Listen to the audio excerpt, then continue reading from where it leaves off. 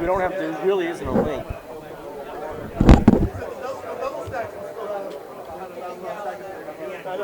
Okay.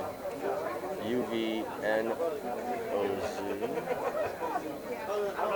Yeah, so this is the same thing. It's on Eastern Poker Tour right now. So. Okay. PG.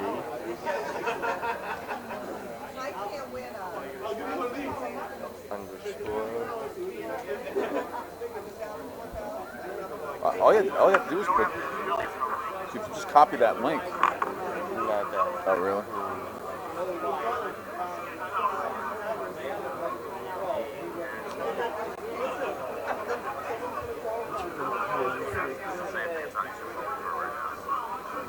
They should know that anything that they're saying near there. That's the future table, isn't it? Yeah, anyone that's saying anything near there is being picked up right now.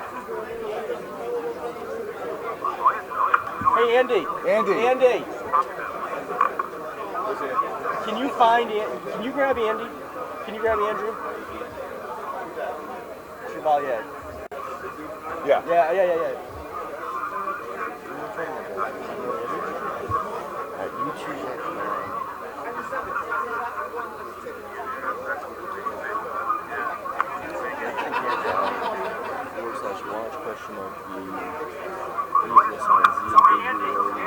You can hear everything right now coming through. So people who are talking, they can be picked up. So, I'm going to show my mic. All right, cool. So I'm going to kill this from here, okay? All right. So this is on mute. And I know I won't take Sean out.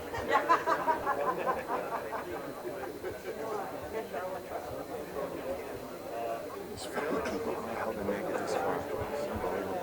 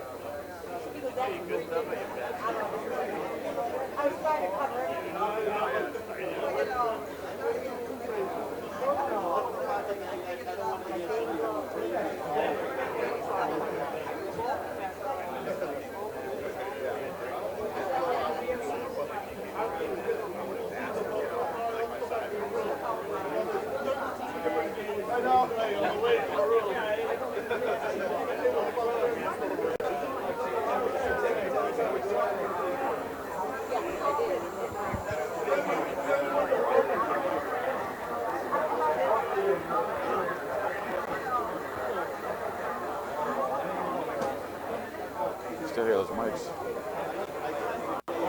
No, I hear them, so.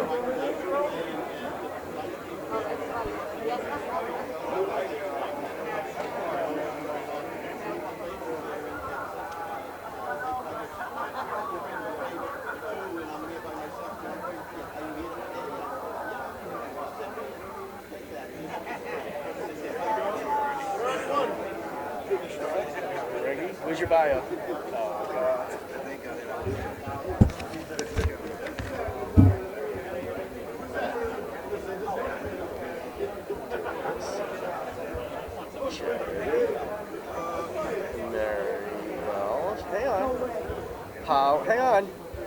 Hang on. Where are you from? Boston. You're literally Boston? Cool.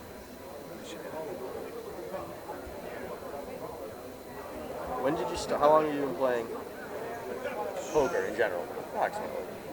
How old are you? 6 years. 6 years. How old are you? That's right. Happy birthday.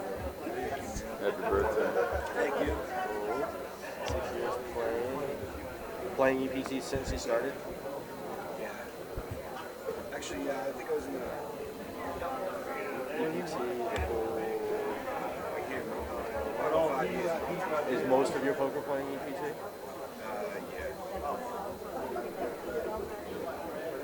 Yeah. Come on.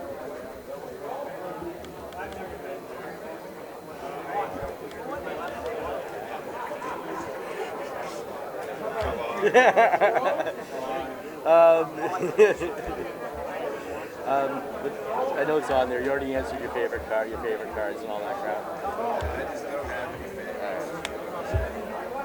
Like I don't see a 10-8. Do you consider yourself a tight player or a loose player? Moderate player? Try not to answer moderate. What? You're middle of the road, but try not to answer middle of the road. Oh, that was I great. consider myself a tight aggressive. Tight aggressive, okay.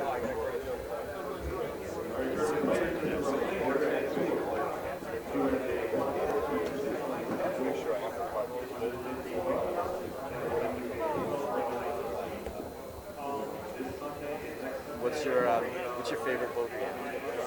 Hold'em? What's your favorite poker? Hold'em, Omaha?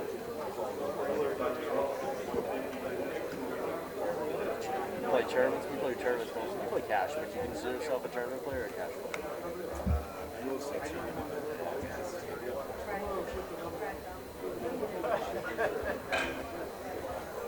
How many days you play a week? 4 to 5 days a week? No, actually, I don't. I don't. I only play maybe once a week now. Really? Just on the Saturday game, that's it, because I work now. How long has that been though? Like on average? Like let's say 6 months on average. Yeah, well, about twice a week, maybe twice a week. All right, let's. Friday, Saturday game, Okay. that's it. That's all I have time for. All charity.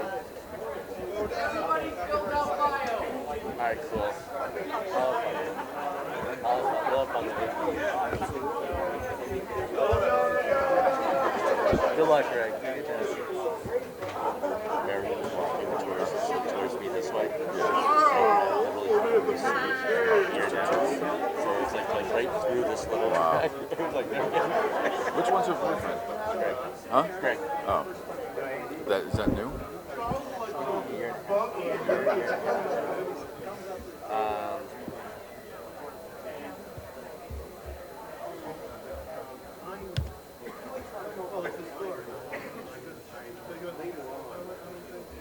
When I should be in bed. What's that? When I should be in bed. I didn't know it. Huh? Greatest training ground in the world. It's just a great release to do everything. She's looking for a serious, like, launch. She's looking for a serious relationship. Right? It's just looking for a thing. That they're up and down. Yeah. Just it's basically like a big family pretty much, just going to have fun. It's not even about the poker. I like a lot of people. A lot of people are the best part about it. I like the experience. I like the players. Bunch of nice group of people. Honestly, it's just like, it's a weekly thing and we go there and we've created bonds, you know what I mean? Like even like our region administrator for the like events, you know, we have a bond with them, we have bonds with each other, we're all Facebooking each other, it's just amazing, we're all rooting for each other. It's awesome, EPT rocks. It's insane. You can't get it any better than this. This is it. Greatest training ground in the world. It's just a great release to do everything. I recommend it to anybody that's either an advanced player or a beginner player. You're treated well by the players and by the staff. It's been a lot. It's been a big part of my life because I went through a hard time. I lost my wife at 47, and she was 47, I was 50, and it just got me back out again. I was in like, let's say I was depressed for like 3 or 4 months. I didn't do nothing. I stood home, and I just started going out. A friend of mine that I worked with said, let's go and play cards one night, and he took me to the Eastern Poker Tour, and ever since then, I've been playing. I mean, it was tough in the beginning because I didn't exactly know how to play. But I mean, now I kind of see there's more to it than, you know, it's just nightly poker. There's actually a chance to be somebody and do something with it. So I figure, you know, the more serious I take it, the further I've been making it. For anybody that's new, you can come in here, the people are so friendly, you can learn how to play. And you take your game where you want to. The better guys will mentor you. The Eastern Poker Tour is, I've always been a huge fan of it. Ever since the first night I played, I think the people are great. I think the guys who run it every night, I just have a great time. I think I think EPT is one of the best poker circuits out there.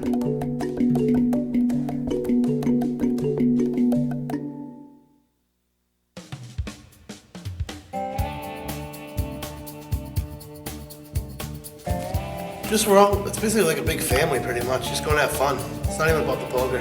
I like a lot of people. A lot of people are the best part about it. I like the experience. I like the players, a bunch of nice group of people. Honestly, it's just like, it's a weekly thing and we go there and we've created bonds, you know what I mean? Like even like our region administrator for the events, you know, we have a bond with them, we have bonds with each other, we're all Facebooking each other, it's just amazing, we're all rooting for each other. It's awesome, EPT rocks. It's insane. You can't get it any better than this. This is it. Greatest training ground in the world. It's just a great release to do everything. I recommend it to anybody that's either an advanced player or a beginner player. You're treated well by the players and by the staff. It's been a lot. It's been a big part of my life because I went through a hard time. I lost my wife at 47, and she was 47, I was 50, and it just got me back out again. I was in I was depressed for like 3 or 4 months. I didn't do nothing. I stood home, and I just started going out. A friend of mine that I worked with said, let's go and play cards one night, and he took me to the Eastern Poker Tour, and ever since then, I've been playing. I mean, it was tough in the beginning because I didn't exactly know how to play. But I mean, now I kind of see there's more to it than, you know, it's just nightly poker. There's actually a chance to be somebody and do something with it. So I figure, you know, the more serious I take it, the further I've been making it. For anybody that's new, you can come in here, the people are so friendly, you can learn how to play. And you take your game where you want to. The better guys will mentor you. The Eastern Poker Tour is, I've always been a huge fan of it. Ever since the first night I played, I think the people are great. I think the guys who run it every night, I just have a great time. I think EPT is one of the best poker circuits out there.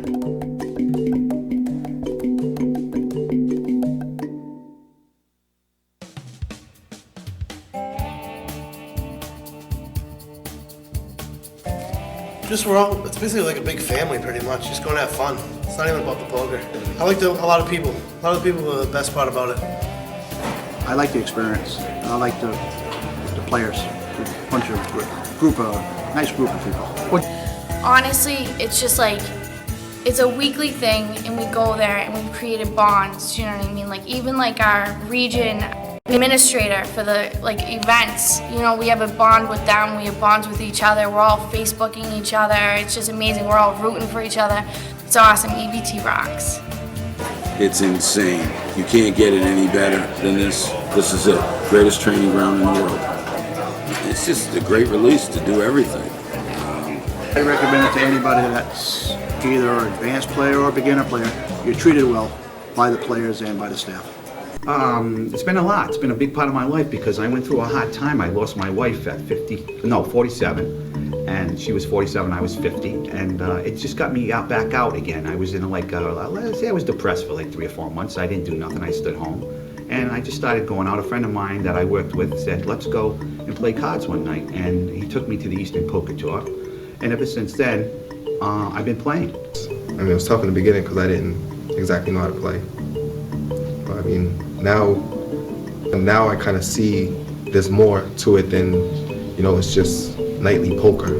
There's actually a chance to be somebody and do something with it. So I figure, you know, the more serious I take it, the further I've been making it. For anybody that's new, you can come in here, the people are so friendly, you can learn how to play. And you take your game where you want to. The better guys will mentor you. The Eastern Poker Tour is, I've always been a huge fan of it. Ever since the first night I played, I think the people are great. I think the guys who run it every night, I just have a great time. I think EPT is one of the best poker circuits out there.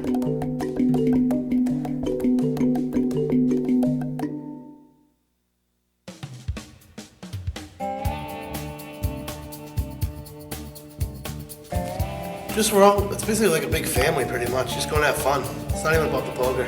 I like a lot of people. A lot of people are the best part about it. I like the experience. And I like the players. Nice group of people. Honestly, it's just like, it's a weekly thing, and we go there and we've created bonds, you know what I mean? Like even like our region administrator for the like events, you know, we have a bond with them, we have bonds with each other, we're all Facebooking each other, it's just amazing, we're all rooting for each other. It's awesome, EPT rocks. It's insane.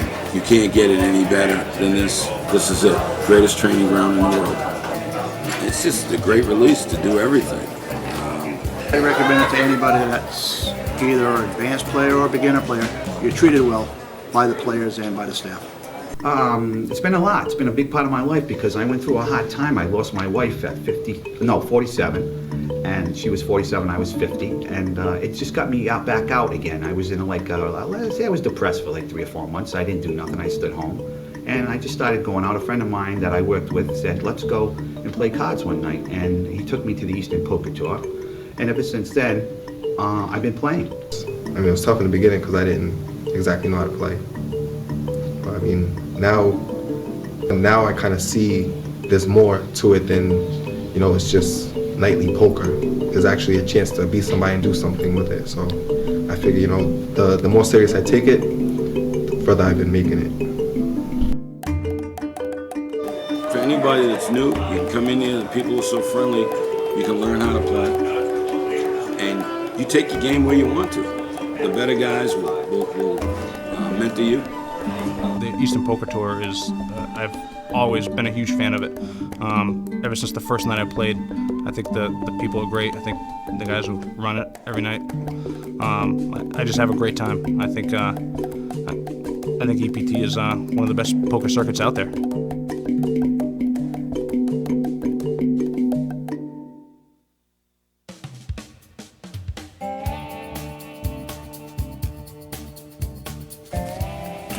It's basically like a big family pretty much, just going to have fun. It's not even about the poker. I like a lot of people. A lot of people are the best part about it. I like the experience. And I like the players. Nice group of people. Honestly, it's just like, it's a weekly thing, and we go there and we've created bonds, you know what I mean? Like even like our region administrator for the like events, you know, we have a bond with them, we have bonds with each other, we're all Facebooking each other, it's just amazing, we're all rooting for each other. It's awesome, EPT rocks. It's insane. You can't get it any better than this. This is it. Greatest training ground in the world. It's just a great release to do everything.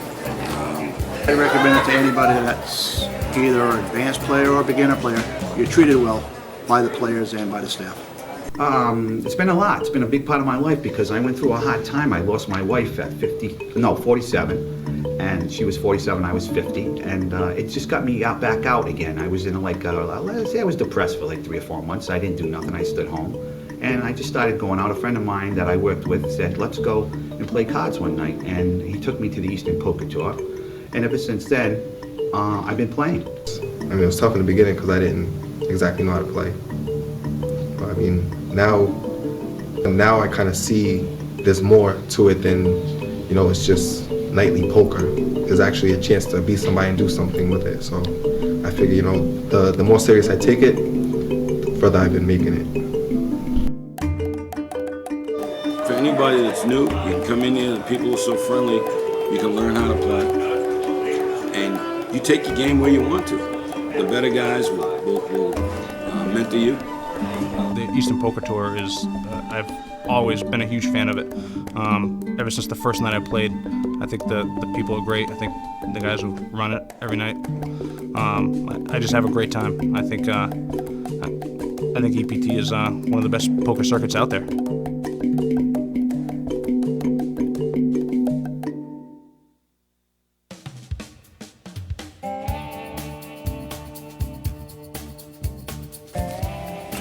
It's basically like a big family pretty much, just going to have fun. It's not even about the poker. I like a lot of people. A lot of people are the best part about it. I like the experience. And I like the players. Nice group of people. Honestly, it's just like, it's a weekly thing, and we go there and we've created bonds. You know what I mean? Like even like our region administrator for the like events. You know, we have a bond with them. We have bonds with each other. We're all Facebooking each other. It's just amazing. We're all rooting for each other. It's awesome. EPT rocks. It's insane. You can't get it any better than this. This is it. Greatest training ground in the world. It's just a great release to do everything. I recommend it to anybody that's either an advanced player or a beginner player. You're treated well by the players and by the staff.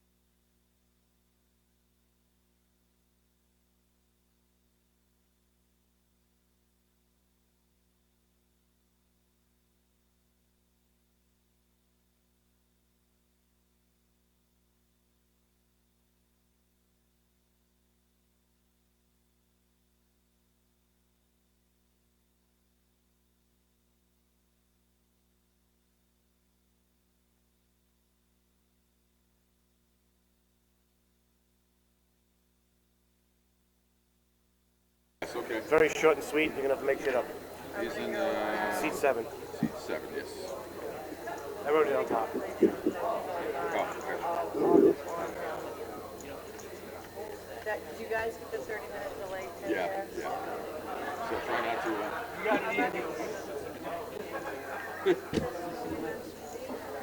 Yeah, it's gonna be live, but we're a half hour behind. It'll be a live stream on YouTube and.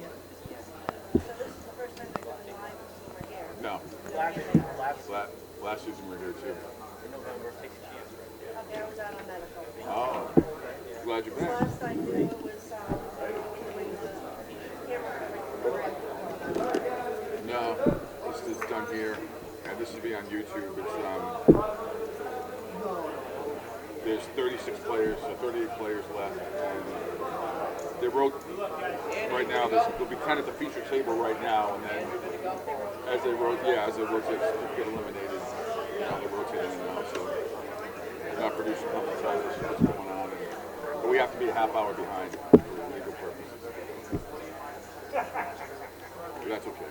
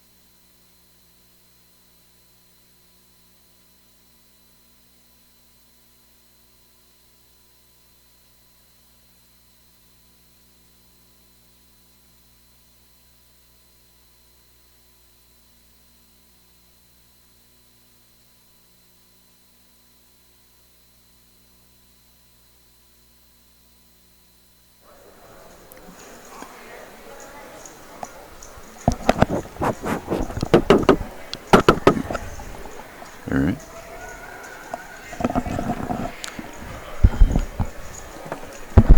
All right, everyone, welcome to the EPT's 36K Final Championship. We're doing this broadcast at Foxwoods Resort and Casino. Pete Shepard along with Evan Myers here, 23rd season coming to an end here at EPT as the players at our feature table are lining up here. We'll get to the names in a second. Just tell you over this last couple of days, Evan, 973 players. Day 1A had 535. That was whittled down to, 16, and Day 1B, 438. And that was whittled down to 18, I think. Right. So there we have it. We have the final 38 players today in our feature table. Before we get going here, right off the bat, quickly, and then we'll get to some of their interesting bios. And the number 1 seed is Greg Davis out of Boston. In the 2 seat, we have Mary Stevenson out of Drake at Mass. In the number 3 chair, it's a Cheryl Delaney from Malden, Mass.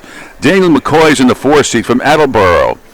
In the 5 seat, it's Matt Casey from North Kingstown, Rhode Island. Right near my hometown of Narragansett, Rhode Island. Lovely place. Yes, it is. Number 6, Sean Boudreau from Boston. Number 7 seat is Jerome Hairston from Pawtucket, Rhode Island. In the 8th seat is Bert Disher from Marlborough, Mass.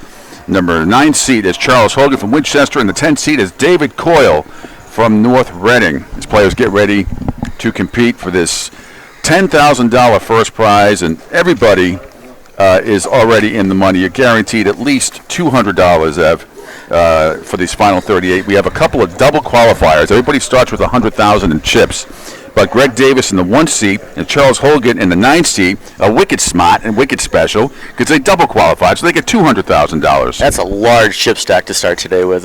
They should have a good time right through the first few levels. Absolutely, absolutely. And again, if you have any questions for us, use the hashtag at Eastern Poker on Twitter, and Evan and I will be happy to answer any questions. We're going to have a lot of fun today, so stay with us and enjoy the broadcast. I know a lot of people in Eastern Poker Tour, which has well over 32,000 members, from all over, from mostly from Massachusetts and Rhode Island, but certainly there's other New Englanders that play in this, so it's fantastic. There's our buddy Juan, the legendary Juan, poker tournament director. There he is. Dishing out final instructions. He is one of the best in the country, and I do not say that lightly. Not at all. Terrific. He's been here, since Foxwoods opened, probably? He was here before Foxwoods opened. He was just waiting outside. They're building the place. He was helping dig the dirt. Absolutely. So first prize is $10,000. Second is $6,000. Third is $3,200. Fourth is $2,300. Fifth is $2,000. Sixth is $1,650. Seventh is $1,300. Eighth is $1,100. 9 is $900, and 10 is $700. They're your top 10. But again, everybody has qualified for cash. You're going to get at least $200, even if you finish 38th. Andrew Chevalier right there, too, in the B backwards hat, our executive producer, doing an absolutely phenomenal job of this whole thing. Along with, of course, we have to thank, Glenn McCrory and his entire staff, Craig Bradford, his right-hand man, Lionel Ben, who just left.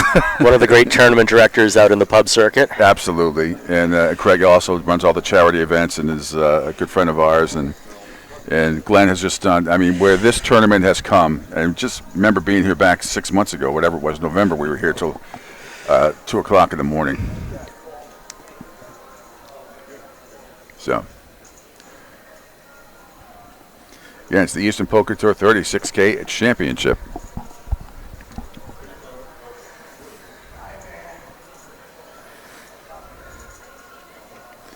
Andrew and Juan barking out final instructions to the table. Interesting. I think I counted, 6 ladies that are left in this tournament, I think. I could be wrong. Just did it real quick, but we have a couple sitting at this table, obviously, with a Mary in the 2 seat, Cheryl in the 3 seat. Our good friend Sandra Dunn, who's a great player, went very deep yesterday, as did you. You went very deep. You finished around, 32nd yesterday? Yeah, I had a nice finish, nice run. It was great playing with everybody throughout the weekend. Saturday, we had a great time. Sunday, we had a great time. The Friday night tournament, the Cerisi Cup, was actually pretty amazing as well. All those players that had 7 or 8 wins at least got an opportunity to win the final seat at this 36K championship. So everybody's had a great weekend all around. So the blinds are 30 minutes long, and again, 100,000 in chips to everybody except for the number 1 and the number 9 seeds, Greg Davis and Charles Hogan, respectively. They start off with 200,000 apiece because they both double qualified, which is it's hard enough to qualify once, Ev. To double qualify, I mean, it's just ridiculous. What a grind! 2 days worth of grinding, starting at 10 in the morning, going until about 8 or 9 o'clock at night. It's a lot of concentration you got to have to sit that long. There's a lot of mental toughness. Some people like to play having cocktails and do better. Some don't. Whatever. There's a total smorgasbord of players, and you're going to see all sorts of different personalities. And I think everyone's going to have a lot of fun today. And I know we're going to be watching this and just getting ready to see where the button's going to be.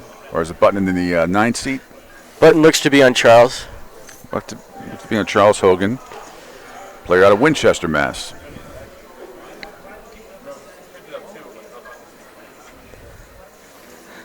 So you mentioned all the different characters and great personalities in Eastern Poker Tour. Which we played with a lot of them. You and I played a lot of them, yeah. For years with them. Yeah. We played with police officers, all sorts of great first responders out Police there. officers, lawyers, firemen, doctors, physicians, physicists, NASA people. I don't know. I mean, you name it. Riggers. Got some great guys. Crane operators. And just regular professional poker players who do this every day. So it's an amazing group of people that we've got to meet over the years. It is, and can't stress enough what a great job that Glenn and Craig do, and all the guys in their respective tournaments, whether it's pub poker or the charity poker. We play in the charity poker all the time. That's what we play. But no matter what venue you're going to, it's a lot of fun, and it's very well professionally run. And you get to events like this, it's fantastic. Foxwoods has done an amazing job hosting this. They've treated us so good this weekend. They have indeed. And I got 4 big bottles of water here, along with a couple of chewy bars. Chewy bars, yeah. So it looks like we're getting now. I'm told to watch David Coyle in the 10 seat. Interesting man. Lots of personality. Antagonistic, one would say, at times. I guess he has a little rep of as being that. Yeah. There's a lot of personality. Little Mattisau in him. You could probably equate just about every player at this table to a professional poker player of some sort. All the personalities truly match up. A lot of egos, but a lot of people just here to have. I mean, a lot of people are going to have fun with it, but $10,000 is a big prize. That can change someone's life. In a lot of ways, or certainly help out their life in many ways. And again, if you have questions you want to throw at us, feel free at hashtag at Eastern Poker Tour.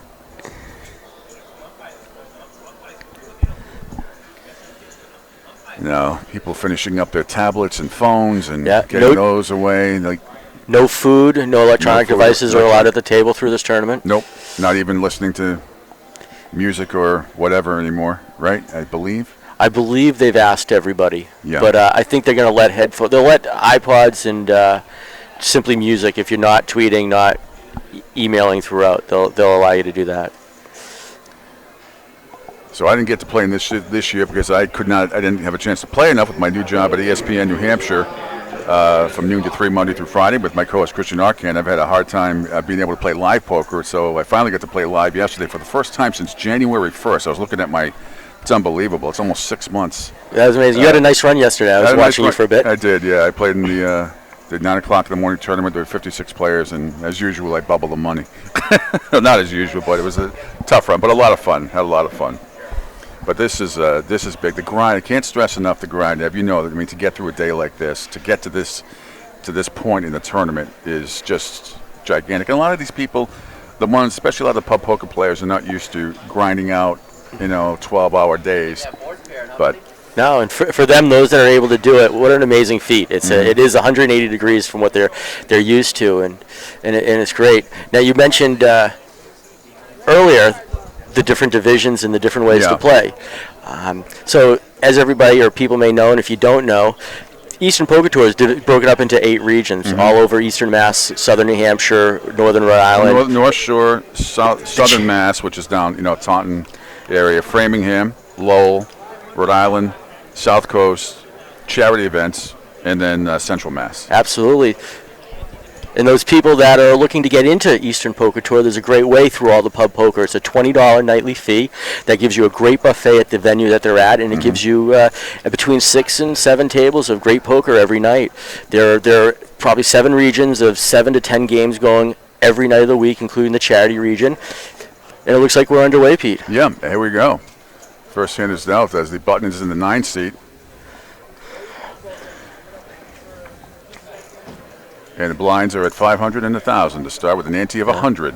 Again, you get 100,000 chips to start. So, except for Greg and Charles in the number 1 and 9 seats, respectively, they get 200 grand. Cheryl with Ace Jack here raises up to 500. She's under the gun +1, and Sean and Bert let it go.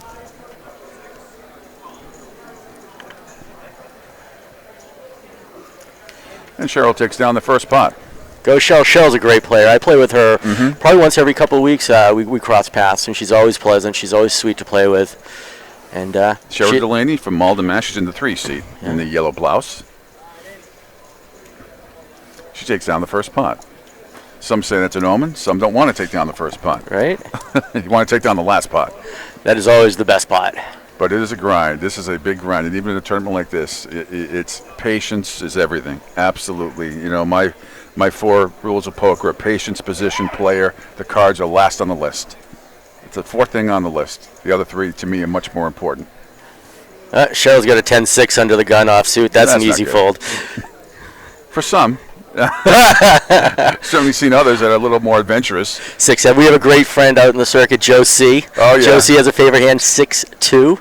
Seems to play it a lot. I have to say, he does. I was in Vegas a few weeks ago, and I played it in his honor, and I smashed I the find full I do house. the same thing once in a great while if I'm in position to do it in honor of Joe C. I do it. Jerome with a nice hand, Ace Queen. He raises it up to 4K. It's a pretty hand to start with. Yep, under the gun +4, and Chuck folds his suited king. Dave with his Queen 9, and Mary with a deuce 8 in the big blind. Will she protect here? A lot of people protect no matter what. Now Jerome takes down the pot. And Jerome takes it down. Jerome Harrison from Pawtucket, Rhode Island. What a great player.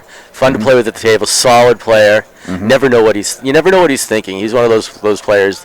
Try and get a read off him. It just isn't happening. So you play with me, you always know what I'm thinking. It's either about Seinfeld or goofy or sports movies or sports, but I try to block sports out. But you get to ask a lot of questions at the table, which is fine. I have no problem with it. I understand that. If you make a bet, I usually fold. That's how I look at it. Depends what position you're in. And I feel the same way about you. Thank you, buddy.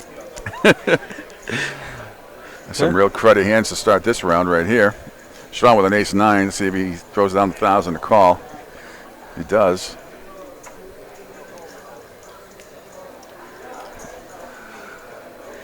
Sean Boudreau, who seemed amazed he was here. We know Sean. He's a funny guy. He is a funny guy. He makes you laugh. He is funny. He's all hysterical. The time. Plays charity divisions quite a bit. Does. It's a solid player in his own right. Greg with my favorite hand at 9-10 suited. I love that hand. I hate Jack 10. Chuck with a Queen Jack. This is going to be a very interesting pot here.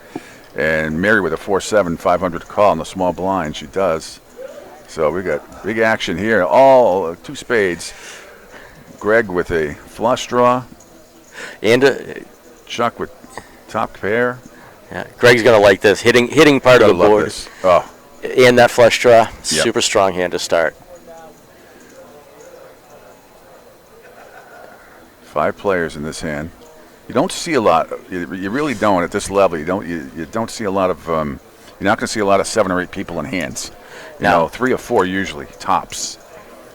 But this is interesting. It's just going to be tough for Greg to get away from this. Sean, Chuck, and Greg all want to see the flop. Yep. Or see the turn, rather. There's a useless deuce of diamonds for everybody. Chuck's still up with that with top pair with Jackson, queen kicker. See if he tries to scare any flush draws, like Greg. That's 6,500. Greg has a lot of chips to start with. I see him making a lot of calls to begin with. Greg raises. He raises to 50. Hey, look at that. He's not going to chase Chuck away. Here's a call. And on the river is a queen, and that puts Chuck ahead, way ahead. It queen's up. And the only way Greg's going to win this is if he takes a big stab at it. I don't see how he gets Chuck off this pot. Yeah.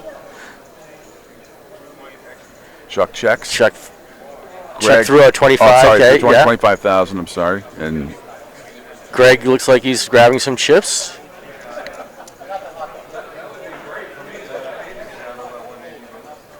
Calls it 25. Calls it 25, and he's going to be very, very disappointed with that.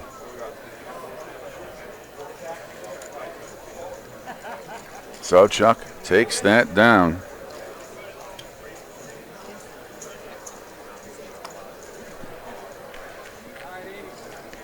Biggest pot so far in 3 hands. Yeah.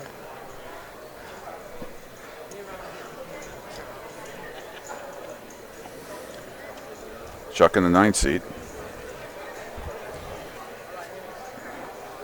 There was Chuck. I have him as Charles. I'm more familiar, but he's one of the ones that started with 200,000.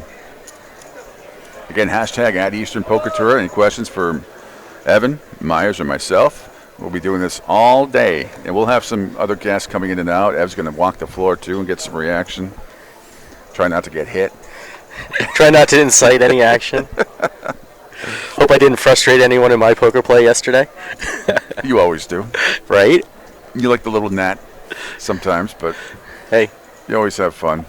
Again, blinds with 500 and 1,000 here to start. 30-minute blinds. All players with 100,000 chips to begin, except for Greg and Chuck, who started with 200,000 because they double qualified. Matt Casey sees his king-queen, makes a little stab at it, Yep. 4K. Chuck gives him a call. Yep, 4K under the gun. Tough position right there under the gun.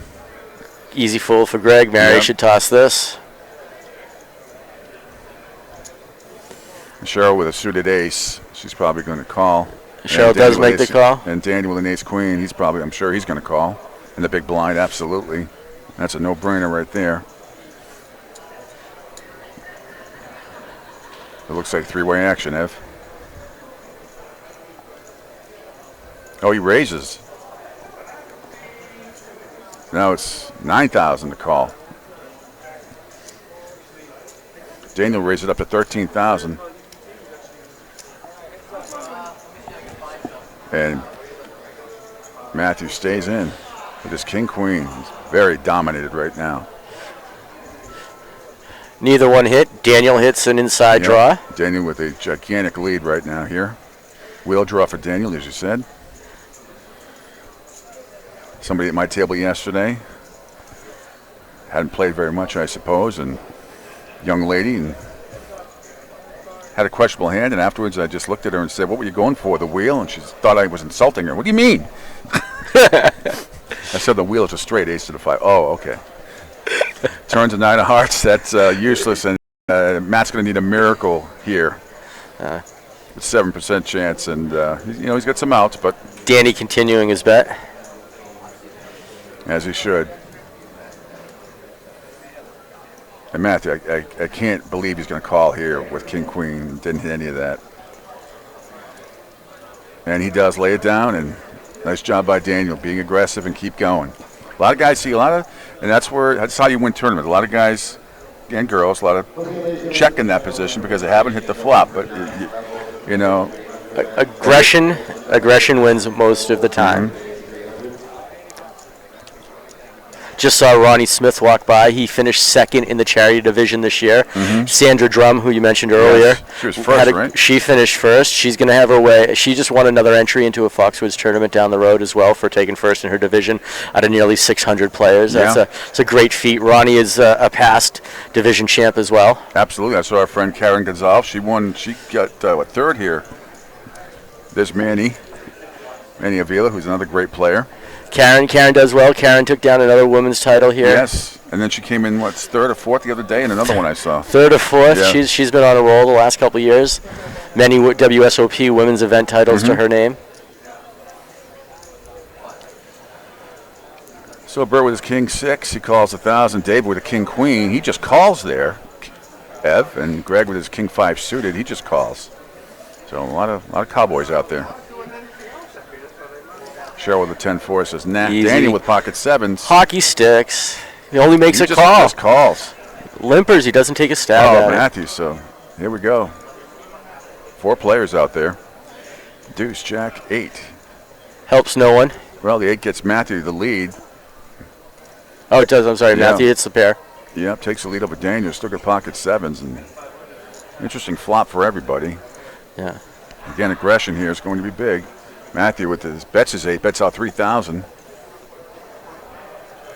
Gets everybody to fold except for Daniel. Daniel's thinking about it. Sees 2 overs on the board. He shows his cards. Yeah.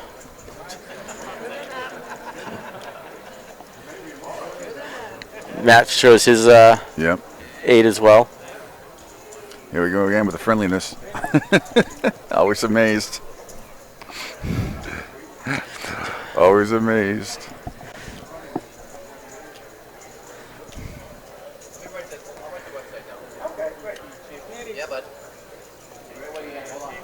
Yeah, it's Pete Shemp and Evan Myers. It's the EPT's 36K final championship here at Foxwoods Resort Casino in 23rd season. Hard to believe, 23 years. 23 seasons. Season for the EPT. Been phenomenal. And where it's grown, and from here, and then at the Borgata over the winter we were there. And last year we were out in Las Vegas at Planet Hollywood. Absolutely. What an event that was too. Fantastic. Priscilla's walking by. Priscilla the Thriller.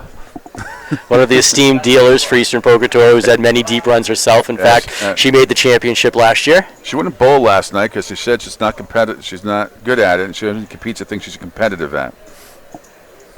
But she's a riot. Great person, great kid, really good player. We get to the bowling from last night later. That was an experience, if I have to say myself. You sucked victory out of me. You steamrolled me at the end.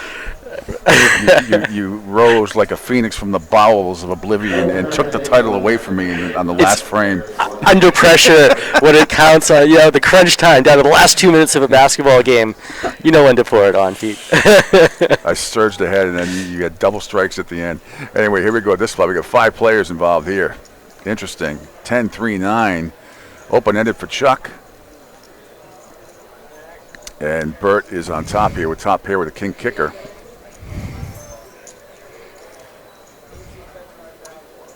See how this plays out. Chuck with his open-ended and needs to run a runner for a flush as well. Open-ended, tough play here, Ev, when you don't hit it. He calls a 5K as it was. As Bert bet out 5,000 with his top pair with the 10 and the king kicker. Everybody else full. So how far will Chuck stay in this, Ev, for the open-ended? Useless heart. Well, actually, it's not for Bert. He gets now he's going to flush draw. Possible flush draw. So odds are shrinking here because if it's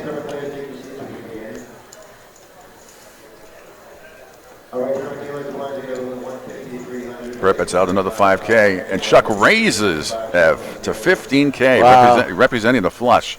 Oh, he gets the 6 on the river. Yikes. Well, here we go. Bert smartly checks. Yep, and Chuck checks as well, just in case that Bert had the flush, and he does not. Chuck takes down another pot. Chuck Hogan takes down another one. Interesting raise there, but he got the card he needed. Tough of the flush draw out there too. But he was open-ended and he nailed it on the river. You got to get a little lucky in this game, and certainly did there. But that's something that you look at a hand like that, Ev, that'll be in the back of everybody else's mind, I think, maybe. And not that he'll play that hand the same way again. He may not. Might just be familiar with the player he's going up against. Or that all comes into consideration, A lot of these players see each other 3, 4, 5, maybe even 6 times a week, believe it or not, with all the poker that's played out there. So you do get an advantage knowing how somebody plays. Junk in the 9 seeds, taking down a couple of pots already, but has a horrible queen 5 off to start. Deuce 6, doesn't get worse than that, except for Joe C., our buddy. Mary in the 2 with the Jack 9 off.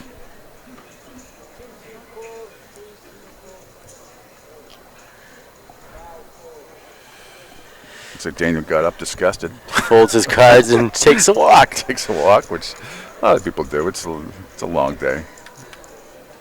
Sean stays in the Jack 3. He's known to crack a lot of jokes. He's very, he's got a singular wit. Very serious today, though. Very serious, man.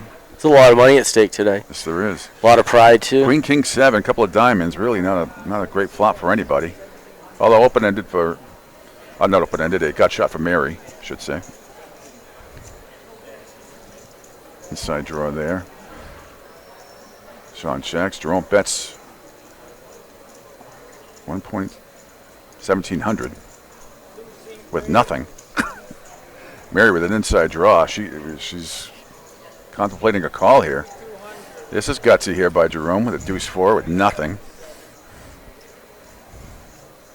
Really very slim chance to win, but you never know. Mary contemplating that call. She raises. She sees something there, and she raises to 6,200. That's a great read by Mary right there. Jerome trying to steal it. Does he call here, Ev? Jerome makes the call. Oh, he does fold. Good job by Mary. Sensing weakness there a little bit by Jerome. Jerome, give him A+ for guts, raising with 2-4 and an 80% chance to lose that hand. And an even better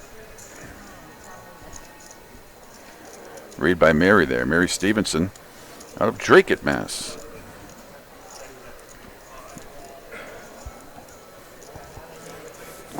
See, I think that what she just did is so tough to do. So many cases for some players is to sense weakness. Unless you really see it in the face. A lot of players do give it away in their face, and that's why you look at everybody. But as you said, a lot of these people play together a lot. So facial expressions kind of don't mean anything. But I think that's a tough thing, what she just did to pull that off after, to sense somebody's bluffing. I think it's one of the toughest things in poker. Greg with a King 7 suited. A lot of people like the Cowboy suited. Mary with a 6-9.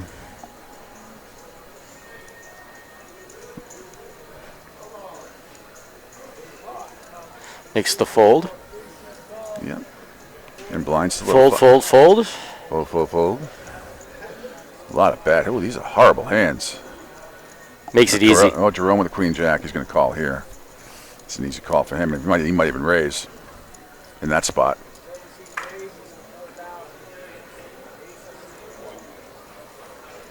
See what he does here. He does raise it up to 4,000. Suspected he might. See what Cheryl does here. She folds, and Jerome takes it down with a Queen Jack. Nice job by Jerome again.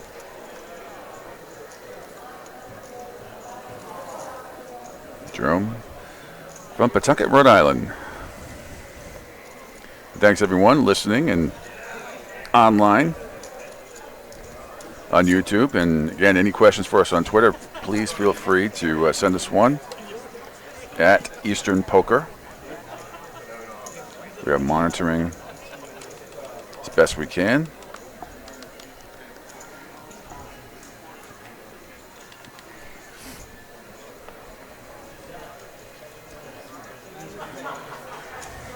Players just starting to wake up a little too. It was a long night last night. A lot of just mental fatigue from playing all day, not to mention The party last night was pretty good. Down Wonderful at High party. Rollers, and it was fantastic with bowling and tons of food and drinks. And Glenn and Brad and Craig put that together as well. It was just a great night. Everybody had a great time. All right, David, 6-7 under the gun. He calls Cheryl. She calls with her ace-3. A lot of calls here in interesting positions. Matthew with the pocket fives. Still a slight underdog to Daniel's at Jack-7, and Jerome folds. Chuck with his 10-4, he folds. David, 3,000 a call with 6-7 of diamonds here, Ev. Under the gun. Easy fold. He called. Wow.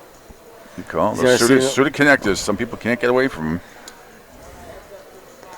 Yep. There's a raise to 4,000. Heads up. Here we go. Heads up, 6-7.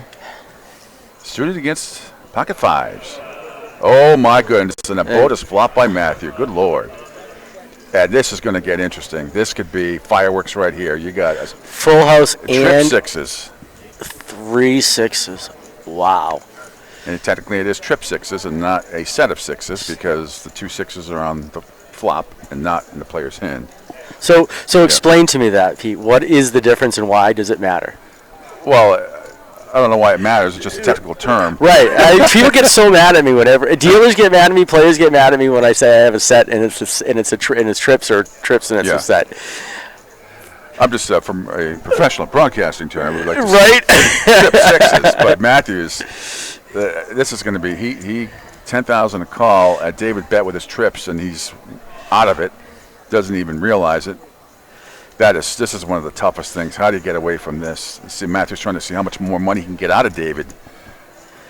And he raises it up to 40,000. 30,000 to call for Dave.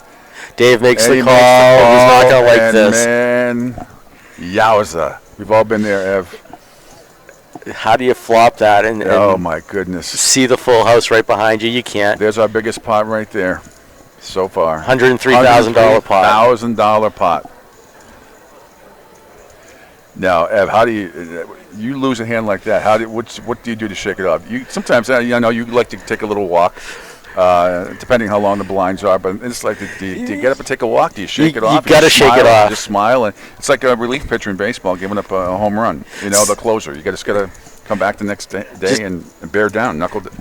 Just keep grinding. It's a long day. Know that the blinds are very, very small, that you still have a gazillion chips left in your stack. David's a solid player, though. He'll be able to pull this through. I'm not worried about him right now having a short chip stack at this stage of the tournament. If the blinds get up to 5,000, 10,000, it's a different story when you only have 5 to 10 blinds left. But at this point, when you're still at 30, 40, 50 blinds, that's more than sufficient, or even a couple hundred. David tweets at us, of course, what day does the next season start? It may start tonight. I believe the next season does start tonight. Lionel was telling us that he's off to go run Foxborough, right? Yeah, Foxborough, Patriot Place. So check out easternpokertour.com. Right on the home page, you will see a list of all of the venues tonight, and you can check one of those out. And if you're in the Foxborough area, tell Lionel we sent you. He'll take care of you. Absolutely. Not sure what they'll get you besides a glass of free water. Mary with the Queen 10, she takes it down. That was easy. Yeah. So Chuck ahead so far, 275,000. Greg right behind him with 153. So Greg who plays in the charity division, Greg I've been playing with for years. He's part of one of those power couples that we like to call them in the poker community. Mary Welsh, who also is a really accomplished poker player in her own right. Two of them. And the greatest laugh of any poker player on the planet. She has two. She has the Arnold Horseshack and she has the Woody Woodpecker. It all depends on her mood. And both are infectious, and you can't help to love her because it doesn't matter both. where she is and what part of the room. They'll make you feel good either way. Absolutely, yeah. But the two of them have played many tournaments together. I know from having a significant other who plays that you don't want to sit with the other player at the table, but they've been stuck a few times, and it's always interesting to see them play, especially when they're in the hand together. Yeah. Well, same thing with Pietro and Bess, and Bess went further than Pietro. who's the Bess most was of the down to book- 3 or book 4 of the players. tables Yeah. this season. What a run by her. And in fact, Bess went up against Karen Gonzalez a few months ago at the women's event here, and Karen did ultimately win that event, but Bess gave her a great run at the money. Here's Daniel with an ace-queen, $1,000 a call. You're watching the Eastern Poker Tour 36K Championship Finals at Foxwoods.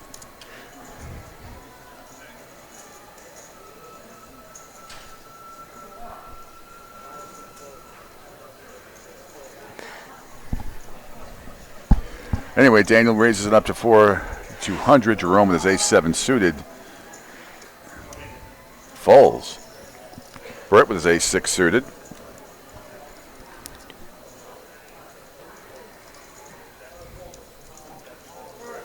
Chuck with Jack-4.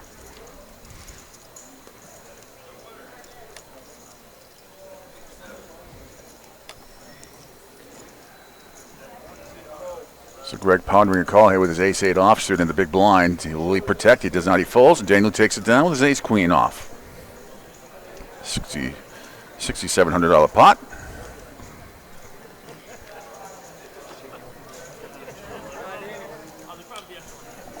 You remember Greg started with 200K and Chuck started with 200K as well because they double qualified. Everyone else started with 100K.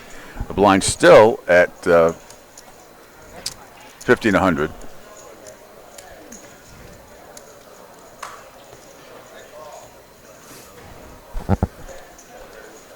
We're just in the first level here.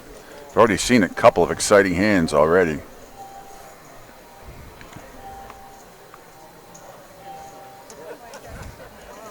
As the button is now finally going all the way around. David Coyle has it in the 10 seed right now. Cheryl with the 4-8 under the gun, which is a horrible position to be in with that hand. Ace deuce is folded. Matthew 10 deuce, except for Doyle Brunson. He folds. Sean with his 5-8 suited. Looks disgusted. He folds. As he makes a little smirk. He hasn't really had a hand yet. Jerome with his queen 6 suited. He might raise here. He can be very aggressive. He does raise. I knew it. He raises up to 4,000. Chuck with his king jack suited. He calls. It's snap calls. And Greg with his jack 5 in the small blind. He folds. Mary 4-3. She folds. So here we go. I like that Jerome is taking charge on this table. He usually does when he's playing. He's very aggressive. Well, he's not afraid to be aggressive, and he takes the lead right here, but Chuck has an open-ended straight draw. What a flop. Unbelievable. Boy, this is the way this day's going to go, Ev. We're in for some exciting poker, because this is going to be tough for everybody to get away from. Jerome bets out with his top pair, 5.5K. Chuck is not going to get away from that. He calls. 7. Doesn't do Chuck any good.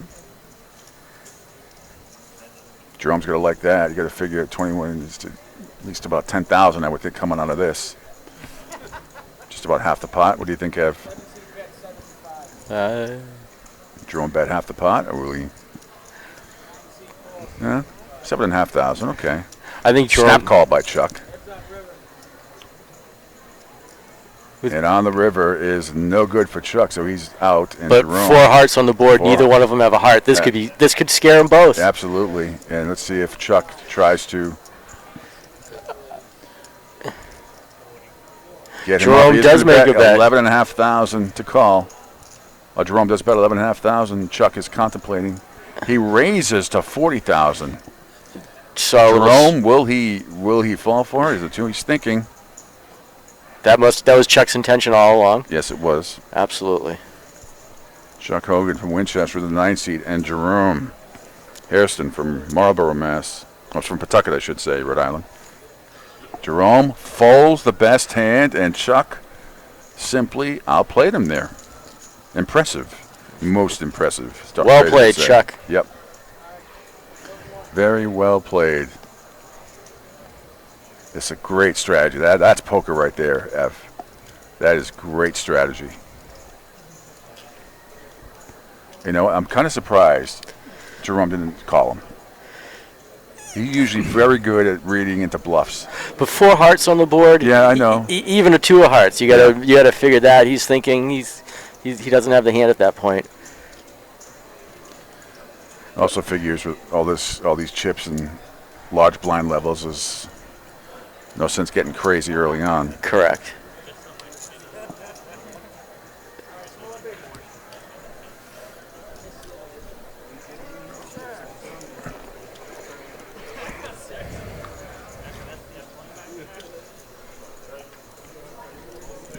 Finally got some rain last couple of days, so nobody really feels guilty about not being outside or not having to work.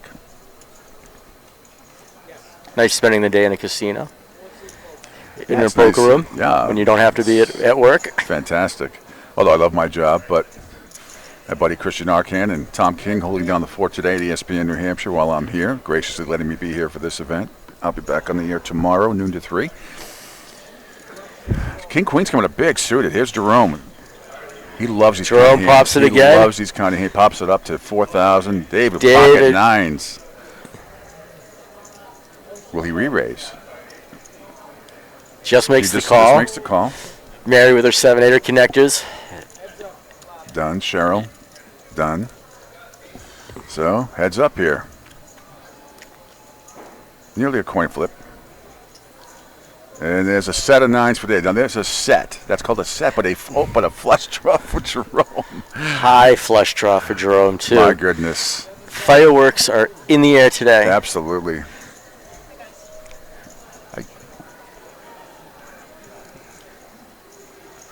Jerome bets 5,500 on the flush draw.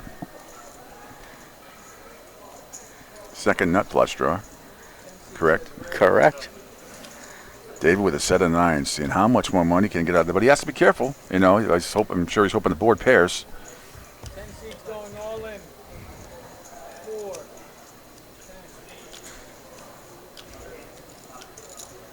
All in, says David with his set of nines. He doesn't want any of that flush draw. No. Any possibility. All in. David Coyle in the 10 seat from North Reading. We told you about his... $37,000 to call into a $58,000 pot. Not quite great odds there, but I think he's going to call. I really do. Jerome has that beautiful flush draw. Still, though, you're talking about less than, the odds are probably less than 20% he's going to make it. Am I right in that? It's pretty close, Yeah. I'd have to about say. 18%. And Jerome does make the call. I knew it. 2 cards to go. They're going to show their cards. It's never going to be easy. I'm sure David's not going to like seeing that his set is up against a flush draw. Yep. This is that skirmish point in the... Yes. And there's the board pairs, so he's got the boat. He's got the boat. That's it.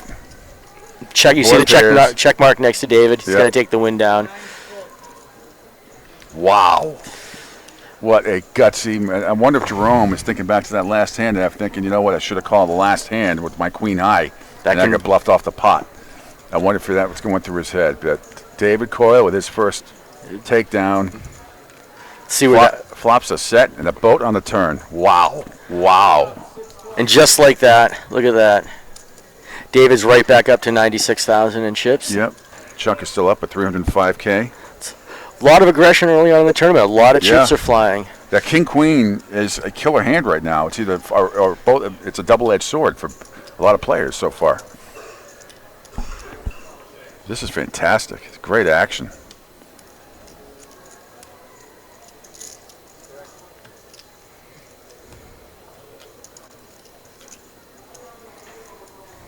Christopher Sevick checks in. Come watch online. New England's best poker players. Bar poker players.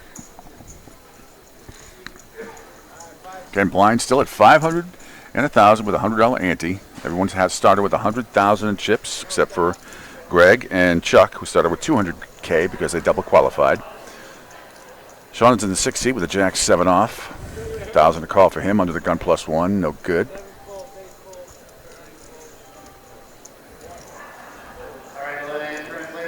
A lot of bad hands. 2 6s up. King 5, Mary 2 8. This is awful. What do you do with this? He's using the blind. Cheryl at least has a decent hand. Queen, well, pocket aces, the Rockets for Daniel. And the big blind after Cheryl called the 500. Now let's see. Daniel's obviously going to raise here. What do you raise here for you, Ev? You're in this spot. Right here, I would probably poke it to about 11,000. Raise to 3,900. Right? I was going to base it on the pot size. Although a pair of aces is a great hand to start with, I'd be happy just taking the pot down right there. Aces are still just a pair. You don't want to see a straight draw. You don't want to see two pairs coming out on that flop. So I'd want to win it right then and there. She protected Cheryl, protected small blind right here. Decent enough odds, I think. And she does make the call. Here we go. Here we go. Flop deuce 8-4. Really no help to anybody. No help to Cheryl. I'm sure Dan's going to love seeing that flop. 2 hearts for Daniel. Very good for him. Cheryl checks. Yeah, I think Daniel bets here. She's out. Knowing how Cheryl plays, if Daniel bets here, I think she's out. She folds. Yep. Daniel shows her. Not yet. Yeah, she did fold. Yep. Cheryl folds. Daniel shows her the aces. Shows her that she makes a good laydown. Just not a fan of it at this level. Of showing cards. You know my feeling on that. I would show quads. That's about all I'd show. Or straight flush. I'll show cards in very specific situations. Yeah, me too. I'm not saying I never do it, but at this level. Right now, I'm not showing cards myself. Yeah. But we're all one big happy family.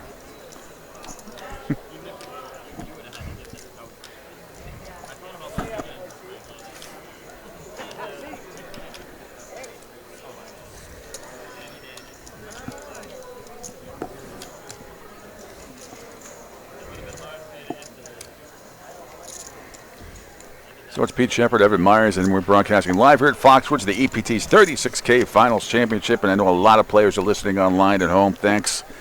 Tweet us if you want anything, comments, whatever. Doesn't matter. Insults. We take them all here, folks. It doesn't matter. Getting Glenn McCrory, Craig Bradford, Lionel Ben, amongst others, putting together a great job here. 30-minute blinds. Jerome with the 7th seed with a 10-8 club. This is the kind of hand he likes. We talked about this last year, Ed, with him. He loves hands like this. These are the 9-7 suited, the 10-8 suited. He plays these hard. And he does raise. I knew it. He raises right here to 4K. They're great starting hands. They're great connectors. People don't consider them connectors, but they really are. Greg with pocket sixes. Greg's gonna make a bet here. Or someone said to me yesterday, another term I never heard, I have two of a kind. I have two of a kind myself, right? That was a first. Greg simply makes a call. Cheryl makes a call. 10 jack suited, one of those favorite starting hands. God, I hate that hand. For me, I hate that hand on the whole. So here's another interesting flop. I like to see a cheap flop with it. Oh, I do too. It's tough getting it. People play it like aces sometimes. It's 2 sevens and a king. So still, it is. Greg's still ahead. But Cheryl with a jack 10. He's ahead, but to a lot of overs, so everybody checks. Yep. Deuce of hearts, garbage for everybody. Does make a scare of a flush possibility out there. Yes, it does. Greg still now I'm a 3-1 favorite, more than that. And a 5, another heart out there. That could be scary. Greg's the only way he can lose if he gets outplayed here. Let's see, and it could happen with 3 hearts on the board. And I would specific. I was going to say I suspect Jerome is going to bet, and he does. Makes a stab at it. This is a tough call here. He makes the call. Great read by Greg, and he takes it down. Boy, that is really, really great poker right there. I like the play by Jerome, and I like the call by Greg. That's a tough call. I think if Jerome continued his bet on the turn, he would have got Greg off with a bet on the river, a continuation bet. But I think that's where Greg saw some weakness, that there was no continuation bet. Wasn't scared of the king. If there was a big king out there, something would have happened pre-flop.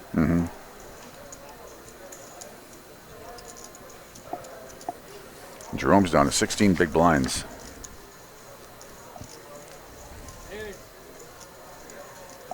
So we'll see how aggressive he remains here.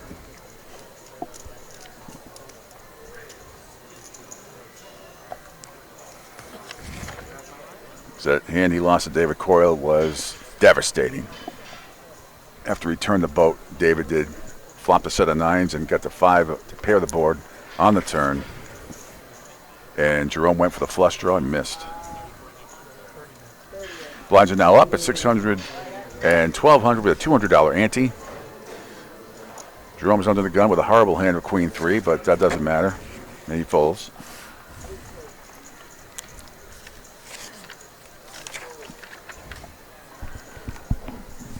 Dave, Greg with a 10-9 suited. As I said, one of my favorite hands. Not that that matters, but I like it better than Jack 10. All matters, nuts. Pete. I'll take it. Cheryl with 3 nuts. Cheryl hasn't had a lot of good cards yet. Ace-6 for Daniel. Suited.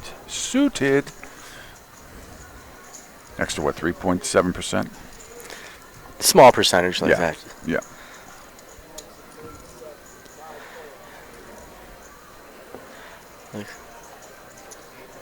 Daniel makes a stab at it. Daniel raises up to 3,700. Sean now in the big blind. Does not protect at 2,500. A lot of people would have there. Sean with that little goes, and ace is shown.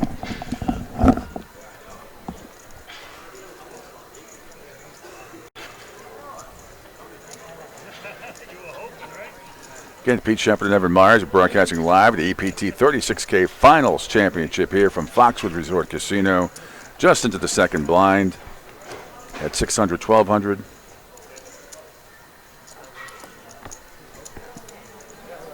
case you're just joining us, Greg Davis in the 1 seat, Mary Stevenson in the 2, Cheryl Delary in the 3, Daniel McCoy in the 4, and our feature table, Matt Casey in the 5, Sean Boudreau in the 6 seat, Jerome Hairston in the 7 seat, Bert Disher in the 8, Charles Hogan in the 9, and David Coyle in the 10 seat.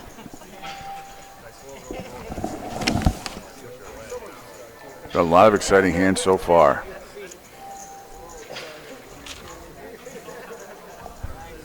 Again, blinds are 6-12 with a 200 ante. David on the gun +2 with ace-80 calls at 1,200. Greg with 9-5. UT +3. Let's it go. Mary. I assume she'll do the same. She does, Cheryl. Her hand's even worse. In the hijack seat, she lets it go, and small blind will Sean protect for 600 to call. He does. Call at 600, and Jerome's option on the big blind with a 5-9. He just checks. Again, he's down to about 16 big blinds. So we have 4-player action here with this flop.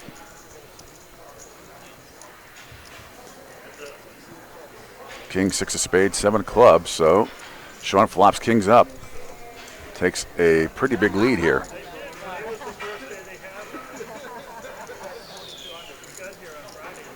And he checks his 2 pair. Matthew bets 4,200 with his king. Sean's going to raise now. He check raises up to $15,000. Smart move by Sean there. I like that play. Matthew 10,800 to call, and he does call. He does make the call. So he thinks his king high is good. Little does he know he's in way, way, way behind. And now he's dead because he didn't need to run a runner 4 there. Or actually with the, I don't know, could have had a possibility of a straight. Doesn't happen though. Sean, what is he trying to do here? How much money can I get out of him?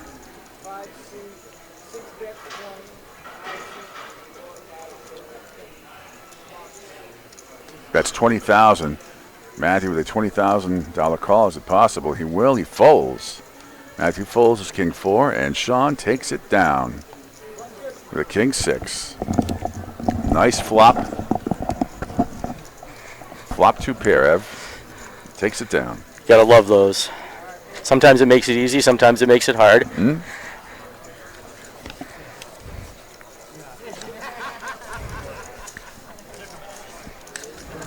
You got more bios from people. We're getting the bios coming in. It's great. I was just out there talking to a few people as well. We'll get to some of the final table too. Well, they're not the final table, the feature table for now. And there'll be people moving in and out of there as we move along, obviously. But yeah, so what you're talking to people? What's the atmosphere like out there? Atmosphere is great. I was just talking to Sean Murphy. Sean from Burlington, Mass. Plays in the North Shore. His favorite home spot is Tanner's Tavern up in Woburn.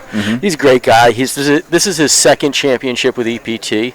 You may have seen his trucks out and about, Murphy Oil. Yes, nice green trucks. Yeah, absolutely. That is Sean's day-to-day. Sean's been playing poker though for 49 years. He's been with EPT for about 5 right now. Wow. And I was asking some of the people what their experiences are like, and they're all saying the same thing. Being able to play a large format tournament, coming to Foxwoods, being able to play the Eastern Poker Tour Open here and the other events, it's just an experience they don't see normally, and they're all just thrilled, and they love the staff here. They love the staff at Eastern Poker Tour, and Foxwoods have been treating them so well. They just are thrilled and can't believe the experience. And it gives you confidence to move on and play some of the bigger tournaments here, or Jersey, or in Vegas, whatever. I mean, this is how we all started, and you get to a level, and you try not to get overconfident about yourself and about your play, especially if you take something like this down. Doesn't mean, because you only win in tournaments about 15% of the time you play. So if you play in 100 tournaments, you're going to cash about 15. You'll cash, not win. You'll cash about 15 of them. Absolutely. Yeah. It's and going to say what other people do besides their poker. Sean, he's into auto racing. He goes hunting and fishing quite a bit. These guys that play poker here, the ladies that play poker, this isn't their only pastime. They're definitely multifaceted. Love doing all sorts of things that keep them active. Not to mention they've raised families and still are, some of them. Absolutely. It's tough. It's tough to fit in here. Mary, though, open-ended straight. She hits it. Mary hits it on the turn with the 3. Bert is drawing dead here. Let's see what Mary can try to get out of him. The pot's 13,200. Mary checked. Oh, I'm sorry. Mary bets 20. Bert bets 20,000. There's 3 hearts on the board, though. That could be a scary deterrent. Mary thinking this one over. Does she repop it here, Ev? Call it and really see if he's got it or not. She's got 96, almost 97,000. Bert's got barely fit 49,000. Flush possibility with a flush draw possibility out there. I don't see Mary making a raise on this. It's a call here. She may want to put Bert to the test. She does. Yeah. She does call. She doesn't see anything but a heart. Even though the heart won't help Bert. It's an 8, and it gives Mary a better straight. 4 to the 8. Bert throws all in. Oh my goodness. Wow. He's chasing the flush away, but he doesn't see that straight. Will he? I can't see how Mary falls. I don't think she feels like he has it. Is it possible, Ev? She's really giving it as she should.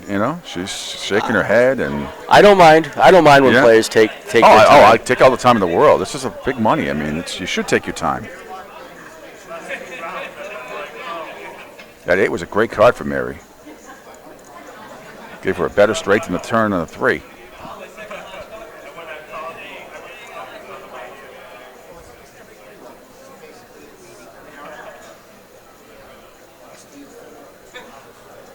Boy, oh boy. She's shaking her head. She doesn't know what to do. She's in a conundrum here. Quagmire. Giggity. Giggity.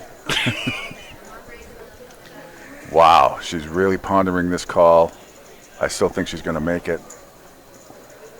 Is it possible?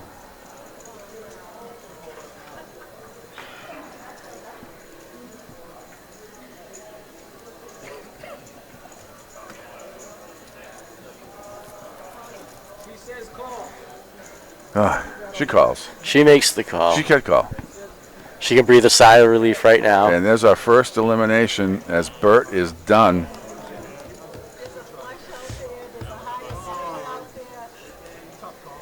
Bert Disher with only the 4 there. And he is done.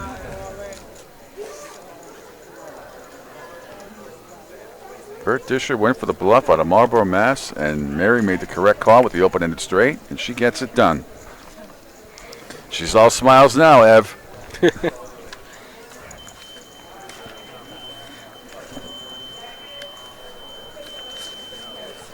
That's...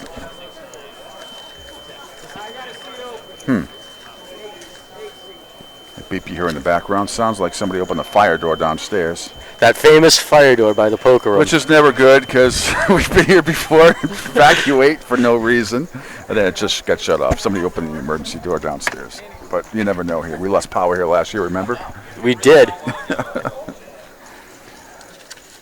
So Mary is all smiles, ear to ear, like the Cheshire Cat in Alice in Wonderland. Now we have to find out if Mr. Disher is going to be replaced at the feature table. He was in the 8th seat. And now,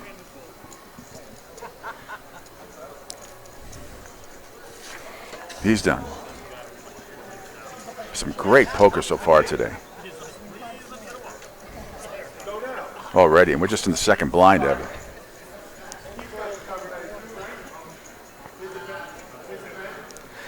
I'm interested to see Ken Jerome make a gigantic comeback. I have a feeling he's going to. He's very short stacked right now. Mary's still smiling. Show with an ace-7 under the gun +3. She calls. Matthew with pocket tens. Got a figure raise coming here. She's in the hijack seat. Hijack, of course, right before the cutoff, which is right before the button.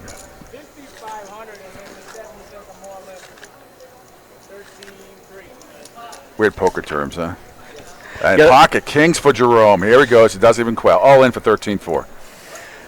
Not even. Didn't even have to think about that. Didn't have to think about it. But Matthew's going to have to think about it. So's Chuck. Cheryl's going to be an easy fold, I believe. Chuck with his. Wow. Chuck folds.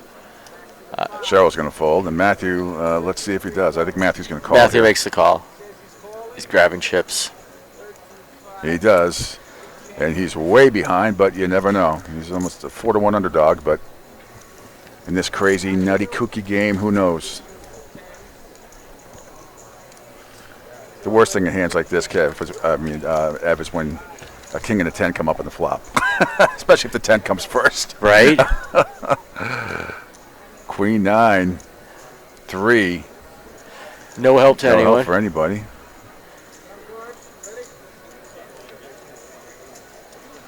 Matthew looking for that 10. 4 is 4. No help. Matthew's down to needs a 10. Now it's over. And Jerome will double up. A man that he needed. That's a $31,000 pot. Again, he took that big hit early on. He chased a flush draw. Lost about $38,000, I think, in that hand. Chuck on top still at $303K with Mary, $179K.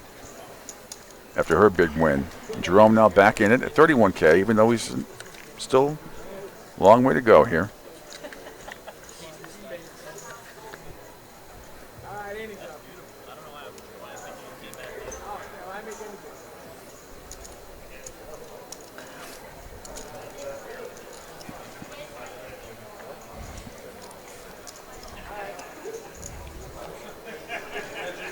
Again, it's season 23 comes to a close today/tonight. The EPT 36K Finals Championship. Pete Shepard, Evan Myers broadcasting live here at Foxwoods Resort and Casino. Some great poker so far. You can tweet at us as well, at Eastern Poker Tour. Any comments, questions, fashion tips, bowling tips, poker tips? Bowling tips we'll take, Yeah. for sure. We could use that after last night. I did have a 117. First time I bowled in a while. It's pretty good. You came back and beat me. You got a 123 at the end. Yeah, go figure, right? job. Those double strike on the end. Damn you, sir. Cheryl with a deuce 8. Yuck. Under the gun +2. Suited, though.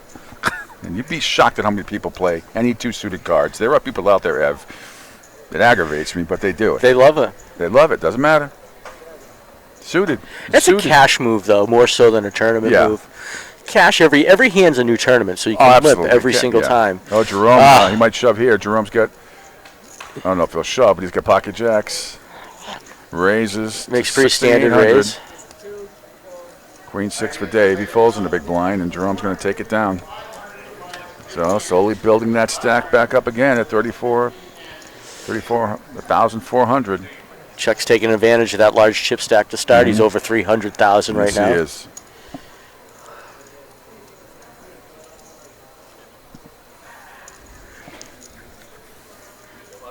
So we've been focusing on everybody at the feature table. We can't forget there's some great players. Absolutely, yeah. Bridget Beggar from Worcester is in the house. Our buddy Bo Makut is in the house. Is playing over at table 2. Making sure we don't. He thought we were very serious last year, but we were just having fun. Yeah. He's a great player. No, Leon Spencer from Tewksbury, he's here. We got to watch him. Hopefully, he makes the feature table. Our buddy Kenny Knapp from Franklin. We've been playing with Kenny for how many years now? What an accomplished poker player. Can't forget Billy Acera, Billy Milkshake. He was once asked why he wants Billy Milkshake as his nickname, and he says when you win, how cool is it to say Milkshake wins? That's his reason for his nickname Milkshake. But he's a great guy. His favorite hand is K9, and he's actually been working for Verizon, I'd say, for nearly 20 years. So we've nicknamed on the South Shore Mass the King 9 is called the Verizon. So anytime you hear the Verizons mentioned at a table, we're honoring Billy Milkshake. Well, Cheryl's got ducks here to start in the under the gun +1 seat. Should call the $1,200 raise, or just to call the blind. Nobody's raised. Look at this. We got 5 players in this. 10, 3, 6. Chuck hits his 10. Yes, he does. Dave hits his 3. Cheryl still got hers. Sean has a 6. No, Cheryl checks. Goes with those deuces, never loses. She's hoping that expression holds true. So there's no better feeling when you get ducks and you hit the 2 on the turn. You get the set. There is no better feeling. I mean, you're almost bound to win a gigantic pot when that happens. It's so sneaky. 2 is part of the famous ninja hand, the Jack 2. You never see the jacks. You never see those 2s coming. And here we have still Chuck on top, but Sean still has a flush draw here with his 6, 7 of hearts. And he bets out 7,000 trying to hit that flush, and this is where it's about under 9% here, right? Yeah, he's also hoping for his 2 pair or his trips to come out. And he does get it. He gets it. Oh, Ev. Nice. Trip 6 as Chuck is not going to be happy after this. He bet 16,000 into that pot. He's taking his time. Glad to see him taking his time to think about it. Grabbing some chips. Didn't take that much time. No. And he's going to get the bad news. And I think that was wow he expressed. Sean's going to take down a $60,800 pot. That's his first win today, I think. And those are the kind of pots he wins. I was just going to say the same thing. You never see it. Yeah. And when you're beat, you always say to him, Sean, how'd you get there? Yeah. And he's never won. He doesn't talk smack. He just goes with the flow. No. And whatever. He's like, if I win, I win. If I lose, I lose. Yeah. Great temperament at the table. He takes that bad beat. I've seen it so many times. Oh yeah. Never gets frustrated. No. Never makes a comment. So we'll see if they replace that number 9 seat at the featured table. Number 8 seat, excuse me, as Bert Disher was from Marlboro. Was cast out on a great call by Mary Stevenson earlier on an open-ended straight. As Pete Shepard, Evan Myers, broadcasting live here at Foxborough. EPT's 36K Finals Championship. 38 players started.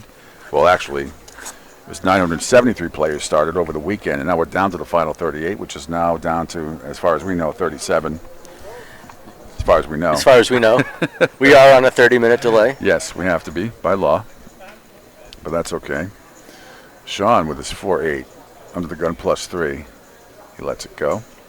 Jerome with his Jack 9. Again, this kind of hands he likes, but in short stack territory still a little bit. Chuck with 3-6 of diamonds. Lets it go. Dave Coyle in the 10th seat. With my favorite hand, again, 10-9 suited. And he calls 1,200. Greg with King 6 in the small blind, I'm sure will protect, if not raise there. They're watching music videos on the phone, it looks like. Something. Possibly. Well, Mary's in a 10-4. Ace, deuce, queen, and a flush draw for Dave. So things could get hot here, and everybody else really missed. Really not a lot for anybody else but David here. Yeah, Greg checks. Suspect Mary will check as well. Mm-hmm. I don't think Dave is going to check. He doesn't. He bets out.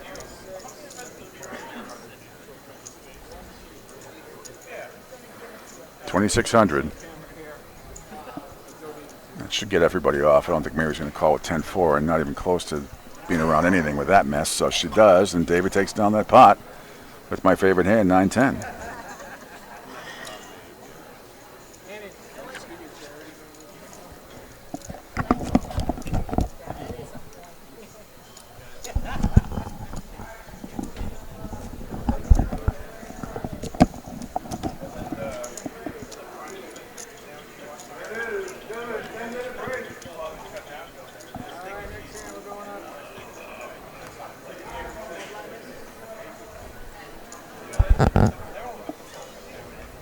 So again, here we go as we continue. Some exciting poker already.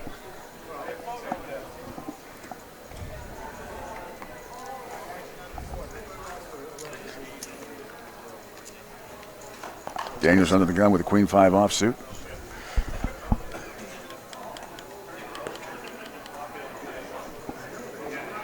Matthew with his queen 10.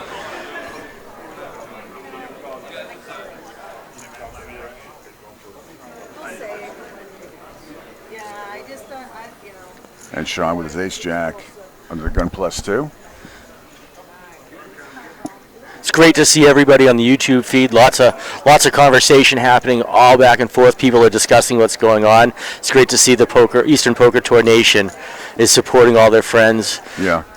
Eric Vogel is out there. He's having a nice conversation with Sally Morgan. Right? I guess if you want to call it nice. A lot of sarcasm and. Lloyd Day's checking in. They're gonna love it. Gotta love it. Well, there's Sean with his ace-jack against queen 10 and a flop 4-2-8. I'm listening to you, Evan. You guys are doing good. I've been listening to you. Puts it on a little delay, right? So Sean's.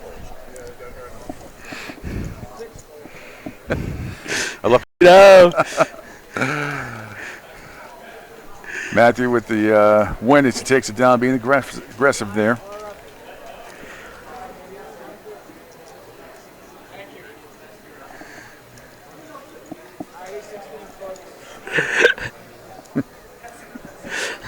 Yes, Eric, we are on a 30-minute delay, but we are watching you live. I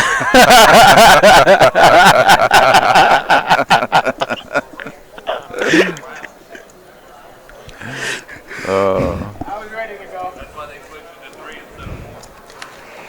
Anyways, we continue here. The blind still at 6 and $1,200, $200 ante in the EPT's 36K Finals Championship from Foxwoods Resort and Casino. Still the number 8 seat is open at the feature table after Bert Disher was eliminated. Greg's got to take a little break. I wish they would still put his hole cards over the mat so we could see what he has, not being in it. Yeah. Jerome with pocket 10s here. I just get the feeling he is not done yet. He was almost out of it. He had to shove for his last 14,600 earlier. He doubled up. Yeah. Won another hand. Another pocket pair for Jerome, though. That's it. He's going to raise here, no question.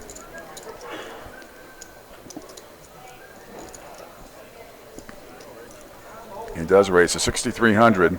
Chuck with his deuce 7, not going to do anything.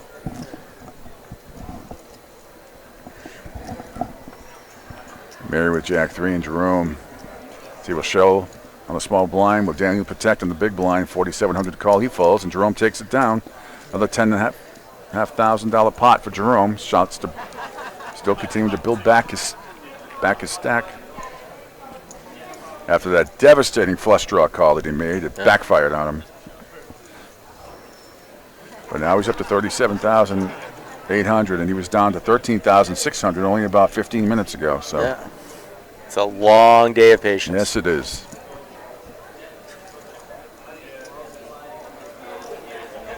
Yes, it is.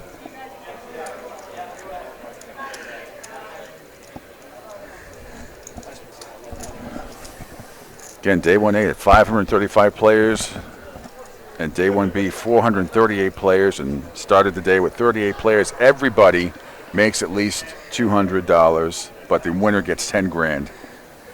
10 grand. And the esteemed EPT trophy. Which is more important to some. Oh, absolutely. Sean with ace 10 under the gun. Tough hand under the gun, Ev. He makes a call there. He does. Sean makes a call. That's tough. It's a nice ace. Yeah, it is. You see that Jack, Queen, King on the flop, though? It's looking really nice. Yeah, but how often is that? Mary with the Rockets. Let's see. What she wants to do here. She's going to raise. I suspect she'll probably be in the $11,000, $12,000 range here. I don't know. I'm going to say about, well, she raised to $6,000. $6,000, all right. Yep. She's betting against the blinds. Yep. I like to take value out of the pot myself and take the win down right there. Sean with 4,400 to call. And Sean shows the ace. He lays tosses, it down. But makes a smart fold right there. Good discipline. And Mary with the Rockets. Good fold, Sean.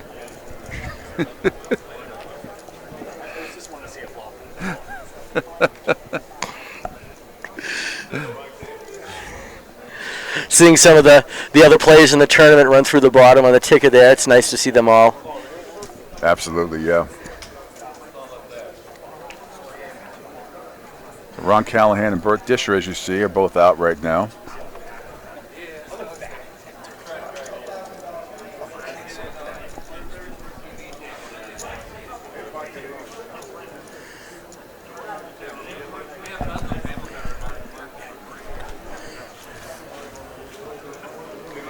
So we are down to, again, the 38 players started, so we're down to 36.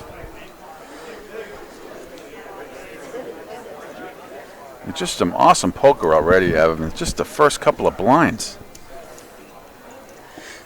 Now the blinds just went up to 816 with a $200 ante. So we're in the third level now, 816 with the 200.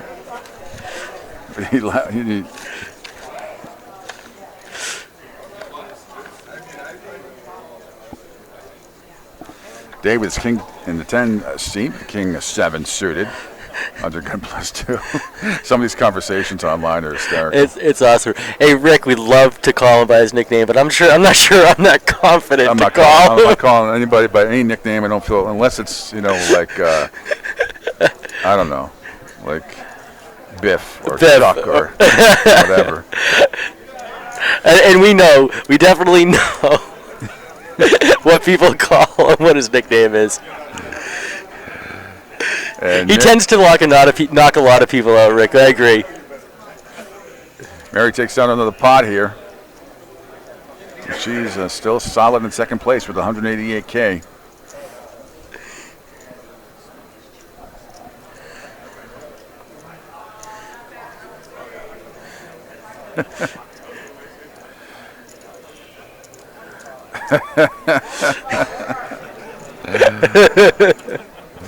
Yeah, some interesting. Well, people can see it. If they're listening to the broadcast, you can see the comments that are going on. So it's. You ever see the movie The Goon Squad? Right, Eric?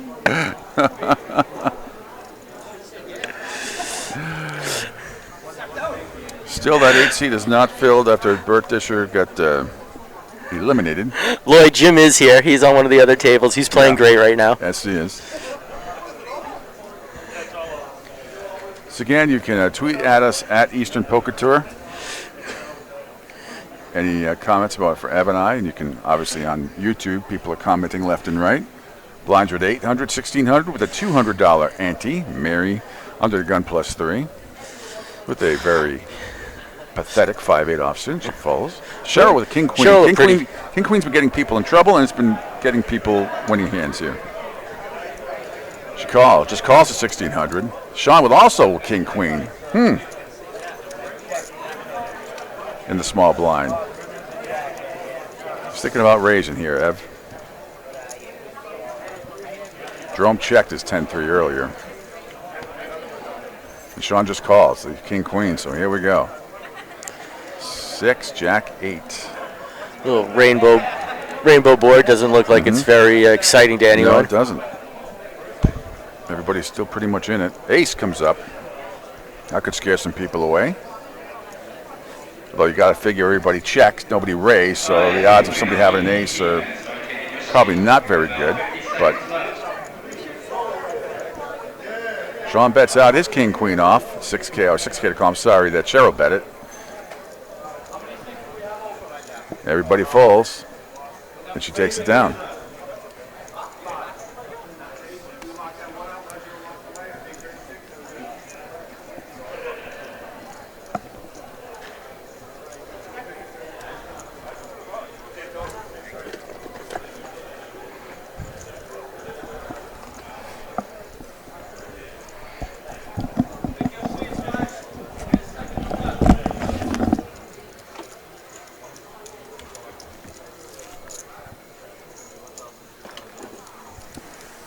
Again, it's Pete Shepard, Evan Myers. We are live here at Foxwoods. Well, almost live, really. Just about live. At Foxwoods Resort and Casino here for the EPT 36K Finals Championship. A couple players have been eliminated. 38 players are down to 36 right now. And Evan has a booster seat. Now we're at the same eye level, Pete. Look into my eyes. Deeper. You are feeling very sleepy. It's 1:52 or whatever, and I'm already loopy. And I haven't even had a cocktail yet. The best part about it is because we're staying over tonight again, so it's hoping to play ourselves if we get a chance tonight, maybe in the bounty tournament later on. That'll be fun. A little late night tournament action for us. Yep.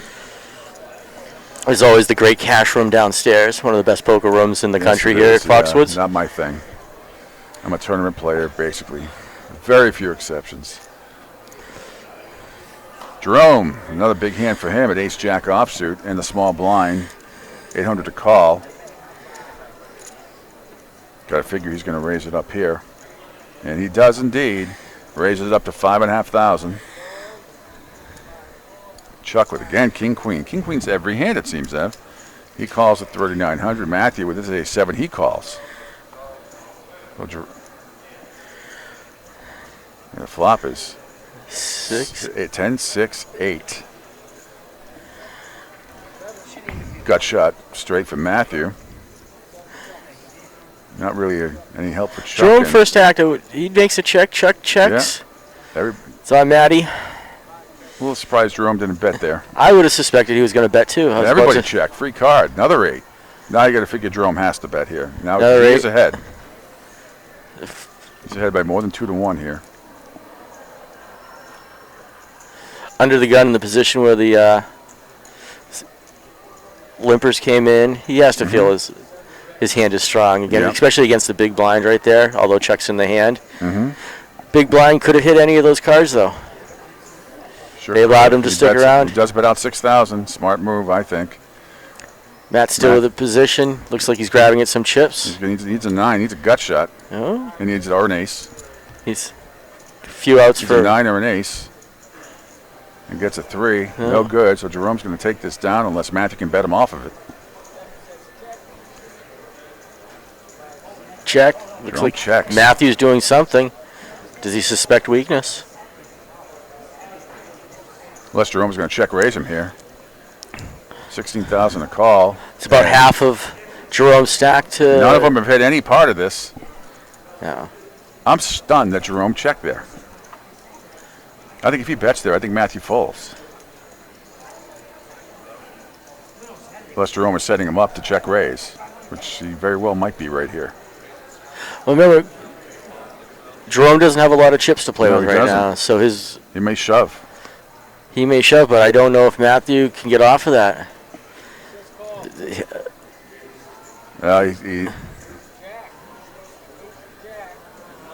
We missed.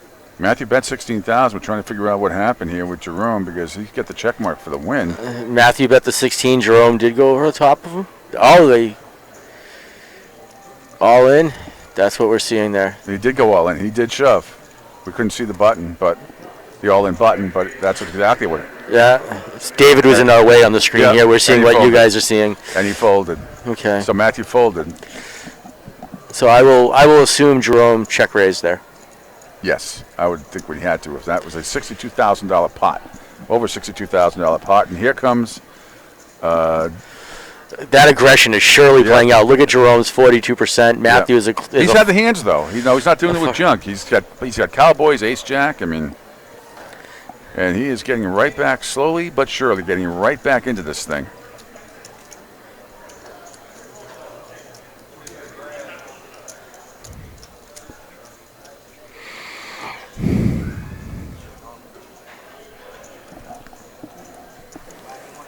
So that was strategy by Jerome. You could tell that he was ready to check raise, because I thought he wanted him to bet there, so he could check raise. Greg under the gun with an easy fold. Mary second under the gun, easy fold. Let's see. Cheryl, same hand, easy fold. Daniel, chunky ace.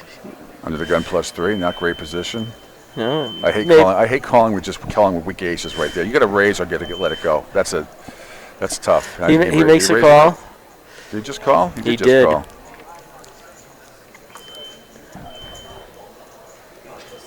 No, he raised. He raised to 4,100. He did raise to I thought 41. that's a good play. I would not be a fan of calling right there. No.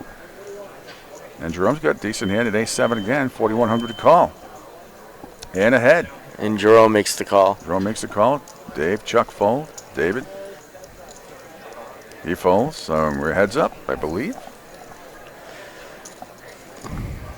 And Jerome is ahead again.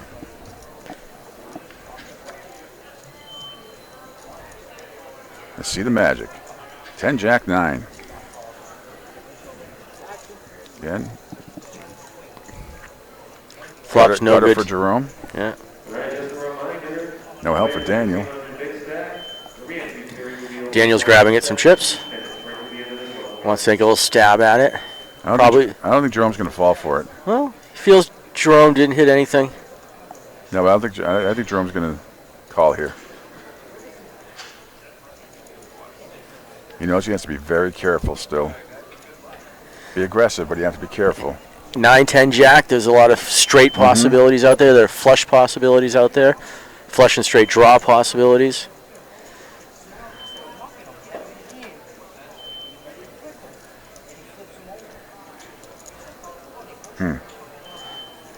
And the bet's 4,600, and he's going to lay it down. He does. He lays it down. Almost, but not quite. Wish we could see the rabbit card, but we can't.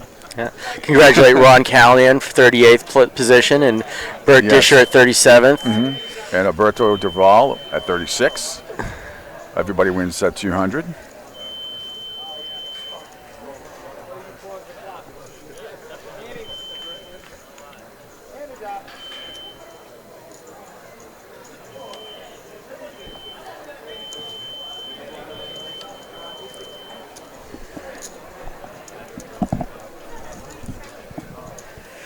Well, Pete Shepard, Evan Myers we're just in the third blind level here at 8-16 and 2 for an ante. 800, 1600, 200.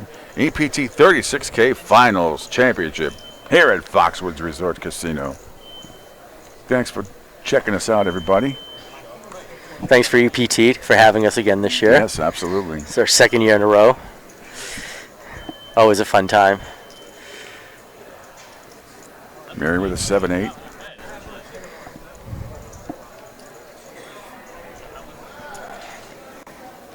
Under the gun. Tough hand to call there. Under the gun. But she does indeed call under the gun with a 7-8 offsuit. Daniel with Jack Deuce.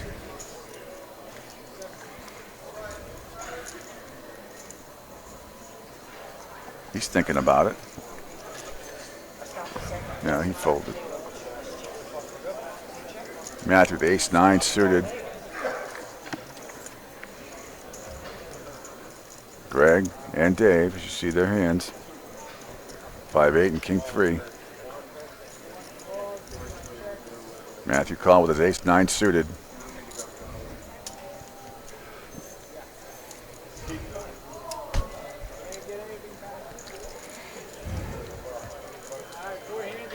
David calls for the 800. Greg checks. So we got 4 players here. 4, 5, 6, 5, 4.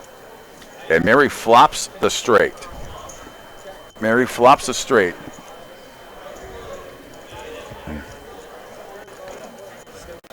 Gutter for Greg. Open-ended for David. Now a flush draw for Matthew. This could be some fireworks here in this next round of betting. David checks. Greg checks. Mary is ahead. She flopped the straight. Sure, she's going to bet this. Where we have a flush draw out there, she does bet 6,000. Matthew calls his nut flush draw. And fold. And Greg calls with just a gutter possibility. And there's the ace. And Mary's going to take this down. And Matthew, that ace may be a bad card for Matthew. See, may think that ace is good. His ace 9, but Mary flopped right. Greg checks. Mary bets 20,000 into that pot. Will Matthew call here, thinking his ace is good? He does call the 20K, and he's going to get the bad news as Mary once again takes down another pot.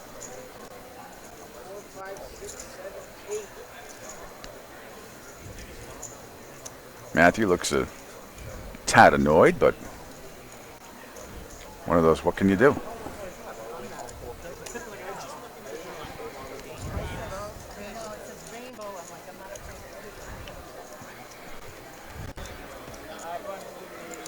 Mary playing very solidly. She's only 30 grand high now, Chuck. Jerome is out of the bottom now with 65,700. Climbing his way back up. He definitely is.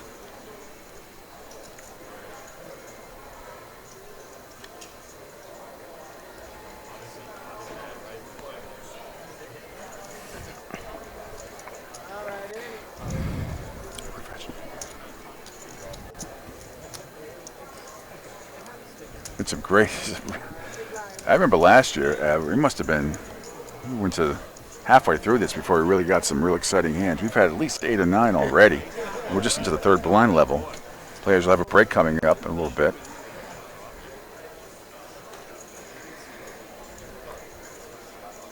Cheryl under the gun with pocket 8s. Snowmen, people refer them to yes, as. They do. They do indeed. Cheryl's a great player. She's always so fun to play with at the table.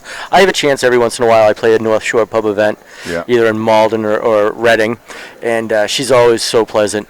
In fact, her favorite poker player is her boyfriend, Chuck Hogan, who is also one of the great poker players in the area as well. Who's in the 9 seat? Who is in the 9 seat.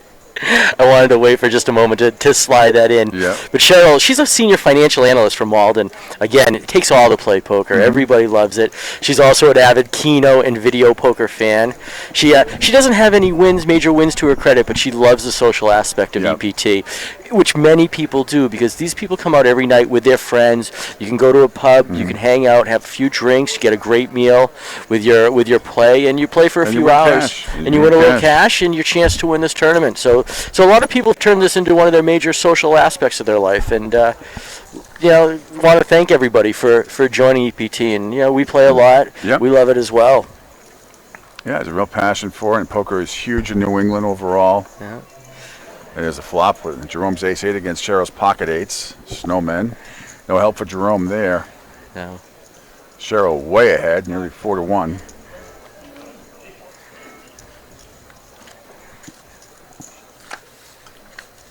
And Cheryl bets out 5 grand. Jerome really call here.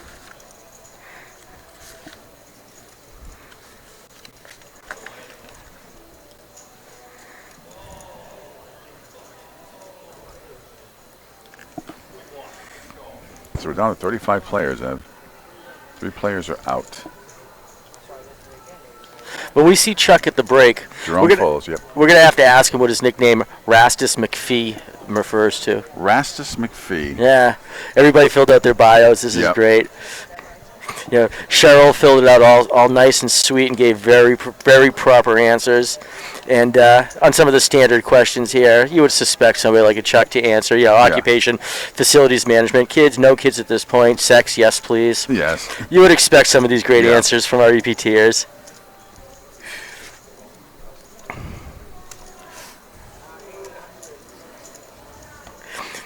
Well, some might say that poker is a lot like sex. Well, there's ups and downs, I guess. It's ups and downs. You go on further in his bio. Cycles. And it's great what he wants the entire television audience to know about him too. He's one who rarely wears any underwear. He's all commando, he says. Oh, that's isn't wonderful. that right out of wonderful? Seinfeld, That's what he wants the audience to know. Remember Kramer? I'm hanging out there and I'm loving life. Oh, Lord. I'm not reading that. I think you can read it. Sean with the pocket sevens raised to 4. And big slick, big hand here for Jerome. At ace king suited. Some fireworks ready to happen here as under the gun +2 and 3 go at it. You really think I should read that? Oh, you could say it. It's the internet stuff. That's what it says. That's what it says. Hey, we are not the editors of this, right? No. So when asked why should the audience cheer you on as they watch the final table, what's so unique about Chuck? He simply writes, well, because I'm awesome, and, by the way, I have 3 nipples. You know what? Maybe he does. It's happened. This is the internet, you said. It is. It's all good. Jerome just had a monster re-raise, and he takes the pot down. Again, you can tweet at Pete at us if you'd like. You see our Twitter handle, or my Twitter handle up there. Evan, incredibly, is not on Twitter. Why, young man, are you not on Twitter? You need to be on Twitter. We have all the other social media components going on, but not a Twitter component. No, I'm talking about your feed. You specifically. Personally, at this point, it's just another thing to occupy my lack of free time. Well, Jerome took down that pot again. The blinds at $800, $1,600, $200 ante.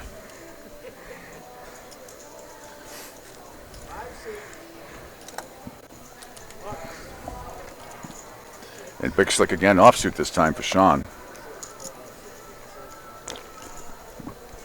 He just calls. And under the gun +1. That I do not agree with, Sean. But interesting. There's no way in hell I make that call from that position right there, but to each his own. And Sean has his reasons. Dave with King Deuce, Ace 4. And 7-3 for Mary, and on the button. Not a great set of, not too good cards there on the button for Mary, and she lets it go. She lets it go, but that button's sometimes so hard to fold when the blinds aren't that expensive. Yeah, well, big blind too. When you get the small blind too. When small blind, it's almost an automatic. 5 players here, and I wonder if Sean's going to regret not raising, because he might have been able to take that down right up without anybody even playing. Certainly knock at least 2 players out, if not 3. I think he could have knocked them all out. Maybe Cheryl might have stayed in with the Queen 9 suited, but other than that, Greg might have stayed in with the ace off, possibly, but.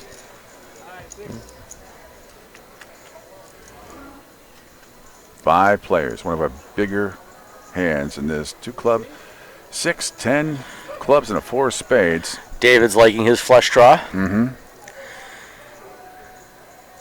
Yes, he is. Second nut flush. Sean needs a lot of help now because he didn't raise. Check. Sean. Checks. Wow, what is this? Sean might get a little lucky on this. Whoa, boy, oh boy. This is unbelievable. I am stunned. Nobody bet at this pot. And Mary bet 6,000 with the worst hand at 3-7. She's got a gutter. Everybody's out except Sean.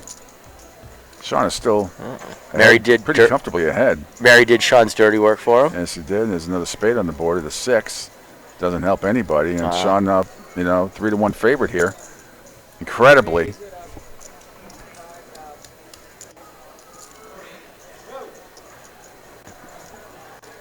Two clubs and 2 spades, so no one's getting the flush out of this. Mary's looking for a 5 or a 7, even a 3. Sean with big slick raises. Mary 36,000 and Don 25,000 here.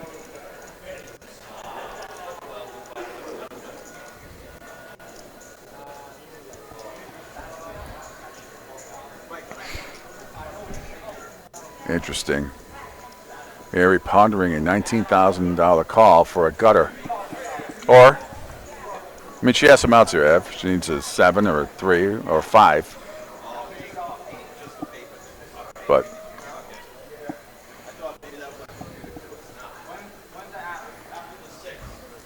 Mary so far has made all the right calls and all her wins, and she folds this one. And Sean really, really lucks out there, winning a big pot.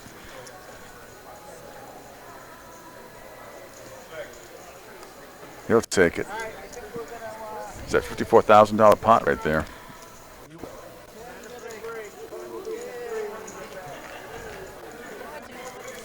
Again, you see the aggression frequency with Jerome, and that's going to do it. And players are going to go on a 10-minute break, and so are we. So an exciting first 3 rounds of poker, 3 levels here. Pete Shepard, Evan Myers. It's the EPT's 36K Finals Championship, doing it from Foxwoods Resort and Casino. And when we come back, more poker. Rock on.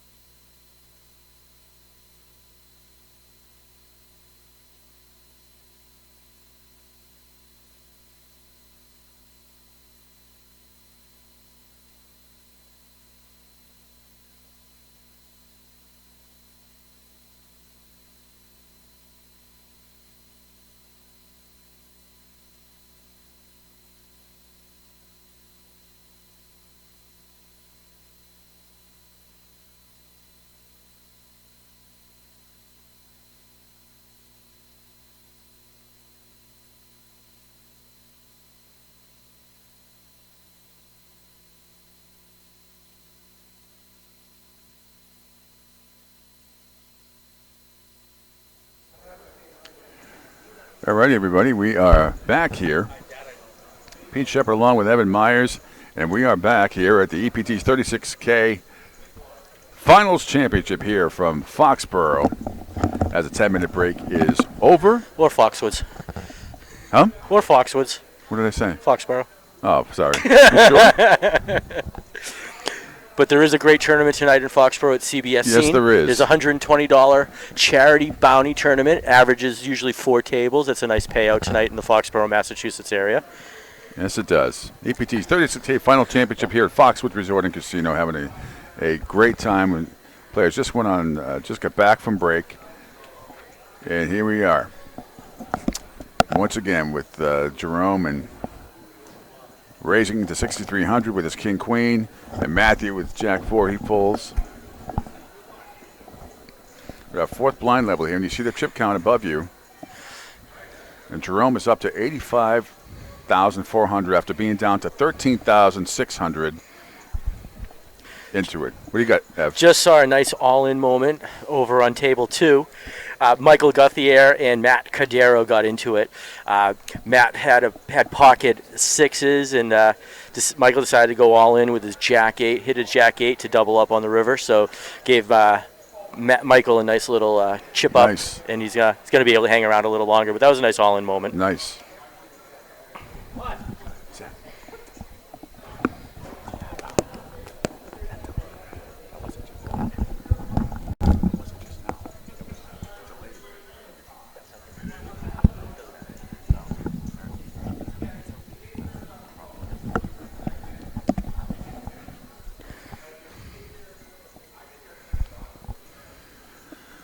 So again, they still have not filled that 8 seat after Bert Disher got knocked out.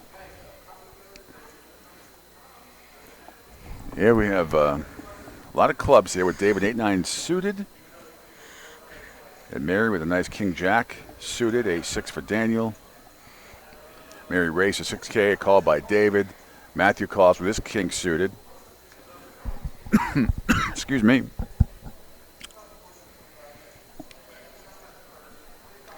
And with three-way action here, let's see a flop. A lot of clubs out there. Only 9 left. 7-10-3. So open-ended for David. And there's a flush for Matthew now. As it ace comes out, and he nits and he checks his flush. As you would suspect he would. David checks Mary. Just flew by the turn there. Mary with an option. No, Mary says see ya. 10. Matthew, second up flush. No straight. For David. Matthew bets out 12,000, and Mary, I can't imagine, is going to make this call. No, She does not, and Matthew takes it down. Not the best hand to start with, but it was the winning hand in the end. Chuck still up, as you see, with 265,000. Mary 201K. In second place right now. So she made over 101,000 that first level, before the first break. First 3 levels for Mary.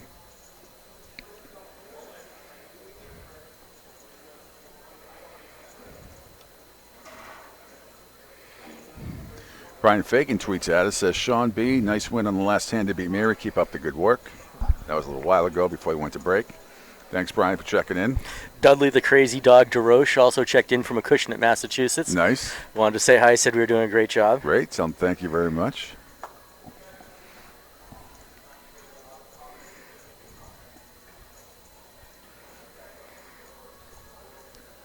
Blinds, I believe, are still at 8 and 16. Are they not? Or did it?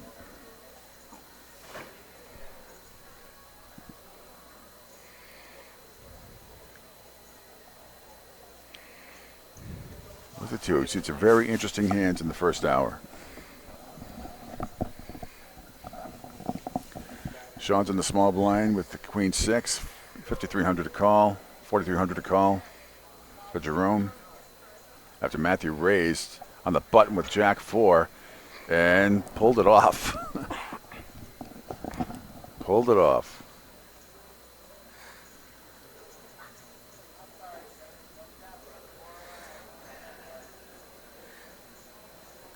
There's also a couple of levels that are not going to be in this tournament that were in the past. Some of the higher level. Yeah, some of the higher levels, which doesn't really make that big a difference at that point. No. But maybe shave about a half hour, an hour off of the tournament. And that's not a bad thing. Some exciting action going on the floor. I see a bunch of people standing over there. Sure it is. Sure, it's another all-in moment. As we're whittling down here. Blinds are 1-2 with a 3. 1-2 with a 3.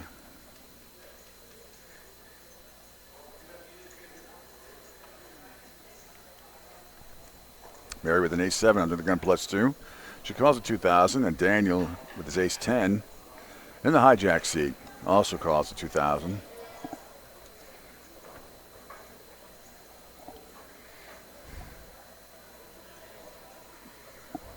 Oh, actually, Daniel races 6,100.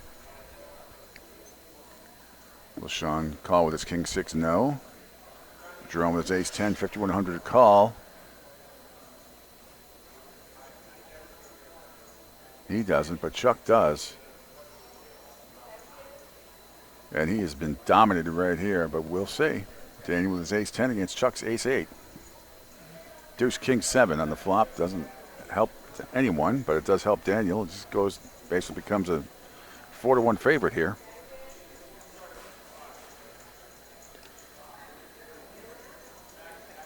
Chuck bets out 15,000 with the worst hand. Daniel pondering a call here in the hijack seat.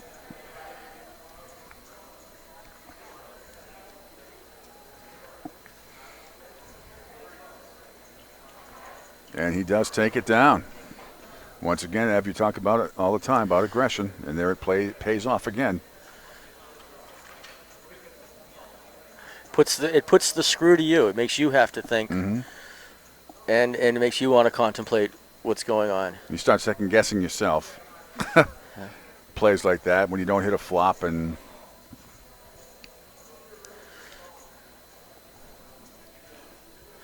we got to thank the lovely wait staff here at Foxwoods for keeping us hydrated today. Absolutely.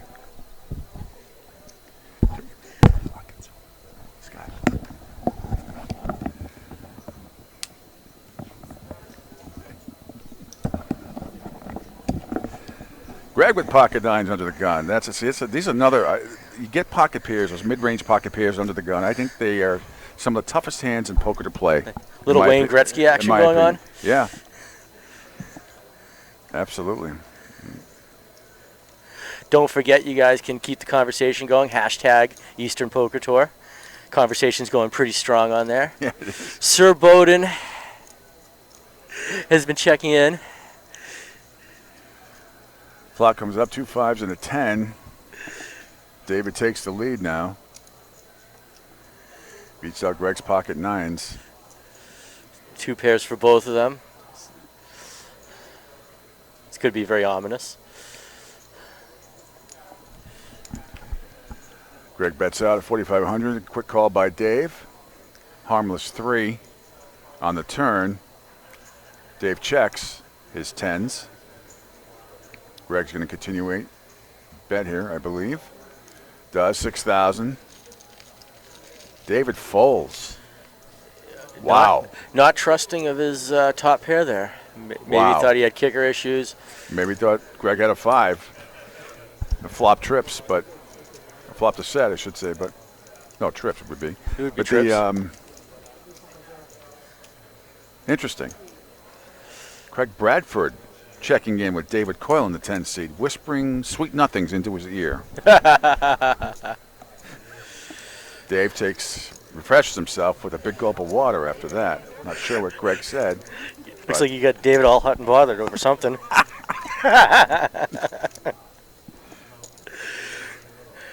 Glad Craig's not listening to this right now.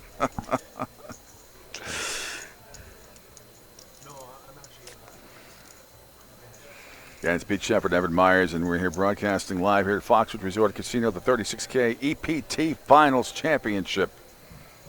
You can see on the scroll on the bottom, players that have been eliminated. They all get at least $200. We're down to 35 players as we speak.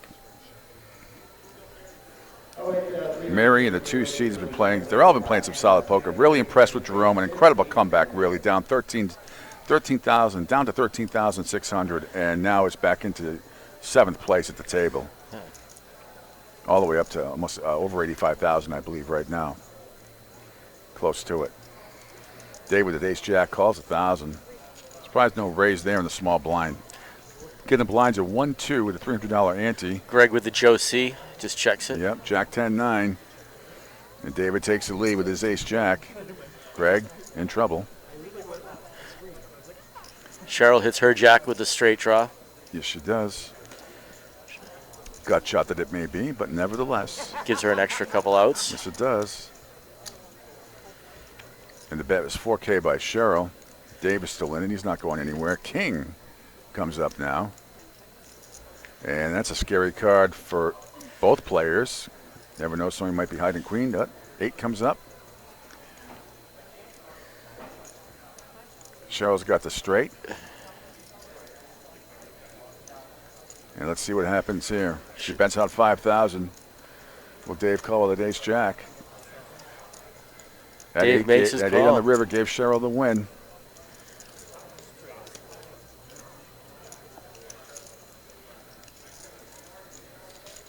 And there you go. $26,700 pot goes to Cheryl.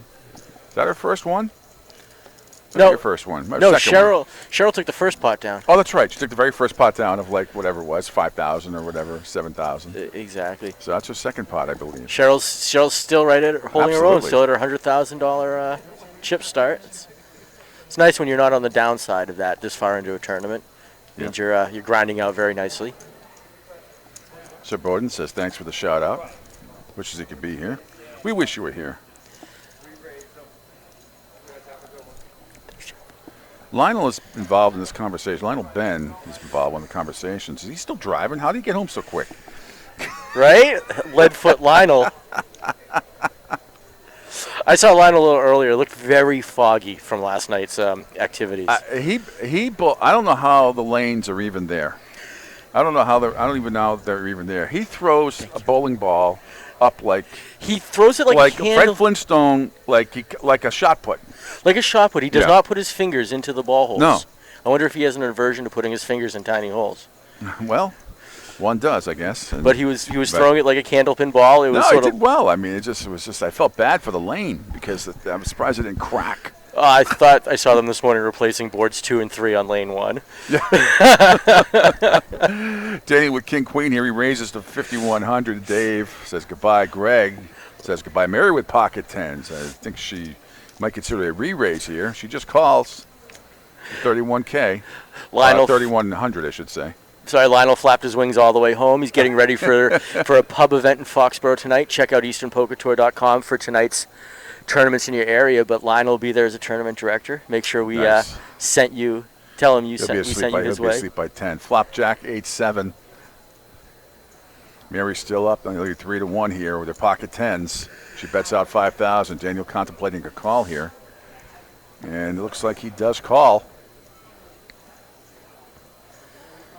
Oh, he raises to 16,000. Will this scare Mary away? She's been excellent today in her reads, Ev. She has. She's snuffed out plays like this before today, and knowing that she's been ahead, people try to bluff her out of pots, and she's been right on them.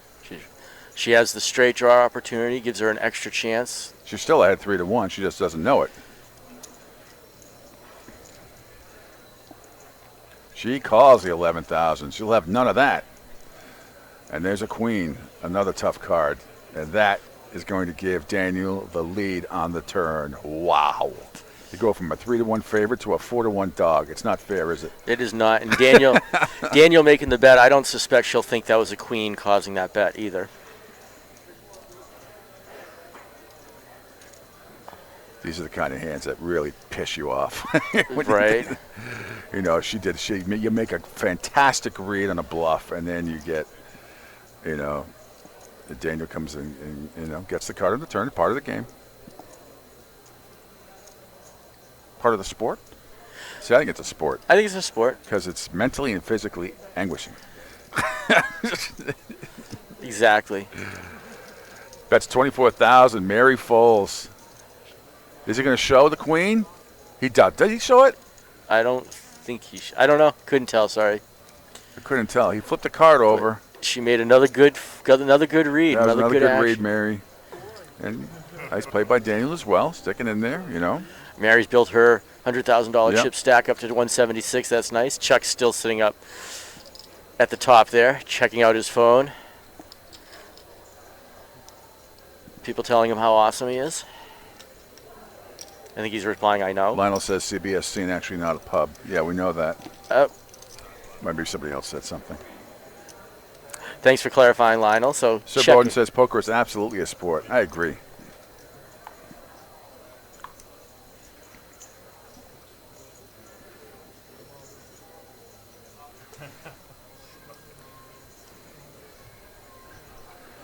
Again, if you're just joining us, in the 1 seat you have Greg Davis. 2 seat is Mary Stevenson. 3 is Cheryl Deliri.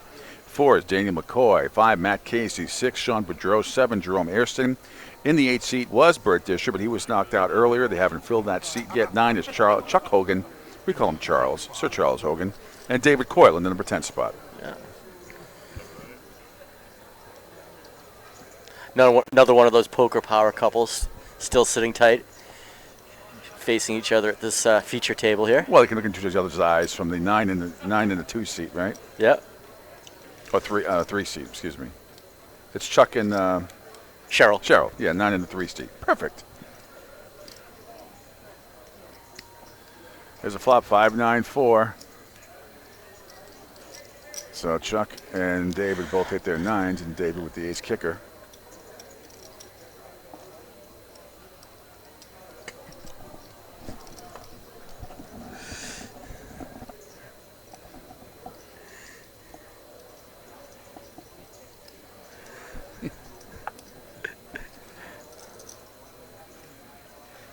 Mary Cheryl check. Chuck bets out $6,500. David with $6,500 to call here with his ace-9. You got to figure he is. And he does.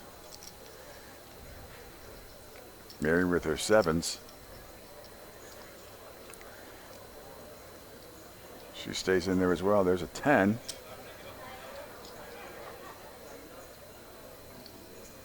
No help. So, David and Chuck. Well, that 10 scares somebody away.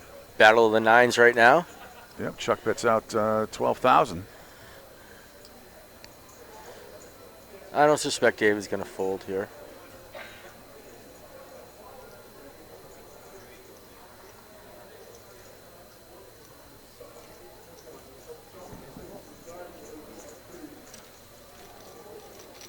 And he does, and Chuck takes it down. He does. With wow. David had the best hand and gave it up. That 10 scared Chuck away. Surprising there, Ev. Well, once especially again, with Dave's aggression. Yeah, the aggression. Now he's down to 51,700. Let's see if he can work it back up again. We've seen Jerome do it. He's back over 80,000 after being at 13.6 earlier.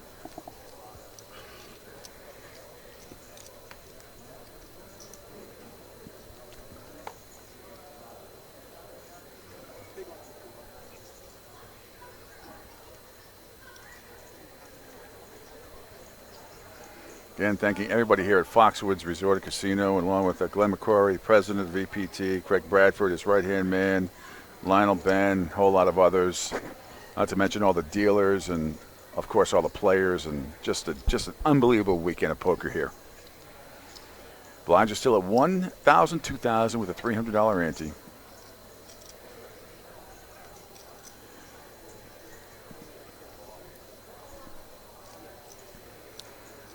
Sean of the gun +1 with a horrible 4-6. Chuck with a 6 on the UG +3. Let's it go. Say this all the time, Ev. If you're ever bored and you have, a half hour to kill, deal out 10 hands at home at your table by yourself and just flip over the cards. And then you see how bad about 80% of the starting hands really are. Honestly, it really is, for the most part. That's why patience and position is so important in this game. Dave with his pocket nines raises up to 6K.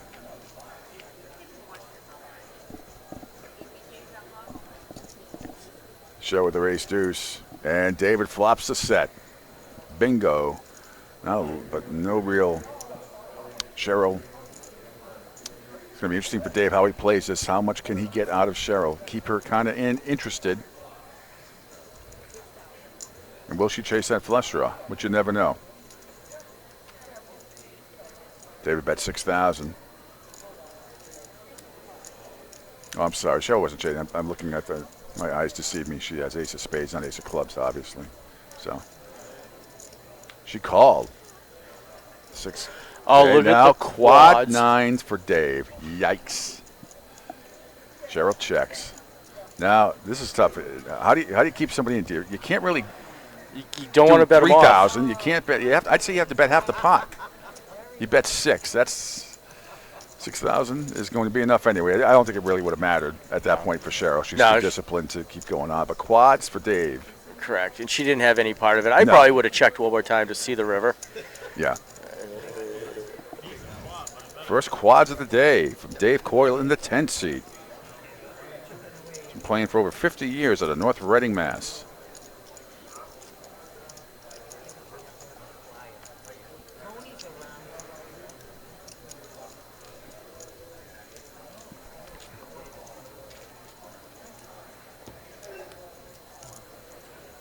Isn't that a great feeling, quads? It's nothing better. Oh, it is.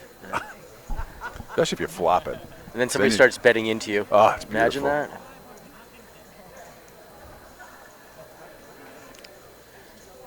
Unless you had that one hand about 6 years ago in the World Series of Poker, the quad aces on the river lost to the Royal Flush. Right. There was the possibility that, what was it, 1 in 1.2 billion that those two hands could be on the table at the same time. That was the worst beat I have ever seen in my life from anybody. That was absolutely unbelievable. You get those power hands, you think there's no way you're going to lose it. A couple weeks ago, I was out at Aria in Las Vegas and flopped the nut straight flush draw wheel. It was what a great feeling that was. It is. Had one guy betting out to me. I just called him all along. Made a nice little re-raise on the river. He called. It was a nice little pot to take down. Here's some monster hands right here. Big slick pocket eights and pocket queens. Daniel, Mary, and Cheryl about to do battle here. Look out. This is where the fireworks can happen. Mary threw out a pre-flop 10K. Yep. Cheryl made that call. Yeah. And looks like Daniel threw some chips. What did he do? He's contemplating a re-raise here. I know I would be. He did make a raise to 37,000. Those pink chips are 5,000 apiece. Those orange chips are 1,000 apiece. Mary gets away from that. Very disciplined. Yeah. Cheryl, this could be a tough one. Cheryl makes the call. She makes the call. I think I would too right here with that hand. In that position. And I do think suited right here matters. I do think it matters in a play like this. Oh, she had position on that, truly. 10-7-4 on the flop. Daniel way ahead. All in for 102,000. All in. Cheryl makes a smart fold at that point. Yes. Shows and shows. Shows the queen. Shows the young ladies. Hey, ladies. To the lady. I think that was a Beastie Boys song. Shows the ladies to the ladies. That was probably the biggest hand we've seen. I mean, overall, combination-wise so far. Yeah.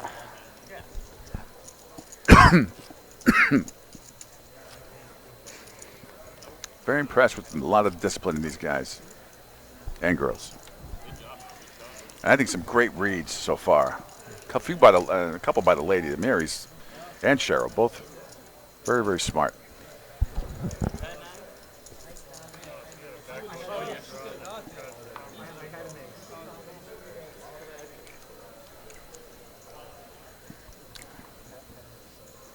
I feel like Jerome is just waiting to pounce. I have this feeling that he's going to double up, and again, even though we're 20 minutes behind, whatever it is, we know nothing that's going on. I just have a hunch Something about his style that I love, and I think he's going to nail somebody. And probably not a great hand either. Probably be on one of his 10-8s or, Jack 7, something like that. He's going to sneak in and they won't see it. I see that too. And don't forget, you guys can jump in the conversation. Hit us up at hashtag Eastern Poker Tour. And for all you online as well, don't forget to tell your friends. They can log in, they can check it out, they can join the conversation, and they can join Eastern Poker Tour. It's pretty easy. You get a player ID card. It makes you eligible for any Jerome's up to 6, by the way. Eastern Poker Tour. You can get your feet wet at a pub event. You can get your feet wet at a charity event. It's all great. Special events that can bypass the entire $36,000 championship and get you right to the finals here. Those are throughout the season as well. You don't want to miss those. It's also a great team event coming up here in just a couple months. 4-player team event. Be a nice payout on that. Played in that before. It's an awesome event. It's a fantastic event. Yep.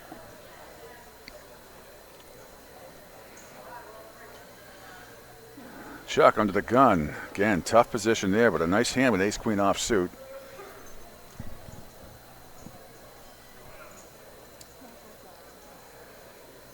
He's going to raise it up to 25,000 under the gun.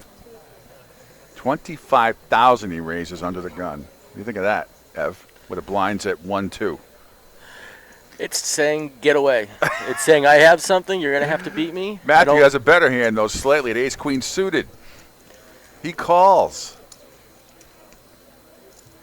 So you see, it's just under a 4% difference having that suited but you get combination really, and position.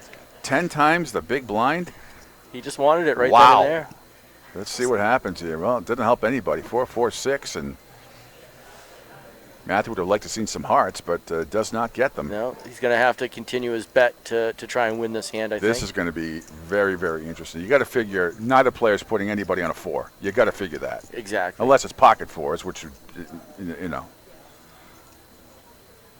This is where I love these kids. I love watching these kind of hands and seeing the mind games that go on between the players.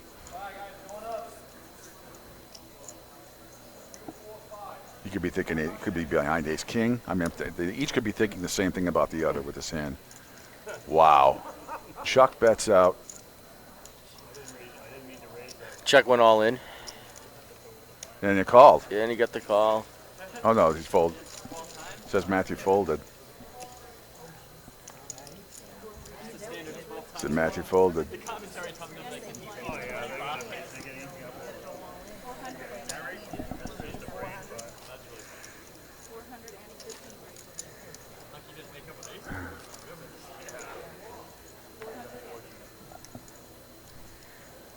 So I wish I had seen what happened there. We didn't see the bet there, but regardless,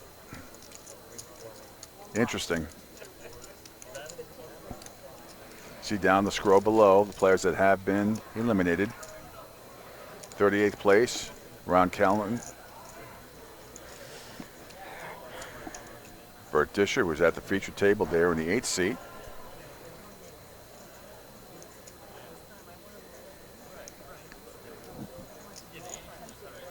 And in 36th place,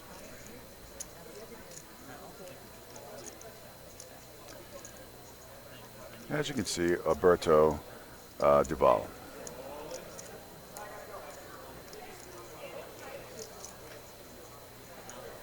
Show with an ace-10 under the gun plus 3K to call.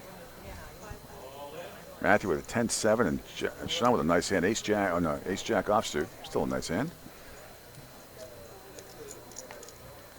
Cheryl called. Sean raises to 12,000. 9,000 for Cheryl to call here. Her stack is under 43,000 now. She does make the call for an additional 9K. And Cheryl flops Broadway.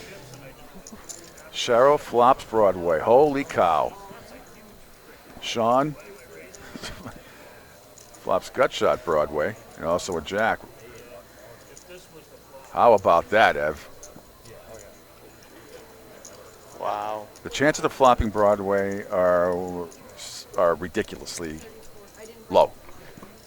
I think it's 3 or 4% that you flop Broadway if you have a part of it. Two cards in the hole. I think it's like 4%. Yeah, it's not one of those that come out very often. Wow. Sean's She's still all in for 34,900. flush draw. She thinks she's straight draw rather. Yep, but Sean might think Cheryl's on a flush draw here. He's got a piece of it. He's got 2 to the flush draw. Mm-hmm. I don't see him folding this. It's not that big of a chip there. He goes. He makes There the he call. goes. Oh, you can't believe it. But as usual, classy Sean. Just what can you do? What can you do? Ace Jack. He's looking for a 10 himself. He'll chop it. Or that Jack that Jack. just came up. Oh, now if he pairs the board here. Look at all these outs. He's got a ton of outs now. Not a ton, but enough to make it interesting. What happens here? A 5, and Cheryl hangs on. It's never easy, Evan. It's never easy. Always a sweat. Yep, you flop Broadway, and you still got to sweat it out to the end. Cheryl wow. just breathed a sigh of relief right there. Great hand there. Great hand.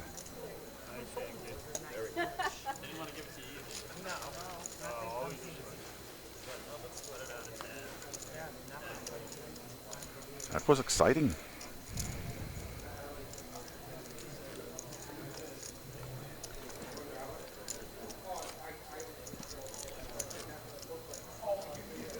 Just a quick note, too. Red Sox game was rained out tonight at Fenway. Be made up on Wednesday at 1:30. Gives you a vacation day. I think so. Hey, I'm never on vacation. I have to watch it. There you go. I think that's a sport. Watching these knuckleheads try to not blow games. Watching a sport with you is a sport. I have fun. That you do. Yeah.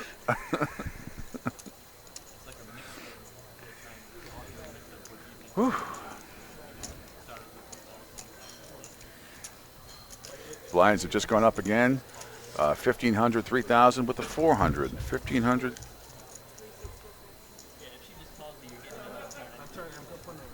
$3,000 with a 400 ante. Things are heating up.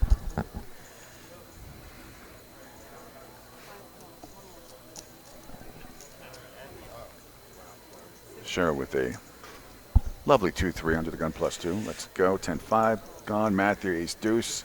3,000 to call in the hijack seat. And he calls. Chuck with his 10-8. That's fold. David in the big blind. David in the big blind with his 3-6. Does he protect? We go to the flop. Ace, queen, 5. Matthew takes a gigantic lead.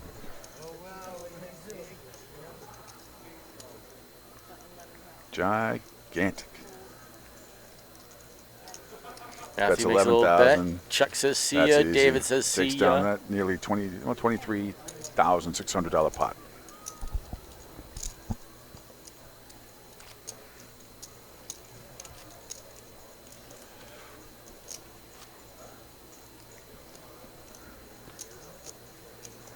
This is what, our 4th level here? 1,500, 3,000 with a 4.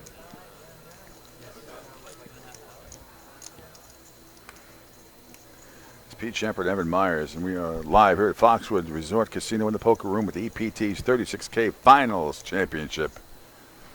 Things are starting to heat up. Seen some monster hands already at the feature table. One person eliminated from Marlboro's own Burt Disher in the 8. Was in the 8 seat. Under gun +1 is Cheryl with a nice hand of King Jack suited. Matthew at ace 4. Cheryl calls a 3K. Matthew pondering a call.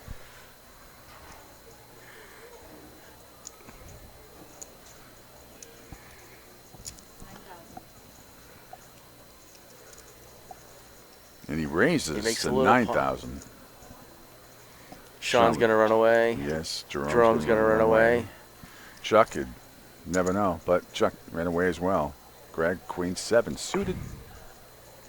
In the big blind. Will he protect with the 6,000, as many like to? Ev, Yeah. No, he does not. Battle of the Diamonds here. And this is a battle of two monster diamonds. Absolutely is. Well, just took 310. the flush draw opportunity out of everybody's hands, so they're not going to worry about that. Wheel possibility for Matthew. There's an 8 of diamonds. Cheryl checks. Matthew Gonna bet here. See if we can steal it right now. Not steal it, he is ahead.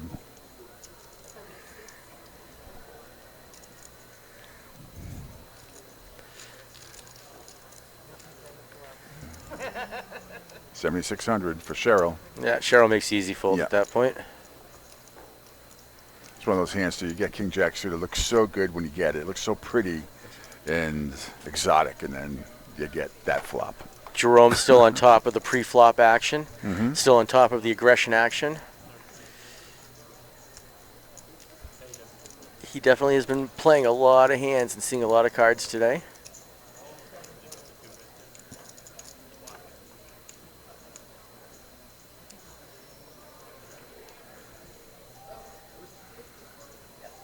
Again, blinds are at $1,500, $3,000 with a $400 ante.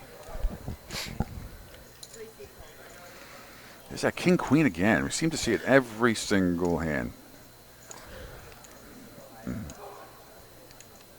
Matthew with Queen 3. Cheryl just calls there under the gun.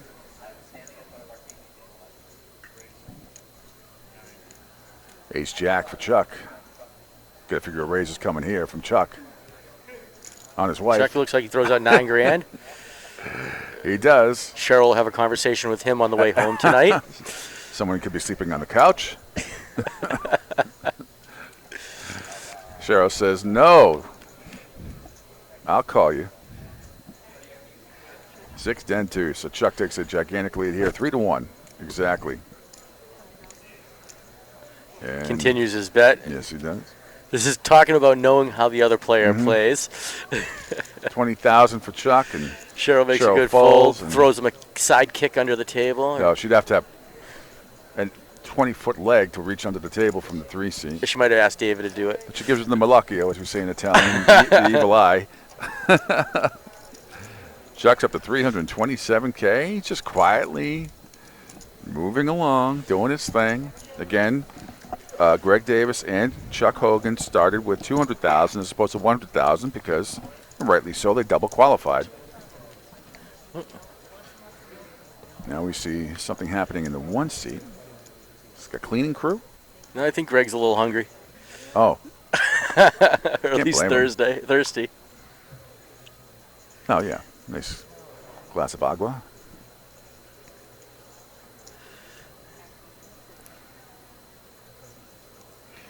Ace Queen's coming up a lot today, too. With Daniel and the under the gun. Again, I think under the gun when you get these kind of hands, Ev, is, you know, you do the standard close to 3 times the raise. I think if you overbet it, I mean, last time we saw 10 times. We saw a $20,000 Yeah, you gotta bet call. on this thing, you know, but I think that's a real risk. A little more than a pot Yeah. raise there from Dan. Yeah, 2.5 times to 7,500. Which is about 4, which is about Yeah, which I think is a a nice. little more than 2.5 times Yeah, the a big little bit blind. more, but I think that's the right bet in that spot because you have, I mean, you could be so many hands that can beat you, so many other players behind. Mary with her suited ace. Mm-hmm. In the small blind, she may want to protect here.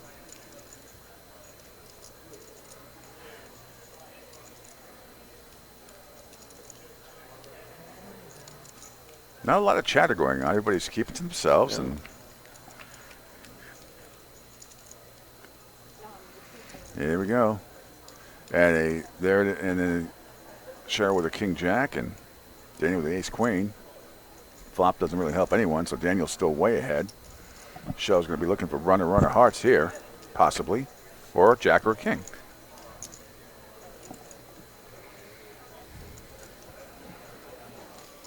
Cheryl bets out. Oh, sorry, Daniel bets out and Cheryl folds.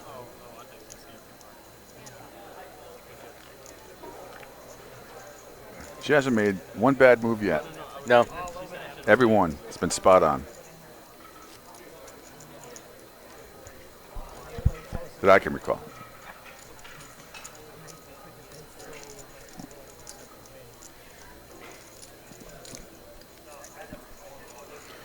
Gloomy day here in Connecticut, and I'm sure it's like that around most of New England. As I said, Red Sox game canceled, made up on Wednesday, in case you're wondering. Chuck is ahead on top, 327,000 Daniel with $201,000 in second place. As we continue here in the $36,000 finals EPT Championship here at Foxwoods. Pete and Evan with you till the end.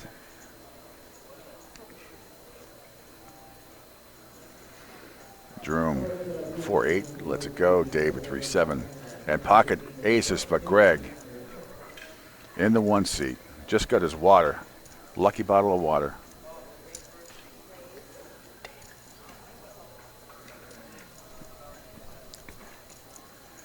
Greg's here with aces. He raises us to 12,000. Mary with pocket tens. American Airlines. Wow. Doing what they do best. Get it? Come fly with me.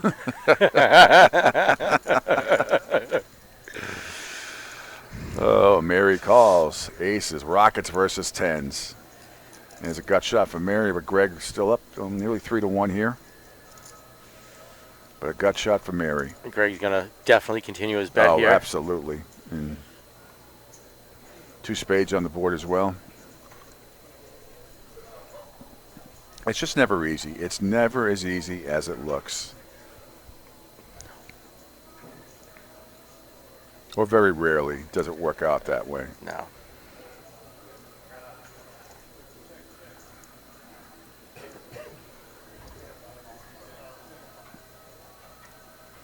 Bet is 20,300. Mary's contemplating a call. She's looking. Greg could have had anything pre-flop from tens, jacks, queens, kings, or the aces. Mm-hmm. Mary has to contemplate that, but it's not too scary of a board. I don't think she'd suspect him to have a pair of sevens or eights. I think she thinks she's ahead. Yeah. Now she folded. Again, she makes the right move. I tell you, her and Cheryl have not made one bad move yet. I wish we could see the rabbit card. All right. There you have it. Chuck, Daniel, Greg, and Mary, top 4 right now. But as we've seen, as this thing gets deeper and deeper, all it takes is a hand or two and lead changes. I'm sure Greg's going to be happy about this. I was talking to him on the break a little while ago. He wasn't seeing many hands that he really liked. He said he thought he was going on a streak where he was completely card dead. So maybe that's a little confidence booster to him. Maybe we might see some more action out of Greg.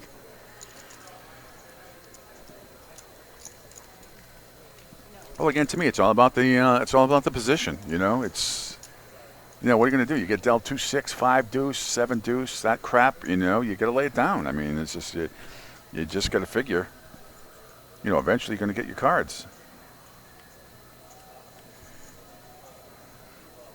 But there are those who are not used to playing in these type of tournaments. They're used to playing in an hour and a half, and you know, it really is. It's a struggle for some, and it's a learning curve. It's a huge learning curve. I remember when I first started in bar poker, you know, whatever it was, 15 years ago, and you know, I just learned patience immediately. Patience and position to me immediately, and then playing online, as many hands as possible.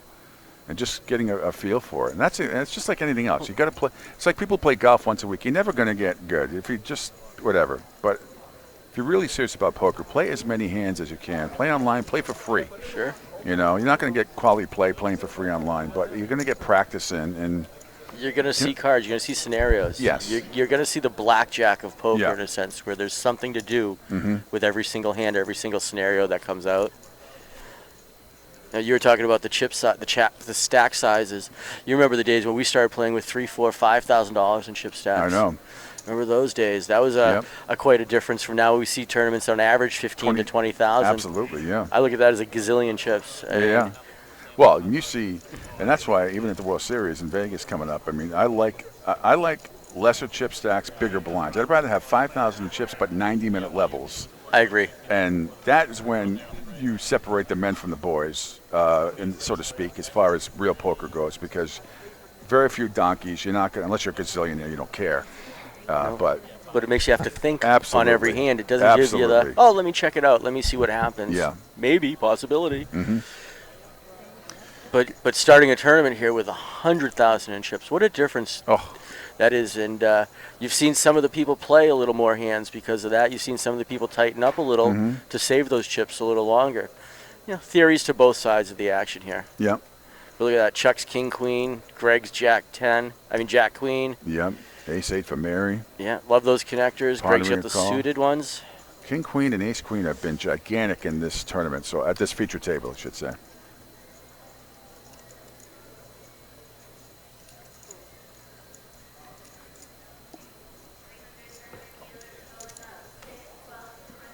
Sean with pocket jacks. Calls a $6,000 raise from Greg. Thanks, Chris Cunningham, for checking in. We appreciate the props. No, you're right, Eric. Didn't expect that fold either. Here comes the flop. This is going to be interesting. 3-6-4 comes up with 2 hearts. And Sean's still ahead. Great flop for pocket jacks. So, Eric, let me answer that question for you. Sean checks. Go ahead, yeah. Over the years, the tournament has been a prize package to the main event specifically for the main event seat.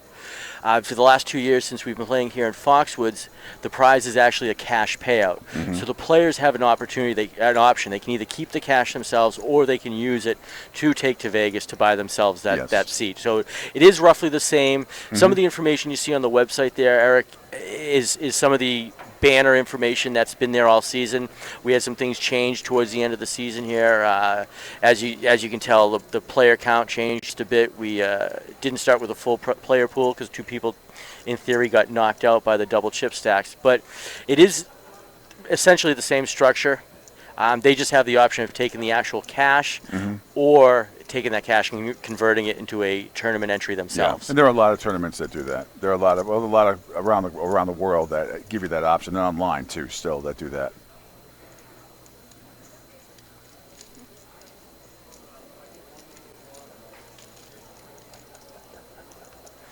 In DJ NS1, I'll just reiterate that.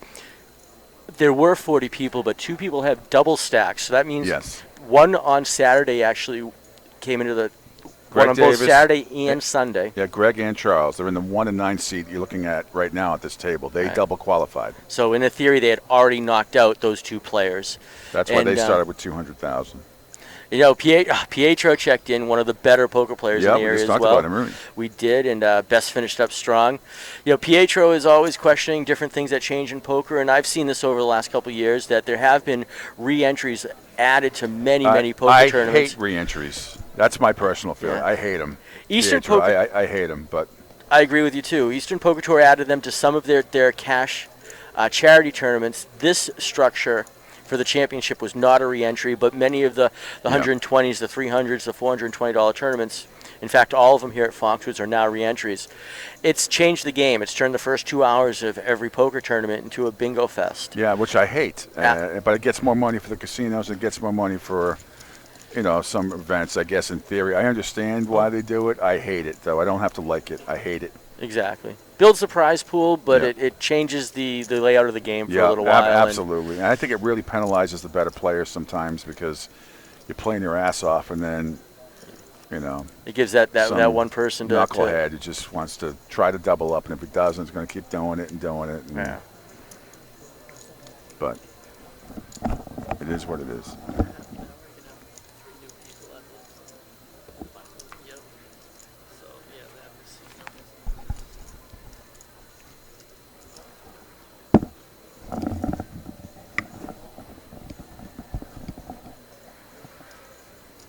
Again, blinds 1,500, 3,000 with a $400 ante.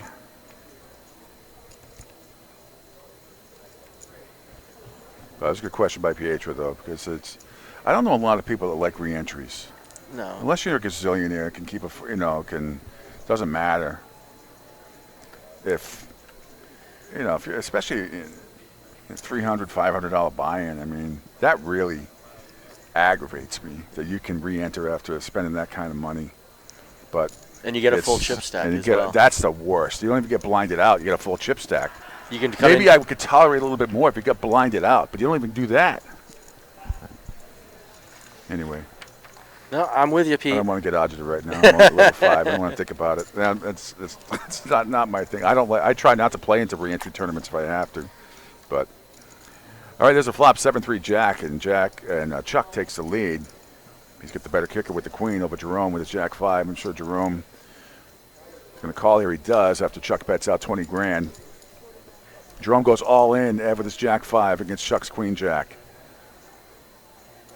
39,000. Jerome's all in for 59,000. Chuck does call for the extra 39. And Jerome is going to need a little miracle here. He's way behind at almost 4-1. He needs a 5. Gets a 4. Needs a 6 now. He needs and he does not get it. And Jerome is out. Jerome Nice run. Harrison out of Pawtucket, Rhode Island. Really nice comeback after being down to 13,600. Chip got up to 84,000 again. Really played solid, but he is out in the 7th seat. So we get 2 seats open now, or at the feature table.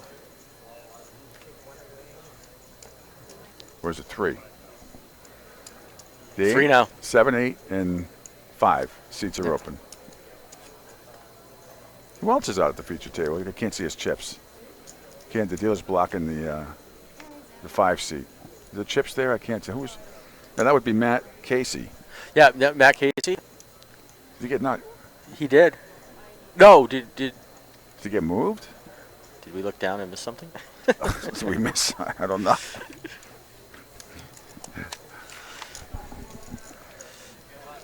Well, trying to keep up as best we can. What can you do? Exactly. 7 players left at the feature table. Got to figure somebody's going to move into one of those roles here.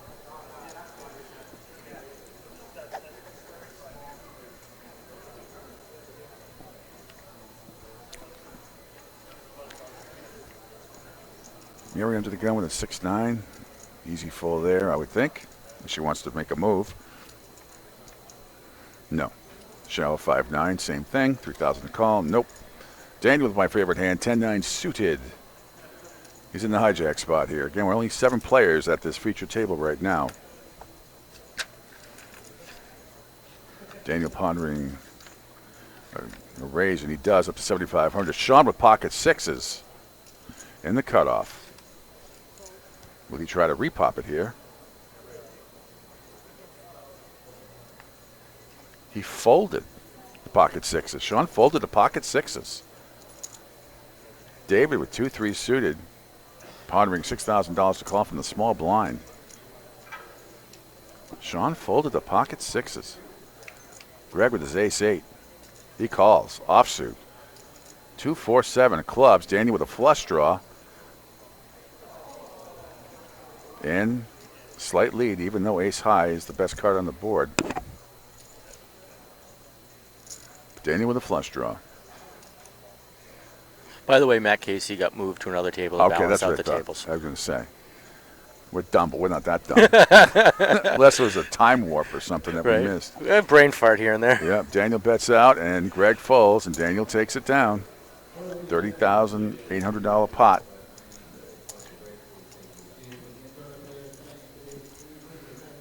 So you see the leaders, Chuck on top at 402,000, over 2-1 now over Daniel, who's in the 2nd place.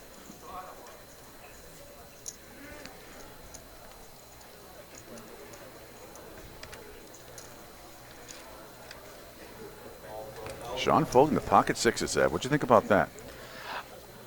On that raise. Small, tiny pair, not in a comfortable position, not in any position really. $1,500, $3,000, $400 ante.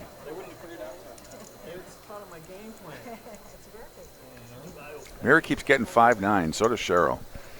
Sean with a king 5, lets that go. Chuck has a king 8 in the 9th seat. And see what Dave does here. What he has at a pocket ducks. Haven't seen the ducks a lot today. Quack, Only quack. one at a time. Quack, quack. Quack, quack. Greg with a queen 10. Dave calls a 3K, and Greg pondering the 1,500. Mary with ace 4 and the big blind has the option. She will check. So here we go.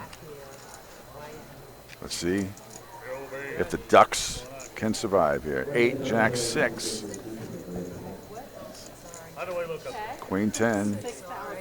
Greg checks. David still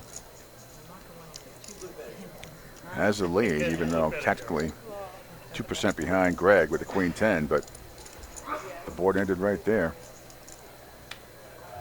And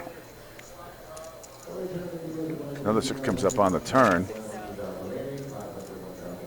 It's David rid of the Ducks. Mary is ace 4, the option. She bet 6,000. Greg pondering a call here. Does he sense weakness? Mary has not hit the flop, but she is ahead by 3-1. Greg raises to 12,000. Mary calls to 6,000. Another great read by Mary, and she just holds her own here. She checks and she wins. Boy, I'm telling you, Ev, she has been fantastic. Absolutely fantastic in her reads. She's not having none of it from anybody. She's been solid, sitting there. Very solid player. She's not giving up in her much in her mannerisms. She's not giving many tells away. She's doing And it's well. not about being arrogant or cocky or anything like that. It's just she is just making flat out, straight, fantastic reads on her opponents. Absolutely fantastic. She's like 5 for 5 in those situations so far today.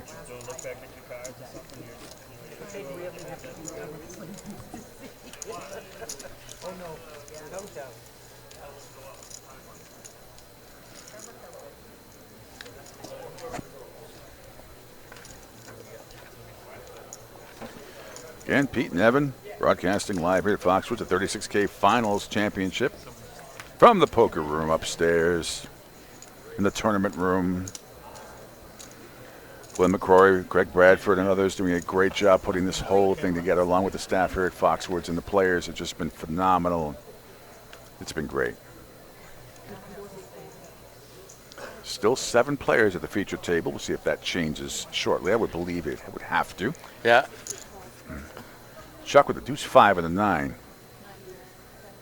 Sean, 4-5 suited, calls at 3,000. Greg with his king 4 suited, he calls.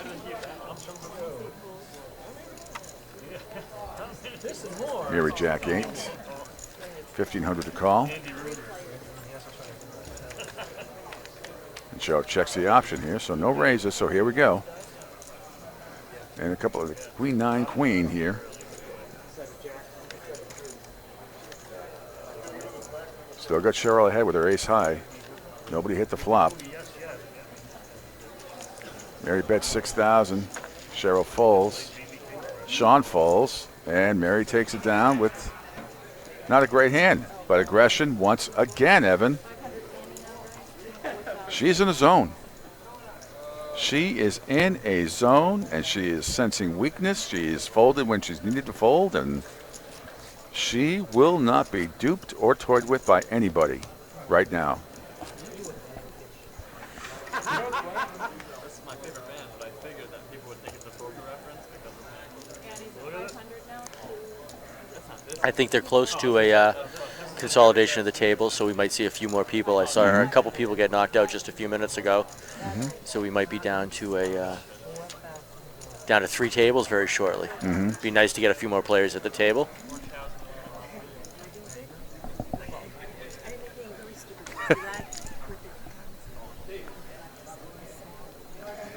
We'll talk to you after because we're on the thing, but I put it this way.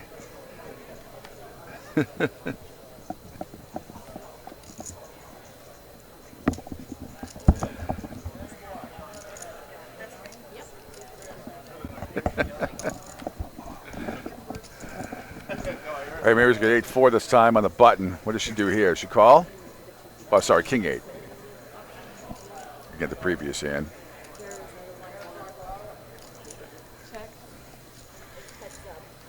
Cheryl at deuce 5 lets it go. Daniel ace 3 suited on the big blind.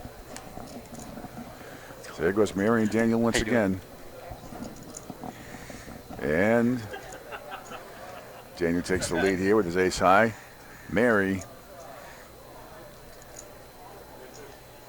And, you know, the way it's going, Ev, she's liable to pull a jack off right here. Get the jack right on the turn. And when you're running well, and she gets the 7.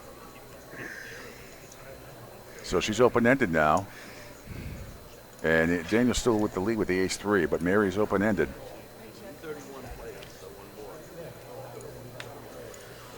And there it is. She gets the straight. She gets there with the jack. I think Daniel's non-bet there allowed her to get there. Yep. Daniel makes a She check. can, let's say, bet no more than 7,000 here to keep him It looks like she interested. bet 4,000 it looks like. Yep, 4,000. 12,000. That's a big bet. Big bet there. Oh, yeah, 2 pinks and 2 orange, sorry. Mhm. 2 $5,000 chips and 2 $1,000 chips. Daniel looks at one card and says bye-bye. He showed the ace. And we move on. Mary wins again. Yeah, she's up to third place, 186,000, only 7,000 behind Daniel. Chuck's still more than 2 to 1 ahead of everybody right now. He's just patiently just going along here.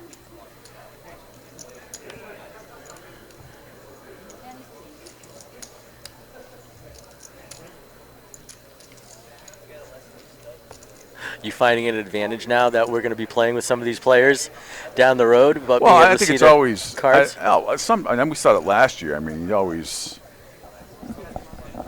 I mean, there's an advantage and there is and there isn't. I mean, I still have to play my game. I still have to play the way, like I said, to me, patience, position, player, cards. Yep. You know, the player does come into play. And to me, the cards are the last thing on my list. Because you can win with a crap hand if you're in the right position and you're going up against the right player and you've had the patience. You know. I had a lot of people come up to me this season. Yeah. And they wanted to challenge me a little more. They said, "Now you know how I play. I want to know how you play, and we're going to find out on the table." Yeah. It worked in their favor sometimes. It Mhm. didn't work in their favor sometimes, but it was Yep. very interesting. I agree, though. Seeing the cards a few times may help you, but these players are also good. They know how to change up their games. They know how to read the That's situation the key. and the scenario. You got to change up your game to get to your level. You can't play ABC poker all the time. No. That doesn't mean you're going to play deuce 7 under the gun +2 and Yeah. make some crazy bet. But you know, there's those, and there's a lot of pros that have a wide range of hands. As David has a flush draw here, and Cheryl has her ace. Cheryl She has a has the straight ace. draw as well. Yep, she's got the wheel draw. Could be some fireworks here.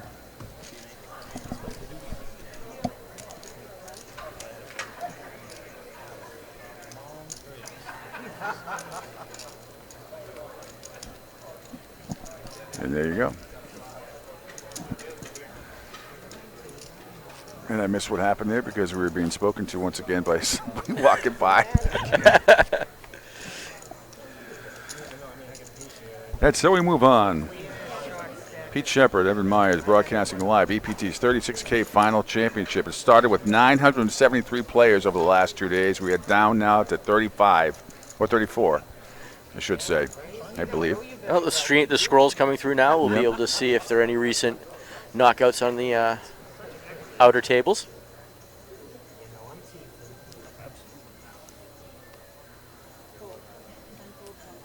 Still 3 seats open at the feature table. I would imagine not for too much longer. No. Cheryl with the Queen Jack. She calls it 4,000. Sean with his King Deuce suited calls. A6 for Chuck offsuit and the big blind. I would imagine he's going to call.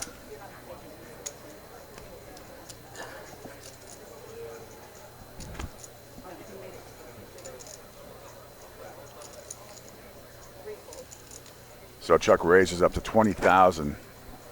Sean is 16K to call here with his King Deuce suited. He's not going to call that. So Chuck takes down that pot. Very aggressive bet. Gets it done. $31,500 pot right there for Chuck. He continues. Over $400,000. Way over 2 to 1 in chips over everybody else. 411,000. Daniel next at 188. Mary at 185. Mary's playing very well.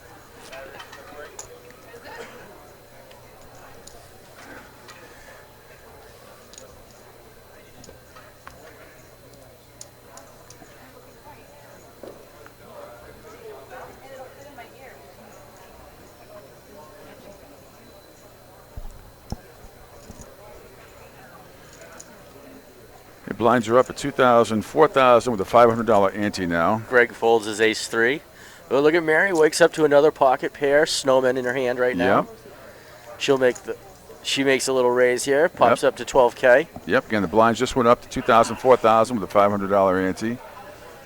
Sean doesn't call. Chuck with his king suited. Lets it go. Dave. Can't see his cards.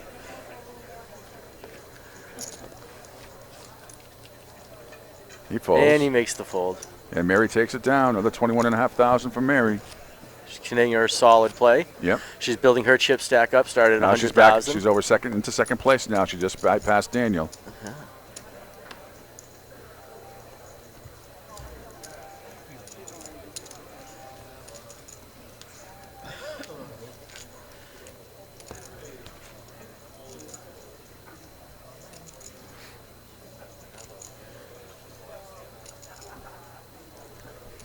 Feeling good. 2,000, 4,000, again, $500 ante. Need a big wall in front of this is what we need. Right.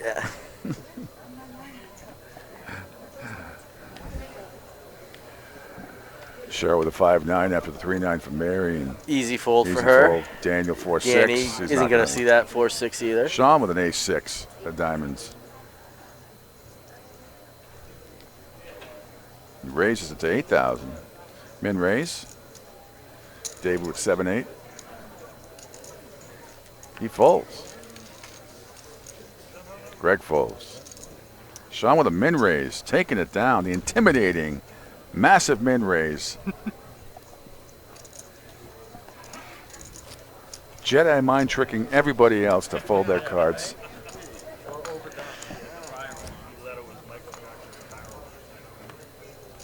That's the first min raise we've seen all at this table. Yeah.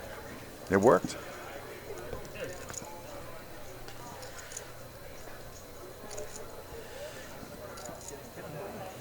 David's the button. Looks like Greg is small blind, Mary big blind. Cheryl looks at 5-9 under the gun. Yep, she's going to make that fold all day long. Yep, she's been getting a lot of those cards lately. Daniel seems amused with himself with his hand. Sean sees his favorite hand, 3-4, says see ya.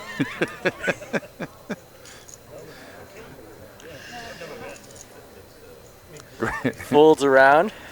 Everybody folds. Greg in the small blind. And it looks like he gave Mary a walk. Mary just got a walk. That's the first one we've seen all day with there. Yeah.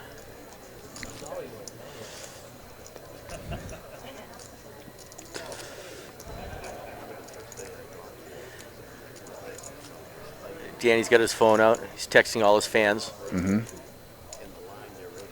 Danny McCoy from Attleboro, not too far from Foxwoods.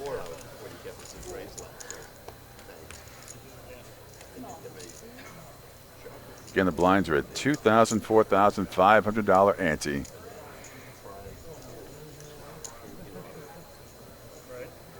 I would also like to honor him. That sounds outside. Yeah.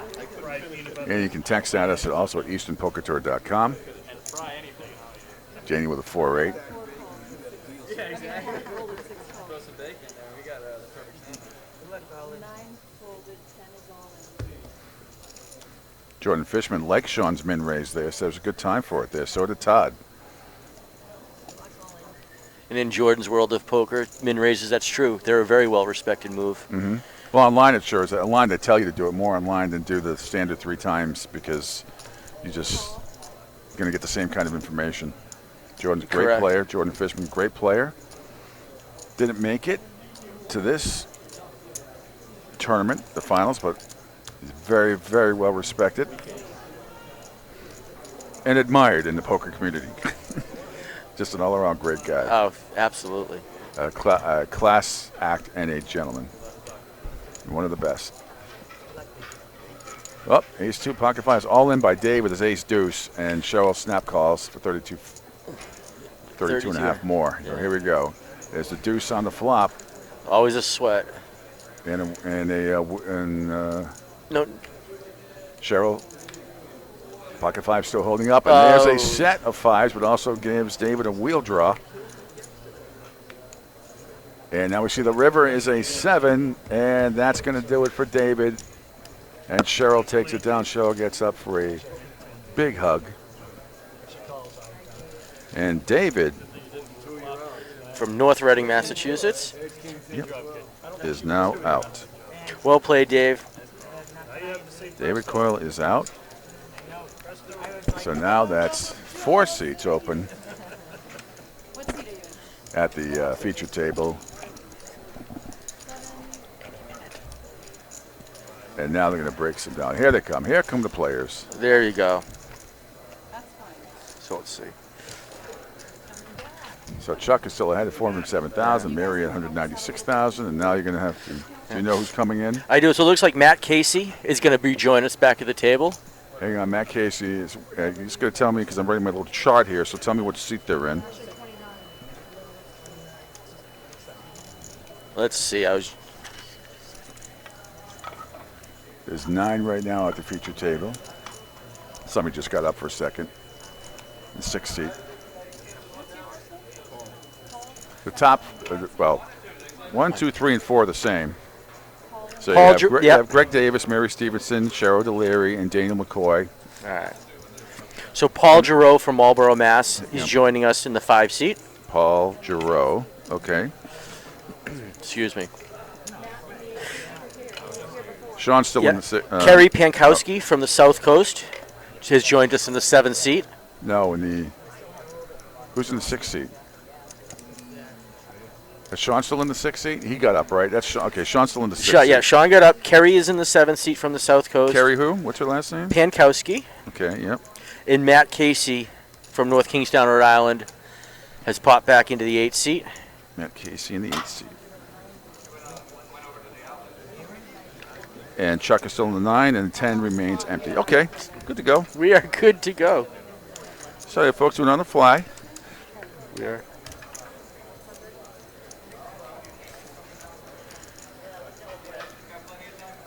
Kerry with a Red Sox jacket on. Rained out tonight. Giroux just came in the 5 seat. Sean Boudreau is still in the 6. In the 7 seat, Kerry Pankowski. In the 8 is Matt Casey. In the 9 is your leader, Chuck Hogan. Say that 10 times fast. Right?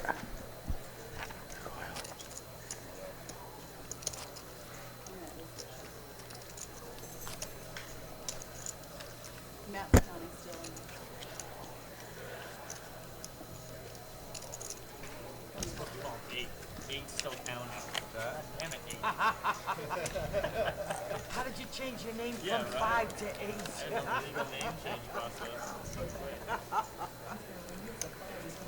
Against Pete Shepard, Evan Myers, it's the EPT's 36K final championship from Foxwoods Resort and Casino here. First prize is 10 G's, baby. 10 G's. With second place, $6,000, $3,200 for third, $2,300 for fourth, $2,000 for fifth, $1,650 for sixth, seventh is $1,300, eighth $1,100, and ninth is $900, 10th is $700. On and on, everybody guaranteed at least $200. Here you see the chip leaders right there at the feature table here. Chuck is on top, 407K. So those who just joined us, Pete, Yep. Matt Casey from North Kingstown, Rhode Island. He's Yep. 30 years old.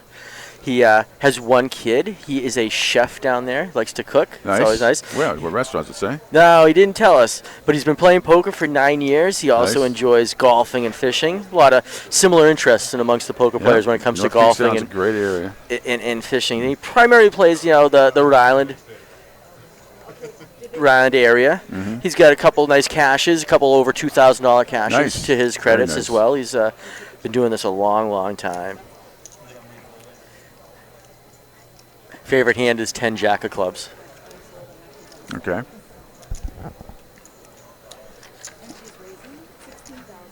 So, Kerry Pankowski, who also joined us, is from Swansea, Mass. Mhm. She's a customer service rep. She has 2 kids. Kaylee Ann, Well, 22. One really quick. She just raced a 16K and just ran into Cowboys, and Matt goes all in for $98,000. All right, we'll come back in a second. Yeah. Talk a little bit about her. Daniel with queen 3. He's not going to do anything with that. Carrie, again, had pocket 7s. She's going to try, she's contemplating a call here for 82 grand. She lays it down. Well, she's a primarily cash player, but in the last few years has taken over tournament action, and she really likes it. She really enjoys also playing in the South Coast. She won her seat here as well. That's nice. She's her favorite hand is King Queen. They like a lot of King Queens today. She's in 4th place right now at the feature table with 177,000.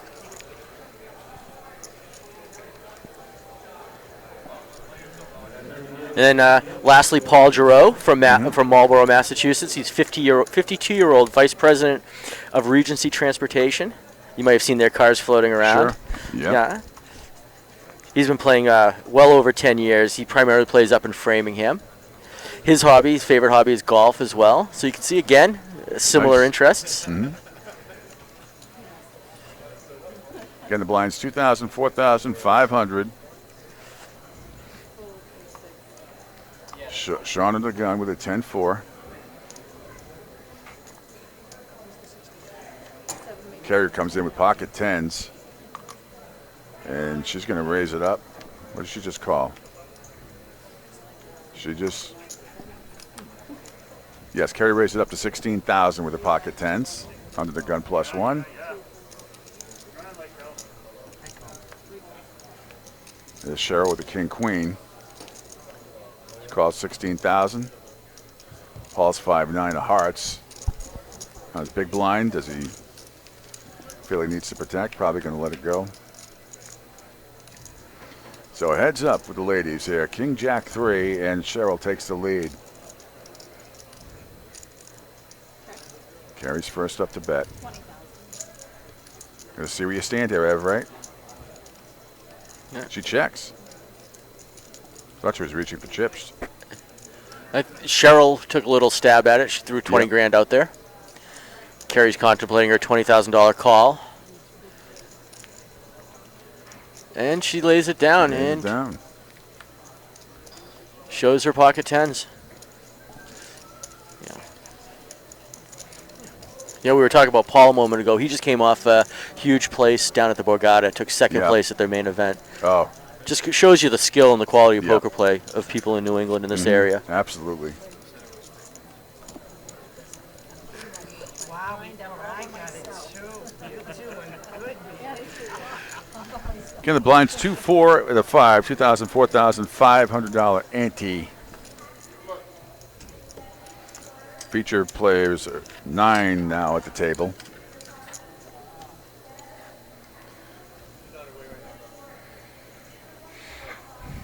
See on the bottom, players that have been eliminated thus far. Carry 2-8 under the gun. Horrible to start with. At least those are an easy brain. At least those are easy ones, you know. Makes it easy. Usually. Jack 10. A lot of people love Jack 10 no matter where they are. It amazes me, Evan, that hand, how it gets overplayed, out of position so many times. People hear the theory that it has more outs or more openings, rather, than a lot of other cards. Chuck raised it up to 12,000. He did. He's under the gun +2. Putting a little pressure. 8-9, yeah.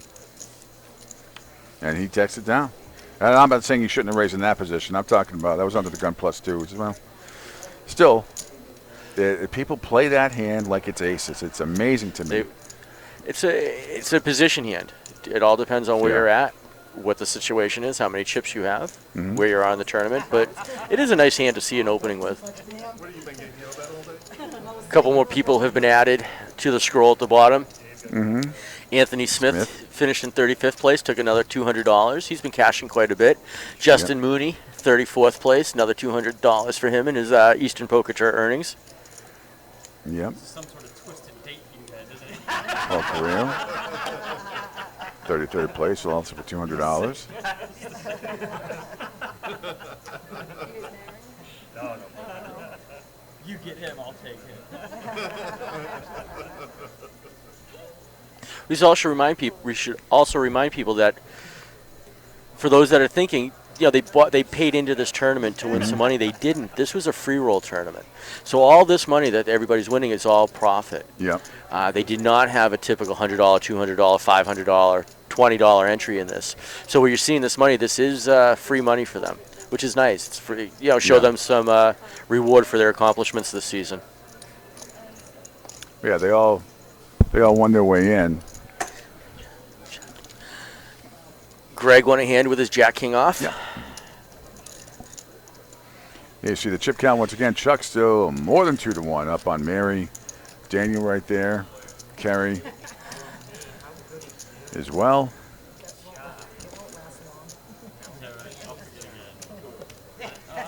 Everybody being very pensive about what they're doing. There's not a lot of fooling and joking around, but there's enough smiles that people are having a good time. But they also know what's at stake here, which is $10,000 to the winner. Getting the blinds at $2,000, $4,000, $500 ante. Chuck under the gun with a 3-6. Yes, King Queen again. Greg's got it this time. Raise. Sorry, the 90s rolled over the 1 2 day 12 back.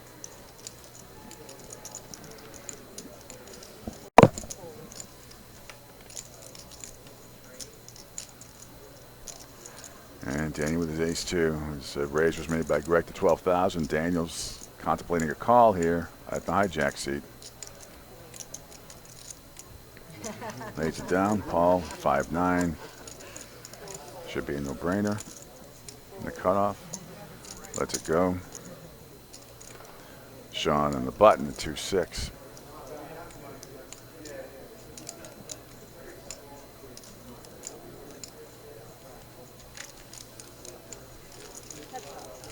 Lets it go. Carry 10,000 call with a king suited.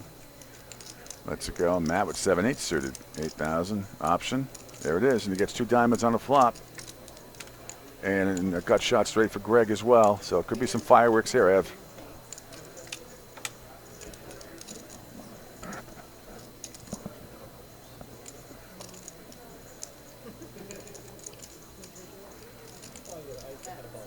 See what happens.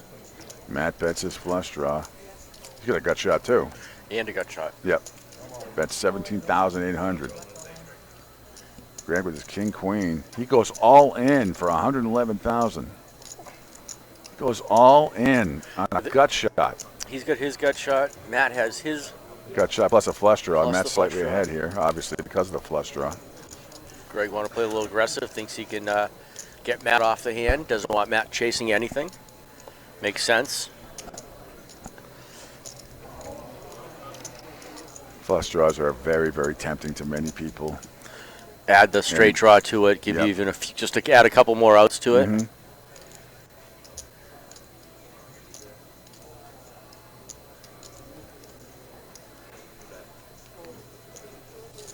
Lays it down. Lays it down. Greg with the aggression. Takes down that pot.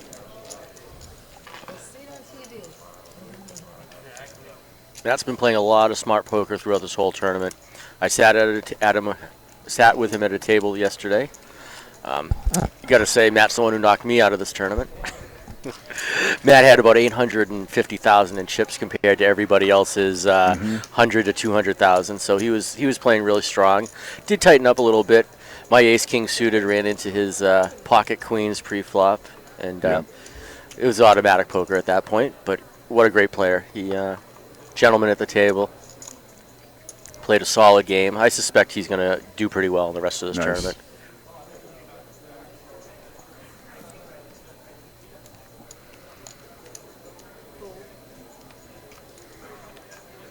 Mary's got an 8-9 suited.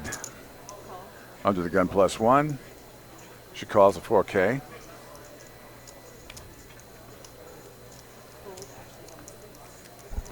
See how the rest of the table thinks. Sean with his king 7 suited. He calls. Carries out.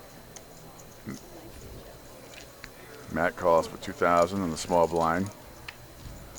Chuck checks, so nobody raised. So 4 players. Haven't seen 4 players in a bit. King, 10 king, 10, and Sean is in the lead here, briefly, with his king. King's up.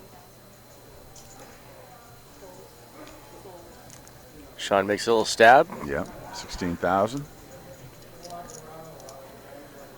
Mary with all her Mary. smart plays. I suspect she's there. She absolutely. does. She's going to fold this today. Absolutely. So, $36,500 pot taken down there by Sean.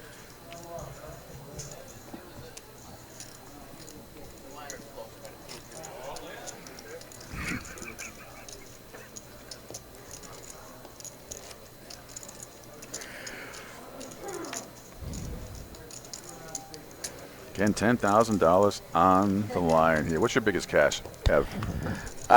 Cash or in tournament? Cash. The tournament. Tournament, I've don't want to disclose. Okay. No, I've had over a $5,000 cash. Yeah. In my tournament winnings. Mm-hmm. No, I didn't say overall. I meant in one single. No, in a single tournament, Yeah. I've had over a $5,000 cash. Mine's 10. Nice.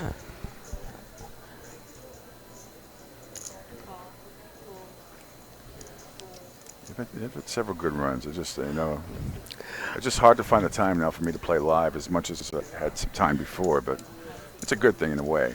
I miss playing, but it's still playing online a little bit. I miss playing with all you guys as often as I can. It's hard to, when you're working full time and the hours that I have, it's tough to get down and play with you guys, but yeah, we miss having you around. Yeah.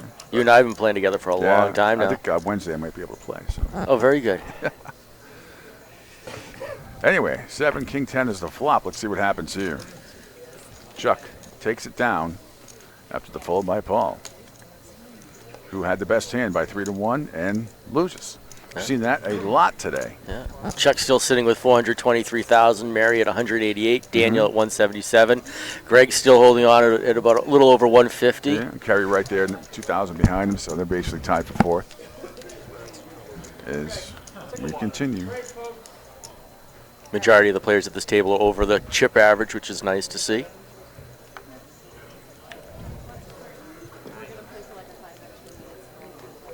Just a gloomy, miserable day outside. It is pouring out and cool, temperatures in the 50s, and unbelievable. But glorious inside here at Foxwoods for the EPT 36K Championship. Mm-hmm.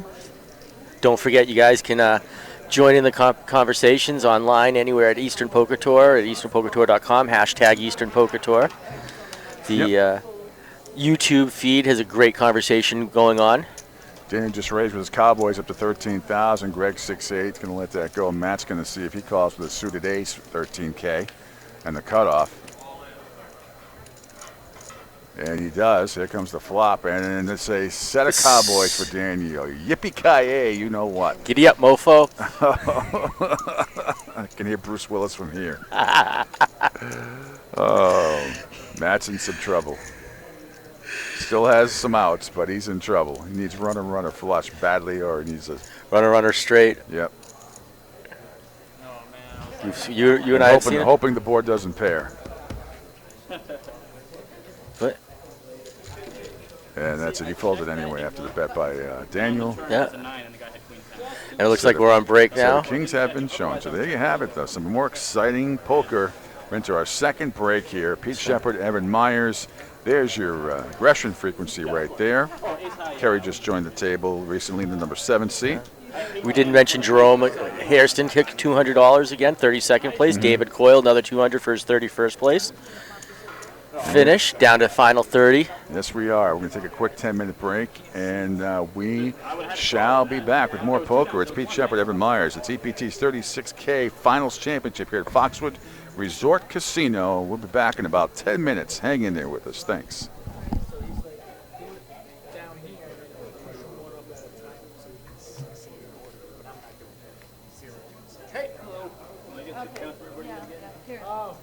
Can I just give you this? Yeah. Oh, no, it doesn't matter. Go ahead. It's not like I'm not on break for a long time. I'm just going to get these stacked properly and then we'll count it.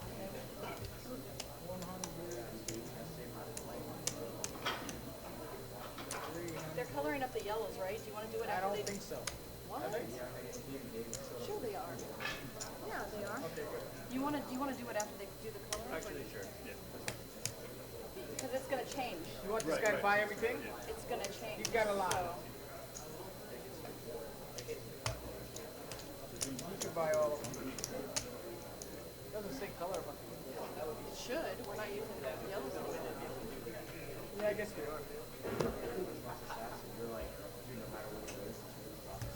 Juan, you're taking the yellows off, right? Okay. We're taking the yellows and the purples off. We'll wait till you come over here. 2,500.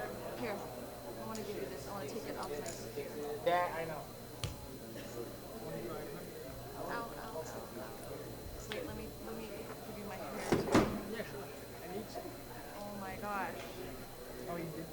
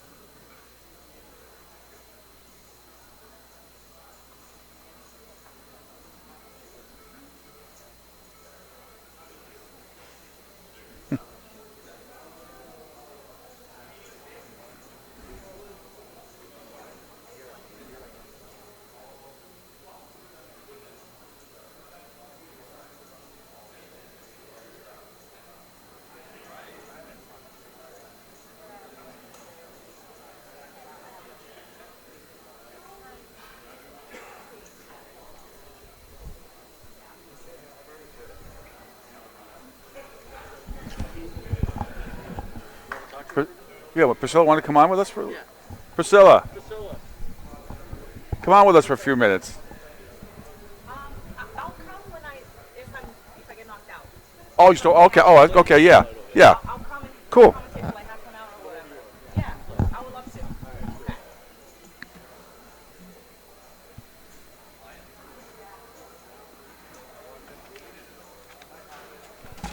There's the mic's around, but.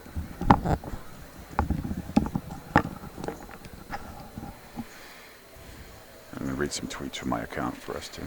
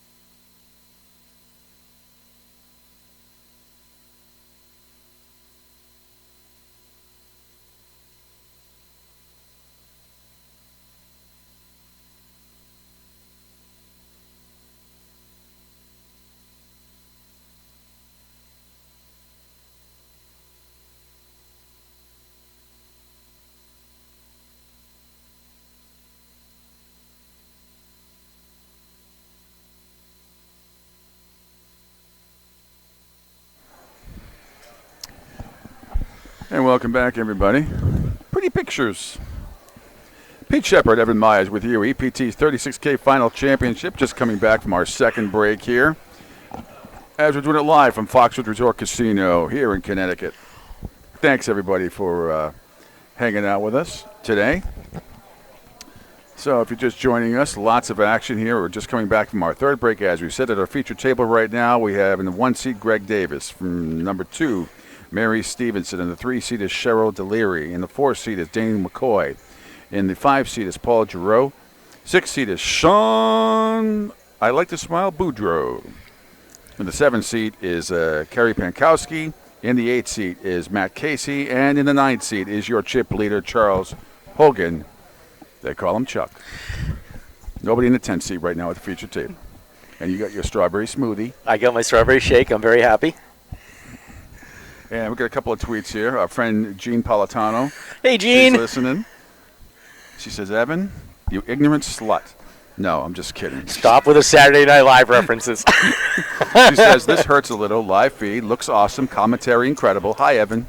Hey, Jean. And I'm sure she says this hurts because she's not here. She's not here. She's a great player. She's awesome. Yeah. I guess she tried to send me a picture about Will Fork throwing to Watt down in Houston. Will Fork apparently threw a pass to Watt today down in Houston. Did he? Yeah, Mayo. That's where they are. So that makes sense. So thanks, Gene, for hanging out. Wish you were here. Yeah. As we get ready to get going again. Yeah. Next break will be the dinner break. That'll be a half-hour one, I believe. Yeah. In a couple hours, but you never know. So I just bumped into Priscilla Amaral. Priscilla, yeah, she's going to join us a little bit later on. Yeah. She's playing in another tournament right now. We love Priscilla. Priscilla was at the final table last year. She's a fantastic poker player in her own right. One of the better women players, I think, that play across the Eastern Poker Tour. She's also one of the charity division dealers. So it's nice to see both sides of her when we... Yeah, and we'll talk. I think she was with us last year for a little bit, but that can be an advantage too for the dealers, which in a good way. It's good for them. I mean, it's get to know a lot of the players that you're dealing to. And although I still think overall you have to play your game. I mean, you can think you know something about somebody, and you still have to. Oh. You still have to, play your game. And here we go. Blinds are 3,000, 6,000 with a 1,000 ante. 3K, 6K, 1K ante. Getting expensive, Mr. Myers. That it is. Sean's under the gun +2 with ace-queen offsuit. Here we go. Hey, all my few friends up at my radio station, ESPN New Hampshire, are listening as well, getting a lot of nice compliments. I know. I appreciate it. Be back on tomorrow. Looking forward to hearing you back on the radio tomorrow. Yes. Yep. We've been back on today, talking about how I puked in my mouth when the Red Sox lost that game. I don't know if anybody heard me. I'm on the 7th floor up here at the at my hotel room, and when they gave it up yesterday, Josh Hamilton hit that double yesterday to knock in 2 runs. I mean, just unbelievable. But we digress. We're into poker today. That's what it's all about. Red Sox have rained out to play Wednesday at 1:30. Yep. One of the players that's still in over on table 2. Got to say hi to Mike McGee. Pete, you may remember a few seasons ago, Mike is a former champion. Former champion, right? He is. He's won the $10,000. He's from Winchester, Mass. Plays in the North Shore region. He's a married guy, 44 years old. He's got 2 kids, 13-year-old daughter and a 14-year-old son. He's definitely into coaching and sports and all sorts of activities. He coaches his kids' teams. He's a soccer player in his own right. You know, he's been playing poker, though. You go to talk to him, you think he was a very young guy. He's been playing 22 years now in poker. And it's just amazing when some of these players have started and their skill levels over the years that have increased. It's my first poker hand I ever played was on the old Intellivision.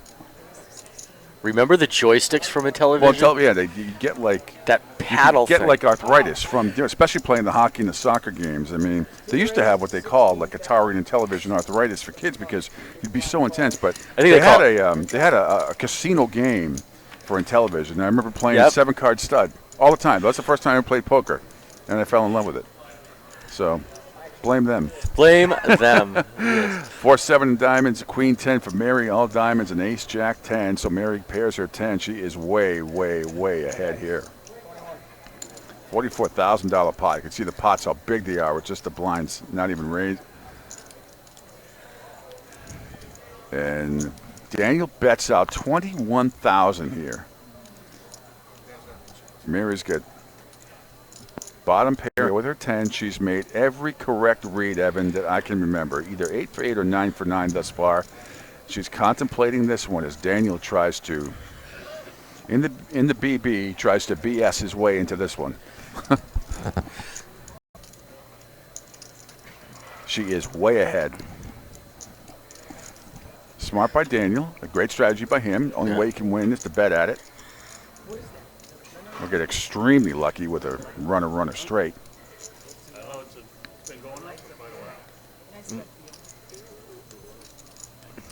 All right, 2C Max. And she laid it down. She laid it down. Nice bet by Danny. Mm-hmm. They haven't gone head-to-head much today, I don't believe, but that's not a mistake by Mary. It's just it's the first time that she has, and to me, now she's either 9 out of 10 or 8 out of 9, which is an incredible percentage of making the right call, no matter what. So it doesn't hurt her by any stretch of the imagination. No, a fold there doesn't, it doesn't change her chip count really. No. You're not changing the style of play, so it's an easy lay down. That's fold equity that she had there, so she made a fold. It's easier to make the move than to make the call. Mm-hmm. A lot of possibilities. There's a straight draw, a flush draw possibility. Sure. You see the line, 3,000, 6,000 with a 1,000K. So it is getting expensive, kids. Sean with an ace jack under the gun. Decent hand, but again, one of those tricky hands that I hate to get under the gun because you make the standard 3 times the raise and get everybody else behind you. And it's not a good enough hand to call a gigantic raise, in my opinion, unless you feel like you're being totally bluffed. Right.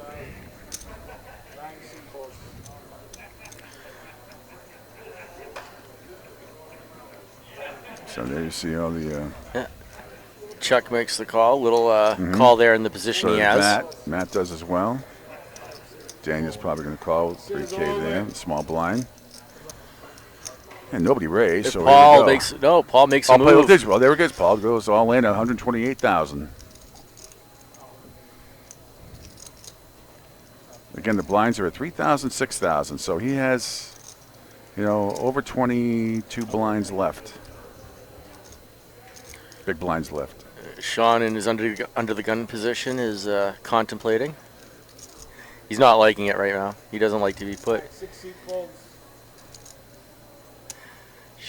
He makes the fold. Having the best hand right now, he makes the fold. Yep. Maybe if he was last to act, he wouldn't have. You know what I'm saying? Right. He had a very weak position in that. Mm-hmm. He had 3 others behind him, right at 4 others behind him. Danny making a little side talk there. Hopefully he's not talking about the hand, and he does lay it down. Not telling a knock-knock joke.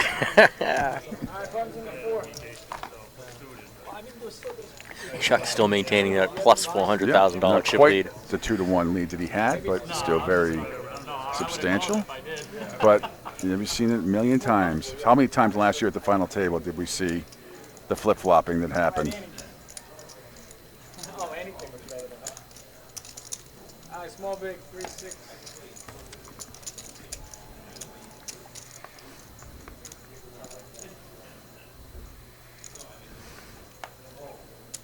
So play continues here at Foxwoods.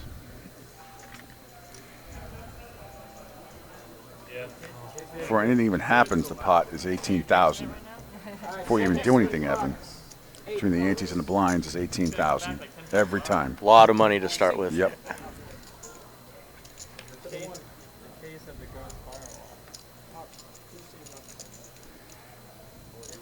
Mary wearing the sunglasses. A lot of people not wearing the sunglasses as much anymore, not nearly as much. Some places won't allow it anymore anyway, but here they do. But you don't see it half as nearly. I think it's maybe a quarter of the people had sunglasses on yesterday. Yeah, very few sunglasses. The hoodie phenomenon, I think, is a little over too. Yeah, they put a halt to that because the eyes in the skies need to see the people's faces just in case something goes awry. Paul raises his ace queen here, big to 23,000. Suited ace queen. That's a nice starting hand. Sean calls with ace deuce. Wow. And there's an ace that will get Sean possibly into trouble here. Well, he's got a weak ace. Any other ace that's calling. Yep. All with 40,000. See what Sean does here. Does he think Paul's bluffing? He just looks like a raise to me. All right, all in, he says. He does raise up to 80,000. 80,000. Yep. And then Paul goes all in. And now Sean lays it down. Sean lays it down.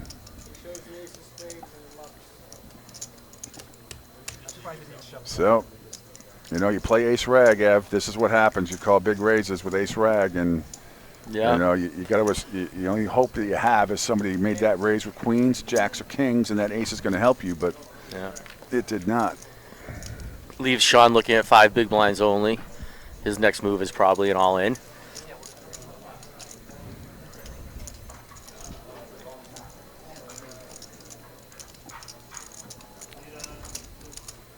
He's still smiling. He smiles anyway. If he gets knocked out, he'll smile. Swig of water, everything's all better. Everything's all good. But he wishes it was tequila, though.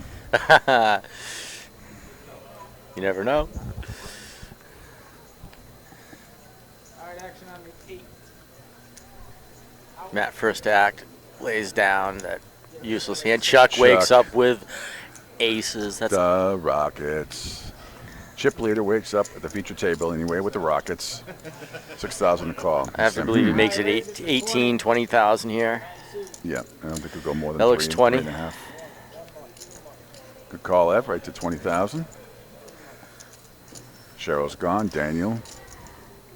Gone. Paul. Easy fold. Gone. Sean. Does he shove here? Is this small good blind. enough for him to shove here? I think he is. And yeah, I think he's hoping that he has 2 different cards at this point. I think he went all in. He did. He did. Yeah. All right, heads up. All in for less. So Sean's all in for 17K. And here we go. Queen 7, 4. He gets his queen. Let's get 2 diamonds out there. Yep. 13,000. Needs a 9 or another queen. 13,000. Bye, guys. He's saying goodbye. He's waving goodbye. He's waving to the cameras. We'll say hi, Sean. How about not bye? Surprised he's not holding up a John 3:16 sign.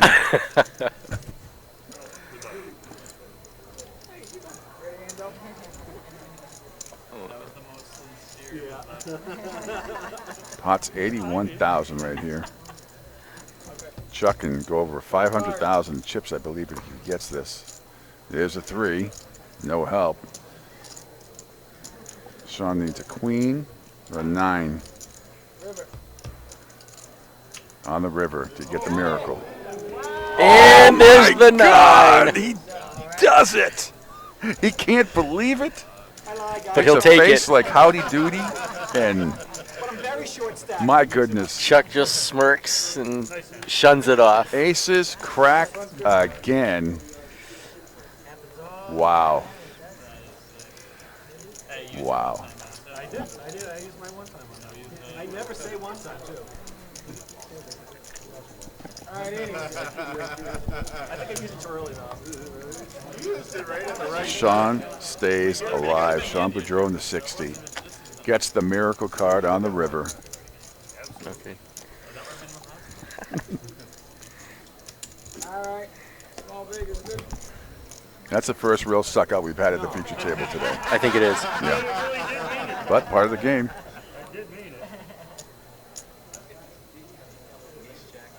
We all mean it, but it's Part of the game. Chuck with with the the aces again. Second time in a row. I don't think Chuck's looked yet. He's about to look. That is unbelievable. Usually the average is about 1 in every 221 times you get aces, pocket aces. He gets them 2 in a row. And there's another $20,000 raise, it looks like. Does the exact same thing. Mary easy out, Cheryl easy out, Danny easy out, Paul easy out. He's got no good hand. I mean, they're all crap hands. So back to back. He's going to be upset because he's not getting any money out of this. Sean 3-7, Kerry 10-4, Queen 7. Awful hands. Awful hands. He's back going to to get a walk. He shows again. I guess that's the situation back to back. Yeah. Yeah. For sure. Oh God. Yeah. Oh yeah. You have to. I mean, just back to back pocket aces, unbelievable. So we got any Steelers wheel to play as a background music? I got clowns to the left of me and now jokers to the right. Oh yeah. Look who's standing right here now. It's Craig Branford. Hey Craig. All right. All right. Craig can just sit in for a minute. Craig, enjoy.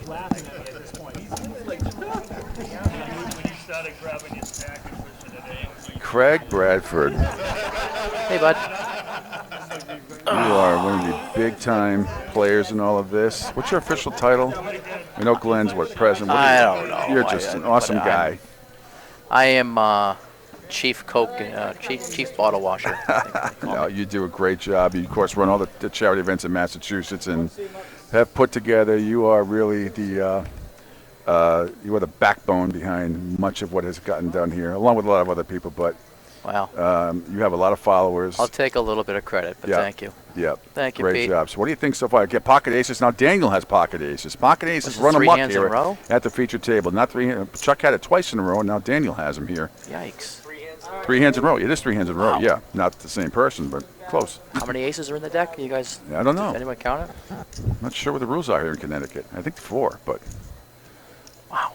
So I've seen some tremendous play so far. I was saying, Craig, really, let's tell everybody about how you got the event together once again, putting, well, it takes a lot of time. You guys started this months ago. Oh yeah, we were here 6 months ago, and the work that Mr. McCrory has done to get us back here is brilliant. Mm-hmm. We were in discussions with Foxwoods, and we're able to come back for our second time. Hopefully we'll be back here again in 6 months. I do a lot of work on the charity side of things, but we'll get Mr. McCrory in here, and we'll toot his horn in a little bit. But he's the one. I joined forces with him almost 4 years ago now. Yeah, so you were helping Hands Poker. That's correct. Yeah, about 4 years ago. I can't believe it's been 4 years already, but and 23 years for this. 23 years for EPT. Seasons, yes. Yes, seasons, 23 seasons, yeah. Yeah, this is actually Eastern Poker Tour's 10th year, and we will be having a 10-year celebration coming up in August, I believe, for some sort of tournament. But that is in the works. We're not sure what that will be, but Matt went all in for 34K. Oh, call with top pair. Yes.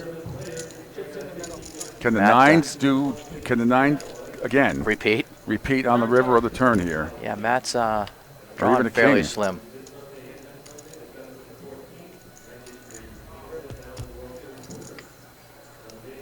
And it does not.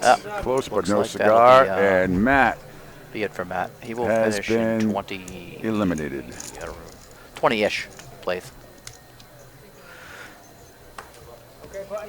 So Matt Casey, who was in the 8th seat, is now all done. No longer in the 8th seat. No longer in the 8th seat. And if he's still around, maybe we can get him to come in and say a few words about his experience. I don't know if he's still around. Yeah. Yeah, see if we can track him down. That'd be great. All right. Again, just a quick little thing. Thanks to you, Pete, for coming down. We appreciate you taking time up from your new gig up in New Hampshire, ESPN Radio New Hampshire, right? Yeah, that's where you're at absolutely. now? Yeah, it's been great. Thank you. And I know they've got people listening over there today that are commenting on the broadcast, so it's great. And thanks for letting me do this up there. No, it's our pleasure to have you back. And we just want to give a shout out to Mr. Andrew Griffiths. I see there on the blog thingy there. Mm-hmm. Andrew is actually one of Glenn's partners in our Bar Poker Open, which will be coming up early December. So, this is our championship, and we've gotten, I think it's upwards of 20 or so. Bar poker leagues now to get together and go back to the Borgata like we did last December. And as a matter of fact, you were there. I was there with Miss Ebony Kenny, who has some really interesting photos of herself. Not the intention, she's a great poker player, but my goodness, she's a hottie, no doubt about that. So, but that was a lot of fun at that tournament. Looking forward to that, getting back down there and see the folks at the Borgata, in which will be the Bar Poker Open 2, which will be, we anticipate it to be probably just about double last year. So looking forward to that. Wow. Did you ever think, even 3-4 years ago, you'd have 973 people, try to get down for this $10,000 prize? Yeah, no, it's. I mean, it's pretty it's impressive. exceeded your expectations. It's pretty impressive. It's pretty impressive. Mr. McCrory, as I'll refer to him, he does. He sees the big picture. Yeah. And he, has taken it to Another this level. Yeah. With a little help from his friends. But, Yeah. looks like we got looks like gonna be a chop pot here, huh? Yep. Kerry and Cheryl with ace tens. King comes out, could get interesting. Probably still a chop. Oh, they And weren't then all in. I four. thought they were all in. Very interesting. Try and steal it here with a bet. Would a bet steal it from anybody? All in, she says. Kerry's going to try. She goes all in for 90,000. Yeah, I think a bet here gets it done. Oh. Yeah. Good bet on Kerry's Sarah part. folds. Nice bet by Kerry. This is not Kerry's first rodeo. She's been here before. She's one of the very solid player, very solid Kerry. Kerry's one of the point leaders just about every season. So. Yeah.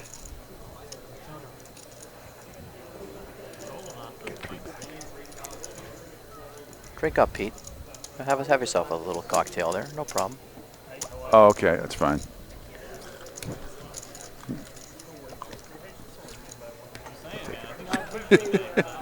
Thanks. But it's just been phenomenal, and the party you guys threw last night at Hyrule. Yeah, that was a lot of fun. Bad luck for the bowling alley itself, because that thing will never be the same. That was damaged. Well, Not damaged, but it was so much fun. Yeah, no, it's fun. Food was phenomenal. Everybody had such a great time. Again, Glenn and actually Gretel, obviously. Gretel's, obviously. She's Mrs. Glenn. behind the curtain for sure. Yes. She's did a lot of work to put that together. I know she had a little bit of struggle to secure that spot, but we were able to do it again. It's good to get everybody in there to celebrate season 23. A nice ending to it. And to do a little bad bowling and have a couple of cocktails. Mm-hmm. And there was a lot of bad bowling going on. But it was a lot of fun, though. No, it was fun. A lot of fun. I think everyone who showed up. A lot of ribbing, a lot of trash talk. More trash talking in the bowling alley than I've seen in the poker room all day, which is rare. But Ace King takes it down there. You see Chuck still ahead at 373,000, but things are starting to tighten up here. He was a 2-to-1 chip leader at one point. Yeah, that's. But blinds are going up, and I'd like to see it spread out, and then we'll, as the field becomes smaller here, hopefully we'll see some good poker. I have no doubt we do have quite very a impressed strong with players. Mary Stevenson's game today. Yep. She has made every 9 out of 10 times has made the right read, and she's never hurt herself. Only one time she folded, where if she called, she would have had the winning hand, got outplayed. But she has made every correct read there is. Very impressed with what she's done. So so next up for EPT, season 24 technically starts tonight in Season Foxborough. 24 starts at the pubs everywhere, and we have our first charity event tonight at the Patriot Place. Patriot Place, CBS Scene, Patriot Place. 7 o'clock start, $120 bounty. Looks like Paul's getting a little creative with the 6-7 of diamonds here. Raise 22,000. Greg with ace 10 on the button. One of our Again, the double blinds are qualifiers 3-6. on the day. Mm-hmm. Pretty impressive to go through 2 fields of almost 500. Yep. It's no small accomplishment. Makes the call. We are going to be heads up here. 9 Queen 3. No help, but Greg. Let's see if Paul continues. I'm sure he will. Paul's one of the a strong player as well. He had a real deep run at one of the bigger buy-in tournaments down at the Borgata last December. Mhm. He ended up finishing second, and I That's want right. to say it was a $300 tournament. Yep. He had a nice little cash for Mhm. himself, but actually it's probably on his bio. That may have been. Let's check it out.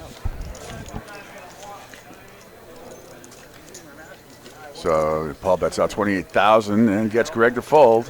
Greg had the best hand. Paul, though, wins it with his aggression. Yeah, and I was correct actually. It Mhm. was the biggest tournament he's played in. It was a 20K guarantee at the Borgata, and he finished second in the event. And if I remember correctly, I think it was on a pretty bad beat that he got eliminated second. So, but kudos to him, and he just raked another pot here. Yes, he did. Yeah, but you're right. You know, you talk about Greg, Davis, and you talk about, Chuck Hogan going through this twice and double qualifying. That's just, it's hard enough once. To do it twice. Yeah, it's just it's crazy. Back-to-back days. It's I mean, pretty impressive. That's a lot of poker. It's a lot of Mhm. patience. It's also getting some cards too, as we all know. But yeah, no, kudos to them. It is a grind to say the least. So the next big thing for EPT, you said, is in 6 months. Well, we will have a championship, another championship coming up in 6 months. October, I believe. I'm not. When Glenn comes in, he can tell you a little bit more. Yeah. But and hoping to have that right back here. Again, he can elaborate on that, whether that's been inked or not. But we're hoping to come right back here, Mhm. for our third installment. That'll be happening, and then beyond that, we'll have the Bar Poker Open. 22. And we'll see. Well, I mean, the Foxwoods staff, they've been awesome. Yeah, they have to be that's- impressed. You're bringing in 500 people here, on, Yeah, 500 people. I mean, 1,000 people Yeah, basically 2 on, days, on a yeah. weekend. That it's phenomenal. And Yeah, they've been not nothing. only are you playing in their in the EPT tournaments, they're playing in all the other tournaments, they're spending money and all over the place and eating, and everybody's winking out. So, And that's 1,000 people they normally wouldn't have. Yeah, that's the value that that EPT brings to a place like this. Is yes, we're bringing you 1,000 people. Yes, we're running our own tournaments, but those 1,000 people have to eat somewhere. They have to drink somewhere. They're going to play some other times. Mhm. We have got a bunch of let's stop the chatter here for a Yeah, second. This is a this big is hand. great. Ace King, Ace Jack, and Pocket Fives, and Danny with the King Deuce and the big blind. He's probably not going to call Looks that for like 64,000. Chuck had- Cheryl's all in for 70K. Cheryl is all in. Chuck had the initial raise to 22. Greg called, but now Cheryl shoves for 70K. So let's see what happens here. Three pretty big Whoa, hands Chuck there. goes over the top. All in, 371,000. He wants to isolate, Greg's getting a lot of money, a lot of but he bang only for his just buck knocks here him if he out though. sticks it in. He's only got 82,000 left. If he has a misstep here, he's out. He might put it in here though. Well, he is ahead. We know that. We know that. When he turn, He doesn't. And they are sharing cards, but it is a lot of overcards Yeah. they have to dodge. Sure. All right, 1 seat's all in. Looks like he's going to do it. He does do it. Goes all in. Throws it This in the is money with the best 400. of it. This is a $559,000 pot, the biggest pot of the day, on our feature table anyway. 3 all-ins. 2 of them at Cheryl, can't believe it. risk. 2 Chuck, of them at risk. Let's see. See how let's it see what the goes. flop brings. 9 seat, ace jack. Title this one's a lover's quarrel. Everybody stands up. I never stand up. I have to sit down. I never stand. Honestly, I never stand up. I don't either because it's just hard for me to stand up now. Yeah, me too. I took my back out the My other old day. age. Chuck is just looking on at his wife, Cheryl.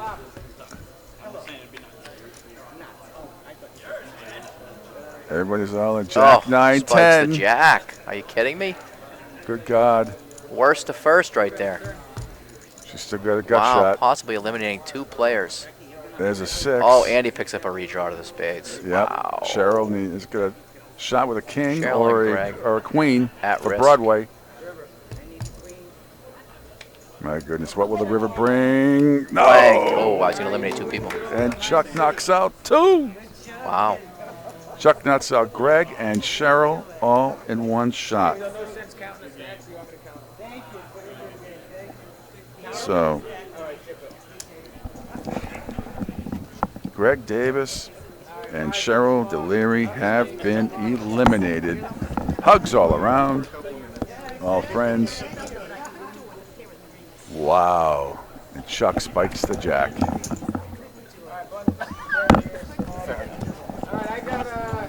Chuck is sleeping on the couch tonight. There's no doubt about it. That's not going to go over very well. He's up to 559,000.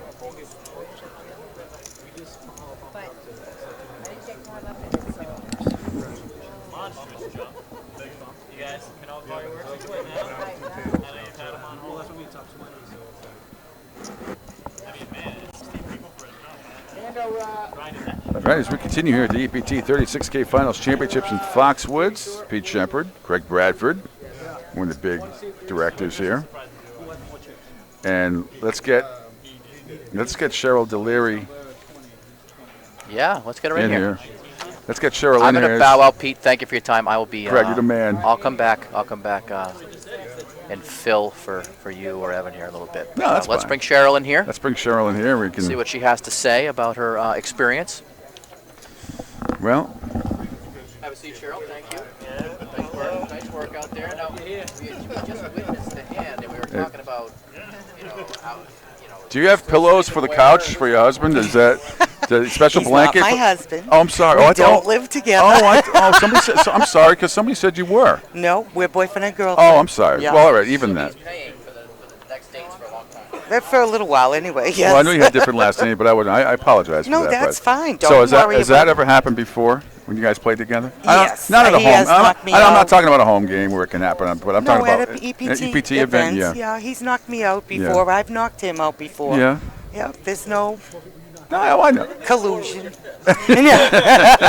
It's definitely out of the tournament. There's never been any fighting. Well, I thought you played great today. I really Thank do. you. I thought you and Mary were terrific. And when obviously we're seeing hands that you can't see, but you both made great reads, and you didn't have the best of cards. No. For the most part. No. She did. She made. I don't know how good of friends you are with her. She made every great read there was. But what'd you think about the whole experience and playing at the feature table and everything? Have you played at a feature table like this before in this event? Ever. Nope. This Different. Is the Did you first feel any more time. pressure? I felt a lot of pressure, and I mean, I'm a tight player, and there are hands that I'm sure people critique me on, but it's like I play with what I need to play with, Yeah. But I know people critique me, and it's like, well, what are you going to do? Well, we had nothing but good things to say because, honest to God, I mean, I thought you played really well. I thought you had some crappy cards for a lot of this tournament. And it seemed you got decent cards. You were out of position to, you could do the standard 2.5, 3 times the raise, but there's always somebody seemed to have a better hand than you. That's part of the game here. But exactly. But I mean, it was a wonderful experience. I mean, for me to actually get into the top 16 yesterday. Phenomenal. It was phenomenal. I was just like, wow. Is that the biggest field you've ever played in? Ever. Really? Well, this is the only one I have ever played in, yes. 438 people, that's a lot of people. I never make it, and this is yesterday alone. It was amazing. When did you feel yesterday that you said, you know what, man, I had a shot, to make it to the final? Was it 18 yesterday or 16? Yes, it was the final 16 yesterday, right? Yes. So when did you feel like you thought you had a really good shot to make it to the final 16? At what point? When there were how many players left? While I was sitting at that table, a couple times I've looked at my friends and said, I'm not going to make this. I'm out, And all of a sudden the cards would fall for me, and I'm in. All it takes is a double up, one double up. That's all it was. I called with 4 or 5 of diamonds, and I hit the 5, and it's like that kept me in the tournament. And I mean, it was that close that we were out. Yeah. Well, it's a game of inches. It really is. Oh my gosh. And you can't. There's times you just can't play ABC poker. You gotta, you gotta change your game up a little bit sometimes. And at the end, if you're short stacked, you just gotta. Exactly. I mean, I thought I was good with Ace King. Turns out I'm the second best in that hand, but Chuck got his jack, and that was it. Yeah, I thought you had it. I did too. And I said maybe she's gonna get a Broadway draw at the end and get it. Mary did earlier. There's a couple. You probably won't be able. Well, actually, will. This will all be up. We have to go back and watch the first. Exactly, and I will do it. You'll be amazed at some of the good reads by everybody at the table. Yeah. Exactly. I mean, it was just a great experience. I'd do it again if I could. Well, there's other tournaments coming up today here at Foxwoods, and they've been It was great. Were you bowling? Did you come bowl with us last night? I can't remember. Were you Of at course. the party? I didn't bowl, but I mean, yeah, that was a good party. I always go to the parties. That was fun. I love it. It was fun. That was excellent. So, and where do you usually play in EPT? I am with North Shore region. North Shore region. Yeah. Yep. So I play at the Dockside. I play at Clarion and Wakefield. Yep. That's great. I live up there. I live in Billerica, so I'm up. I don't play there a lot. I play on usually in the charity things when I can on Wednesdays, but it's all great. It's all great people, and everybody has a good time. Yes, I always have a good time. To me, it's a great social thing. Mhm. You know, being in a league, it's like being in a dart league or being in a bowling league. You know, it's a league, and the people are wonderful, and you know, we just play poker and we just sit there and laugh and have a great time. Now, the run you went on now, do you feel confident? I don't know what level of buy-ins you're usually playing, but do you feel confident now? Would you like to try, you know, a $400, $500 buy-in at some point anyway? Not tomorrow or whatever, but I mean, at some point I would you try you have some confidence now. Probably you didn't have a week ago, right? After being in this tournament, you're on top. You feel like you're on top of the world. Yes, as of last night. I mean, I've been walking on cloud 9 just to make the final 16. But it's a very humbling game, you know. And just, you know, the one thing I've always been taught, remember, is that, you know, tournament players, you're only going to win out of 100 tournaments. You're only going to cash 15% of the time, no matter how good you are. It doesn't matter, you know. It doesn't matter, you know, what level you're at. Basically, you're only going to cash 15% of the time. Exactly. At tournaments, and that's something that's, so if you know that 85% of the time you're going to walk away with no money, it's tough. But if you keep at it, all it takes is one or two good ones, and you win a tournament like this can change people's lives. Exactly. You know? Or just getting as far as you did can. It really does. I mean, exude confidence. I could not believe it.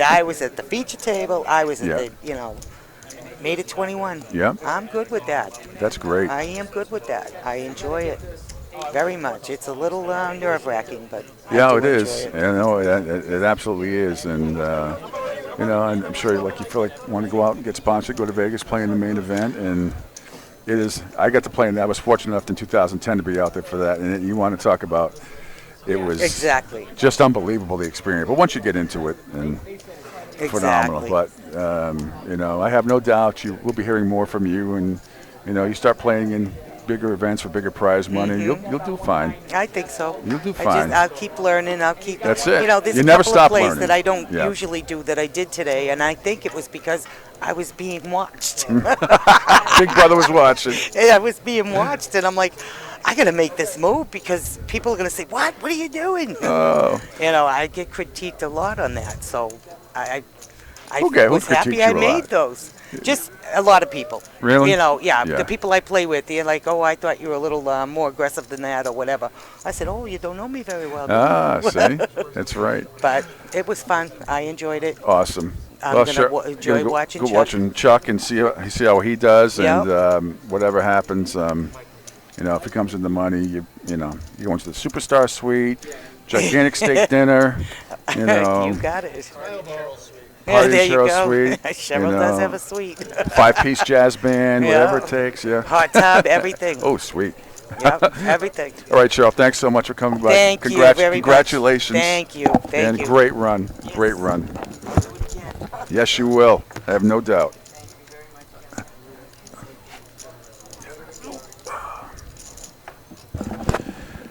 Cheryl Delary, who had Big Slick and got knocked out by her boyfriend Chuck Hogan, who had Ace Jack and Spike the Jack, and also knocked out Matt Casey with the pocket fives. So there's your updated chip leaders.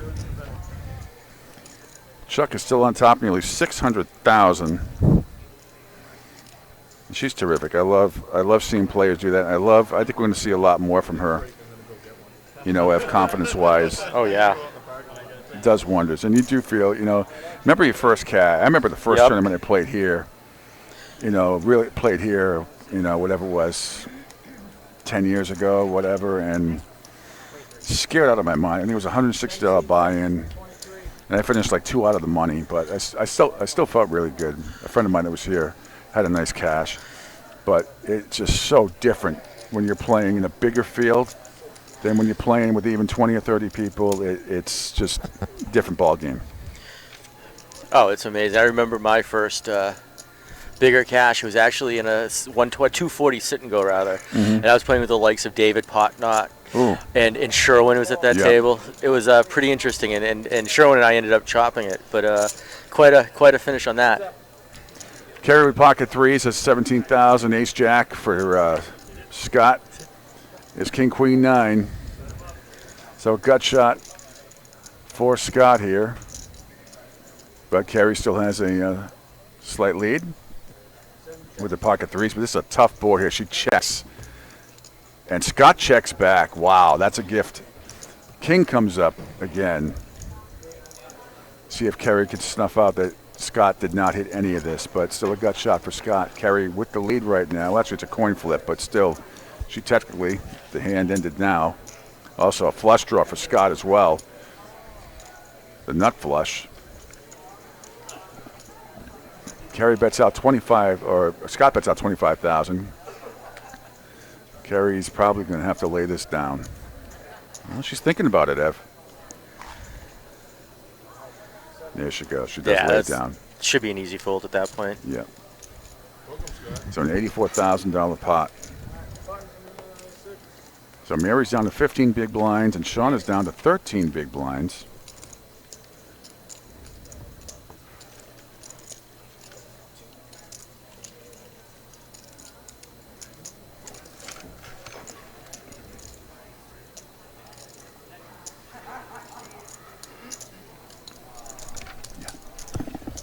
Mm-hmm.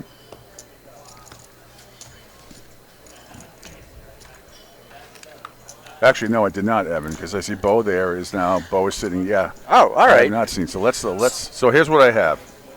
I need an update. All right. I got busy talking with Cheryl, and now I need an update. I need to flip my page over too. All right, so let's update everybody. In the 1 seat right now is Kenny Knapp from Franklin, Massachusetts. In the 2 seat still is Mary Stevenson from Drake, Massachusetts. Mike McGee, former champion, sits up at the 3 seat from Winchester, Massachusetts. Danny's still in the 4 seat. Paul Giroux still in the 5 seat. Sean's still in the 6 seat. Kerry Pankowski is still in the 7 seat. Bo Maikut from Candyland, as he puts it on his player bio, is from the 8 seat. Chuck Hogan still, our buddy from Winchester, and Scott O'Neill joins us in the 10 seat from Bellingham, Massachusetts. Alrighty. Again, Evan Myers is back. Thanks to Cheryl Delary for coming on with us. As her boyfriend Charles Hogan took her out. Out! But that's okay.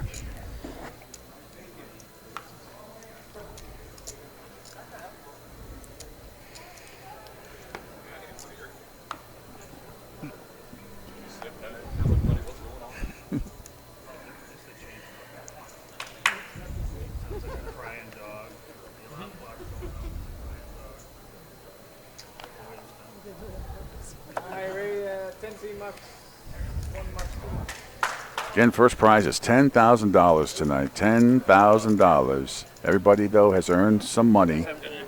Daniel has got pocket fives. $8,000 to call here. $8,000 to call. Sean has a face of disgust.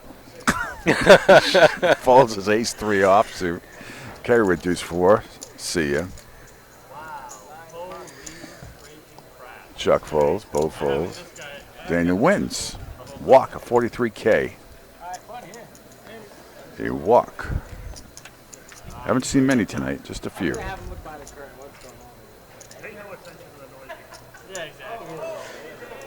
So while we were at the break, Mike was telling me about his experience and what's different between then and now from when he won it last. Saying this time he had to face 550 plus people in a tournament. Last time it was just over 200. So the field has changed. He said the field has gotten stronger. The percentage of good players to people just trying the game has increased, and that's in thanks for everything that Glenn has done to put together just a wonderful and that's awesome. Getting their better educated poker league out there. But Mike, he's looking forward to it. He says it's just the glamour and the glitz of what's going on here at Foxwoods as compared to being in the studio the last couple times is a pretty amazing experience. And so far, everybody has jumped on the same sentiments as Cheryl, where this experience is just something that they haven't seen before, and they all can't believe that they've had an opportunity. So it's cool. That's awesome. It's cool. Blinds have gone up to 4,000, 8,000 with a $1,000 ante. Mike comes up to pocket nines on the UTG +2 right here. Wayne Gretzky in the house. Yes, sir. 26, 31. 5 months. Maybe we get a second. Maybe we'll explain the positions and the terminology to some of the newer players and listeners. Sure. Some don't know. Getting a couple of questions about it. Bo wakes up with pocket jacks. Chuck has an easy fold in that position. Scott with ace-8.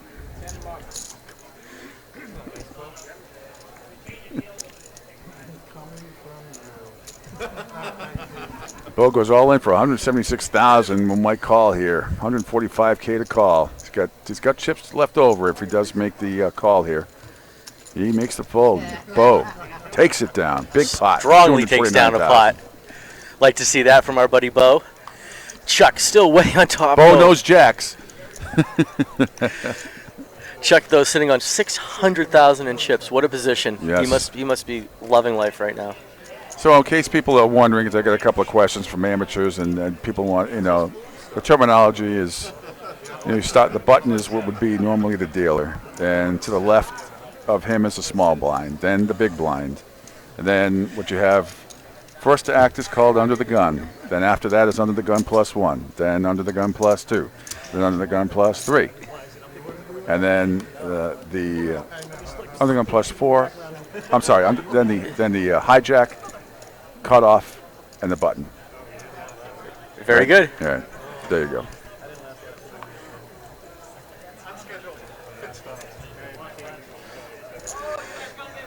So Mary's got 4-7. She's under the gun. She's very short stacked here right now with the blinds up. She's got about 10 big blinds left, maybe 11. And she's played very well. She's just had crap cards the last hour and a half or so. Sean with ace-4. He's short stacked as also under the gun +4. That's one of those scary hands, ace-4. Yeah, when the people that squeeze their cards, they try to look and just see a corner of the card. Is the 4 an ace? No. I've seen many times people thinking it was an ace because they I've just done it. I've happened to me. I've done it. Depending on the lighting, that's why I got to be really careful. Always look at your cards. Make sure you know what you have. Look at your cards carefully. King, Queen of Spades on the small blind, 21,000 a call. And Ken with big slick. He goes all in for 171,000. Chuck is probably not going to call there for 146. Suited connectors? No, he's not gonna spoil this much. Scott might. Scott might get it. Do it here. He's got chips left over. No, Chuck makes an easy fold. But Scott might call here. He's thinking about it. He'd still have over 200,000, or just a little under 200,000 if he makes the call.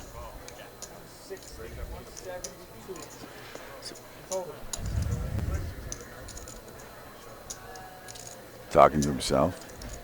Talking to somebody. He's talking to Ken in the one seat. I don't know about what. Probably talking about himself. Or about the hand. Trying to work it out. Here come the drinks, so he's going to tip the server. more time to contemplate. And he drops it. Kenny with the aggression there. Yeah. Happy taking the pot down right then and there. It's a lot of money in the pot pre-flop. And I think getting the drink had a lot to do with it. I think so. Sean's still sticking around. He's up to 9 big blinds. Carrie, Mary, and Sean, though, they're holding on. They're holding their own here. They're holding their own as we broadcast live at Foxwoods for the EPT's 36K Finals Championship.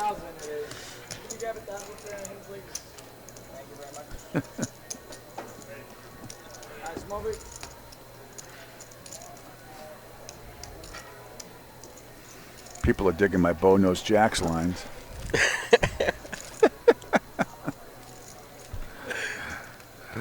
Oh, Lord. make a joke. 4,000, 8,000 of the blinds. $1,000 ante. Mike with ace-4 under the gun. Under the gun. Daniel, the nice middle suited connector. Imagine if Hank Hill was calling poker.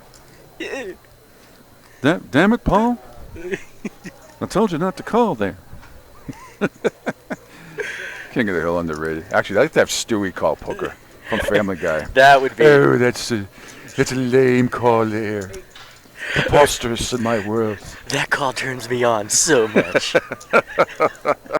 Chuck with pocket 4s and the cutoff. They are exciting me at this point. Mary has an option. She checks, so no raises here, and here we go.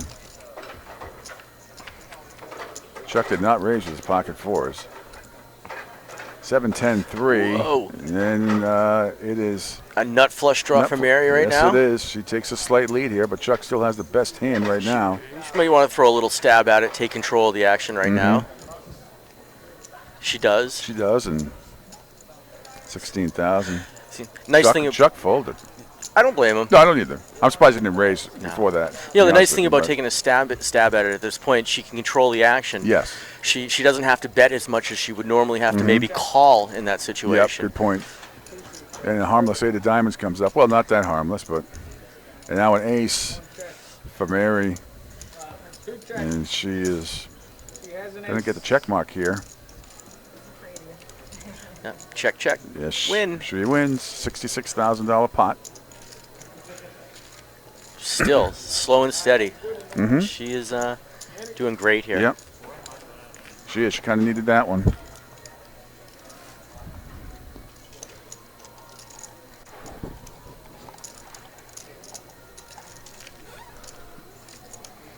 Chuck with a 566,000. Daniel, 352. Scott, 327. Paul, Mike, Bo.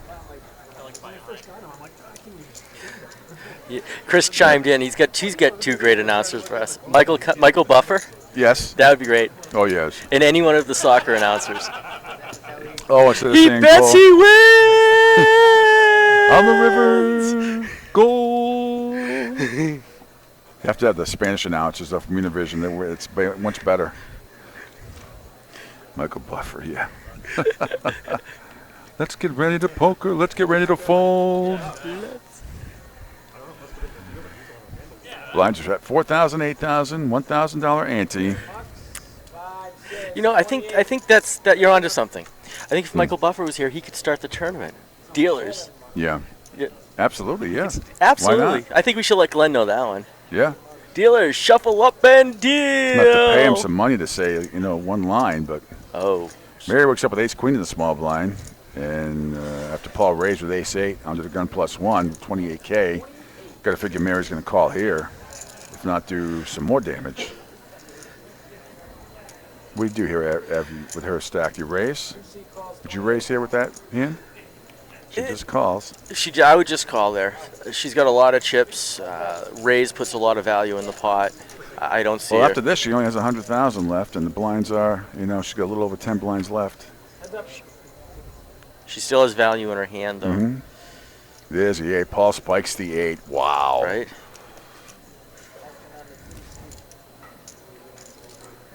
Mary's going to see where she stands here. She bets out. And, oh boy, she bet 30K and, it looked like it was going to be an all-in, but Paul just called. Yeah. Here's a king. So king's up for Paul with an ace. No help for Mary. She needs a queen. Needs a queen or an ace. Because she gets the queen. Or the ace, that would...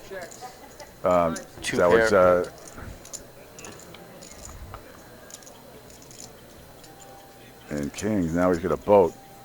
But if she had gotten the queen or the ace there, counterfeit, would have counterfeited Paul, but that didn't happen.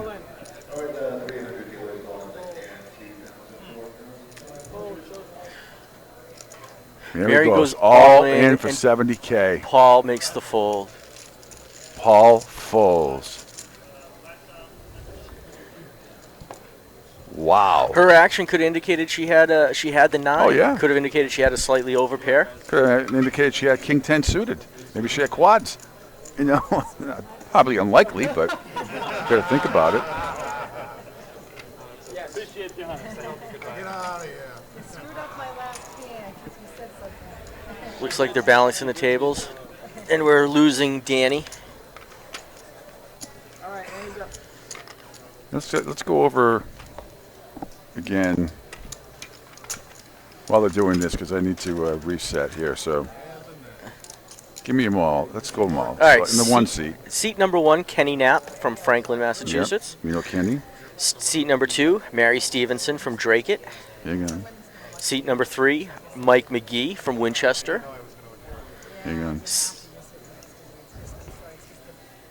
Okay. Seat number 5, Paul Giroux. 4, you mean? What is in 4? No, 4 is an empty seat right Oh, now. that's right. 4 is empty. 5, Paul Giroux. Paul Giroux from Middleborough. Yep. 6 is Sean Boudreau from Boston.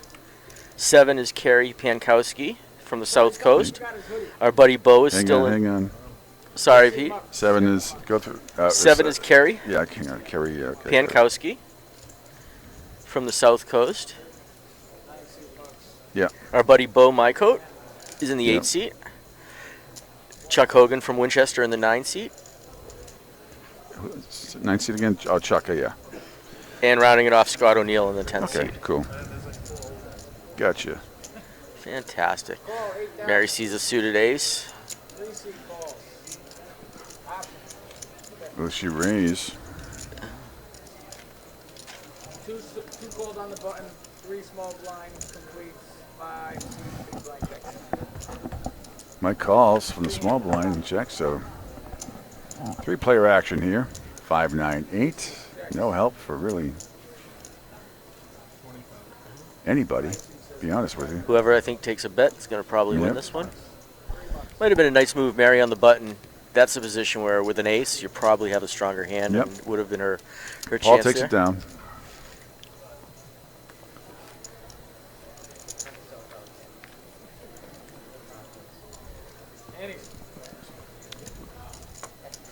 You can tweet at us as well. You can tweet at mine at pshep326. Evan's not on Twitter. Or you can tweet at Eastern Poker Tour as well.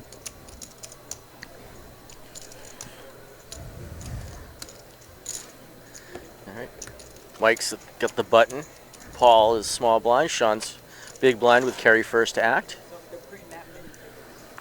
Amazing. 973 players started this thing a couple of days ago. We're down to just a couple tables. Just a couple of tables and $10,000 on the line. Again, use the hashtag Eastern Poker Tour to get to us. Kerry under the gun with the 5-7 cruddy hand. Blinds at 4-8 with 1. 4,000, 8,000 that is.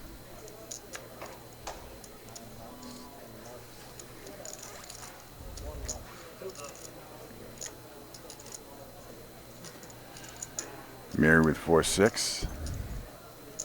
8,000 to call here on the cutoff. And she does make the call. She does make the call here on the cutoff. So Mary hasn't really played these kind of cards yet today.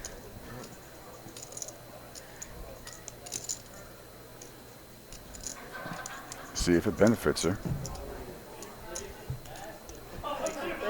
Mike contemplating a call with his queen 4.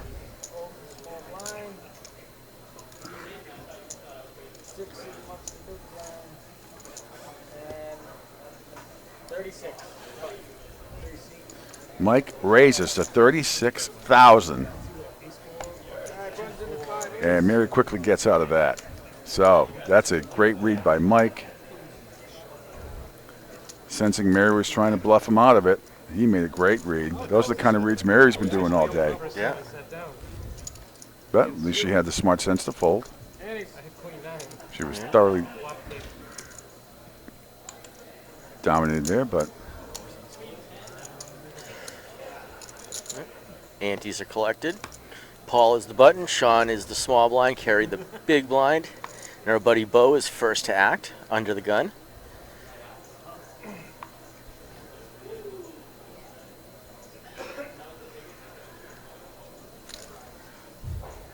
We'll see what Bo has in a second.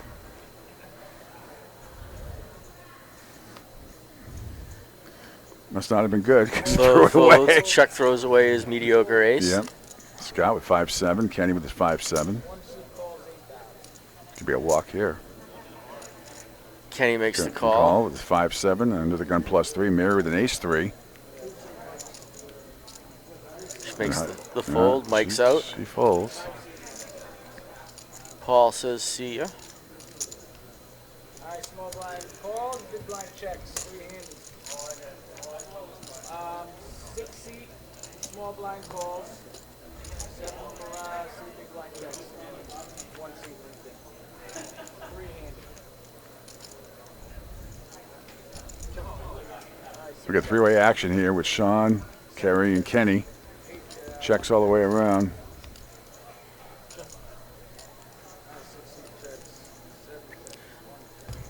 Two Joe C's in the house. Absolutely. No, I don't.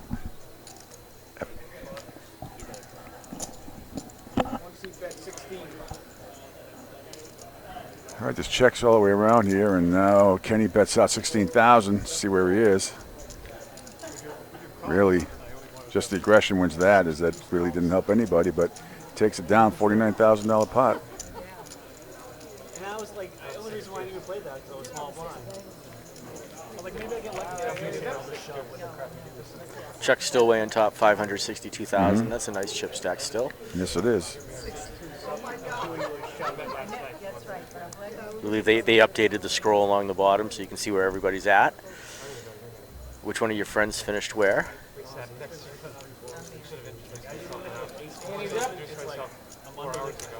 Paul Giroux just got up for a little bit. I'm sorry. Yep, Paul. Yeah, Paul. Yeah, that's right. 4 seat is empty right now at the feature table. Sean's got 6 big blinds left with these antes. 481K.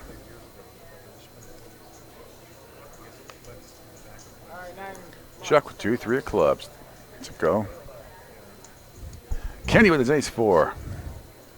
Kenny's been known to play this type of hand where he is, but not now. Mary with a 9-10, my favorite hand, but I like it better suited.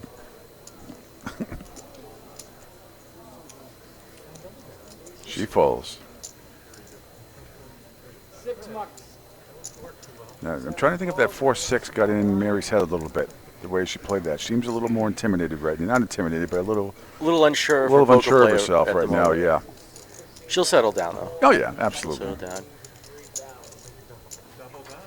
Sean folded his double down hand on the button. Yep. Kerry with it.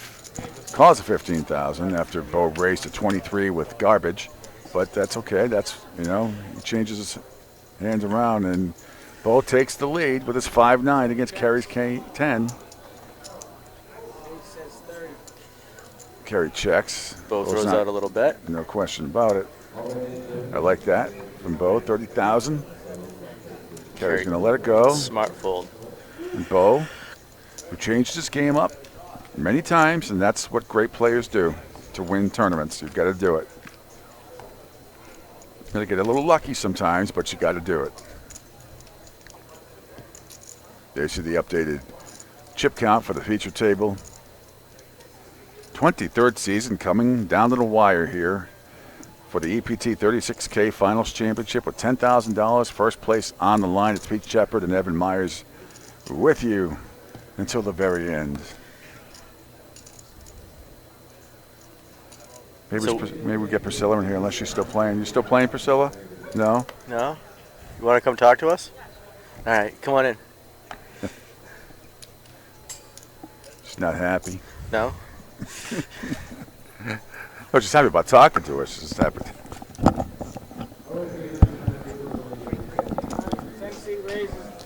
So joining us right now, the lovely and talented Priscilla. Is it Amaral, right? Yes. Yes. Hi, everybody.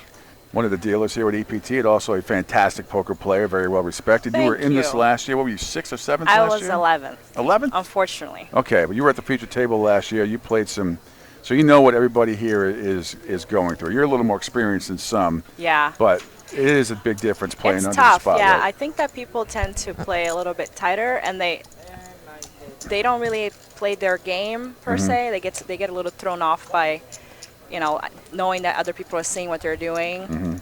But it was definitely a lot of fun. You didn't.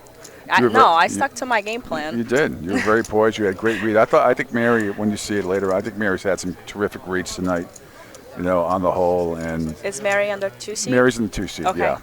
As you see Scott here and Chuck. But so your experience as a dealer and everything, do you think it gains you? We probably asked you this last year, but I ask you again. Does it gain you any type of advantage? You think about knowing you deal with some of the charity players and some of the bigger events in EPT?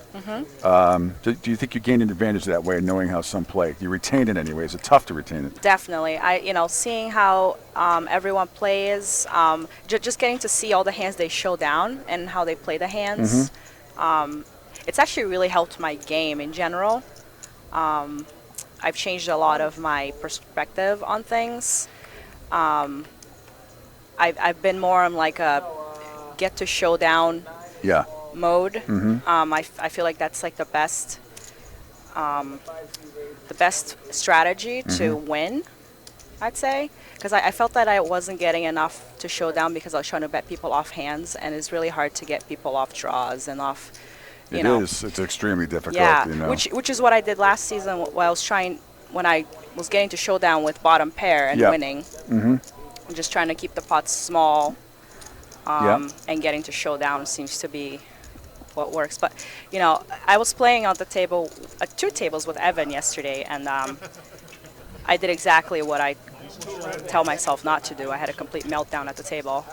I knocked myself out of the tournament. I really did. Priscilla, let me add in here before you say that, because earlier in the tournament, to exactly what you're saying, where you picked up some different things, you made an incredible fold to my straight. Yeah. You knew I hit it. You were trying to get me off of it in your mind. Well, first of all, let me say yesterday as I'm walking through, and at the table, the 3 of you in a row is Evan, Priscilla, and Sandy. It was tough, and Sandra. I mean, unbelievable how after that entire field and the 3 of you are like right there. That was a great table, though, that we were in. It was solid, yes. Yeah. And I really hate getting, when the tables break and you get to a new table, you built out this image and relationships. You find out like how people are playing, and then it just kind of throws off your game, which is what happened to me. I left my table with 100K, and when I sat down at Evan's table, it was Evan, Pietro, Bess wasn't there. Yeah, a lot of other players, and I just got involved in like hand after hand. But like going back to your original question, it does help a lot that I have a lot of insight on how people play. But you also have to play well. No question. I mean, you can have all the insights you want, but if you make, donkey calls, you can negate all that. Yeah. No matter how much knowledge you play. How much is, to me, I have my 4 the 4 commandments for me at poker, which are patience, position, player, and to me the cards are last. The cards are last. People always look at me, what do you mean? It's like, I'm telling you, the cards are last. You've got to have the patience. And I position, can't stress enough. Position is key. Everything. Yes. I hate playing pots. I feel like that's when I lose the most chips, is when I'm playing out of position. But I've seen Chuck make some pretty good plays earlier on, repping flushes and getting people off hands. I know he got Jerome off that queen, which was a pretty bad board for him anyway. With the queen 6, he couldn't really beat anything other than a bluff. Yep. Yeah, exactly. But, how's the table been? Has it been pretty tight? Has it been? No, it's been it's changed. Some players in and out early. Now it's changed around a little bit, but overall, I think it's been some really solid play. I really do. Like I said, I think Mary has made some terrific reads of when to fold and when not to fold. Only one time she probably could have called and didn't, but it didn't cost her much. It was only $21,000. It wasn't like it crippled her. Or anything like that. Yeah, pocket jacks from Mikey here. What are the blinds? Blinds are 4,000, 8,000 with a 1,000. So should make it like 20K. At least 20K, if not 24. 35. Raises weight. See, that's. I feel like that's a bit too much. I do too. People play very tight at this point. 20K is more than enough to. You also want to extract a little bit of value from your hand, and everybody's so deep. And plus, you're raising that early. There's still a lot of people left behind you to bet. You don't know if you can get beat by queens, jacks, or aces, or even ace king. So I'm with you there. You definitely want to strike value from a hand, and Ken wakes right up here, with ace very queen well here. make this call. In fact, I expect him to. I wonder if we're going to see a 3-bet from him. Probably not, since Mike raised under the gun. But I prefer a 3-bet since he's out of position. One seed says he's all See where he's at. He's contemplating, isn't he? Yeah. Ken's a good player. He's He a is. tight player. He is. Yep. He went all in. Ken goes all in for 214,000. Mary's an easy fold there. And let's see if Mike, who has 208,000 left. That's a little bit of an old bet, but It is for that he's hand. only really going to get called by hands that are beating him. Let's see if Mike calls here. 208,000 to call. Oh, I'm sorry. And Mike has 208. That would put Mike all in, right? Yep. It's a tough call with It jacks, is. actually. 179,000 call, Yes. so he'd have some left. He'd have a little left over. Tough call. 29,000 left over. Let's see what he does. It's just never easy. No. So no matter what hand you have, it's never easy. And Ken has knocked me out of a few tournaments. Me too. He seems to always have the nuts, and you think that he's making a move, but I think he might actually get a fold out of Mike here. Once in a while, he'll play with garbage and gets away with it, but he's solid. Yes, I've seen him do both things, but that's what you have to do. You have to balance your range. That's the key. It's such a great point, and I think it's hard for a lot of players. I think it's part of the weakness of my game, and I think I have a pretty strong game when I'm playing, but I have a hard time. Gets I gets have a hard time fold. battling out of position. Shoals, we're still doing the Show Me Open, I see. Yeah, that's it. I know you guys talked about that last season we kind of let it go now, though. Whatever. Yeah, that was a very aggressive move by Ken there, but I don't disagree. I mean, I think, if you're going to play that hand, I think he has to 3-bet. Yep. I personally wouldn't have gone all in, but I think it's a good move. It was the winning move because that's all that matters for him is he won. Absolutely. And everybody has their style, Yeah. Yeah. So what do you think? Paul, Did you ever think, though? I'm sorry. Go ahead. Finish your thought. sorry, Paul. Paul is actually one of those people that because I was just talking about styles. He's the most loved and hated player in Framingham. Really? Because everybody loves him, but I don't like playing with him. I can never put him on a hand, ever. Yeah. But he does really well. He has, I think, 10 wins this season, or had 10 wins this season. Excellent. He's a great player, great guy. I would love to see him go deep in this. Sean comes up with pocket tens. Nice. Maybe 22,000. All in. Oh, he's short. Yeah, he's very short stacked. Yeah, that's the right move there. Absolutely. Yeah, he's been waiting for that for an hour. You gotta do it. Has he been card dead? Yes. Oh. Yes, very much so. That's unfortunate.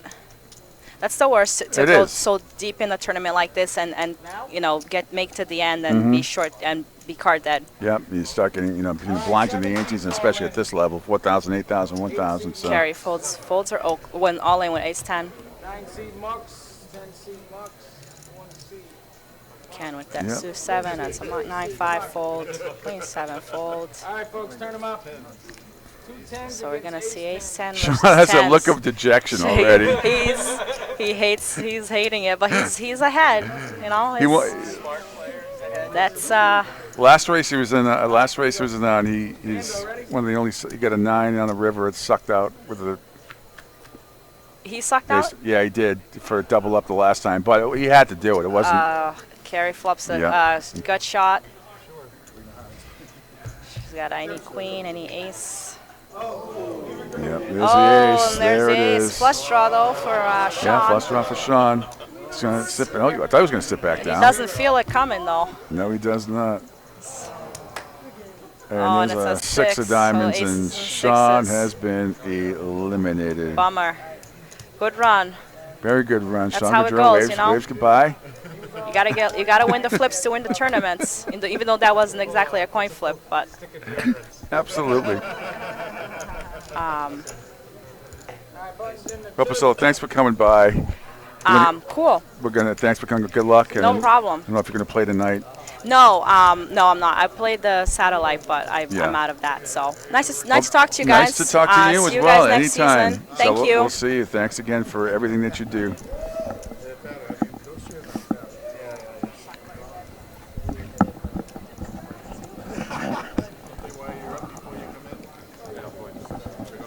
And just like that, what technology. You know, what great production here. Sean joins us after that. You were card dead for an hour and a half, my friend. It feels like you're card dead for 5 hours. I know. Doesn't it suck? That happened to me yesterday at the stupid turbo thing and bubble the money. But anyway. But you know what? Hold that thought because we have to go to break because we'll have you come back on. Yeah, I'll just fester in my loss a little bit longer. You fester well, though. You fester much better than a lot of other people. Thank you for that. You never take it too seriously, even though deep down I know it's just a game at the killing end. you. It is. Yeah, we're broadcasting live here. Pete Shepard, Sean Boudreau is here as well. Erin Myers, lots of other people to talk to. It's the EPT 36K Final Championship here at Foxwoods, and we'll be back after this, I think, another 10-minute break. So hang in, everybody. Thanks for listening.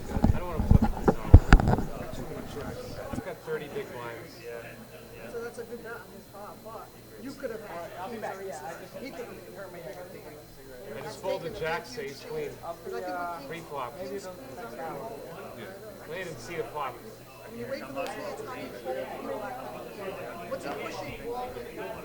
I don't want to flip yet. Oh, actually, he's going to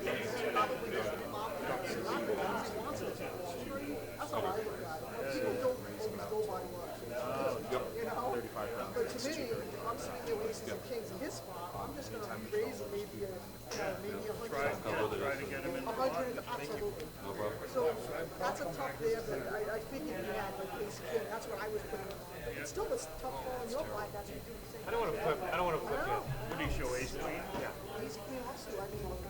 Yeah. I think if it's a king, I want to call it queens. I couldn't call it jack. All right. Not. They knew I needed a little more room in the middle here. 4,000, 8,000, 1,000. Looks like we're good. Take all the room you want on I those. was thrilled they took Dan out of there. God, he was like on top of me. All right, you ready? What's wrong? I'm going to see at the other end of the table. He's still killing. All right, welcome back. I guess I just had a quick restroom break. So Pete Shepard along with Evan Myers here. That was way too quick, Pete. Yikes, good thing. But this tournament is unbelievable. It's so great to watch it on this side. It's so great to see everybody that we know play doing very well. Yes. People sprinting back and forth to get back to their seats here. Right? As we regroup.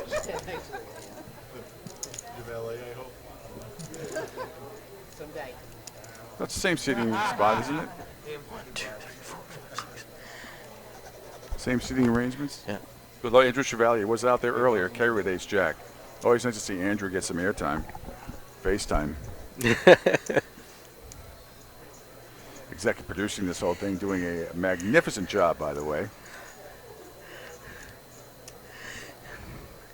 And Andrew is an accomplished DJ in his own right. He has an incredible mobile disc jockey service. He does karaoke. He does trivia. You should see him all over Rhode Island. He is unbelievable when it comes to electronics and technology. He's on his game. That's great. Carry with ace jack raises up to 28,000. Oh, so by the way, Pete, I was walking by, and Greg Davies was walking by as well. So yes. He's around. Let's grab him. All right. Let's grab him. Absolutely. All right. Cool. Let's get Greg Davies on here.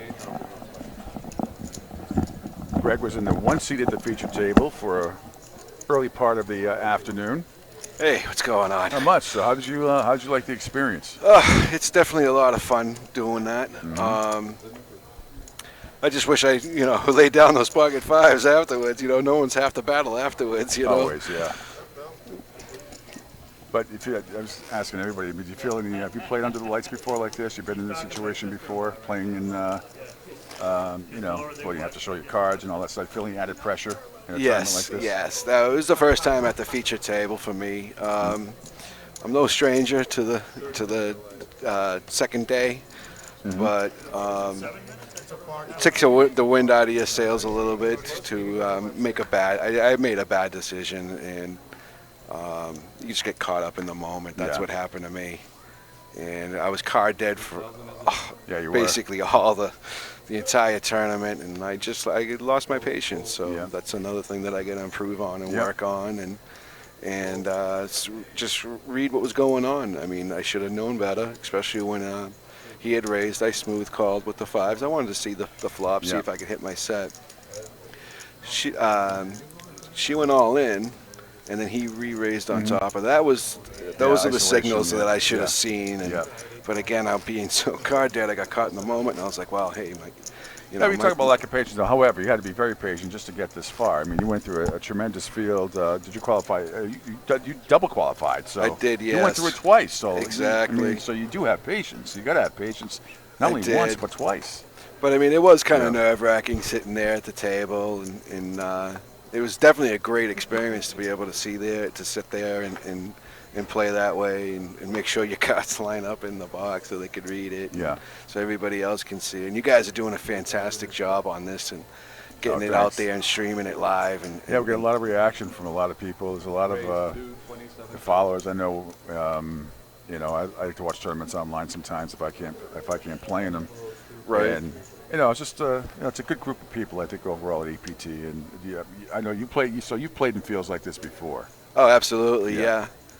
Absolutely, it's a great group of people because they're all different mixed levels, and it just proves that sometimes people get lucky, and sometimes the best hands win. All you can do is try to put some good thought into it and try to go in with the best, or what you think is the best, and you run into the variance of it, but that's poker. Here's another interesting hand here with Chuck with ace queen going up against jacks from Paul, and he spikes the queen. Chuck does, the chip leader, on the flop. Takes a gigantic lead here. And Paul's going to bet at it, see where Chuck bets at it. Paul pondering a call. 2 overs on the board. Wow. Got to figure with Chuck that he's behind, and he does. Paul makes a great read there. That's a great lay down there. Yes, it is. A very tough, disciplined lay down. Absolutely. But Chuck adds to his lead. He's almost back up to 2-1 margin. Not quite, but 2.5 times. Chuck 609,000. So we continue here. So it's, it sounds like you had a fun weekend so far. Oh, absolutely. A few minutes ago, but even then, I mean, it just seems like the time just flew by down here too over the weekend. You sit down and all of a sudden you look out the window and it's dark. You're like, where'd the time go? What was your as far as socially and just eating whatever? 2 days to do this, 2 days in a row. What was your schedule like? You played 14 hours both days? I did. How much sleep did you get, Andy? Well, I didn't hang out afterwards. We went right back to the hotel and got some sleep, and just made sure I ate, drank a lot of water. Usually I drink a lot of coffee, so I just wanted to switch it out. In the tournament, just keep just try to keep your mind focused, and I don't know what happened to me earlier and why. I think it's because of the lights and because of the moment and being on the feature table, and I was trying to make something work that wasn't there. The whole world is watching. Yeah, I was just trying to make something work out of it, and again, being card dead, making a move. But at the same time, my thought process was too, once she had shoved and he went over, and Chuck went over the top of her, I figured there was enough money in there for me to make that call, and I did. But maybe next time I'll fold. Who knows? Maybe next time I'll call again. And hit the 5. You still had the lead, right? You still had the best hand going into that flop. I had exactly. So technically, you made the right call. It's just that the cards didn't work out. Right. You were ahead. I definitely was ahead, and I kind of knew it, but it was a decision factor for me if I wanted to race for my chips right then and there, and I figured that if I did hit it, then I would be a dominant stack at the table and make a great run for it. But again, just sitting there for the last 4 hours, being just folding. And how about this? Chuck gets jacks again, ace queen. 2 kings on the flop, and Chuck pulls it off again with jacks. Yeah, that back-to-back aces. Yep. Yes. It's crazy. Yep. We saw it. We saw it. Well, what else you got planned for the rest of the evening? Nice dinner? Definitely get some food. Maybe get another coffee. Yeah. I'm debating whether to do the 6 o'clock or just call it a weekend and just wait until next. Because there's always a game around somewhere. There's always a tournament somewhere. So hopefully the next one I can run really deep in and work forward to the goals and scratch some things off the bucket list. Nice. Nice. Well, congratulations on making this far, Greg. Thank you very much for having me. Greg Davis out of Boston joining us here. Pete Shepard, Greg Davis, Evan Myers here. We had an all-in call here with Mike with pocket tens here, and we'll get to Sean in a second. Ace 7 for Mary. She folds it, and Mike takes it down, 195,000. And now joining us, Sean Boudreau. We were sort of semi-rudely interrupted as the whole table got up to go pee. That's okay. That's okay. I had like I said, I had to beat a tree outside because of my loss here today, but that's fine. That's fine. I'm better now, relaxed. Yeah. And ready to watch some good poker here from the EPT. Yeah, absolutely. So what was your experience like today? Well, under the lights. Have you been at the feature table before? No, this is actually I was a newbie, and I actually learned a little bit. I would have. If I had a little experience, I would definitely have played a little bit different. I thought the chips were going faster than I thought, but they really weren't. Mm-hmm. But it's weird because you people texting you and people calling you, and you're hungry and you don't know what's going on. You're playing with these cards, and that distracts you. First of all, is just putting these cards in the box, and you're not too sure if you're paying attention against the other players, Mm-hmm. and you feel like the other players are watching you while you're playing with a box. So yeah. By the way, blinds just went up 5,000, 10,000, 1,000 K. Mary, you see, she's played terrific. She's got pocket sevens and Bo with ace 3, 10,000 to call.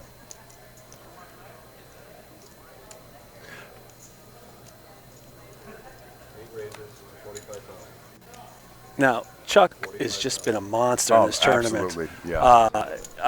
My game plan was just try to stay away from him as much as I can. I think I was the last person to actually beat him in a hand, and it took a miracle card on the river to do that. The 9 on the the river. 9 on the river. Yeah, and I was yeah. I was calling until I thought I was all in before the flop. To tell you the truth, it was just I was like, oh, my tournament's over, and let me just shove right here and hope for the best. And here's Bo. Micro trying to get Mary off the hand here, and he does. He does. See, a couple hours ago, she would have repopped it, and she had a hand with a 4-6, and her confidence just hasn't been the same. She's made incredible reads all day. Don't get me wrong, but that was the same kind of hand that happened a couple hours ago. She would have none of it. Yeah. It's happened several times. No way. And she had all the right reads. No, you're bluffing me. And she'd repop it and take it down. But yeah, I myself, I tried to play it tight. I wasn't that aggressive, but it was working for people. I know people were getting me off hands. That's why I think I made a bad call when I did with an ace deuce in the big blind when the small blind went over the top with me. There was one hand. The only hand I thought you might have misplayed a little bit was you had pocket sixes and you were like under the gun plus 2 or 3 and you folded. Yeah, well, I just didn't feel it there. Yeah, it's the only way I can explain it. You have to go with your gut sometime. I thought you might raise there a little bit. Ken wakes up with Cowboys. Yeah. Yeehaw. Yep. Last time we saw Cowboys, somebody flopped a set. Oh, hand that could beat Cowboys 6-7.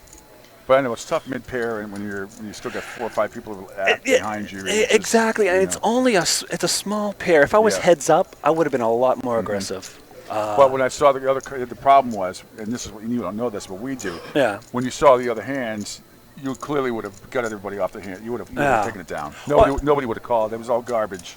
It was all garbage. That's the thing. It's you have to believe the whole table has garbage, and the cards that I've been getting. I feel like I was the only one that was getting garbage. Yeah. Because Chuck was just getting monster hand after monster hand, I mean, now he's up over 2-1 again, 640,000. there was a gentleman to my life in the beginning of the tournament. He made some great reads and laydowns. He just had a little bit of bad luck, and it's Matt Casey. And you know what? And like I said, as a newbie, you are a little intimidated because you're not dealing with players that don't know what they're doing. These guys know what they're doing for the most part. Not only Matt, but you also had Jerome Hairston on the other side, and he's a tricky player. Yeah. I mean, he plays a lot of interesting hands, and made a tremendous comeback today after getting down to 13,600, brought it back up to 84,000, and just ran into a little bit of bad luck. But he's one of those guys that lets it play 10-7, 10-8, jack 8 off or something like that, and does well with it. That's tough when you have such a wide range of hands. And of course, when you talk to these players before the tournament even starts, and it's you see one guy who's double qualified, another guy who's double qualified. No, that's right. Both at the same table. The first day one, I actually ended up as the chip leader at the end of day one, and of course, day two, the second half of the tournament, my tournament was. Lead was taken away from a gentleman, a good player. I can't think of his name right now. But and of course, these gentlemen were already at like 2 million in those tournaments, and you're like, wow, these are just, you get a little bit intimidated. Yeah. And look at this here. You got ace jack, ace 10, king queen. Oh my. Yep. Ken contemplating a call. Or Mary's 30,000 to call. Scott raised with the ace 10 and the cutoff. Mary's in the small blind. She folds. Mike's in the big blind, 25,000 call. I bet he does. And he does. Great players. Even queen 10. It's a playable hand in my opinion, especially in this tournament. And here's a flop. Let's see what we got here. King 3-2, so Ken gets his king. Takes up big lead. More than 4-1. 118K in the pot. Yep, it's big. Blinds are 5,000, 10,000, and 1K, so. Scott bets with nothing, 35,000. Kenny, he's shocked if he doesn't raise here, so I don't think he's just going to smooth call.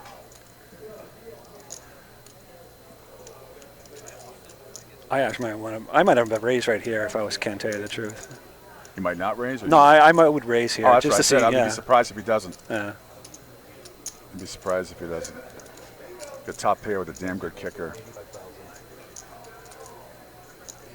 I mean, I feel like you're only behind ace king if that's impossible. He does impossible. raise it up to 85,000. That's a good bet. It is a good bet. And yeah, it's folds, an easy fold for Scott. 238,000.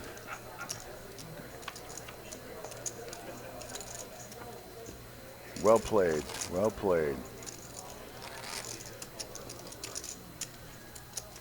Yeah, I can feel from Mary and Mike right now. They're I've been short stack for as long as time as I was. You're just like, you're praying for like a suited ace or something. Ace jack looks like pocket rockets or something. No, absolutely, anything. There was a hand earlier before that. The hand just before I got knocked out with pocket tens. I had 10 jacks of hearts, and I swear to God, that hand looked phenomenal to me at that position. Yeah. Well, that's what happens. You're card dead and just ducks look like your pocket twos. Oh. The hell with it. Carry with ace deuce. Bit of excitement on the table that's not on camera right now. Sure we'll definitely pick that up a little bit later on. Chuck with a 5-8. Again, we're about 25 minutes behind because we have to be. But there's some excitement still in the room. So stay tuned, guys. Stay tuned. Mary with queen 7. She's got 123K left, so she's almost in short stack mode there, Sean. She's ready. She's not going to shove with that, but I almost feel like if you're not going to shove right here, you just let it go. And she actually calls with 10,000. Mike with king 10. Assume he's going to raise here. Mary doesn't look happy about just making the flat call. So yep. She's going to have to fold.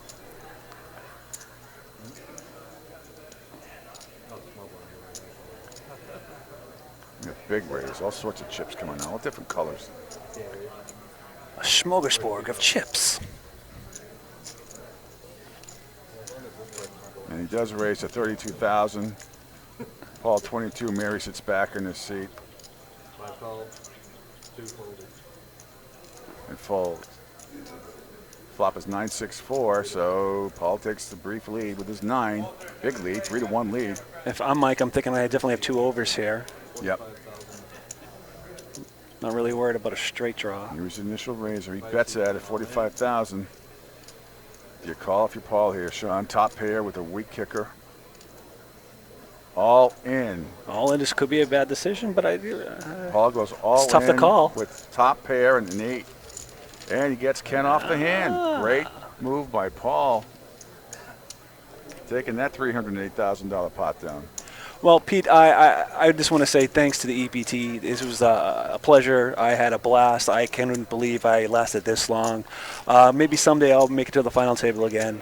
I just want to say thank you. Well, you're a good player. You don't give yourself enough credit. You're always a lot of fun to play with at the table. You're a classy gentleman, and you never take things too personally. So yeah, well, it's great seeing you. You always get bad beats. So yeah, thank you again, Pete. Okay. Sean Boudreau joining us from Boston, and Bo with 10-9 suited, Chuck with a big slick suited. Things are heating up here with blinds at 5,000, 10,000. Welcome back in, Evan Myers here at the Thank you, Pete. EPT 36K Finals Championship. Things are heating up. Things are heating up. Chuck raced to 40,000. Ken's got 5-8 offsuit. Mary's got. Paul wakes up with jacks. 35,000 to call.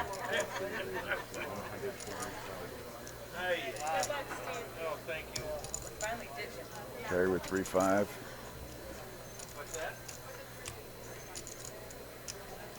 Let's see what happens here.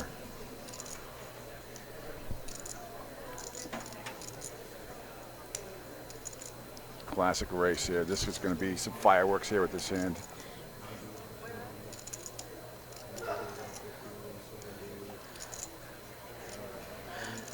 Chuck contemplating the $8,000 call with his big slick suited against the jacks of Paul. I think he's debating whether to shove and put them all in, to be honest with you. That would be the only move. You can't make a smooth call here. No, you wouldn't think so. Oh, yeah.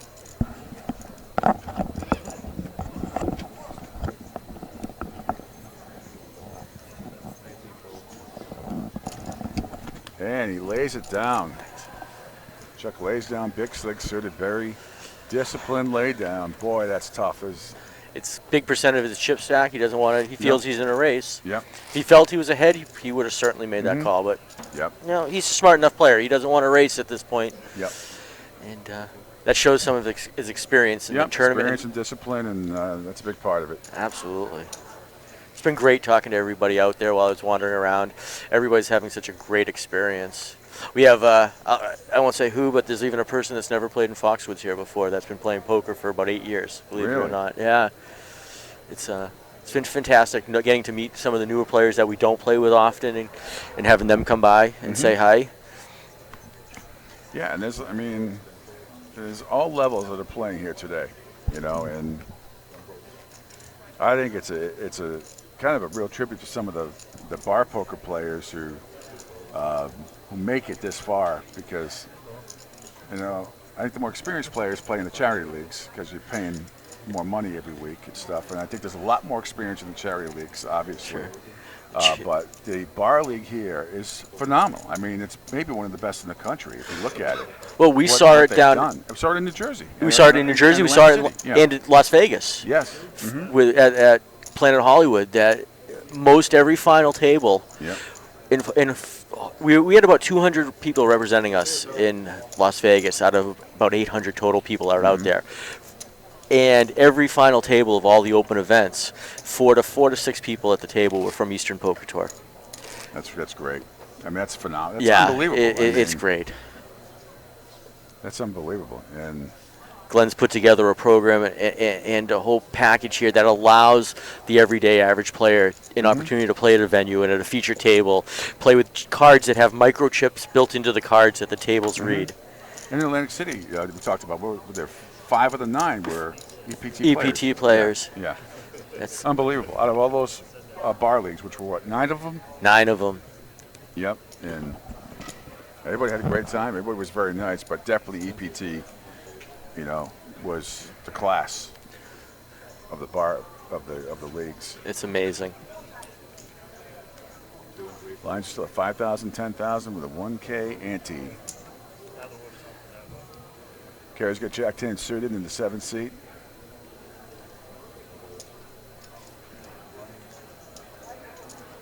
Bo with 8-9. Suited connectors. 5K to call.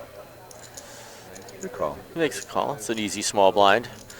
I think Chuck check. raise here. Was in the big blind. He Yep. does raise in the big blind. 35K. Bo now has 25K to call. He's going to call, I think.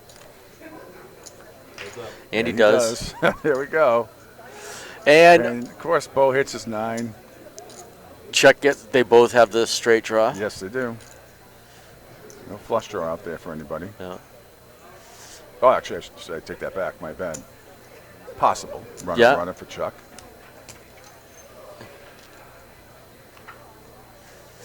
Bo makes a bet of 40. Chuck calls it. And now things are really going to get interesting. Yes. 4 diamonds hits. More straight. Now the flush draw for Chuck. Bo is Bo, still ahead. Bo check. Chuck throws out a little bet of $80,000.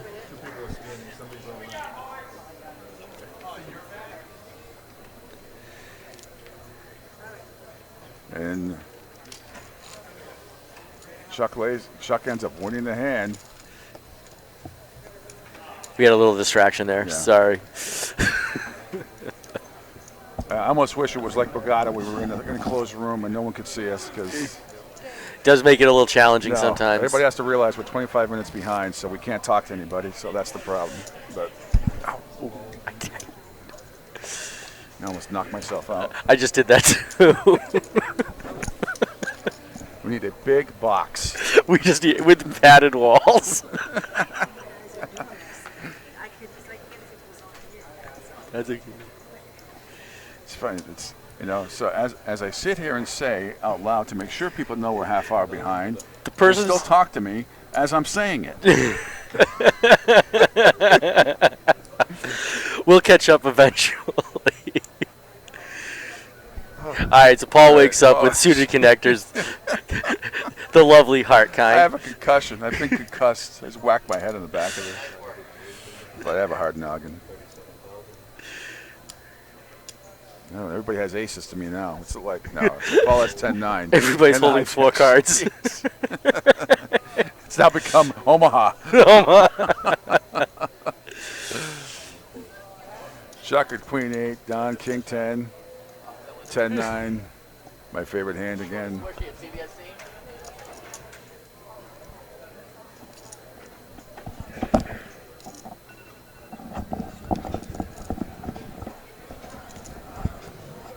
So Paul raises it up to 37,000. Scott contemplating a call. Craig Bradford is back with us. Hi, Pete. Hi, Craig. And he Just folds. a Paul quick, takes it down. Just a quick visit. Quick visit. What's going on? I've interviewed a lot of players so far. It's going great. Everybody's having a great time. Yeah, no, good time, good people. Fantastic time, as a matter of fact. And you, who is that guy in the 1 seat? No, some Kenny guy. I don't know. Keeps winning hands, though. Yeah, I think he had like a 5-7 flush draw or something I saw him call.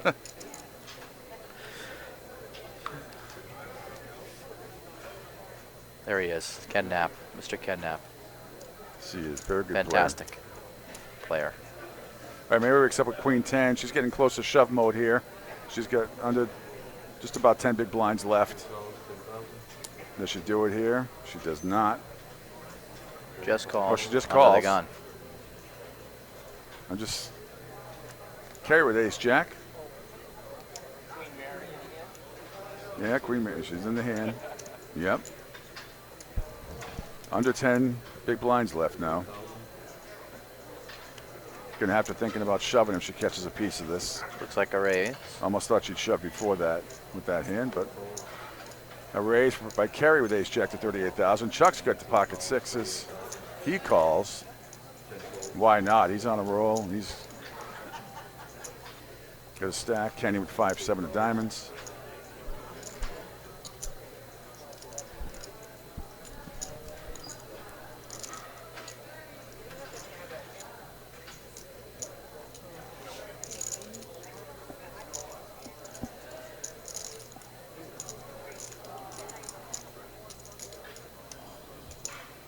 So big pot here, 137K.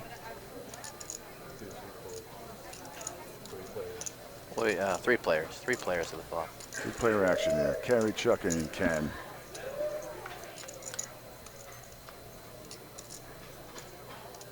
And 9-ace-4 comes out.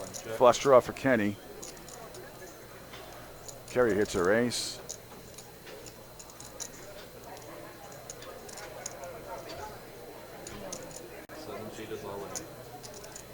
Looks like she moves all in for Kerry goes all in for 145,000. $145,000. Chuck's going to get out of this. And does Kenny want to go for his flush draw here?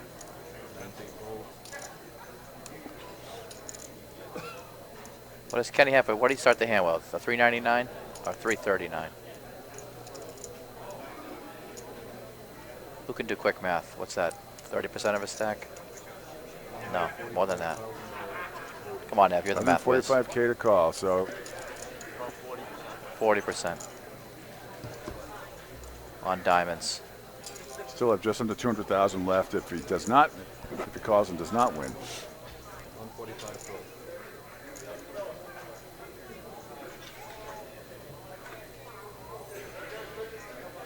Rolling it over. He is.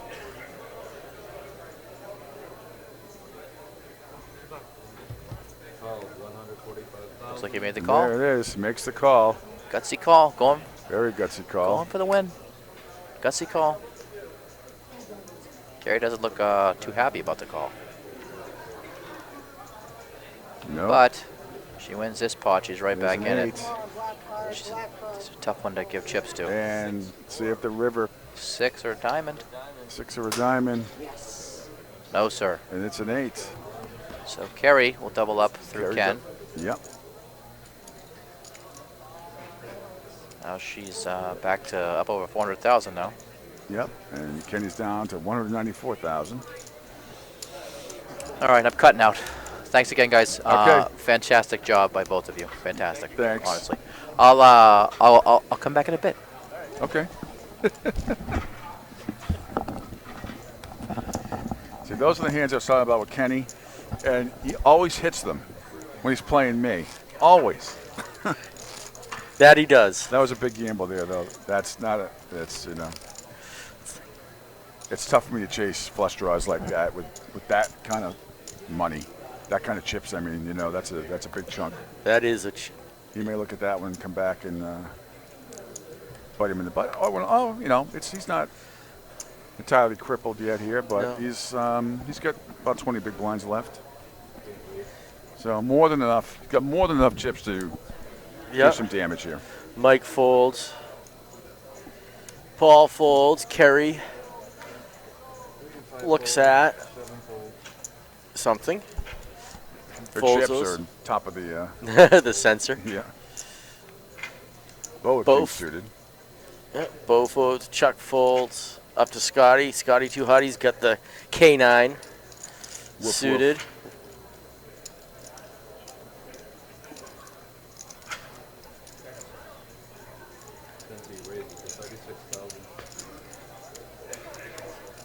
Like just throwing some chips out. Makes a raise. It's a smart raise. 36,000 at that point. Yep. Kenny in the small blind. 31,000 to call. So makes the fold. Mary with her 4 or connected. 5, she folds. Easy Big fold blind. for her today.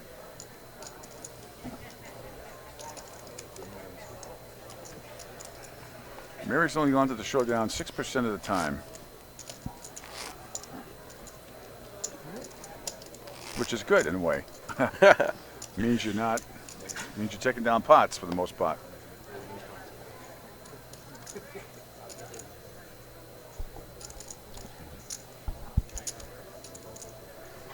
So it's Pete Shepard, Everett Myers. We continue to broadcast live here at Foxwoods, the 36K Finals Championship, 23rd season coming to a close. $10,000 on the line here. $10,000 for first place. Everybody was guaranteed at least $200. But we're past that now. We are definitely past that now. Blinds are still at 5,000, 10,000 with a 1,000. Ante. Bo with king 7. Chuck with a king queen. in the hijack seat.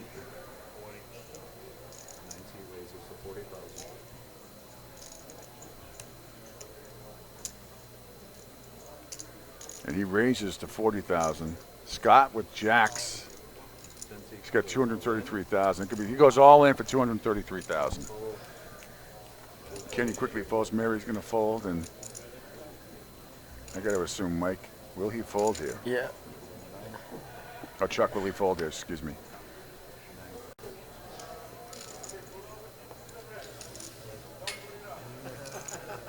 Looks like he did. And he did. Yeah, he did. $296,000 pot right there.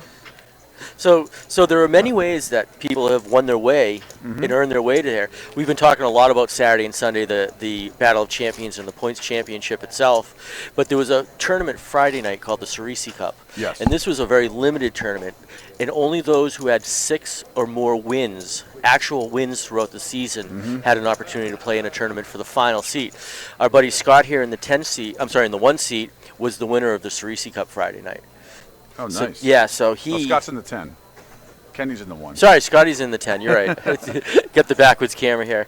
So Scotty was the Cerisi Cup winner Friday night to earn his way. Wow, that's awesome. Yeah, he in Congratulations. fact didn't have to play Saturday or Sunday in order to get here, but he That's did. great. He did. Bo wakes up with big slick suited.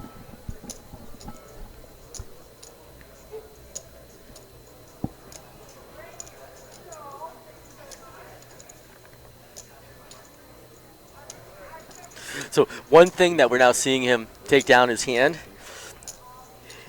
one of the questions on the bio sheet, are any other comments for the Eastern Poker Tour? Yeah. His note, and I'll quote. Who's this now for Scott? This is Scott O'Neill. Yeah. When I muck my first hand, my first winning hand, please note it's for Evan and Pete.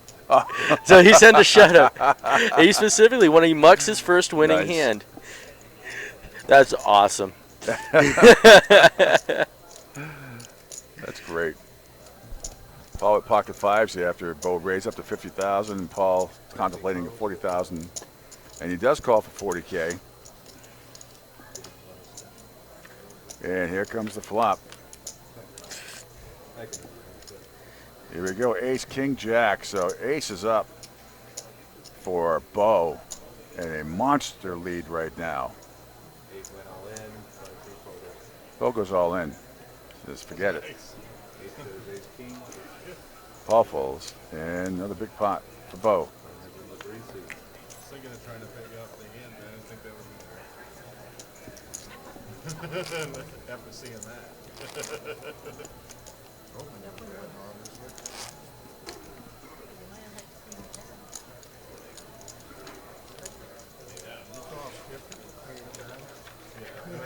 As I go play poker.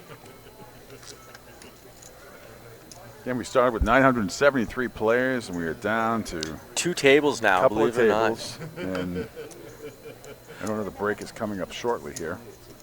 Yeah. Let's remind everybody who we have at the feature table with us. Bo wakes up with Cowboys, man. He's on a roll. Let's let Bo play this hand first. Yeah.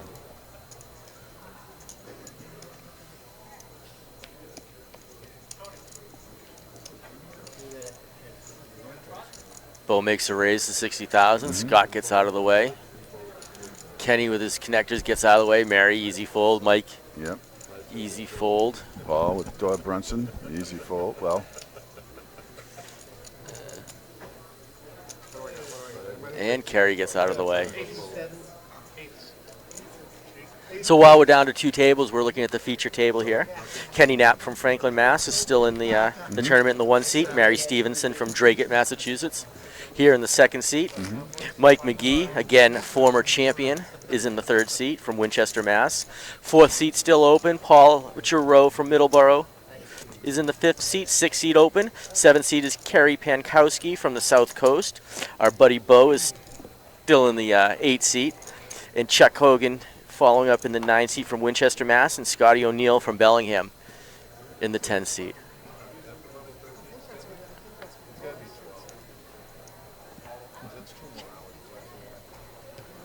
so Chuck wakes up with King 10 in the 9 seat.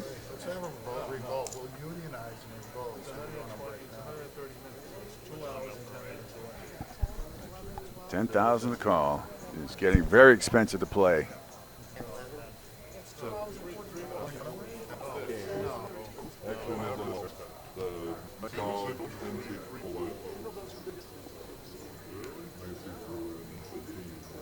Chuck under the gun. Mary with 5-6 and Mike with 7-9 full fold. All 10-3.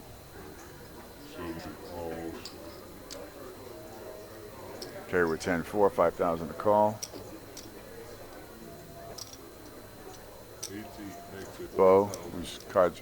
Bo's got pocket queens. Man, another monster for Bo here, Evan. Raises it up to 40,000. He is on a little rush right now. Here. Cowboys, big slick suited, ladies, unbelievable.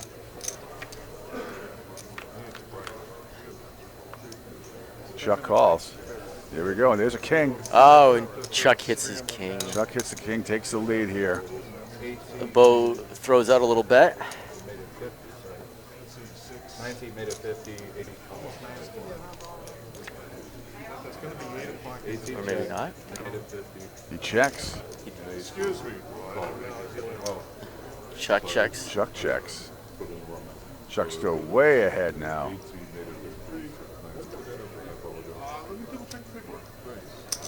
A little surprised neither one of those players bet at that. Oh, thinking about what to do here. That's 50,000. Chuck calls.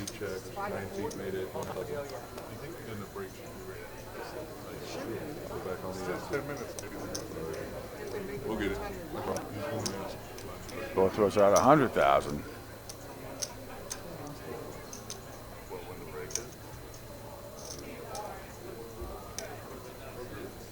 Chuck made the raise to 100,000. Bo's contemplating his I'm sorry. Yeah, his Chuck option. raised 100,000. And Bo really doesn't have any option. If he's playing it, he's all the way right now.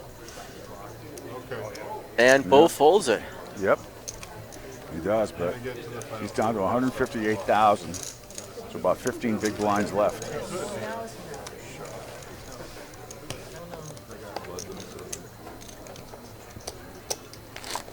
Lots of people still checking in. Yep. The Twitter feed is blowing up. The blogging feed at YouTube is blowing up as well. People are checking with us. My buddy Drew, your buddy Drew, checked in. He's listening. Says hi, Drew, Pete. Yep. Hey, Drew. Commentary is great online, by the way. The analysis that's happening here. Most of it's very good. Some of it's entertaining. Some of it's whatever. Most of it's very good. We appreciate everything. See what Bo wakes up with this time. Aces. Yeah. He is on a roll. Big slick, Cowboys and ladies. Paul with 6-7. Carey with 3-5. On the button.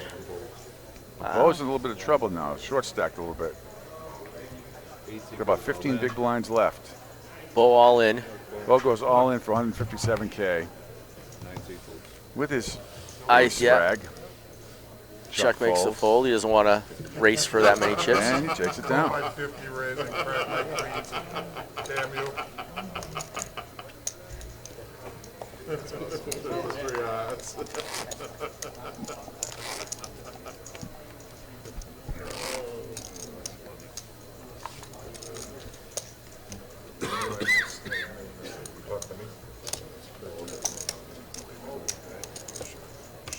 Against Pete Shepard, Evan Myers, it's EPT's 36K Finals Championship here at Foxwoods Resort and Casino. 973 players started over the weekend. We are down the last couple of tables here. Blinds are 5,000, 10,000, and 1,000. Getting expensive to play. It has been for a while. Kenny wakes up with a Doyle under the gun, makes that fold. Mary folds, Mike's out, Paul's out. Mary's really gone card dead here the last hour. Yeah. Kerry's looking at 10-8. One from the button. Bo on the button. 7. Suited. He gets out of it. Chuck with his little tiny connectors. Easy call. Scott's going to check here, and yes. So certainly here we go. checks. With this pile of mush. This is one of those hands where the flop 7 turns ace it. queen. into No a help to anybody, but ugly somebody tournament. bets at it. They both check. Got to figure the first bet wins it. Now the 4 goes to Chuck.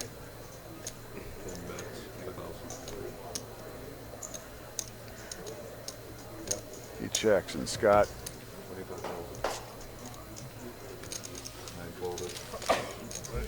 Bets 25,000. Chuck folds.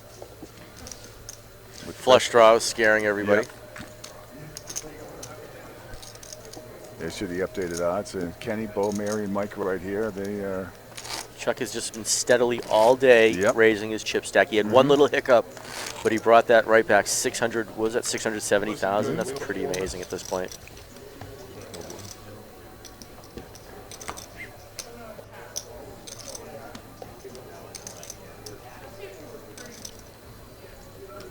We can see a lot of different tournaments going on here. It's nice to see all these players here at Foxwoods. A lot of great tournament poker going on.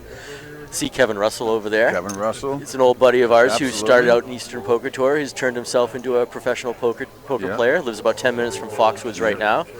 He's been on a roll. I know he had an amazing cash in the 300 the other night. They chopped it just a few ways. I think there was over 160 players. Got to figure she's going to raise here.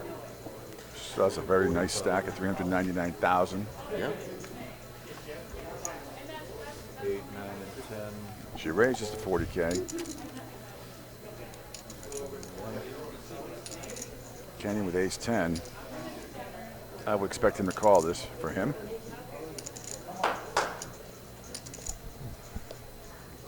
Get 171,000. He's liable to shove. He's liable to shove here, Ev. He is. But he lets it He go. lets it go. Lets it go. All right. Chuck still at 673, Carrie at 422, Paul at 312.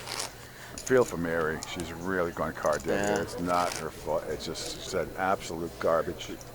Yeah, this is part of poker. This is the grinding side of poker. She does it very well. She does it as good as the best of them, and it's proven it. She's been managing her way today throughout the day. Yeah, just hoping. She's in the big blind now, hoping she wakes up with something here. Yeah. Maybe a quick double up puts her a little more comfort level.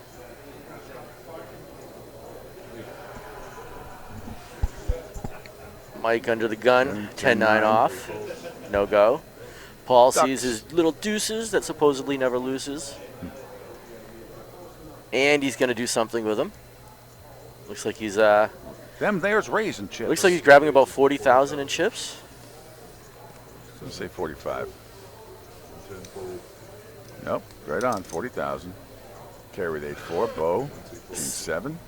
Chuck Cecilia, Scotty with his connected 10, no.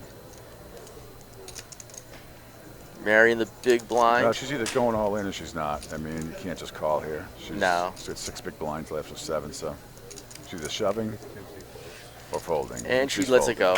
She's going to pick her Fight moment. another day, Yeah.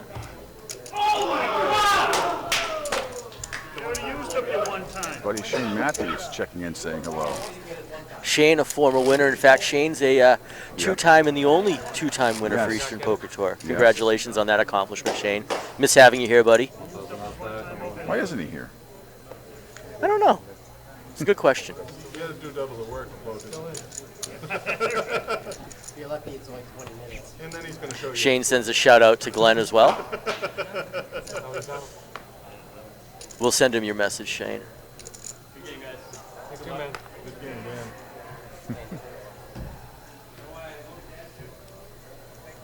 So again, you see the scroll at the bottom of the screen or who is left as the blinds are still at 5,000, 10,000, 1,000 ante. There's some people at the feature table with some very short stacks right now. So let's look for some fireworks, see if we can double up. Remember last year at the final, last couple of days, we saw a lot of people down to nothing and come back and have phenomenal. Even last year's winner, Jesse was down. Was a short stack. He was a short stack for quite a while. Grounded out. And then grounded it out and boom. Paul takes it down. All right, 10-minute break, guys. I delayed it long enough. A measly 63K at this point. Alrighty. Yeah, no problem. And it looks like players are going on a 10-minute break here, so we will as well. So again, it's Pete Shepard and Evan Myers, and we are here broadcasting live in Foxwoods, the EPT 36K Finals Championship. We'll have more from you. We'll be back shortly. Hang in there. Rock on.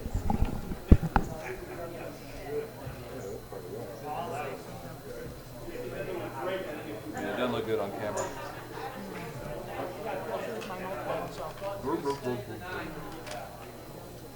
Bad play against that guy.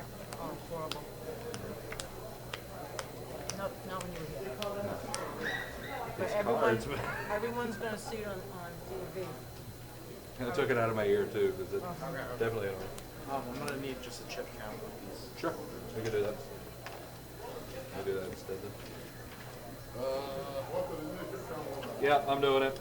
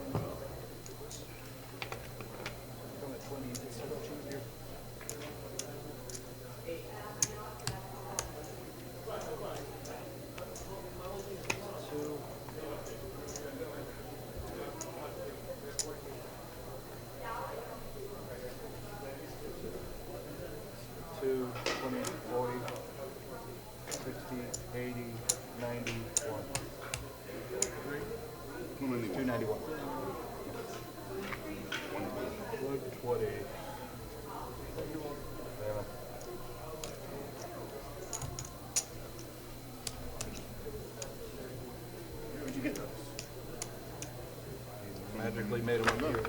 I got it. I'm going to take my chips and walk away. And you got it, you said? Give me a little stack of Blue?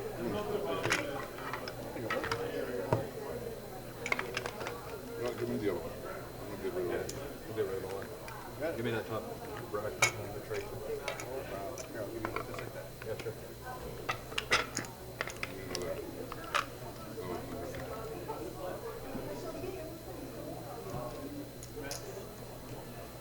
This is interesting. I've never had somebody talking in my ear while I'm trying to pay attention and have to call everything. It's different. Take a hundred from it. I got it from this one? Yeah, take a hundred.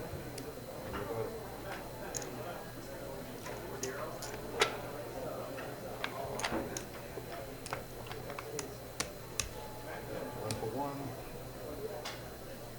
220. 220.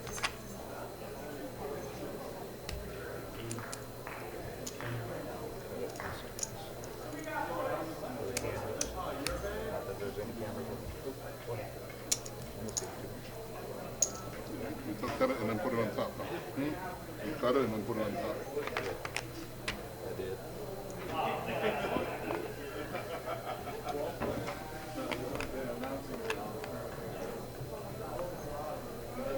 These cards are stiff. And that What are we doing, Walt? You want to keep going? It's up to you. What do you want to? How long's it been? Man down. Has it been an hour and a half? I would say close to an hour. I went around. I mean, we can do it while they're on break. That's fine. right, That way we don't interrupt them too much. I wish there was a break every hour. 140. You think this is the beach or something? This is like Canito's home games. 140.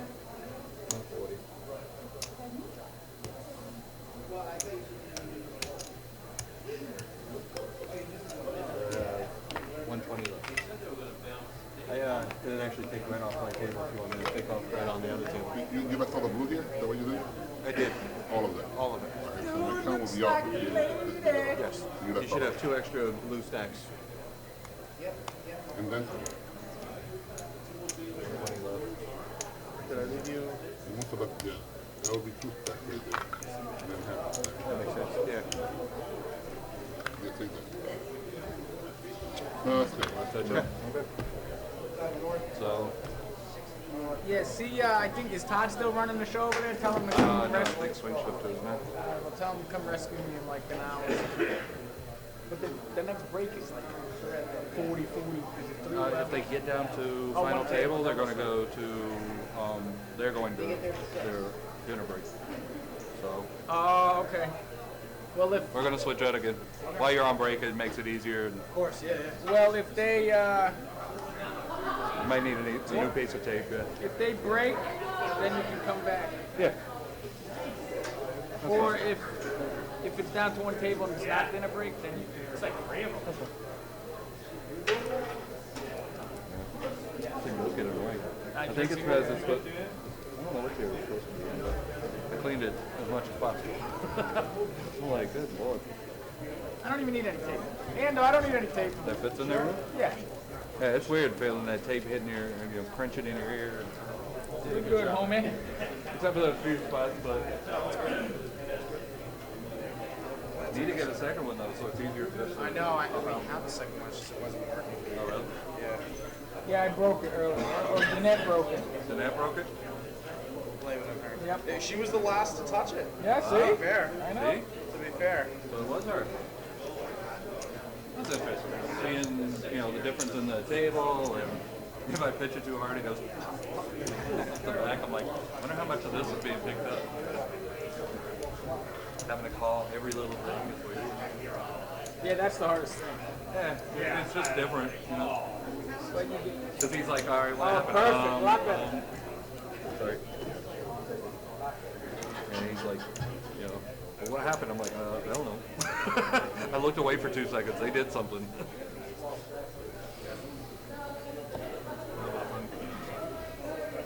You guys are getting close to dinner. F1, right, Ando? Well, you were only, you needed F1? 4, and now you're down 2, so. I don't know if my touch is fit. Yeah. We're at 13 right now. So if they go on a break for Yeah. their 45 minutes or whatever, then They'll change it. So If it's 14, you guys still it's got 14. 8. We only got 6 over there. Yeah, 6 and 8. What is it, 6, 12? Yeah. All right, did you get a count yet?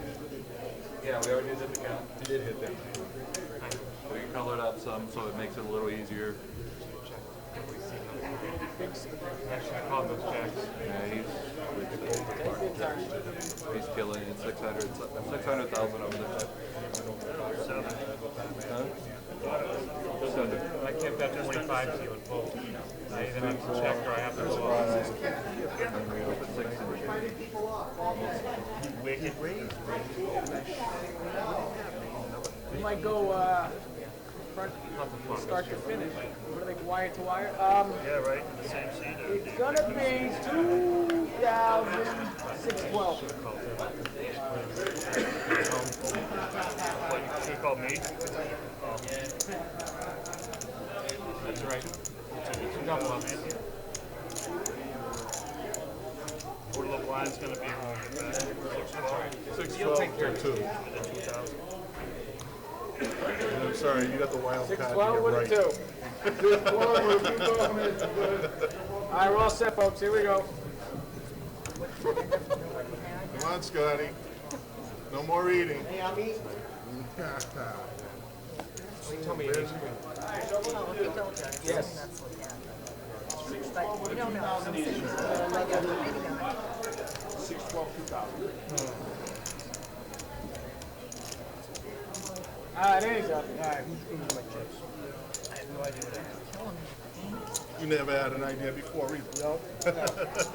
Just trying to make an excuse. And just like that, we are back. And we're back! As we continue to broadcast here at Foxwoods 36K Finals Championship. Here at our feature table.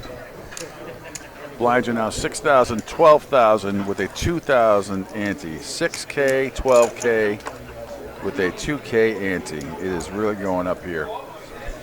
And we'll go back over the feature table in a second, tell you who's there. Anyway, updates on the non-feature table play, you can get that are on the blog at easternpokeropen.com. Okay? easternpokeropen.com has all the other big hands and knockouts and some of the other tables. So you can go there. All right, 76 bucks. Meanwhile, getting down to the nitty-gritty here, Ev. Justin Hermans checks in. He says, Bo should be on the final table simply because of his beard. Justin, why do you think he's there? He's also hiding some aces in that beard. Right? Not up the sleeve, up the beard. Absolutely. She's all in. Mary wakes up with ace queen. She's got a shove here, and she does all in for 63,000. She Yeah. probably Mike wishes makes- she had that hand about an hour ago. She really was card dead. Yeah.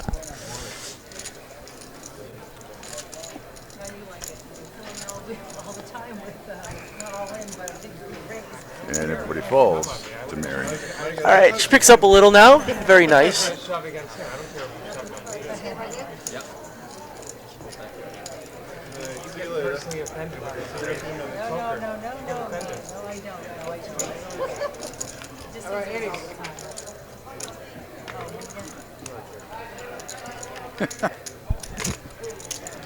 Hey, to James, I hope he's kidding.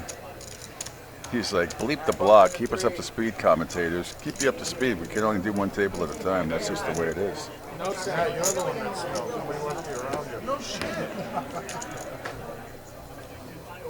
Yes. 5, small, 7. Click over to the blog and see all the other bad beats and all the other news that's going on here. There we go. Chuck with the 7-8 under the gun. Line 6,000, 12,000, 2,000. All right, 9 seed bucks, 10 seed bucks. 6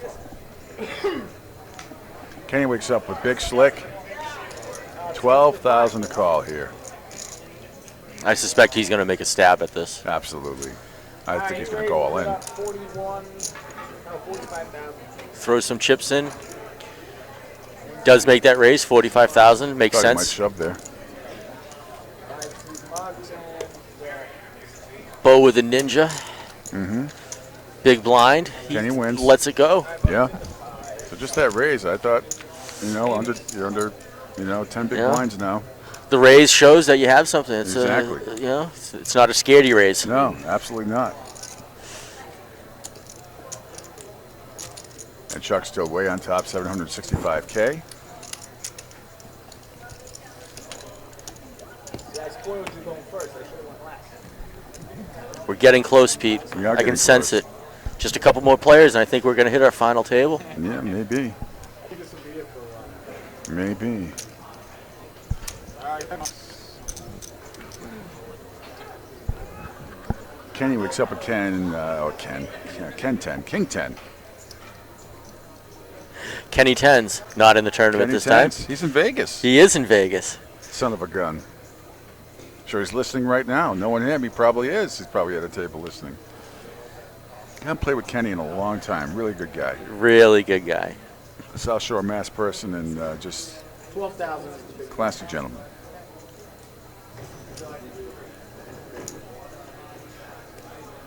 Mary with ace-9. Will she shove here in the hijack seat?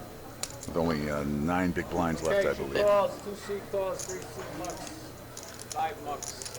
She simply calls. Yep. Bo with queen 3 suited. The small blind. 6K to call. He's going to Easy call. Chuck simply checks the garbage of 8-4. Yep. There's the flop, 4-10-9. And Chucky. So now Mary hits the 9. Chucky hits hers. Mary hits hers. Check.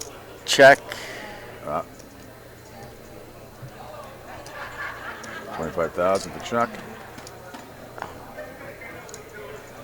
And this is where playing the big stack comes into play here. What's going through Mary's head?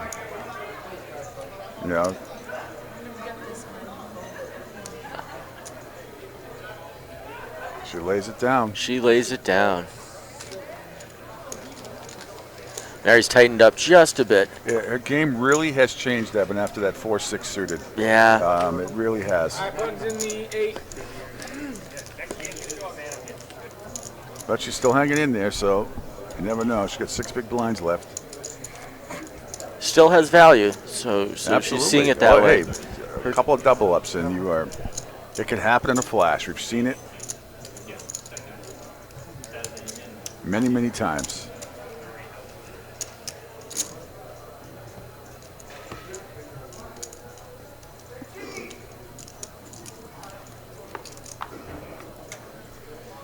$10,000 on the line here for first place. $10,000 on the line here for first place.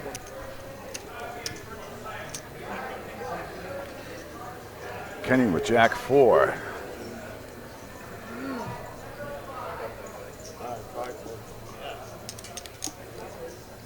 Mike's in there. Bo with big slick. Wakes up on the button. Again. I love that hand. And he shoves all in for 141,000 as he should right here. Check with a queen deuce. He's going to fold. Queen 9.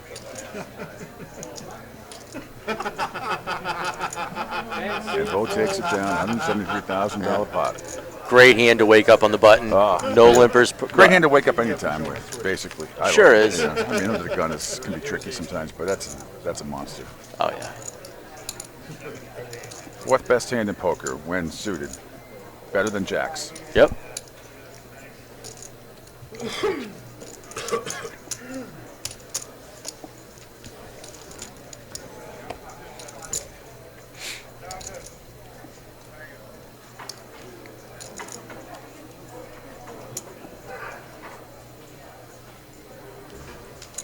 Action on the 2. So Mary wakes up with the off Doyle Brunson, which is not good when you have 6 big blinds left. Mike with ace 8. All in, he goes in for 26K. As you can see on the scroll, some favorites knocked out early. We talked to Greg a little while ago. He walked home with $250. Yep. Sean Murphy, also in 19th place, racked up $250. No. He calls 26. Chuck with a king 8. Yeah. Scott with a 10-7 off.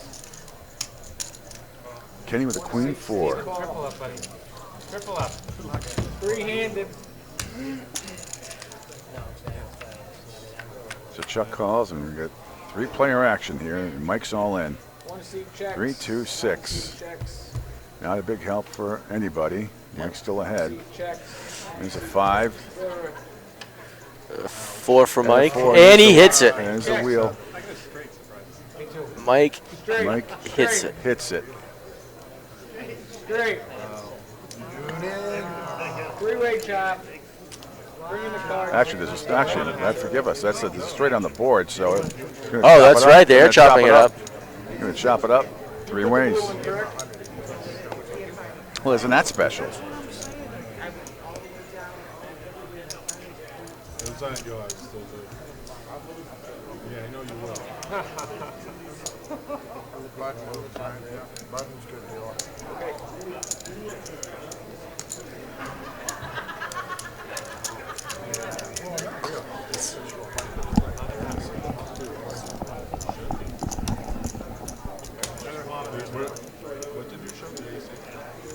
What did you have, Chuck?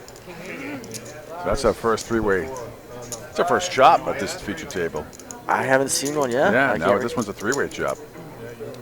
That doesn't come out of your row. All right. Button's good, Annie. Take that chop, Mikey, huh? Yes, sir. 612, 2,000. You have to put up 4. So here we go. As we continue here at Foxwoods 36K Final Championship, EPT's 23rd season coming down to a conclusion here over the next probably couple of hours. Maybe sooner, but we are getting closer and closer. We are. We're approaching the dinner break, so the players will get about a half-hour break in just a little while. I think we're about a half hour away from that. All in, he says, 3 seat. Mike wakes up under the gun, goes all in with his queen 10. Bo sees 2-9 suited, lets it go. Chuck also dumps his cards. Scott with a useless hand there. And Kenny, 24,000 up call as Mike is all in with 30K. I think Kenny with his stack makes, oh, he lays it down. Lays it down. Well, Will has Mary behind him. Queen 8. In the big blind. And she folds. She's going to fight till the end. Annie.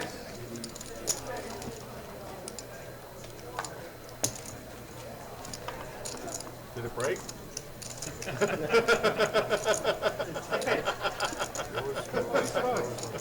The lens camera. He took a picture of me. You were trying really hard not to smile. I was. You look tough. But I'll have fun. Again, blind 6,000, 12,000 with a $2,000 ante. No, all in and 1 buck. Oh, that's right. Oh, the other one. 7 players at a feature table. Thank you. Mary's still wearing the glasses the whole time. Never took them off once. No, she did not. Not even walking through the breaks, just kept them on the whole time. Chuck with ace queen. Suited ace queen. Shift leader here at 703,000 in the hijack seat. It's 32,000 in the pot. I think he just limps in. Well, not yet. I'm sorry. I thought.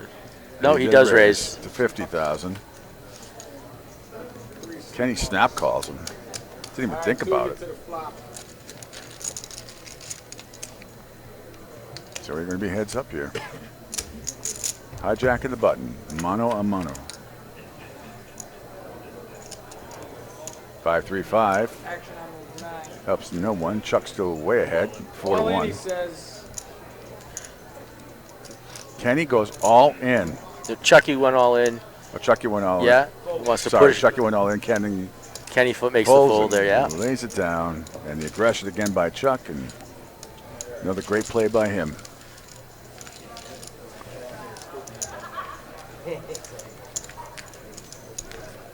Annie.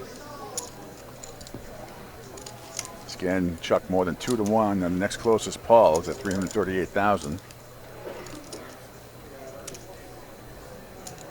Any miss? 2,000.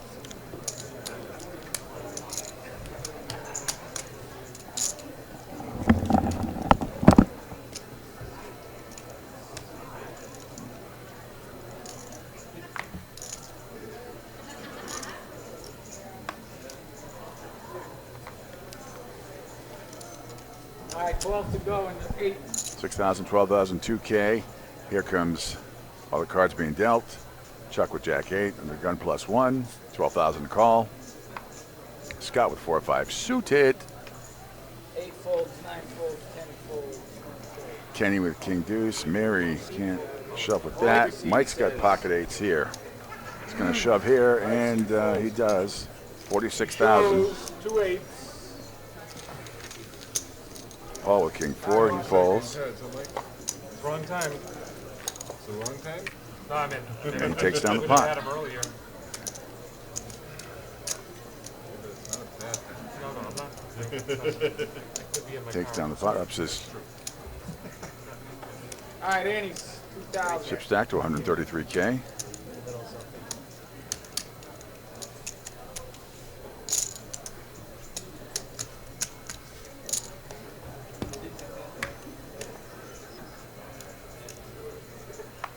Hard to believe season 23 of the EPT coming to a close here. 36K final championship and lots of cash on the line, including a $10,000 first prize, $6,000 for second, $32,000 for third, $2,300 for fourth, fifth place $1,650, and so on and so on. Everybody was guaranteed at least $200. We had a couple of double qualifiers, and Greg Davis and Chuck Hogan as well. Paul wakes up with Big Slick. Mike's 10-8. He's all in, 70K. Big Slick. I suspect he's going to make that call, right? I would assume he would. But Call 71, the 5 seed says. He does make the call. He calls. Bo with his ace. All right, 8 Lays it down. folds. And here we go. No, not yet. This is what Mike hopes for, a race. Any 2 different cards. That's all you need. Could have been 2-5 as long as he feels they were different. Really, you look at it, you think the percentages would be bigger. With ace king against 10-8, Yeah. but it isn't. And that's why they go to say any 2 different cards. Yep, 5 queen 4. Still not. Now it goes to about a Now 3 it's to 1. 3 to 1. Yep, a little bit better. There's a 7. Now it opens up some doors for Mike. He's got a few more outs. Got the straight possibility. And a queen on the river, and that's going to do it. In for Mike. Good luck. Pleasure. Take care, Bo. Paul takes it down, $166,000 pot. Congratulations to Mike McGee from Winchester, Mass. Former champion. Former champion. Another great showing. Ace King. Gonna be looking forward to see. Gonna look forward to seeing him out on the circuit. He's always a great guy to play with. Always super nice. Yeah. I'll say one of the nicer guys on this whole tour. Yeah. We'll Button in the 5, small, big.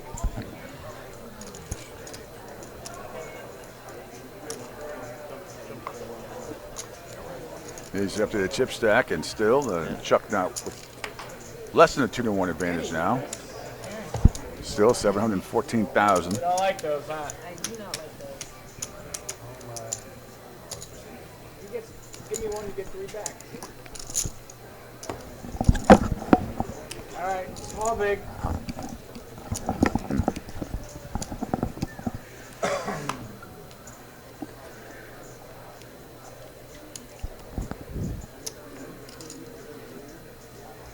All right, Kenny wakes up with the King 10. Scott, excuse me, wakes up with King 10.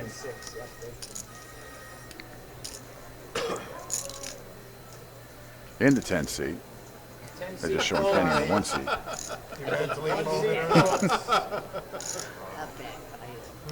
Maybe with ace 5, she has 49,000 chips left.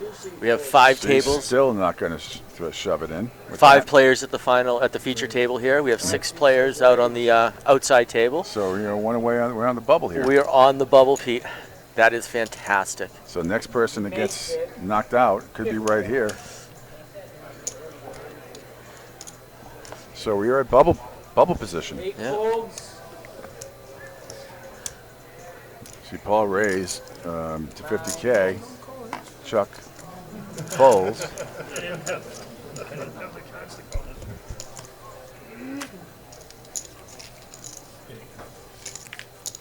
All right, Annie's up.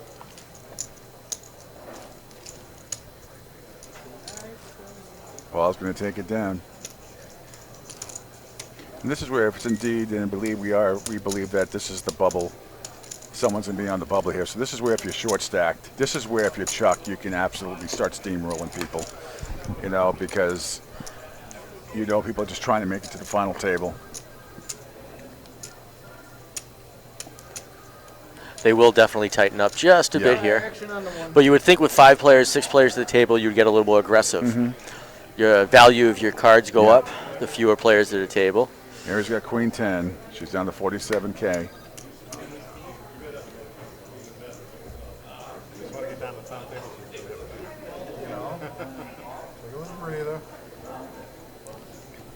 She's thinking about it. 5-seat Lux. She let it go again. 8-seat Lux. Small. Chuck with 6,000 to call. Queen 4. To about 80. And he wins.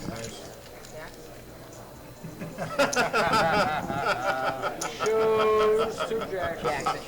Scott, big raise with his jacks. It's 80,000. And then he waved to the Chuck's going to fold, and Scott takes down that $104,000 pot. Nice little chip up for Scott. All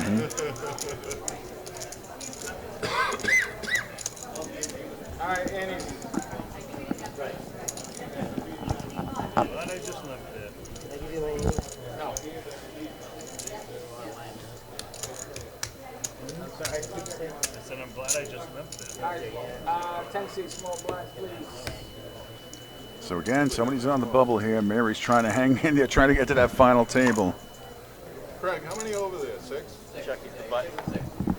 Scott first act. Kenny is the big blind. I'm sorry, Scotty's the small blind. Kenny the big blind. Mary's going to ace-8 here. First act. Oh, I think she'd have to shove here. I don't know if my donuts from a baker.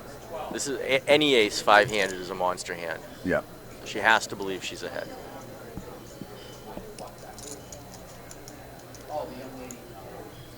She's waiting for the perfect hand over the last hour, and it's just not happening. Nice job.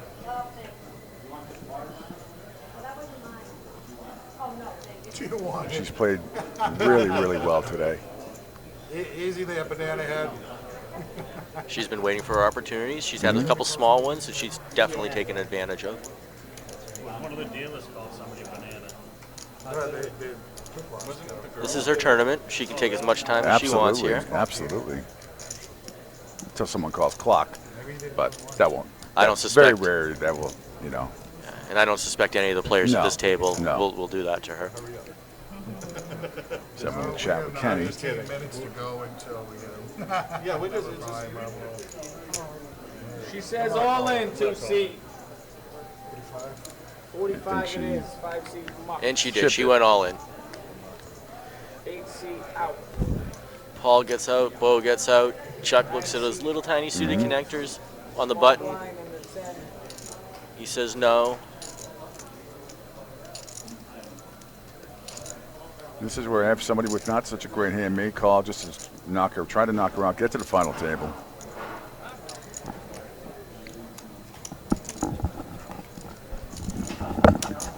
Seat folds, 1-seat folds. Kenny's got 10-8 in the big blind, 33,000 to call, and he folds. Mary takes it down. Yeah, she's picking her little moments, and she's taking advantage of them. Yep. 75K, still 6 big blinds left. There's a corner right there, and I'm going to crying. He's really crying. No other activities. Like I like to say, if I had feelings, you guys would have really hurt.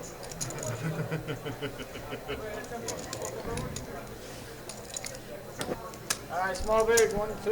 Whew, this is where tension, any big tournament, you're getting down to the bubble, and it does, you know, it's not so much about the money anymore. It's about, well, the 10,000 is, but it's about reaching that final table.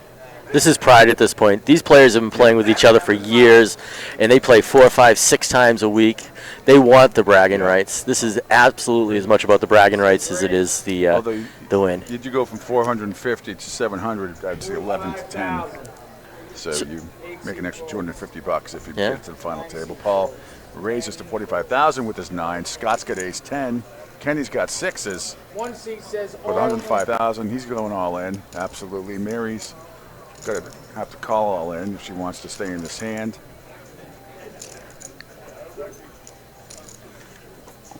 So let's see what happens here. Mary falls, and we have 6s versus 9s. 55, 60. 6s versus 9s. 5 more. He says call. Turn him up. 2 6s versus 2 9s. Not yet. Not yet. I'm not doing that either. Nope. Ready, Andrew? I didn't know you went that way, Bo. No, but, you know, whatever makes you feel good. I hope you can hear that other kid. Probably. You definitely can. Paul's contemplating a call. And he did. All right, here comes the flop. There's Oh, 9 right in the window. Paul smashes it in the window. Right in the window. Set of 9s. It's not easy, though. I feel the sweat coming right now. Never easy. Look at Six. that. Set against set right now. Only a 6 will win it for him. 2% chance. Picture of a 6. No. Wow, and it's a 4. All right, 9s win. And that's it. Paul takes it down, and Wow, 6. Kenny is now eliminated. Kenny is now eliminated. And does that take us to the final table? All right, seat open. Final 10? Let's see. Button's here, I think. Was that him? See what's happened here. Looks like the tournament director over there is making some motions. I knew I wasn't going in. Yeah, I don't know if are they 10 yet? They might have 6. No, they got Chuck's there with a huge One chip more, count, yeah. 749,000. Dead button in the 1, small 2, big 5. big. Yeah, they're probably going to reach their Everybody's taking ante, so.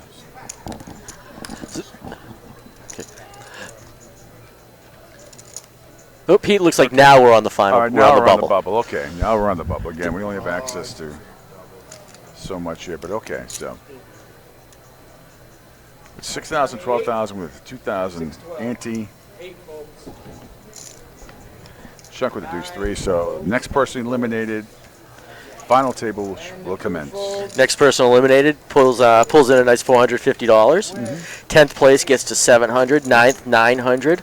8th place is going to bring in a cool 1,100. Yo, 11. 7th place is going to bring in 13. 5th place goes to 2,000. 2,300 for 4th place. 3,200 for 3rd. 6,000 for 2nd, and the coveted 10 grand for 1st. Absolutely. Mary hanging in there. 4 big blinds now.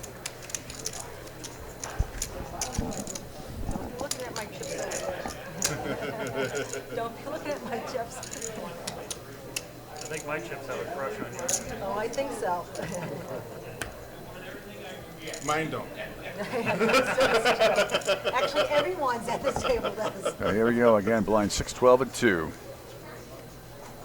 Mary, big underdog here. They're pulling for you. Chuck with pocket 8s. On the 9. He says raise. 50. Pocket 8s. He raises to 50,000. Mary's got 5-7. 44,000 to call. He shows 2 8s. Bo folds.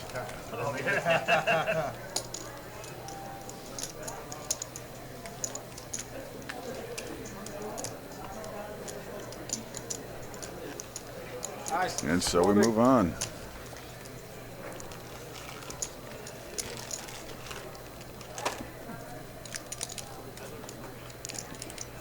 One away. We're on the bubble here. One away from the final table. Small big. I feel like I'm on an island over here all by myself. I think she feels all the way over there. One away. With her 3 chips. Kind of lonely. Maybe it's because you 3 didn't shower this morning. It's part of our game plan. I got a nice jacuzzi. Scott with a 3-5. Mary with 2-7. Paul with queen 6. A lot of bad hands here. It's on you.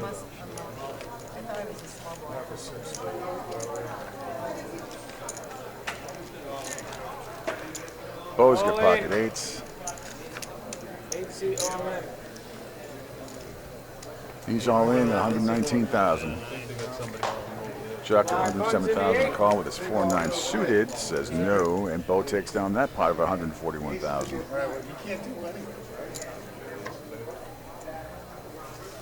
You know, we're not here for hand. Yeah, Annie's up. Bo. Bo, you're not hand for hand. Bo. Bo. Bo. Not here for hand. Don't tell him it's going to be dead. Did you hear you? Yeah, no, he's good. She had serious Tension is high. Both been in this situation before. There's Oh. nothing worse. Nothing Unless you worse. have monster chip stack, but I always seem to be right in the cusp of that 10 to 20 big blind, and you just have to really pick and choose your spots. Oh, even But in the you can't monster. be timid. You can't be, you know, you can't be timid. Is it final table? No. Even in the with the monster stack, it sometimes gets a little nerve-wracking. You see everybody starting to come at you with every hand here.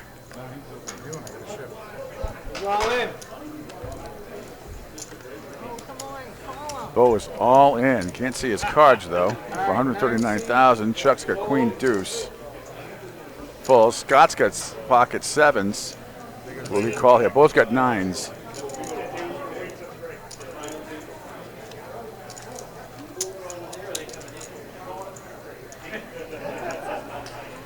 So if Scott calls here, All right, 10 full. does he call? No, he does not. He folds, and Bo takes it down. The 9s. Shows 2 9s. Anything good? I had 7.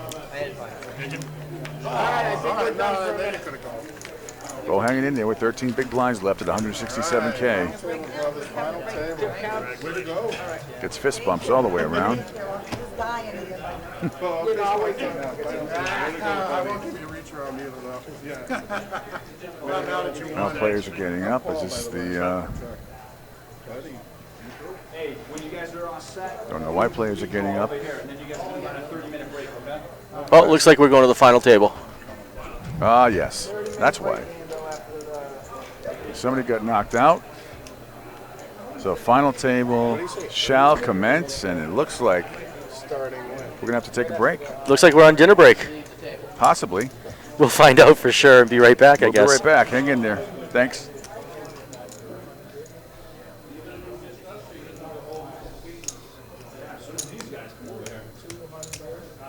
Steve, what are you doing?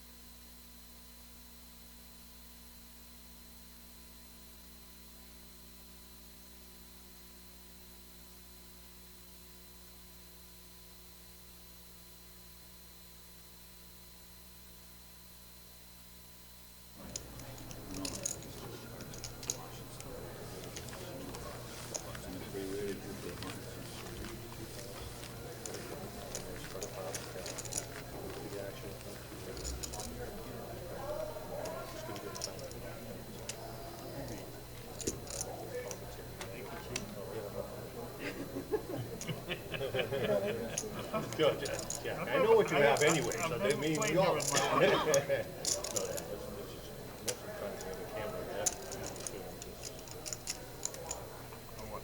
You watch me? Yeah, never knew before.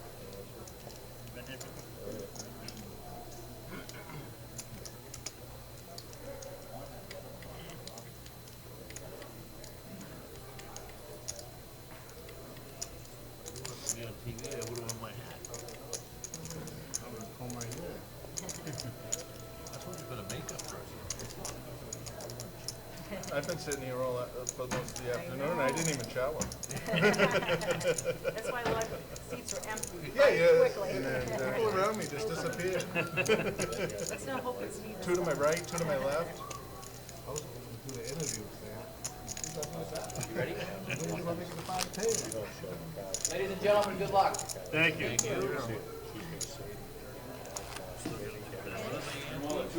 And welcome back, everyone, as we are set for our final table here, the EPT's 36 Finals Championship from Foxborough Resort and Casino. And I guess we're going to get it underway pretty quickly here, but let's go through the seating arrangement quickly, Ev. All right, so seating in seat 1 from Drake at Mass, Mary Stevenson with 47,000 in chips. Seat 2, Paul Garreau from Marlborough, Mass with 572,000 in chips. Seat 3, Troy Perry from Providence, Rhode Island, 472,000 in chips. He's currently in 5th position in chip stack. Sitting in seat 4, Stephen Lofgren from Paxton, Mass with 190,000 in chips. Seat 5, Bo Maikut from Candyland with 167,000 in chips. Hey, I'm going by the bio. Yep. Seat 7, the chip leader with 751,000 in chips, Chuck Hogan from Winchester, Mass. Seat 7, Kerry Pankowski from Swansea, Mass, 568,000, currently in 4th position in chips. Seat 8, Scott O'Neill from Bellingham, Mass, with 245,000. Seat 9, Jack Connerty from Hyde Park, Massachusetts, 661,000 in chips, currently in 2nd place in the chip stack. And also Seat 10, Billy Acera, known as Milkshake, simply so when he wins, Milkshake. We can say Milkshake wins. Nice. He's got 307,000 in chips. He's from Quincy, Mass, and he's currently in 6th position. We are underway here. We are. Right off, and Paul just took down the first pot.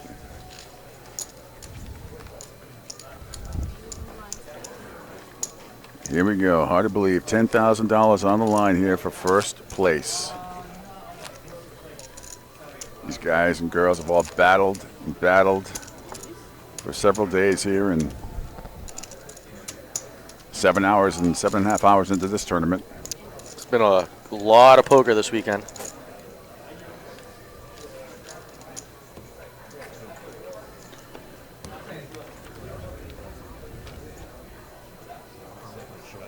The final 10, a terrific 10.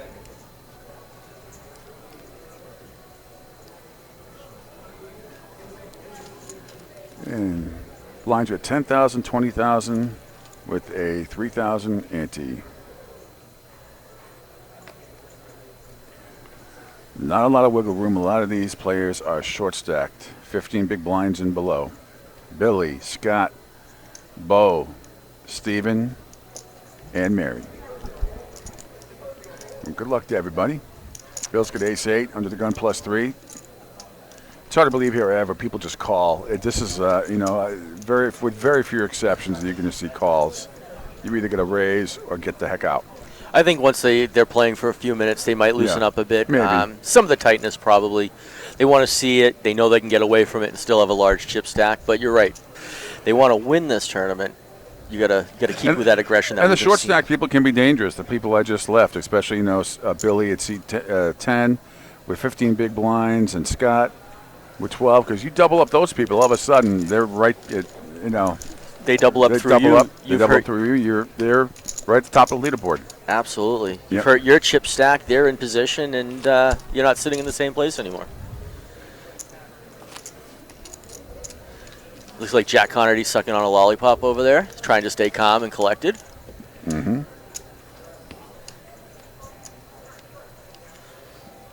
A la Telly Savalas, Kojak, back in the day, way before your time. A little before my time, but I saw the reruns. Yeah. Private conversation.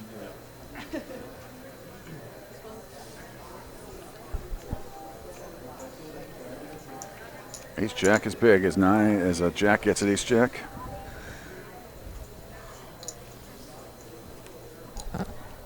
Billy and Mary with bad cards. Again, Mary's really close here. She's just waiting Can't for the delay one too move. much longer. Nope. Draw with a 10-7. You get 2 or 3 players in a hand, it's going to be a ginormous pot. Oh, at this point, every pot is huge. 10, 20, 3K in the ante. You're looking at $60,000 pre-flop every single time. King Queen for Steven, and there's the flop. Jack, King 9, all hearts. Good flop for Kerry possibly if she can stay in it, but Chucky and Steven have top pair. Steven with the better kicker. Flush, straight draws for almost everybody. Yep, open-ended for Kerry with the flush draw. Yeah. She's the only one that can get the flush, so she's actually technically ahead here. With the 2 cards left, absolutely. Mm-hmm. Jack looking at middle pair top kicker. Steven looking at top pair.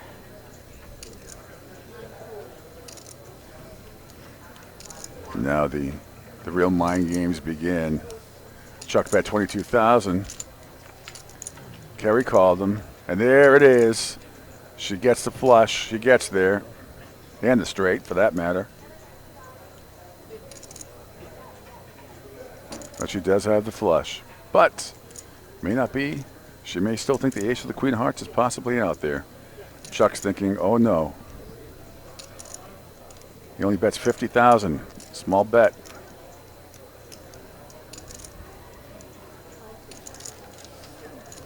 See if Kerry raises.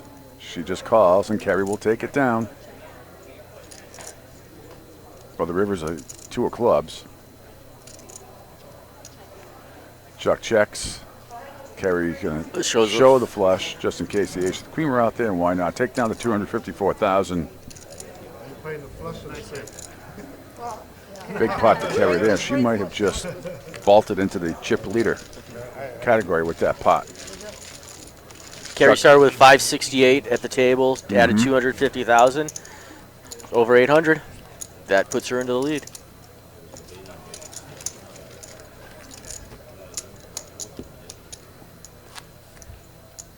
Oh, at 721. Which Kerry is indeed in the league. Yeah. Jack is in second. Chuck now in third. But again, it's all very, one hand is such a gigantic swing now. It's just huge. Just absolutely huge. It's great stacking rows and stacks of checks all when you get to this level, isn't it? Oh, great feeling. Oh yeah, especially when it takes you 10 minutes to stack those chips. Start thinking about what design pattern you're going to use. And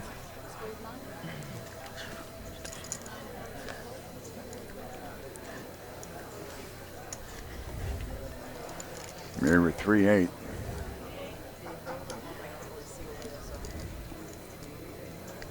A lot of bad hands here to start. As I said time and time again, most hands, for the most part, on average, are bad. Troy with the king 10. Everybody seems to be folding. Pot's still only 60,000. Chuck wakes up at jacks, though. So we'll open up. He's had that hand several times over the last couple of hours. And he raises to 50,000. And nobody wants to play, so he takes down that pot. Small pot, 110,000. 50 of it was the raise, so basically a walk. So our buddy Jack Connerty in the 9 seat, 62-year-old man from Hyde Park, Massachusetts. He's a utilities manager at Boston Children's Hospital. He has 3 children. One of his favorite hobbies is golf. Another similarity. He's been, believe it or not, he's been playing poker for 8 years pretty solidly. Yep. He's been playing the charity division for the last couple. This is his first time ever in Foxwoods. Really? Lives about an hour and 15, hour and 20 minutes away, Yep. and it's his first time ever playing a tournament. Wow. Jack, maybe he'll be back. He's an amazing home game player. He's an amazing tournament player. Hopefully he sticks around quite a while. Nice. Mary's got 8-9 suited here. She gives it up.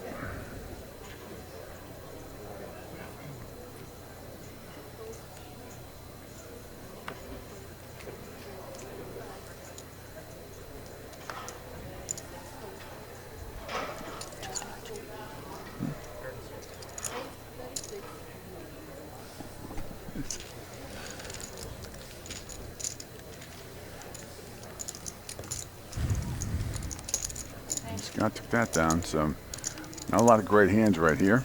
Nope, some patient poker. Mary's got one big blind left at 32,000 in chips. Everybody started the day with 100,000 except for two people who started.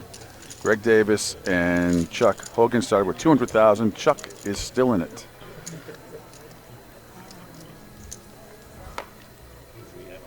Right up in the top three. Chuck's played pretty amazing. He started with a chip stack, started raising it up. It never seemed to dwindle. No. He's been on the upswing ever since. Let's see if he can keep that streak going. Mary first to act. It's this hand or the next hand, it looks like, and she's going to choose to play the next hand when it's her big blind.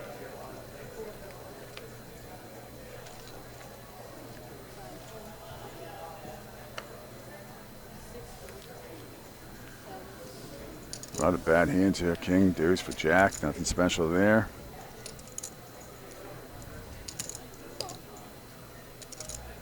Calls a 10K bill with a 4-7 option. Just Really? checks it. Says my ugly's a little bit better than your ugly. We're going to start slapping uglies in a Nails second. the king. Now, I got to say, Jack and Billy are very familiar with each other's play. They've been playing most of that 8 years together, probably. Yeah. Whether it's a home game, whether it's a tournament play, and they've seen each other quite a bit.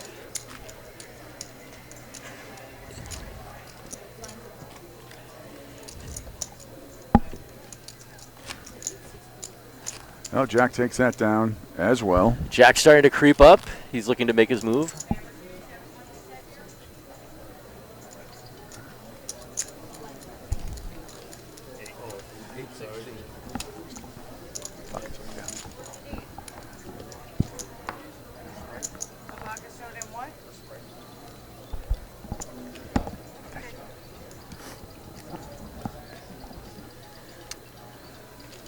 Again, 10,000, 20,000, 3K for the ante.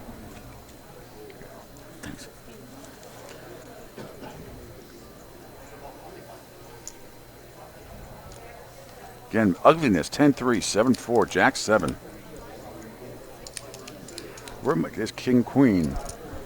It's like a monster with all these other hands right now.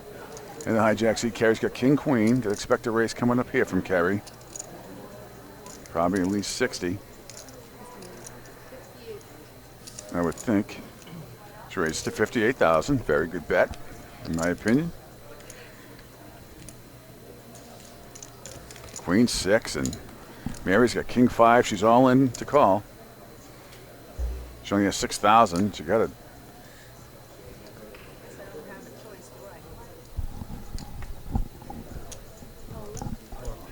There she goes. All in for 26,000. All in for less.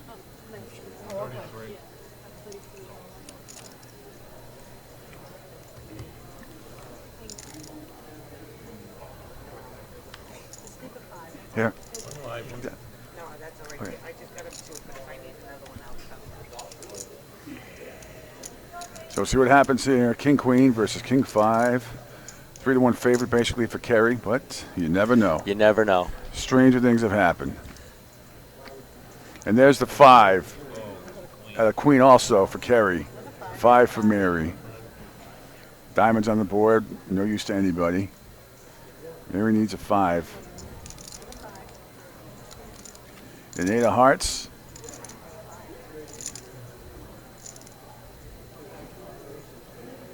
Got a 5% chance to hit that next 5. And no, it's a jack. Well, nice run for Mary. Nice run for Mary. It's been nice getting to know her through this tournament. It was nice talking to her earlier. Mary Stevenson finishes in 10th place. She played really, really well.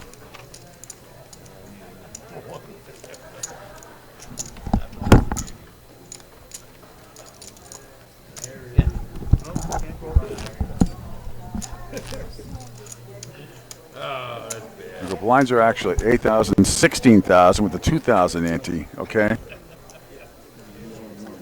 So that's the deal. 8,000, 16,000.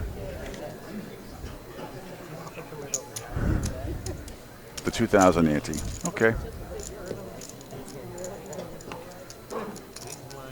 See if we can get Mary over here. Talk about her nice run. All right, I'll go grab her. In the meantime, I want to send a shout out to some friends of mine, Adam and Laurie DeRoche and Acushnet Master, hanging out, listening to the feed. Hi, kids. Yeah, Laurie spent a great weekend up in Hampton Beach watching Brett Michaels. I think she got a picture and maybe got a little autograph from Brett as well. And awesome. Adam's going on an amazing fishing trip this week. I'm sort of jealous, I got to be honest with you. But thanks, guys, for checking in. Can't wait to see you this week. 8,000, 16,000 of the blinds. Pocket sevens for Kerry. Another race coming up here.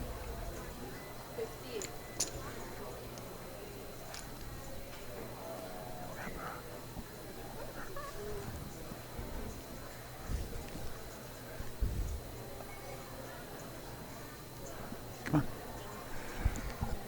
Paul with a 3-4, 38,000 call. Raised again by Kerry, 58K, same as last time, just under 3 times the big blind.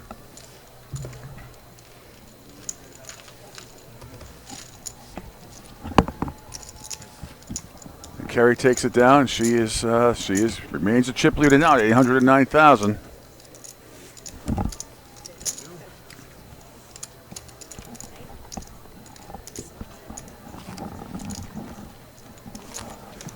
Hi, joining us right now quickly here, just for a couple of minutes, Mary Stevenson from Drake-It, who had a hell of a run today. Thank you very much. Really did. Just to get here is a big-time accomplishment, and especially.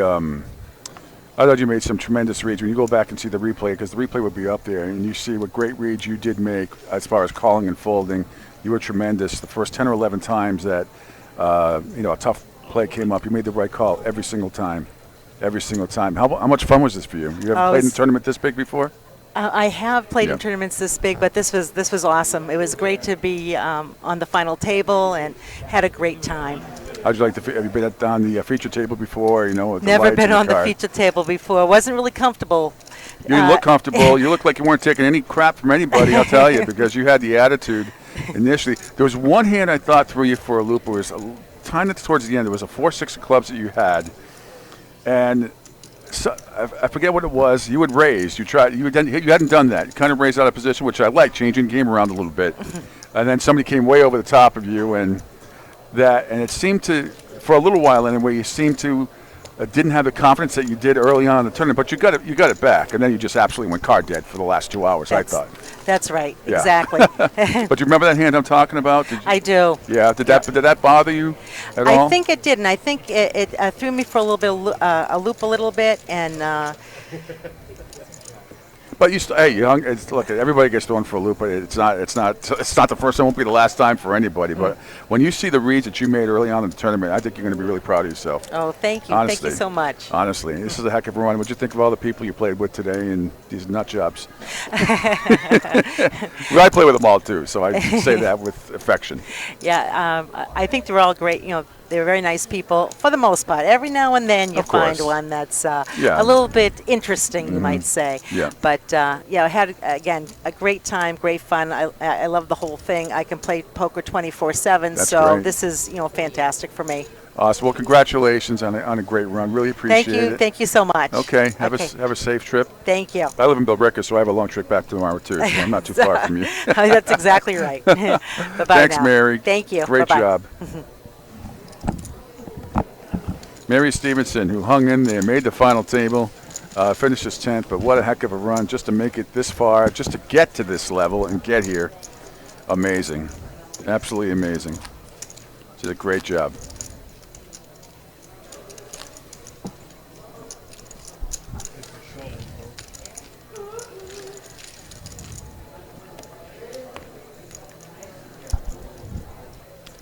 So we continue here at Pete Shepard, Evan Myers, as we're broadcasting live the 36K, EPT 36K finals here at Foxwoods. Everybody's way too serious.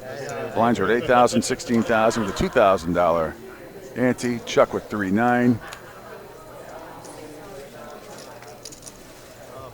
He's under the gun. Easy fold there. Jack with 8-9 off. Fold, fold. Everybody's folding. Evan is back with us. Mary, very nice lady. Super sweetheart. Mm-hmm. I look forward to playing with her on the circuit this season coming up. Absolutely. I asked her about that 4-6. She agreed with me. She said it did, shake her confidence a little bit. But I told her when she goes back and sees the replay and sees how well she played and all the great reads that she made, she'll be very proud of herself. So here we go. Billy raises with a king 5 to 60,000. Why not? King rag, why not? Bo with king 3 folds. And takes it down. Kerry's still on top at 800K. Chuck not too far behind again. Anybody is still in it. Everybody is still in it. Down to 9 players, $10,000 on the line, Evan. It's a lot of money.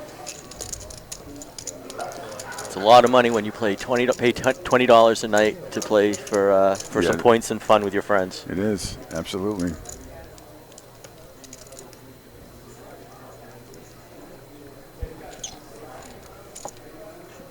Carry it under the gun with king 7. She throws those away. Scott wakes up under the gun +1 with pocket 9s. She's never handled out today.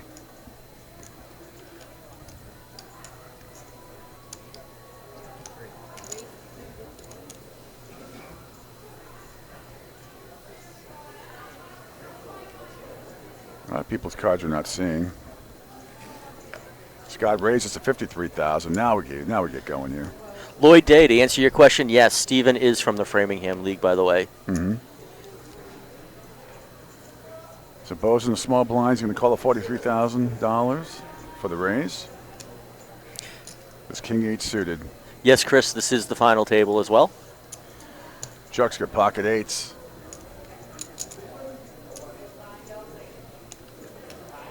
And let's see what happens here. Chuck calls in the big blind, so it looks 9s versus 8s here, Evan. And here we go. Here we go. 10-4. No help to either player. Both players. Chuck checked and Scott checked, which I'm surprised at, but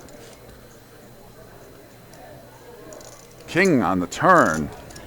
Again, no help to anybody, but a lot of overcards out there, and see who tries to psych the other one out with a bet. Scott does, Chuck does, excuse me, with the $80,000 bet. Pot now at $223,000. Does Scott believe him? Yes, he does. And Scott will fold to Chuck. Again, like the aggressiveness by Chuck there, Evan. That's how you, a lot of overcards on the board. Absolutely. Yeah, I think it's so hard. That's the toughest spot in poker, because if you come back over the top, the other person's going to fold. But it's an awful big gamble with 3 big overcards on the board like that. Absolutely. But I think that is one of the hardest plays. I admire all the great players that can do that.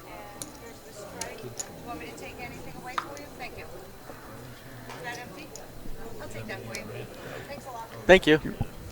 The fantastic wait staff here at Foxwoods, Absolutely. making sure that we're well hydrated. Scott is in the under the gun with king 10. Tough time to raise right here. This is what I'm talking about, Ev, right here at the final table. All these great players now here. King 10 looks great, looks pretty. You make a standard raise here? I fold this at this point. Yeah. Right here in a weak position. It's a nice card, maybe to see. 20,000 to call under the gun, just to blind. Well, it's actually 8 and 16,000. Excuse me. So, but he raised to 32, so just a double the raise. Min raise there, but that can be enough for the final. That's can be enough. Paul's got the ace 7 under the gun +3 position here. Big stack.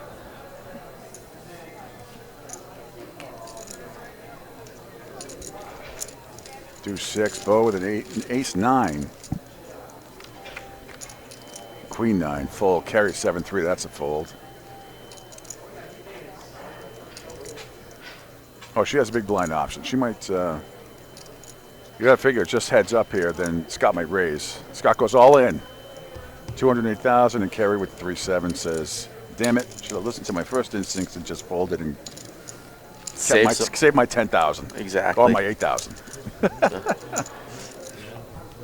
I hate that one. Don't you hate that? You know, you think, that guy next to me would be nice, but trying to play nice does not help you. No, it never does. Nah. Hey, don't forget the comments can still come in. Hashtag Eastern Poker Tour. You can find us at easternpokertour.com. The Twitter feed's going crazy. Everybody's checking in. Jordan Fishman is still hanging out as well. Doogie is out there. Doogie looks like he's not feeling very well. Hope you feel better though, Doogie. And one of my great friends in the poker community, Mike Joyce from Quincy, Mass, checked in. Hey, Mike, how you doing? Love Mike. And ace jack, ace 3 for Jack.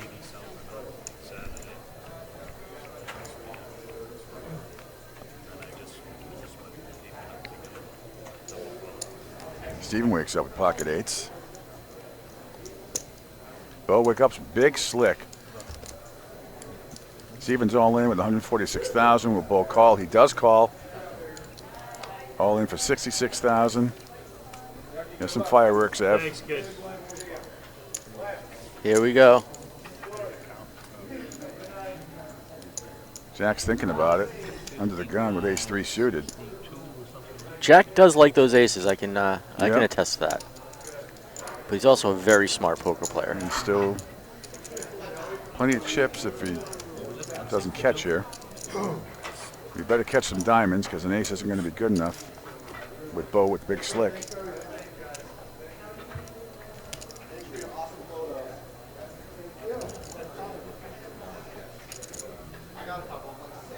Jack is contemplating, thinking.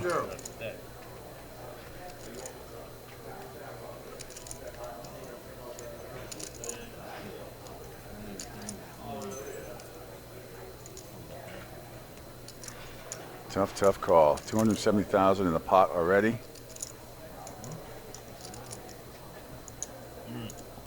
Tough call there. What would you do right here? See you later, kid. I lay it down. I mean, seeing the cards, but you don't have anything. You have a very weak ace. People are playing aces. People are playing pairs. I think what we've seen up to this point is that. So Jack's got a monster chip stack. He might think his ace is good, the high card, and he's trying to knock out 2 people, and he does call. He does make the call. He's got the overcard, one overcard. Going to see the ace king and not be happy, but he's still got a chance here with diamonds.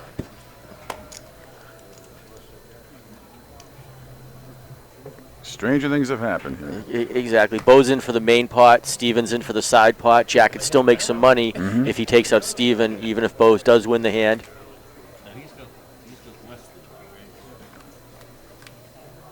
Here comes the flop. 7-9 ace. All right, so Bo takes a big lead here. Bo takes the big lead. 10 on the turn. No jack. Yeah, jack or There's an open-ended for Steven as well here after that 10. And there's the deuce. And Bo's going to take it down. Bo's going to take the main pot. Looks like Jack will take something out of the side pot. So it really didn't hurt Jack that much to be in this hand. In fact, that was a pretty close to even. 3 on the river. I thought that was a 3 on the river. And it worked out to be just about a wash. Nice job. So Steven is eliminated. 9.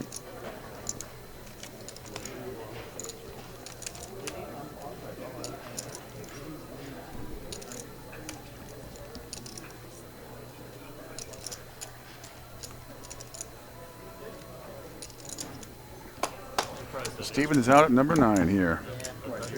No. That's why I was begging for the king. Right, that's what I was saying. Just You wanted get- the that's why king to you get have it a over better with. chance of hitting the king. And then there are 8. I folded an 8. Seems to be moving at a different pace than last Yeah. year. Seems to be moving a little quicker. Nice flow.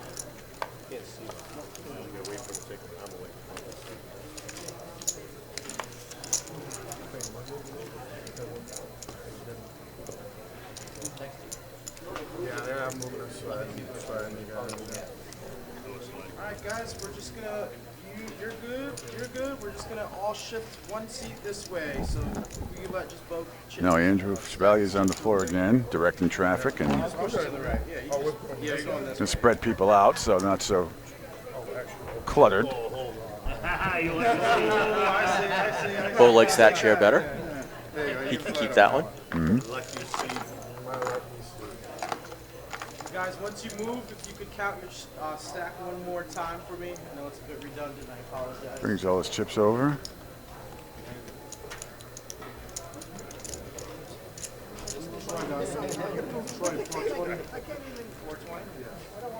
$420 for C3.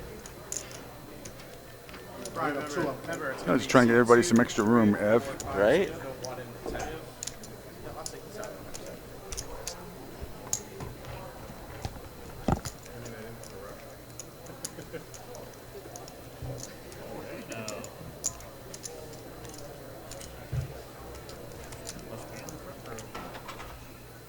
Steven was just eliminated.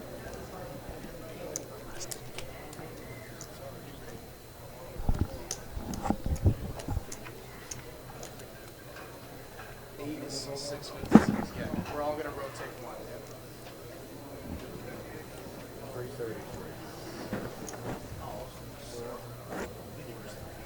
333, Bo? Stephen Lofgren with another great run. So we're still at 8,000 and 16,000? Is that, and the 2,000, okay.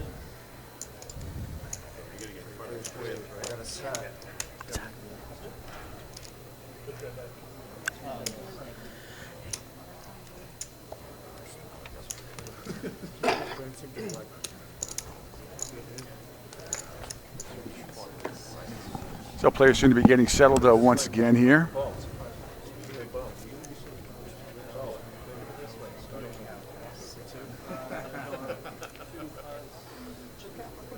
8 players left in the EPT's 36K Finals Championship. We started out with 973 players a few days ago, and now we're down to 8 for the $10,000 first place prize.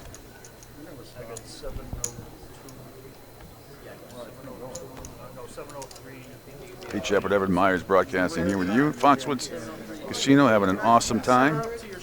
You know, it's been raining outside heavily for most of the day for much of New England, so thanks for tuning in. Thanks for all the well wishes, and thanks for the thanks for checking in.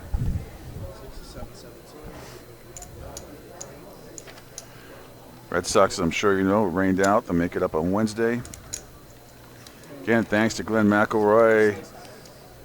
McCrory, I should say. I always want to call him McElroy. Poor Glenn. Glenn McCrory, Craig Bradford, Gretel McCrory, Lionel Ben, a whole bunch of others. Everybody here at Foxwoods, the entire staff at EPT, for making this an unbelievable 23rd season.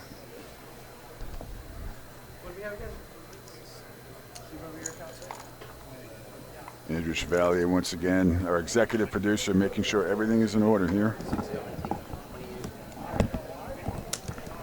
We are down to 8 players. 2 minutes just to double check this. Should be good.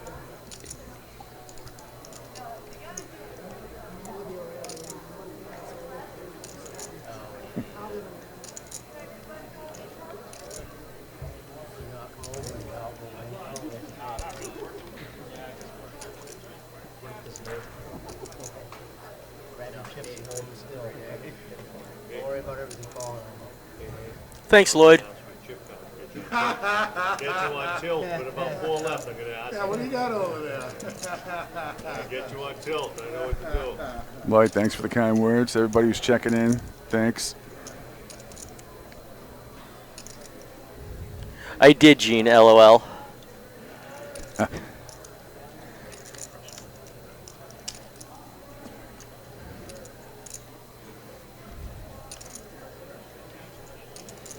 Well, it seems like we're getting ready to get back in action here. 8 players left. 8 players left here.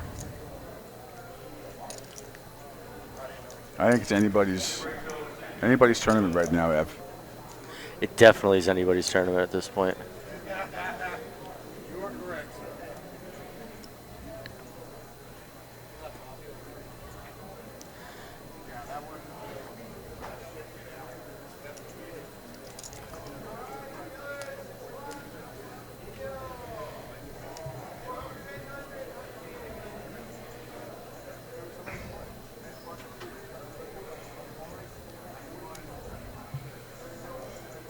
Karen Gonzalez just checked in. She's Yeah. wishing Jack and Milkshake the best of luck. Milkshake. She's watching it on her friend's cell phone right now. Hey, Karen, how you doing? What's up, Karen? Congratulations on your wins lately. And great finishes. She won and she came in like 3rd or 4th last week.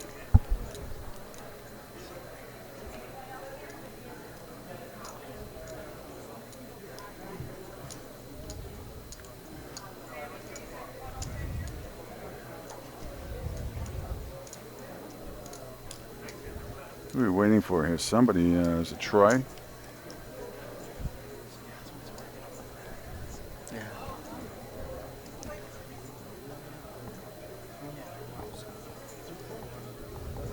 Waiting on someone here. What the delay is, I don't know. Looks like a bathroom break. I don't know.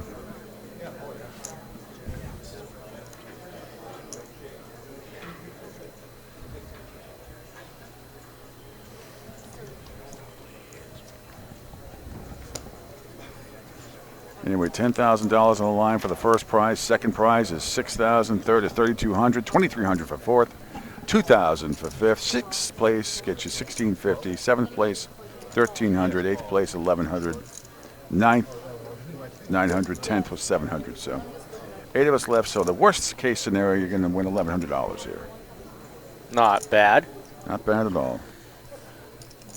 For about 8 hours of work.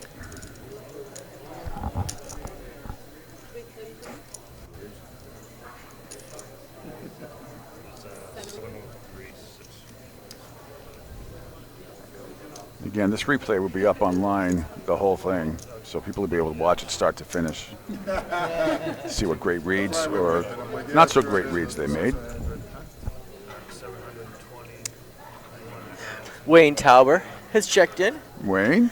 Wayne and I actually split a tournament Saturday night, a late night tournament. Congrats to Wayne. Wayne's a former teammate of mine in a Eastern Poker Tour team challenge. Wayne and I and our team took that challenge down. So Nice. I'm always fond of Wayne for checking in. Thank you for your kind words, Wayne.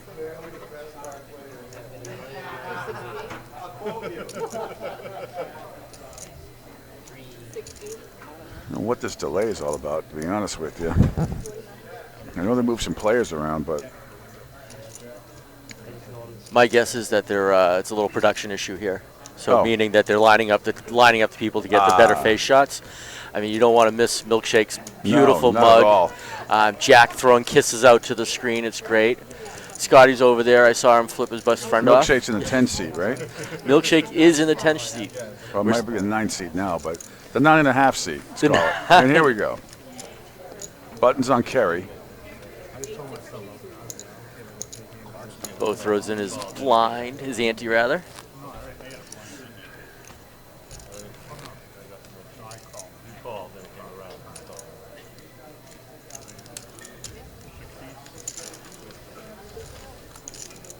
There your leaders right there, all so close. One hand changes everything. Even Scott is still in it.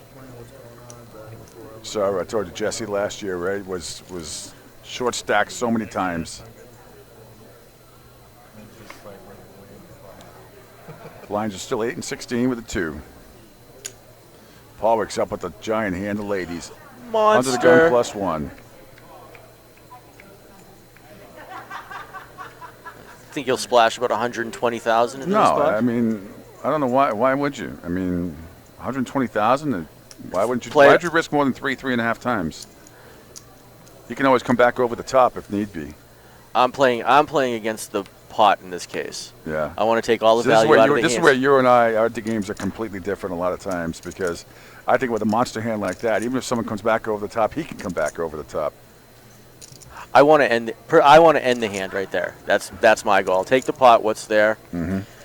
Queens are a solid hand, but that ace anything calls you. That ace 10, ace suited something or other, king, queen. Yep. I just don't want that hand calling me at that point. I'm taking all the value out of the pot. You're gonna have. It's gonna challenge you if you want to call at this point. It's irrelevant. He won. Jack. He did win. Had queen 3 in the big blind, so. Yeah, it's just a matter of style. It's just that's what makes the game great. Everybody plays it differently. If we all played the same, it would be boring.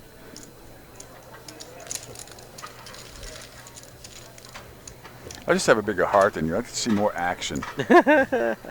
No and action. then complain to you afterwards. Can you believe I got sucked out on after that? That's why, Pete. That's why. I think we've had this conversation once or twice before. Yeah.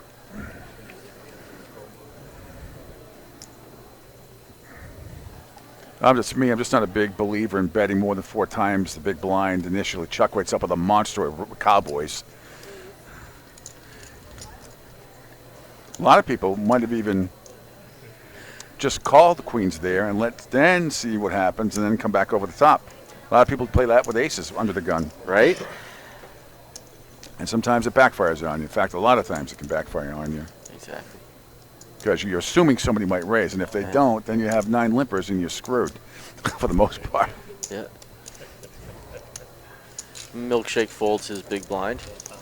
Chuck with a monster, and he'll take it down. So the ladies and the Cowboys back to back here. Big hands. 8 players remaining in this incredible EPT 36K Finals Championship from Foxwoods Resort Casino. You're Evan Myers. I'm Pete Shepard. We're here until the end. Until the end, you're going to hear our voices until it's over. If I have a voice left. Right.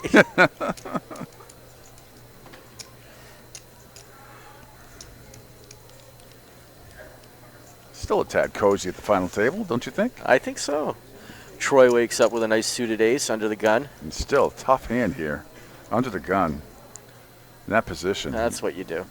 Ace Jack from Bo. He's going to like this hand a lot. Mm-hmm.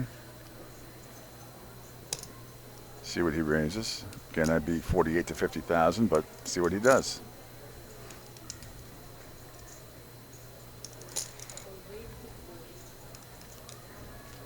And he simply calls.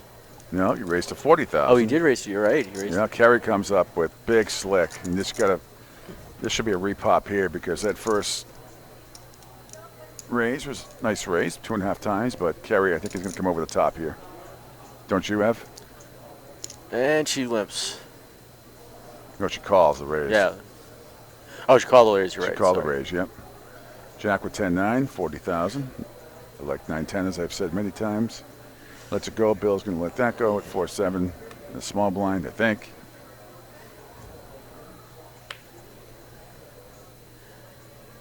Billy's pondering his options over there, looking very intent. Mm-hmm. Does the smart thing and lets it go. Paul with pocket 3s. He's going to call with that.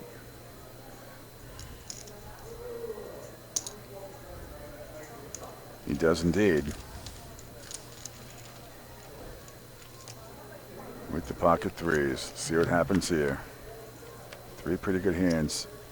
8, 9, 7 doesn't really help anybody. Bo has an inside draw.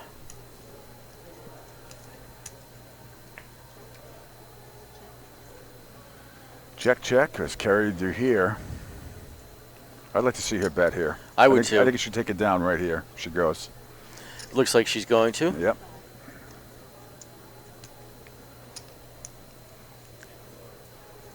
Question is, does Paul believe her? Does he believe his 3s are still good? Pretty good flop for 3s. And he lets him go. Yep.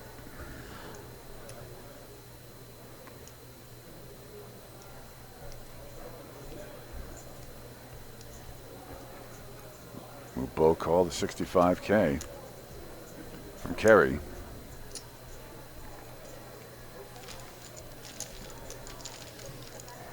And Kerry he does, takes, lays it down. yeah. Kerry takes it down to $209,000 pot. Kerry. Between Kerry, Chuck, and Jack, they're flipping positions for the chip lead right now. Nice position to be in, one of the solid top 3s.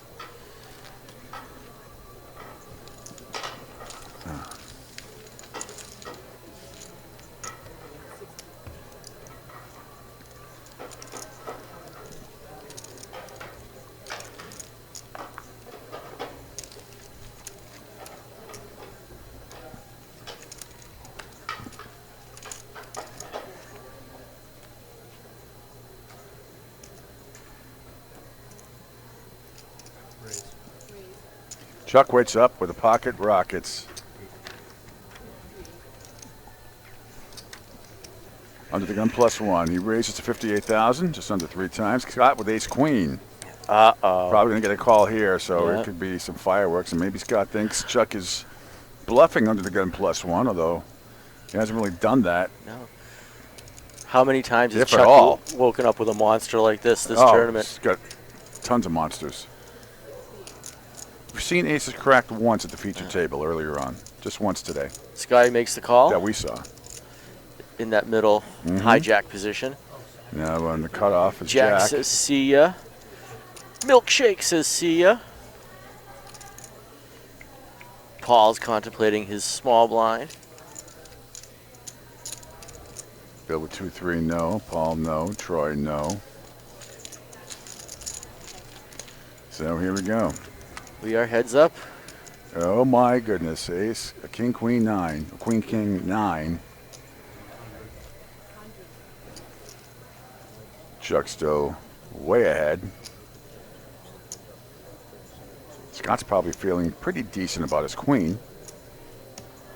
Chuck bet 100,000. Scott getting a call. Scott can't believe Chuck hit any of that board with a pre-flop raise under the gun. Might be thinking he has 10s He or goes jacks. all in. Scott goes all in for 104,000. Chuck's going to snap call. Snap calls it. They flip their cards.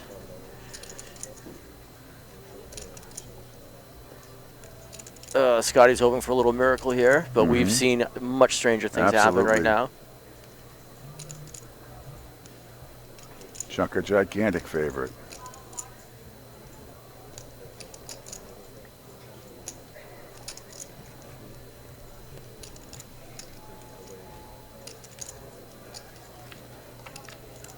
There's a 9. 9 on the turn. See what the river brings. And it's a 6. And Chucky's aces hold up. Chucky adds to that monster chip stack right now. Yep.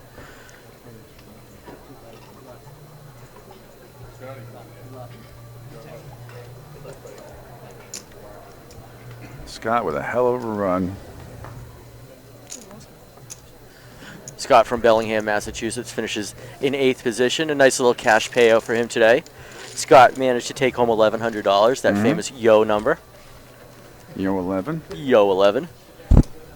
Great run by Scott. Let's grab Scott in a minute. Let's see if we can get him to talk to us in just a Sure. minute.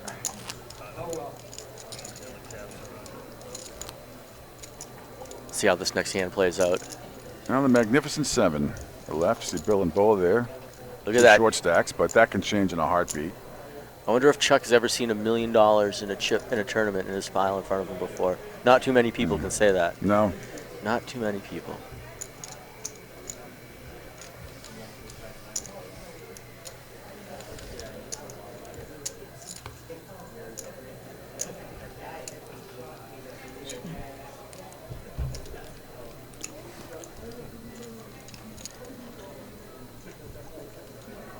See what Chuck wakes up to with this time. King 7 under the gun. He's going to let that go.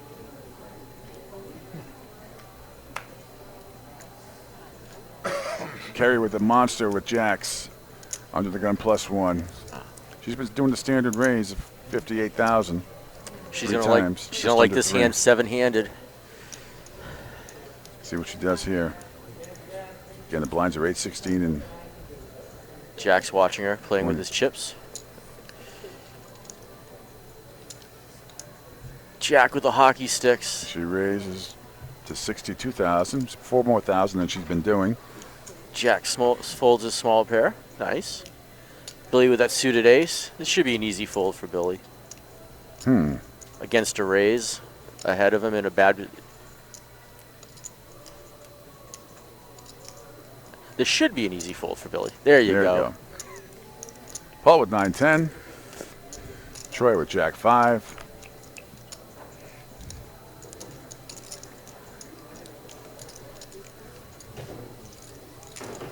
All right.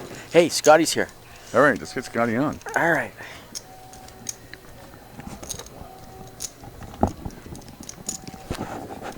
Scott, hell of a run, young man. Great job today. Thank you. It was a lot of fun. Had a great time, and just wish I could carry it a little further. What was going through your mind that last hand? You had ace queen and Chucky had aces. Did you Well, think he had the aces? I can't believe he calls me with that garbage. It's just not right. I said, you know what? I don't think he hit the king, and I was right. He didn't. So, Yep. but it was. You got to take a shot. It was starting, Absolutely. You know, he's been and, getting. If you've probably seen his last 2 hours, if you've seen the cards he was getting, he's just sick. Aces, kings, jacks, queens, ace, king suited. I mean, really some monster hands. But he's played very well. It makes sense. Yeah, his stack was just kept growing and growing, and I was trying to call you guys so you could let me know what he was playing, but I couldn't get through. I don't know if the phone was off the hook or what.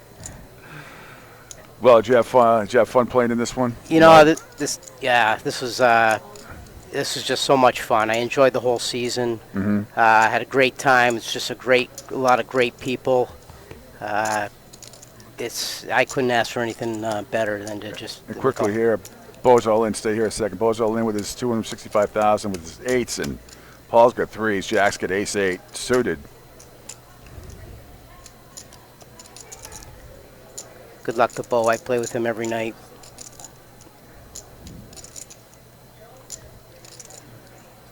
People were tweeting he should be at the final table just for the beard. Yeah, he's a good guy. He's a character. He is a As most poker players are. He's been talking about going back to get a box of Captain Crunch, so I think maybe that's what he was thinking about. Paul contemplating a call here at 220,000. He'll have chips if he does call and loses, but Bo is all in with his pocket eights. Oh. He lays it down. Bo takes the pot. Nice, good for Bo. Bo takes it down. So just the grind, just to get to just to get to this day. I mean, the initial grind of did you qualify on Saturday or Sunday? I forget. No, I won the Cerisi Cup. Oh, you won the Cerisi. Well, yeah. You want at least 6 tournaments to get to that to even qualify for that, right? Actually, the Cerisi Cup is the top player of the 8 regions. The 8 top players of the regions, they play for the Cerisi Cup. But usually it takes at least 6 wins to get to be that top player of that region. You would think that. Yeah. Actually, one of the guys only had a couple wins, but he had such a high finish every night that he plays that it put him on top. Awesome, that's great. But I'm gonna go cry in the corner for a minute if you don't mind. Oh, go ahead. Thanks a lot, Scott. Take care. I mean, have a hell of a run, man. Thanks a lot. Great job for you guys. Thanks. You and Evan, Evan, it was a lot of fun. I hope we'll see you next year. Absolutely. Well, I might see you in 6 months. 6 months. Yeah. That's next year for me. Yeah, really? Yeah, well, okay. All right. Have a good night, guys. You too. Thank you. Thanks, Scott. Scott eliminated in 8th place. And we are down to 7. Here's Billy has an ace-4. Kerry has a king-jack. And all in for Billy with ace-4. And Kerry's going to fold the king-jack. And I don't have to tell you, I'm just going to show you. here we are, down to 7. Down to 7 players here. $10,000 on the line. EPT's 36K Finals Championship. Evan Myers is back with us. I was just seeing our buddy Glenn. He was presenting Scott with his Cerisi Cup trophy. Yes, he was. Very nice trophy that Scott can display on his mantle. It's a very nice acrylic trophy. Troy wakes up with pocket kings. Look at this. Wow. In that middle hijack position. He could make a lot of money in that position with this hand. Well, depending on if there's anybody with any cards. I mean, this is where you hope somebody has something playable. That's what I'm saying. He could. This is a position where he can make a lot of money.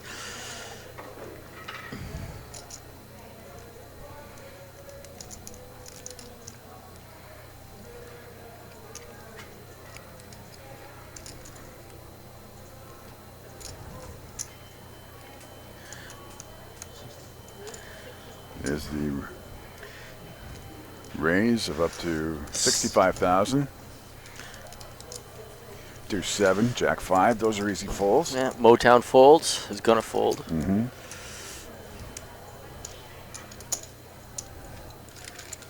And 103,000 for Nice, him. nice pot for Troy. Yep.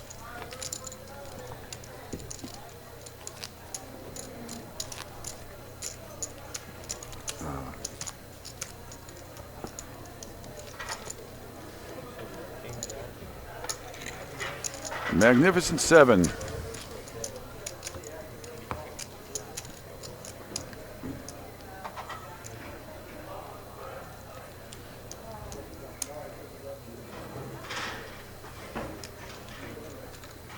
Blinds are still at 8 and 16 and 2, as far as I know.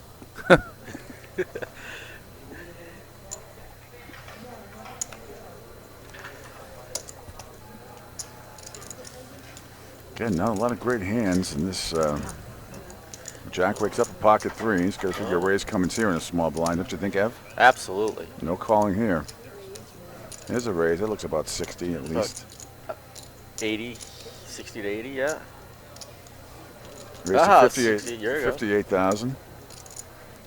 Billy looking at that suited ace Jack in this position. He knows Jack as a player. He's played with Jack hundreds of times, and it might be even thousands of times. He's going to shove all in. He's going to put Jack to the test right now. Yep. Somebody didn't like that. Flip the table there, huh? Yep. Didn't like the call. Jack made an insta call on that. I don't think they meant to flip the table. I think it was just getting it. Right. So here you go. It's a literal coin flip right here. Jack gives a little look to the camera. Billy's away from the camera. Billy's pacing like there's no Billy tomorrow. might be falling off the stage. Oh, look at that look by Milkshake. Oh, Milkshake is... That was the look of the day. That was Diamonds, absolutely 4, 5, 7. Gut shot for Jack. Billy needs serious trouble here. Down 3. Billy's sweating 3 it. to 1. Can he pull it off here? Can he get a card? Get an ace or a jack here.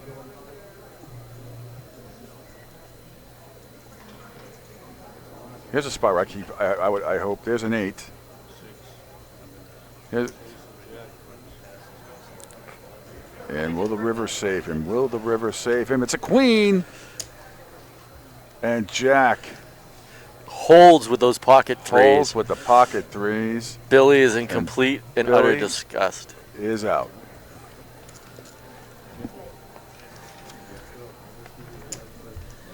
Well, I want to congratulate Billy for a nice run as well. Billy and I have been poker friends for many, many years.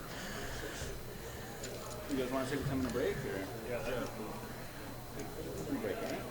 It's a great run by Bill. He finishes in 7th place.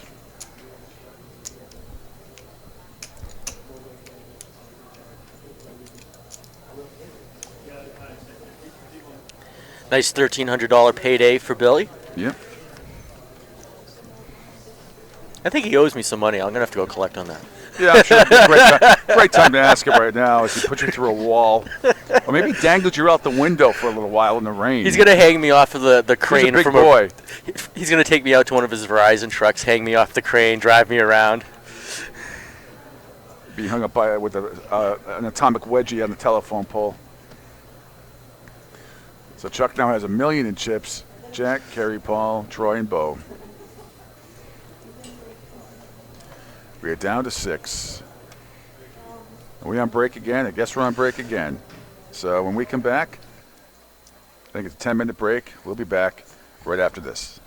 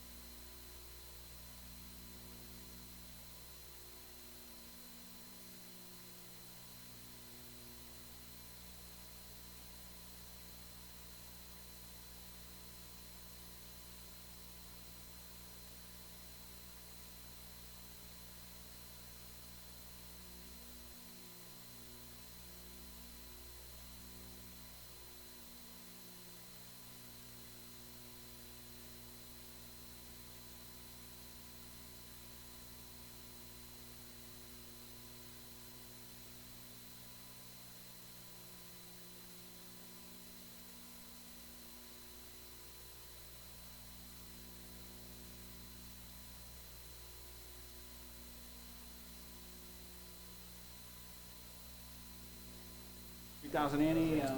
We're 10-20. Yeah, 10-20 with 3,000 ante. All right, ready to go? I am. All right, what are we waiting By for? myself. And we are back, and it's probably going to be our final break, I would think. As we are down to 6 players. Pete Shepard, Evan Myers, they're rebroadcasting almost live here at the EPT's 36,000 Finals Championship in Foxwoods Resort Casino. 23rd season coming to a close. $10,000 on the line tonight. We've seen some great poker, great play. And now we're down to 6. And then there were 6. $1,650 goes to the next person knocked out. Definitely some serious money at stake right now. 5th place is looking at $2,000, $2,300 for 4th, $3,200 for 3rd, $6,000 for 2nd, and again, that 10 grand for 1st place. So it's the player's option if they want to keep the cash or take that to use as a buy-in for the main event. Yeah. Well, depends on what your wife says. Exactly. Are the kids going to college this year? Not sure. The blinds are up at $10,000, $20,000, $3,000 ante. As we get going here. Cheryl's still hanging around. Hi, Cheryl. No, we're on 25-minute delay here, so don't say anything, please.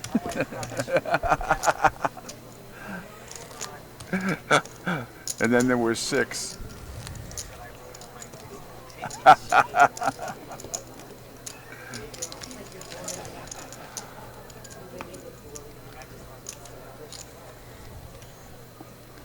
So Paul, Troy, Bo, Chuck, Kerry, and Jack are all still in it. Bo wakes up with 7-9, 20K to call. Jack 4. Kerry and the hijack see with King Queen offsuit.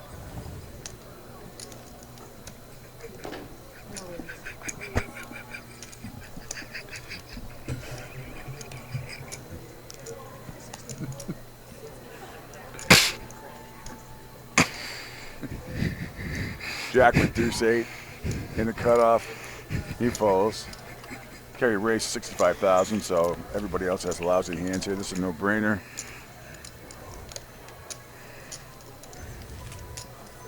And Kerry takes down that pot. So you have the updated chip count right there.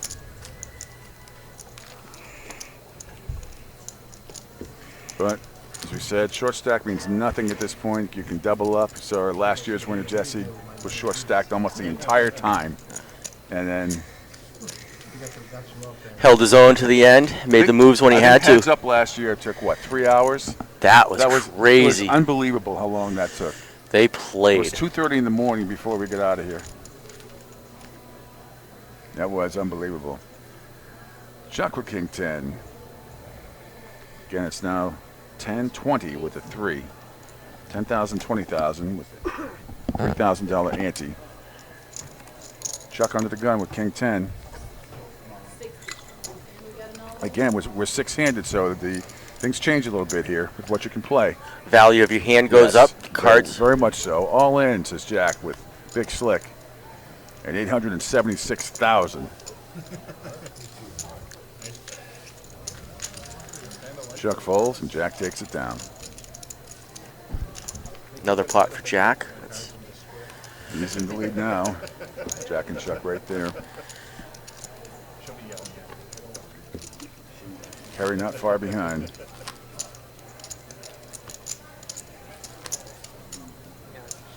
Oh. Thought I asked in advance.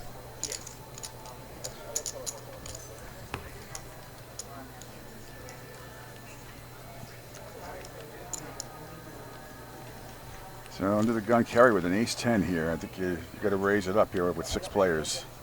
6-handed. Let's see what she does. Monster hand with 6 players in this position. Mm-hmm. There goes Andy, one of the esteemed tournament directors for Eastern Poker Tour. Yeah.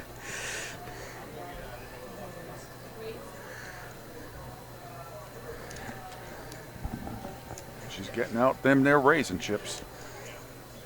And she pushes a little pile forward. It is indeed a raise up to 65,000.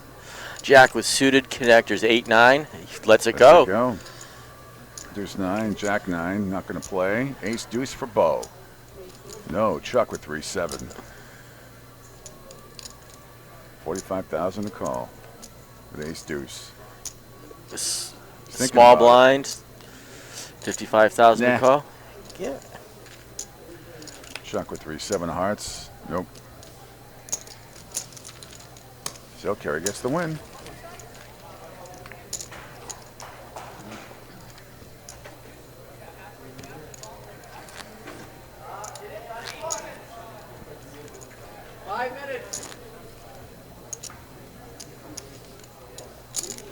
Again, 6 players left, and values of the hand go up. 36,000 K Finals Championship here at Foxwoods. $10,000 on the line for first place. Both starting in the button right now. Chuck for small blind. Kerry is the big blind. Jack is under the gun. Jack looks at that ace 2. Again, under the gun with an ace. Lets it go. Lets it go. Paul 10-4. The hijack seat. Don't think he's going to see any action there. Yeah, no good buddy there. Nope.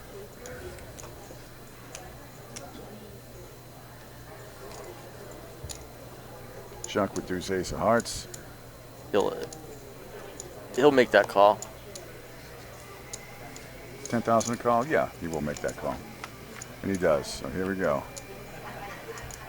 They both hit the 8. Kerry has a better kicker. But there is a king on the board. Chuck bets out immediately 30,000. Put the nuts to Kerry, see what she does.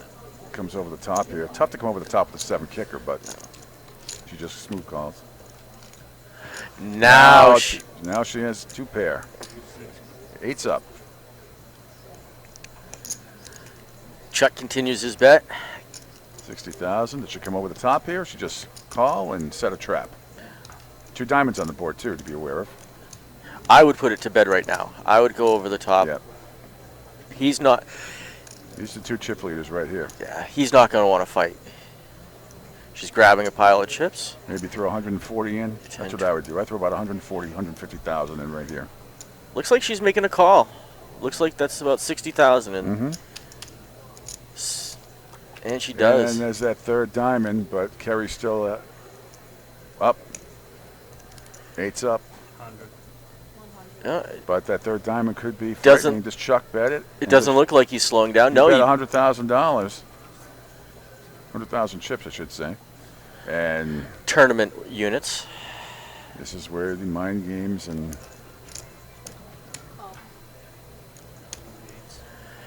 he's been betting strong the whole time. Called. And she wins.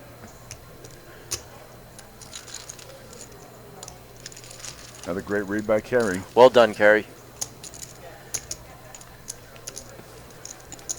Give Chuck credit. Try to get her off it. Now Kerry's in the lead, 1.1 million.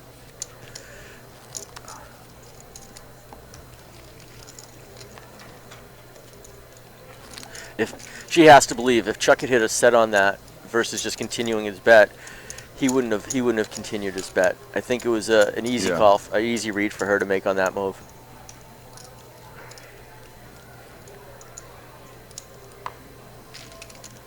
Lines are 10,000, 20,000 with a $3,000 ante.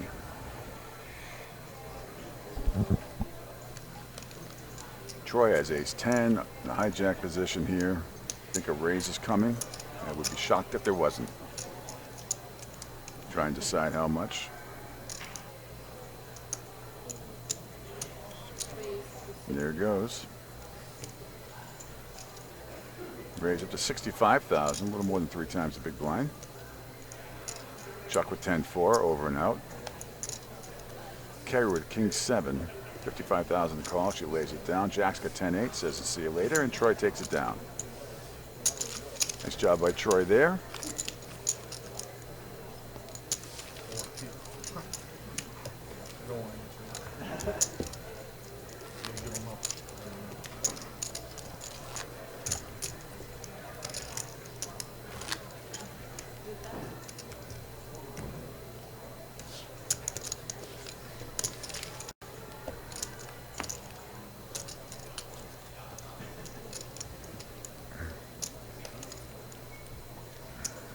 Who will win the 10,000? Any of these 6 players could win it.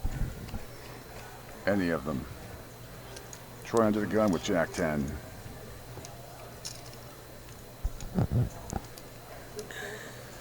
Bill with an ace 4 in the hijack seat. And we've seen people raising in that position with an ace, but he is not. Chuck with deuce 8, offsuit, see ya. Kerry, queen, 3 of spades, and quack quack for Jack with the ducks. Jack's going to make a little raise here. And he should. In the small blind. And he bumps it up to 60,000 3 times. And an easy fold for Paul with the 4-7. So ducks are good here. Kerry and Jack now battling out for that top chip position.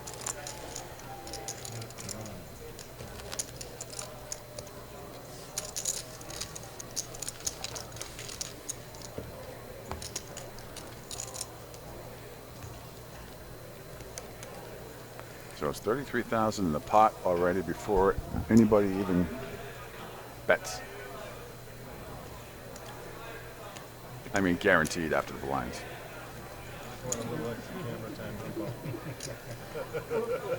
Chuck with a big monster with big slick. 60. Comes the raise from the hijack seat. The hijack seat has been huge, Evan, this position here, this table. It has had a lot of Raises it up to success. 60. Paul's not going to call with that. No. Neither is Troy with the jack deuce. It's an easy game. Easy game. Just bet and you win.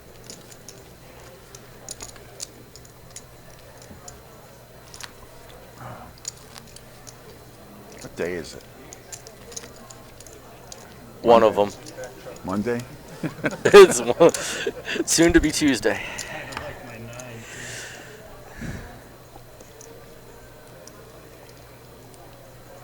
You gotta figure, Evan, these great players left, that it's gonna come down to like kings versus queens, ace king versus ace queen, something like that. I guess there's always a chance for a suck out here or there, but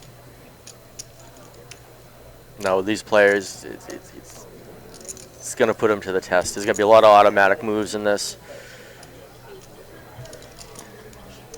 Paul with pocket tens on the button. Great time to have pocket tens on the button. And raise coming here, no question about it. Probably 60, 70,000, something like that. Looks to be 55? 65. Yeah. That's that for, it's at 67. Yeah. Though at 5-7, 45,000 call here in the big blind. Does he protect?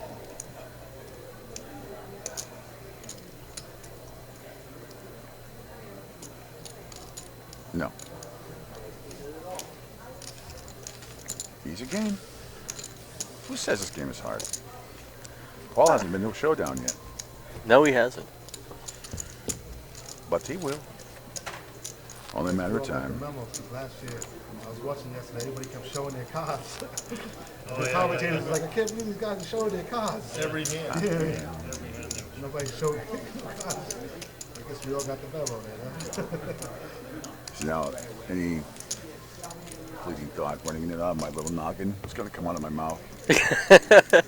You in that delirious stage right now? No, Pete? no.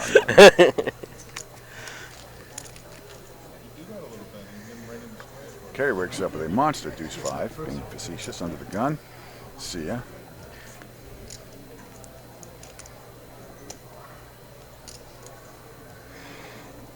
Jack with a king 4. Thought he might take a crack at it there in the hijack seat. Yeah. King 4 suited. 6-9. Doesn't get it done. Does anybody have anything? Jack 3 for Troy. Bo with a 7-9 suited.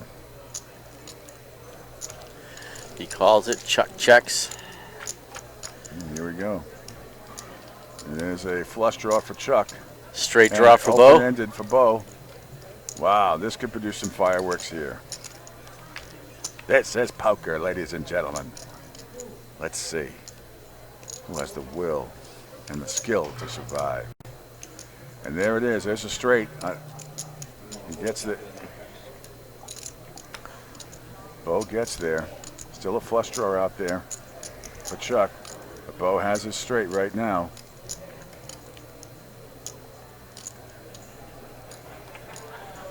And there's the 8 of spades, and Bo has this right now.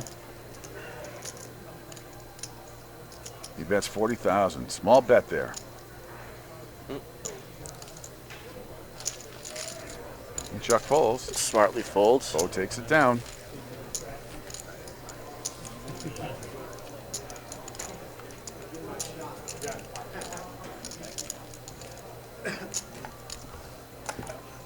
Somehow in the last half hour, I have a giant mosquito bite right below my left shoulder. And I'm angry. Don't let it get you on tilt, Pete.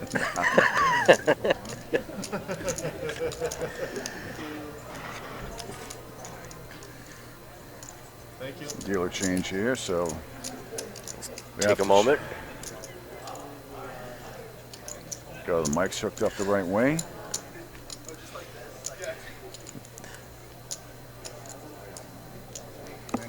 Coming back though, right? Still down to 6 players here. People have been asking why do the dealers have microphones if they're not talking to people, but they are actually. They are talking to The people. dealers are talking to Andrew, who you see here, and other people in the production truck, or in the production booth rather. Dealers are letting them know what action is actually happening on the table. The cards have the microchips in them, so the table, which has the RFID readers, radio frequency, infrared devices built in, are able to pick up the cards when they're placed on those squares. Sheldon Cooper just walked in. You know who Sheldon Cooper is? He did, huh? No. Big Bang Theory. There you go. I take it you don't watch that show. Not enough to pick up on it by that. I watch it enough to laugh at it. Oh, it's a good show. It is very funny. I'll have to. If you said Sheldon from Big Bang, I would have known who you were talking about. You thought I was talking about a player. I was some looking. Celebrity. You had me looking. I'm like, oh, really? But just to finish on that, the dealers are the ones telling the people in the production booth what the action is that's actually happening on the table, so they can confirm the bets, so the production people can put the information up on the screen. So it's like runners in a stock market trade, really. Very similar. Very similar. Dealers may be a little less stressed than the runners in Wall Street there. Yeah, just a little bit. By the way, Wolf of Wall Street is even better the second, third, and fourth time you see it. What a fantastic, hysterical, funny movie. Hey, Scotty, hit the green button. What a lifestyle. Oh, man. I can't hear over that. Yeah, buttons in the floor. So a new dealer, new microphone, same old players, same 6. Don't forget, you can still tweet at us, hashtag Eastern Poker. Comments are still coming flying in. People are having their own commentary online. It's nice to see everybody participating. Yes, Most of the comments are pretty positive. My wife was listening, the lovely lady Elaine went back home and Hey Elaine, and my lovely lady Diane is listening at home, an accomplished poker player in her own right. Yes, she is, and also a dealer in poker. Clarify that.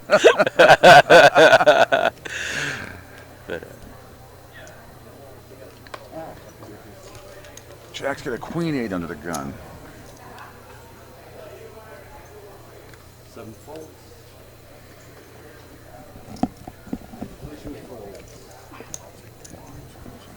Paul with Troy with 10-5, and a lot of bad hands here. 6-9 for Bo.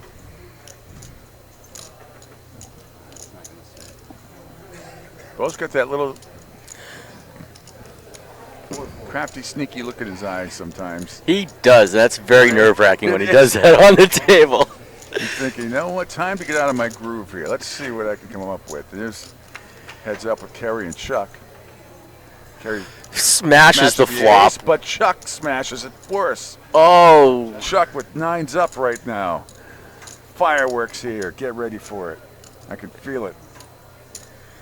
Boy, is this going to be tough. And no matter what happens next, Chuck is probably not going to be able to get away from this hand. 20,000. These are big chip stacks right here. 5 raises to 60,000. As Kerry bets out 20,000 on her ace. Chuck with a 7-9. Does it repop it here? Or just call? Let's see. What'd you do, Ev? Did you repop it? I know you like to take it down right away.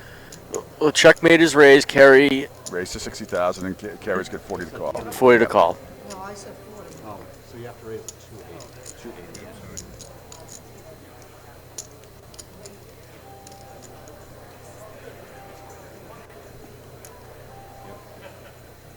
Call. And there it is, a queen. No help to Kerry. No, doesn't do anything for the board. Nope. Chuck is way ahead, but Chuck puts Kerry to the test. That board pairs. Chuck gets counterfeited. Chuck goes all in on her. Kerry's going to have I shouldn't say that. If the board pairs for 7 or 9, it gives Chuck a boat. It gives him the boat? Yep. Although it's an ace, it's still An just ace, one pair. An ace, yep. An ace gives her trip aces. Did Chuck limp with an ace and ace anything? Hits his ace All 7. in. Goes all in, 591,000. Look at the poise on Chuck's face. It's a 591,000. You know, he's thinking tomorrow. He's thinking, what can I make Cheryl for lunch tomorrow? It's a surprise. Picnic on the beach?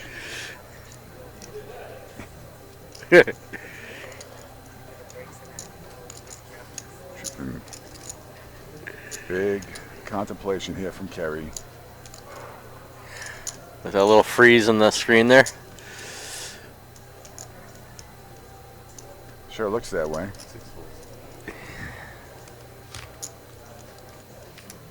Well, we'll find out.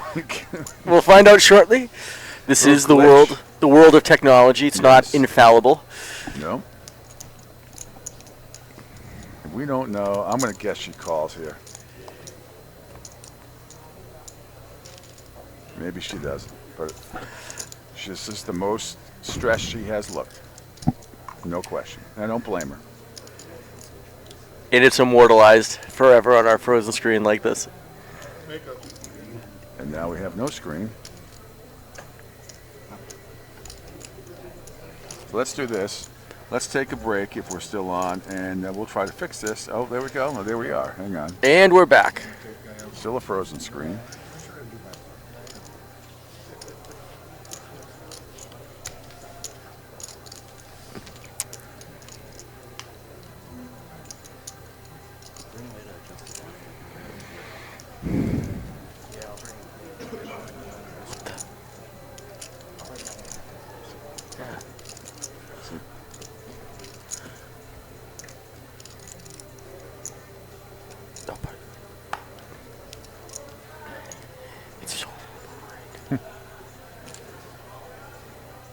Yeah.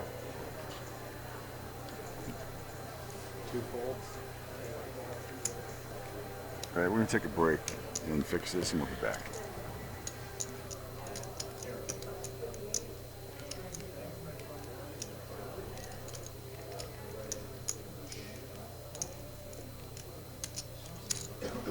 Re-raise this to 65. 4 folds. 5 folds. 6 folds. 65,000.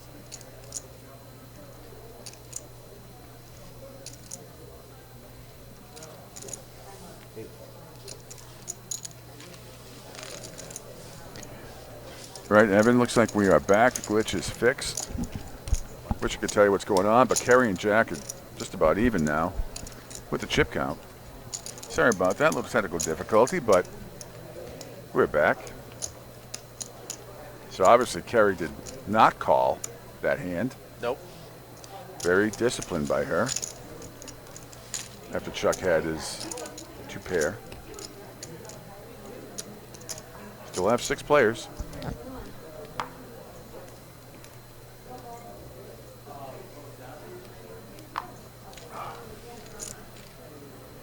Troy with 3-4, suited under the gun. He's trying to make a little move here. No. Oh, with 10-9 and the hijack, and he lets that go. Chuck with 2-6 and the cutoff. Suited Kerry with King 10. She might bump it up here on the button. Not a bad place to bump this one up. Just getting them there raisin chips, Evan. Told you I'd learn you the game, boy. Why, thank you. I appreciate that. She does raise it up to 65,000. Paul with ace jack. Be some fireworks here. 45,000 to call from the big blind. And he does indeed call. And he's ahead. Not a big lead, but enough. There's a flop 5 king ace, and the ace puts Paul in the big lead now, 4-1. He's all in for 412,000. Kerry's going to have to lay it down, unless she goes for the gut shot queen here for Broadway, which I seriously doubt.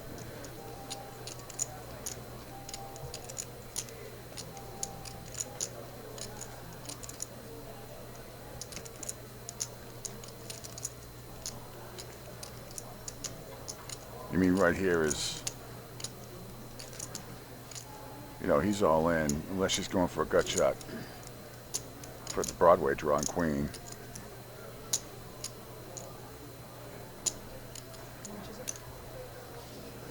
Might think her king is good. She might think that. This is 2 times now that they've Yep. come after her, so she might be a little frustrated. Thinks that somebody saw something and they can try it as well.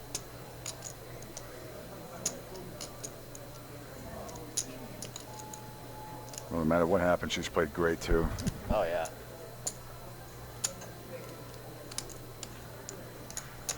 She's thinking, does Paul have the ace or not? But even if he had a king, I believe is she yeah. outkicked? Maybe she's thinking she's outkicked. If he does have a king, she has 10, which is decent. Yeah. It's a good hand with 6 people. I think she just asked for a count. I believe the dealer's counting up Paul's chips. Yep. She'll have plenty left, but it's not quite half her stack, but it's a good chunk of it. She'll have 505,000 left if she calls and doesn't win this on the turn of the river.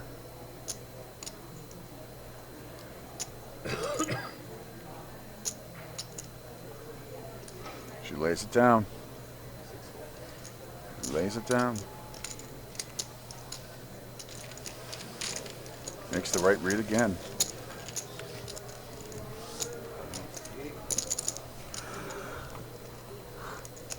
Jack's still in the lead with 942,000.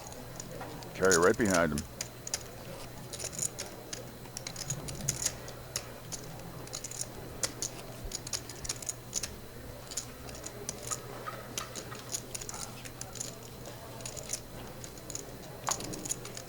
$10,000 on the line at EPT's 36K final championship, coming down to the wire here, season 23 as well.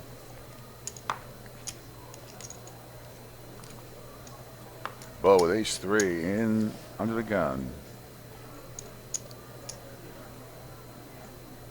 He's dying to raise. You know, he hasn't raised in a while. He does. He wants to make a move. He wants here. to make a move. I can see it. The big blind's coming up to Yep. him. He's probably feeling it right now. Carry 3-4. She lays it down.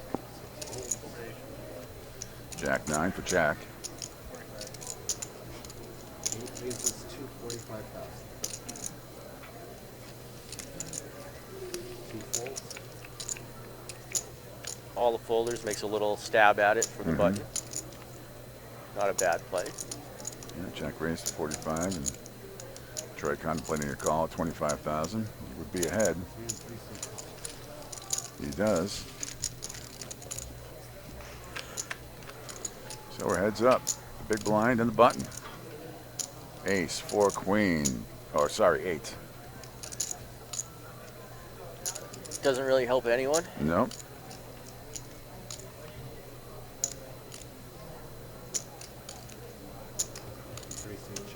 Troy checks.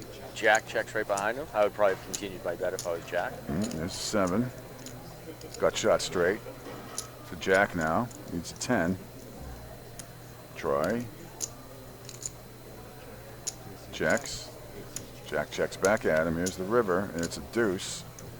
So Troy's ahead, but Jack can certainly knows how to steal a pot. He just checks. Troy gets the win.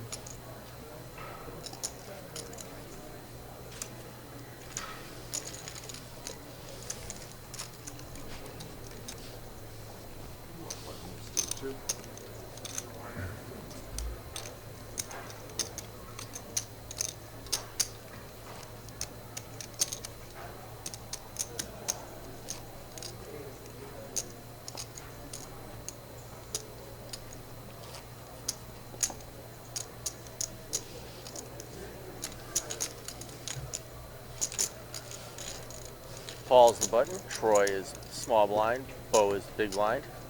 Chuck is first to act.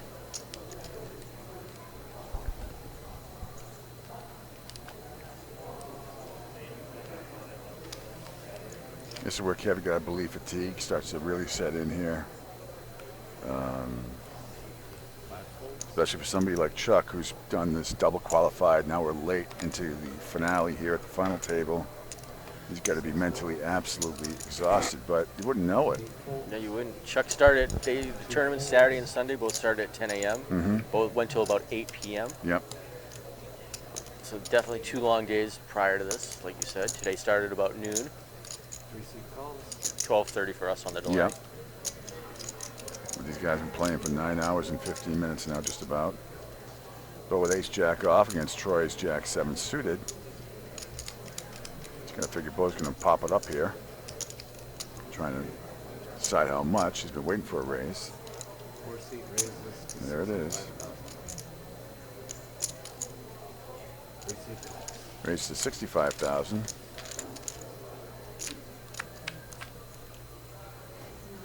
There's the flop, 3, 10, 10. 10, 3, 10. Troy's first to act. Deliberating his options here. Bo. Makes a check. Makes a check. Bo checks. Bo checks right behind him. There's the jack for Bo. And they both hit it. They both have to think they're good here. Yep.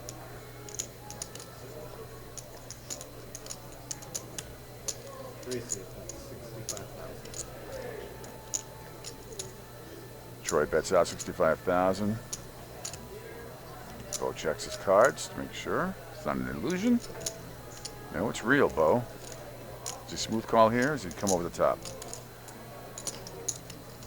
I would come over the top. You can't believe Troy has a 10 making a bet there. There's maybe with the flush draws he's afraid of it, but I would have to bet more to get him off the hand. Bo goes all in. That's the smart move. I think so. I think so. Put it to 297,000. And does Troy somehow get off of this with his jacks up? But they are no good. With the ace is the better kicker, but there's still a chance.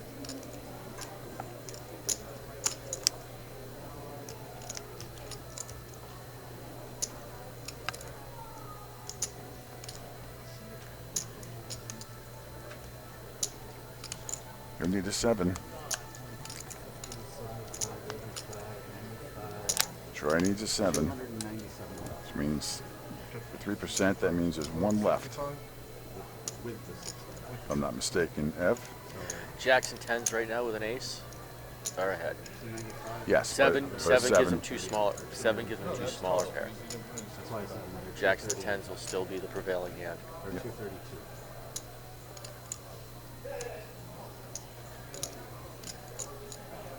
Oh yeah, that's a loopy I'm getting. Yeah, 10 gives them a chop. Yeah. Yeah, it's a very small. It's less. Yeah. I think Troy's even less than 3% right now. He's probably closer to 1.5, maybe 2%. Yeah, I was going to say, it's.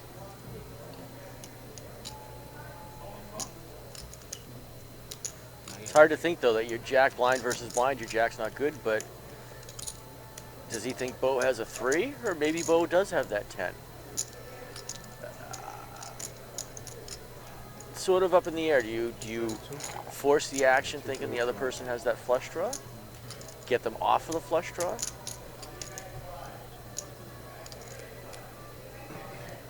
Ooh.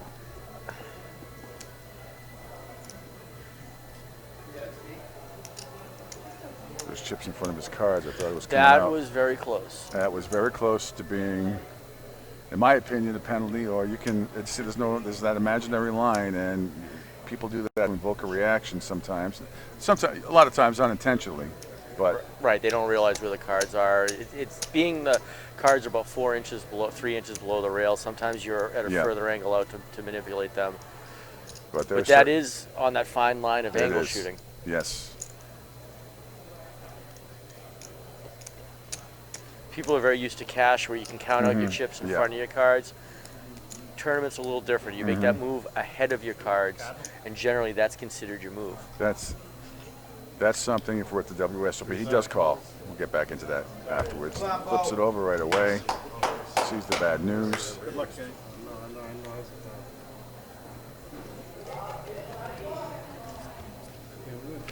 Troy can't believe it.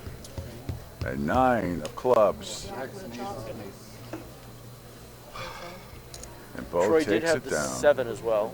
Yep. I mean the 8 as well for an out. No, I'm sorry. No. Nope, that wouldn't have helped him. Not unless there's 6 cards. That's right. Or we're playing pineapple. Crazy pineapple after the river. Yep.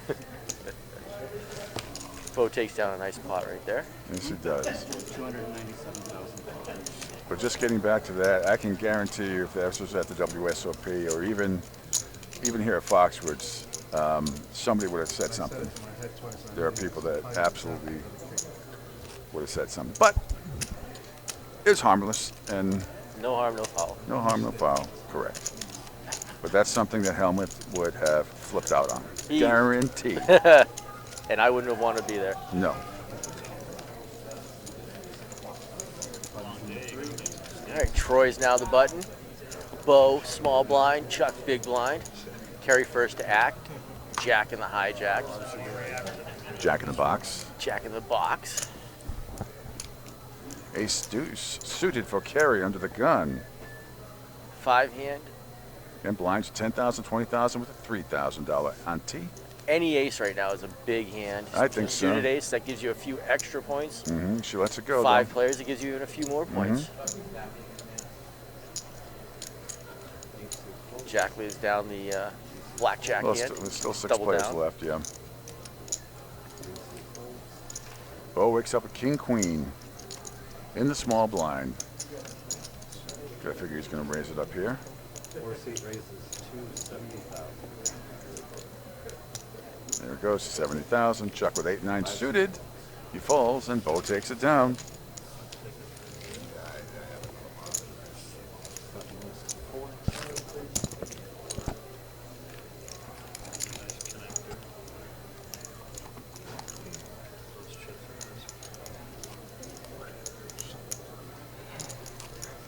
Six players left.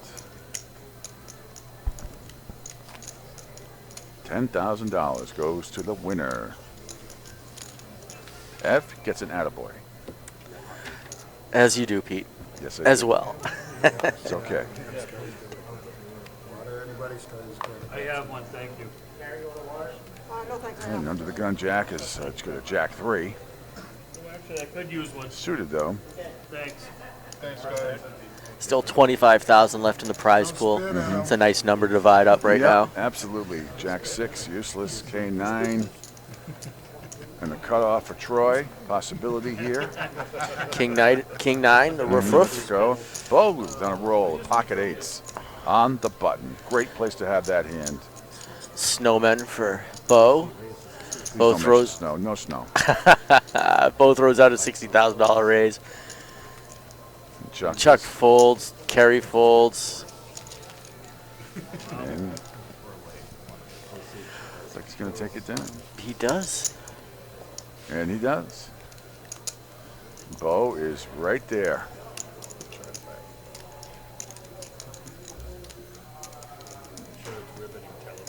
He's like Jaws lurking in the water. Dun dun Dun, dun dun. dun dun dun dun dun dun dun dun dun. No, it's not taped all the way across. Looks like it folded back.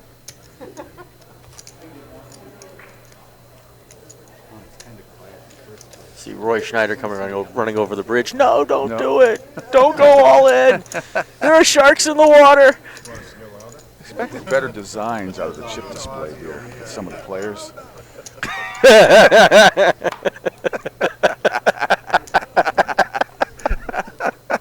That's where I'm at right now. That's all I got left. With the straightness, let's get some triangle. Let's get the bowling pin thing going. How about a parallelogram or something? All in goes Troy with ace 5 for 109,000 in the hijack seat. Bo, Jack 4. Says see you later. Yep, Chuck with 10-3. See you later. Kerry's Kerry. 6, see you later. Jack 3-6. Nope. Nope. It's And on. Troy takes it down. stay around long enough to drink my water.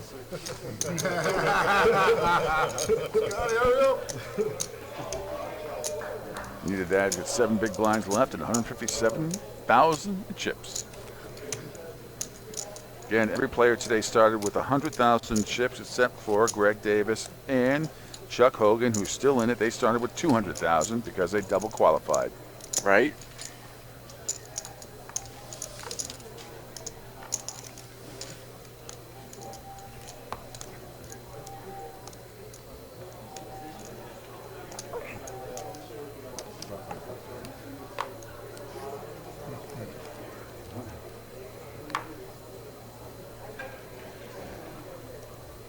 Troy under the gun with queen 5.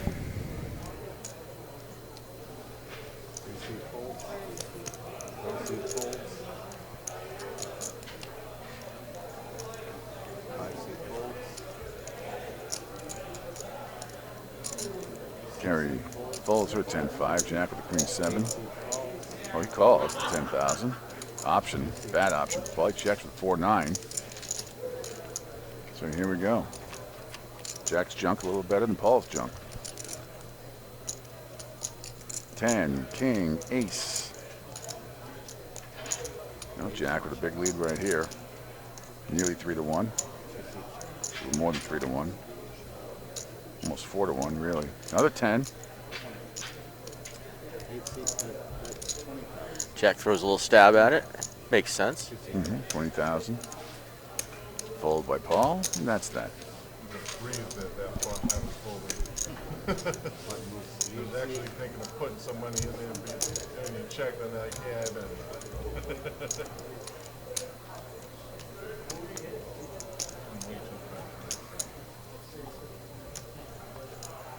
Cards are a little wider than our normal cards. Tough card doesn't quite fit. Oh, really? Yeah. Here we go. Jack now on the button. Paul, small blind. Troy, big blind. See if Troy decides to make a move here.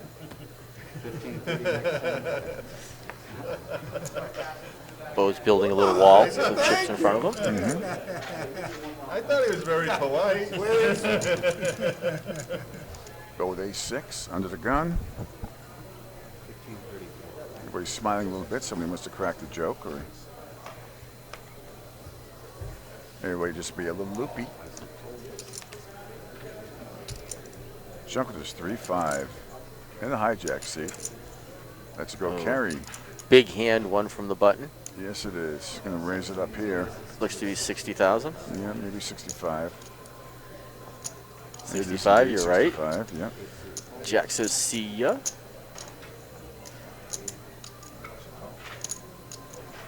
Paul with a jack 10. And he calls for 55,000. More Troy's not going to call this. I'd be shocked at 4-6. And the big blind. Especially short stacked. He's thinking about it. He lets it go. So carries ace jack versus Paul, jack 10. Here we go to the flop.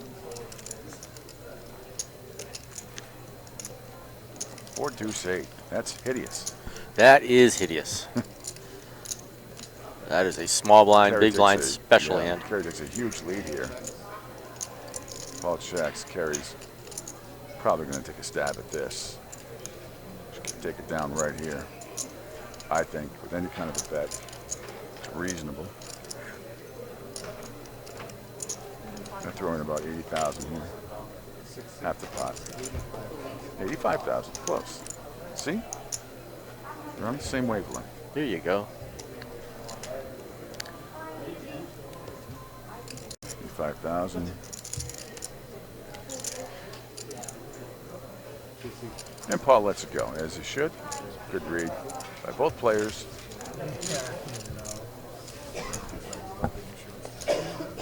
Kerry takes down the pot. You gonna give me me my 250,000 back. You spit in that one, right? You marked it right? I marked it right. Mine's went up. Thank you. 3,000? I can't see it. 1530. I knew the 1530.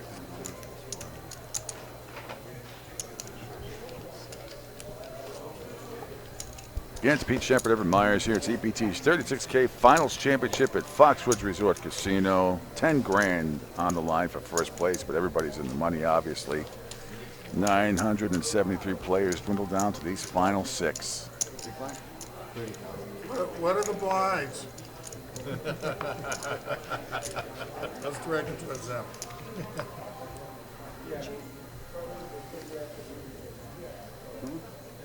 Chuck with 4-8, the clubs under the gun. 20,000 a call for him.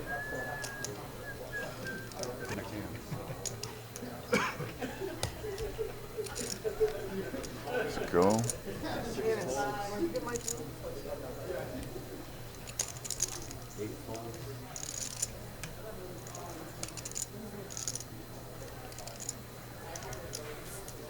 Yep, having trouble seeing the cards in this hand. Jack is the deuce 5. Blinds are up 15,000, 30,000 with a 5K.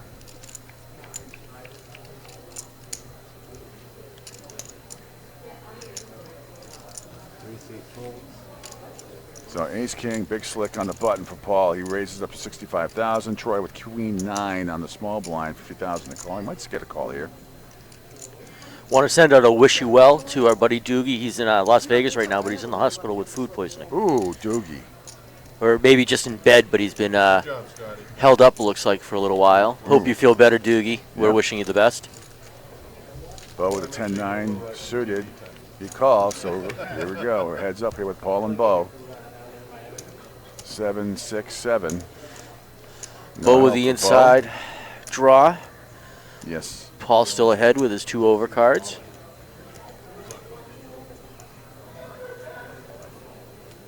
Paul goes all in.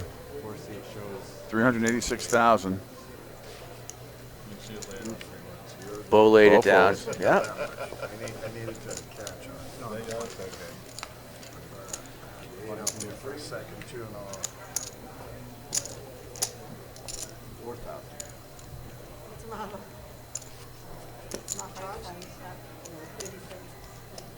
Yeah, it only charges for 30 minutes. Yeah, that feels bad. Oh. Did you read? One more. Did your husband? Yeah. Kind of, yeah. Oh. What is it?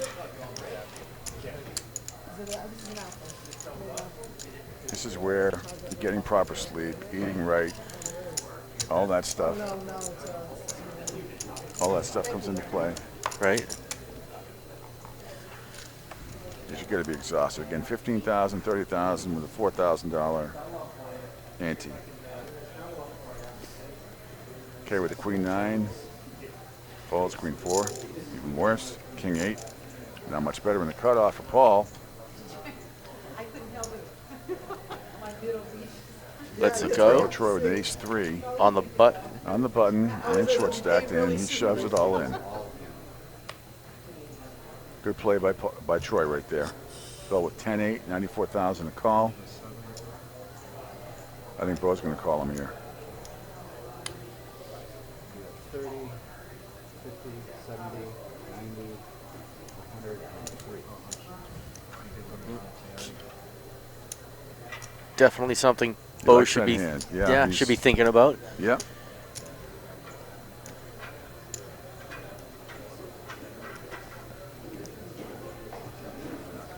Nope. And he lets it lays go. Down. Chuck looks Chuck, down at King King Jack. Jack. He does call. Anybody that lives in New Hampshire knows that that hand is referred to as the Seabrook nuts. Nuts, that's right.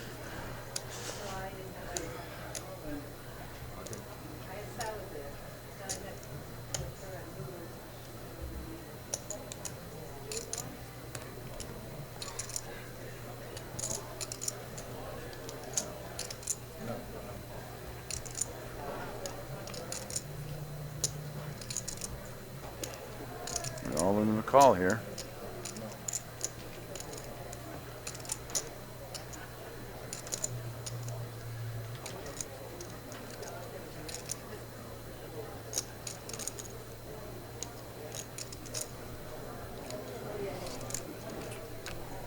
And here we go.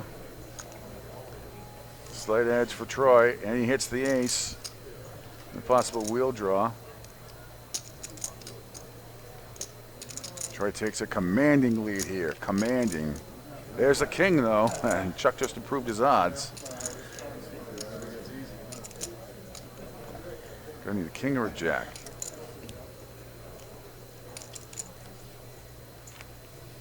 And is the wheel, just to stick it in even further.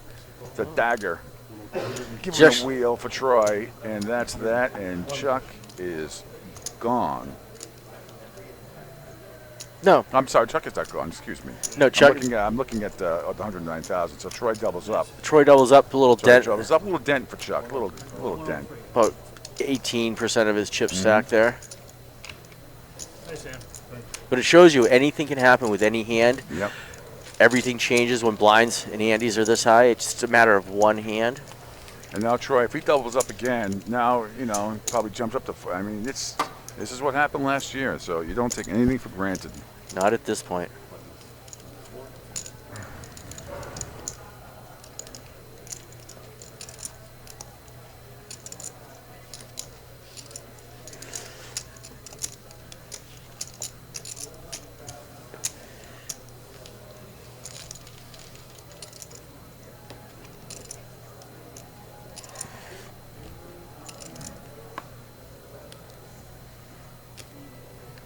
Here we go again, blinds at 15,000, 30,000, 4,000 ante.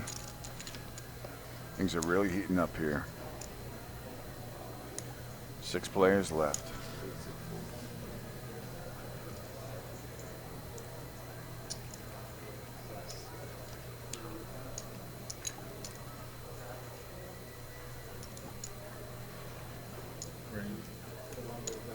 Jack's under the gun with King 5. Tossed out a raise there, Ev. Haven't seen that. No, we haven't. Paul got an ace 8 in the hijack seat. 30,000 for him to call. 5 seat folds. 2 seat raise to 90,000. Everybody else folds. Paul raises to 90,000, actually. Carry folds, and Paul takes it down.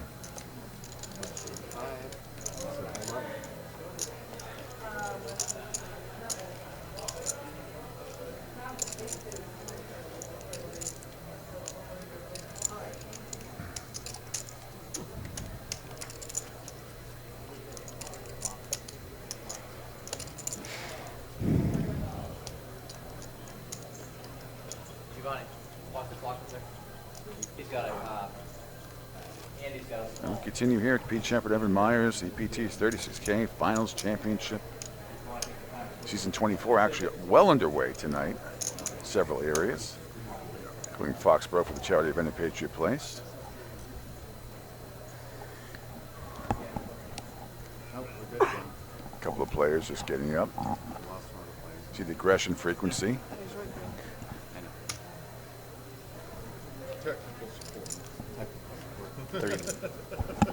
So see what happens here.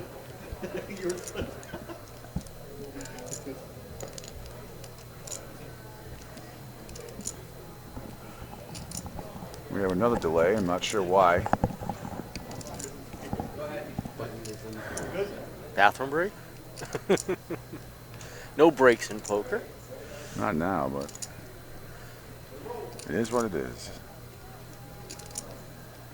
Oh, Bo's back, Jack's back.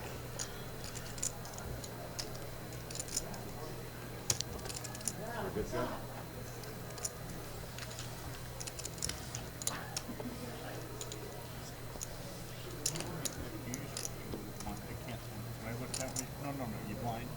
Yeah, there you go. Buttons in there.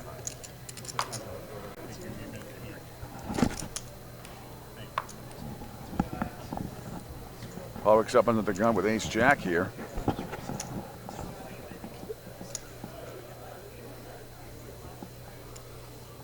Could expect a raise here from Paul under the gun. Ace jack's a big hand, 6-handed.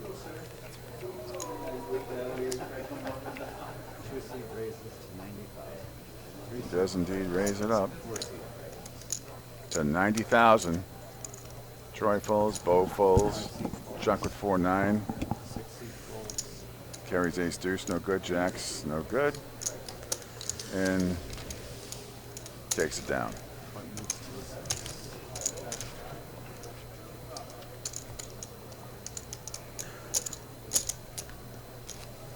Get an explanation of what happened? There was a little technical glitch. Oh, I see. The program froze behind the scenes. That's what happened earlier. Ah. But fortunately, nothing was lost, similar to last year. Great.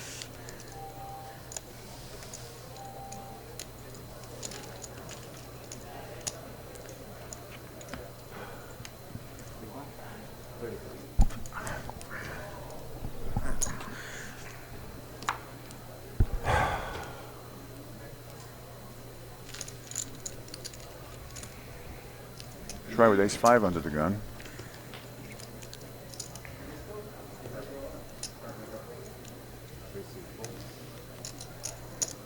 Queen-3 for Bo. Jack with 4-3.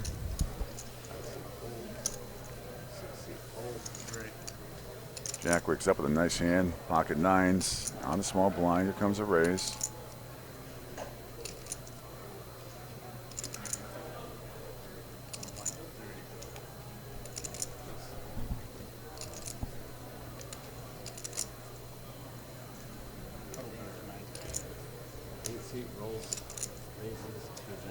Jack raises it up, I'm assuming to 90 at least.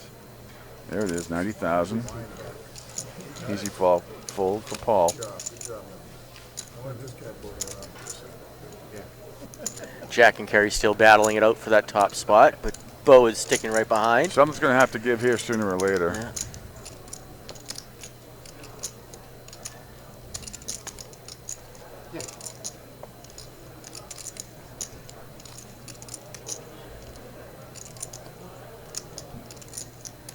Continue here, six-handed.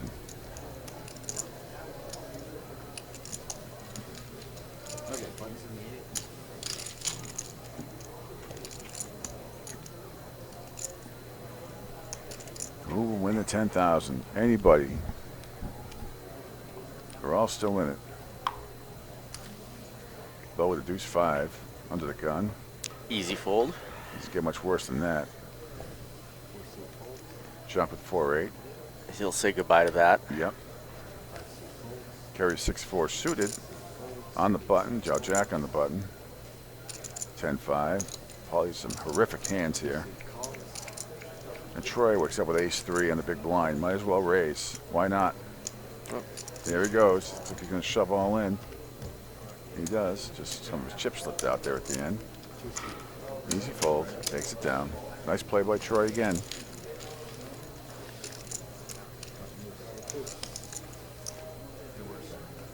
I don't know. I don't like it.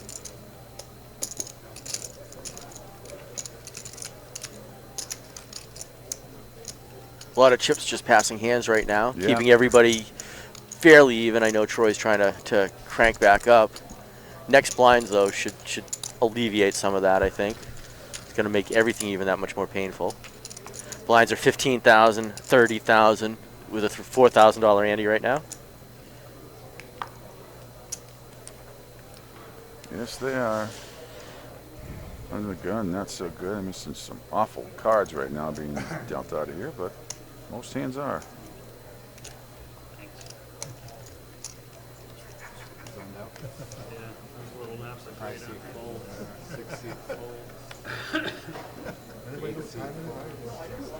Nighttime. It's nighttime now. Foldy, foldy, fold, fold, fold, fold, fold. So a small blind with 5-7 for Troy. 15,000 to call the big blind. We started earlier, Which is Bo. Bo turns his cards over and didn't see him. Ace-6. Ace-6. Bo gets a walk.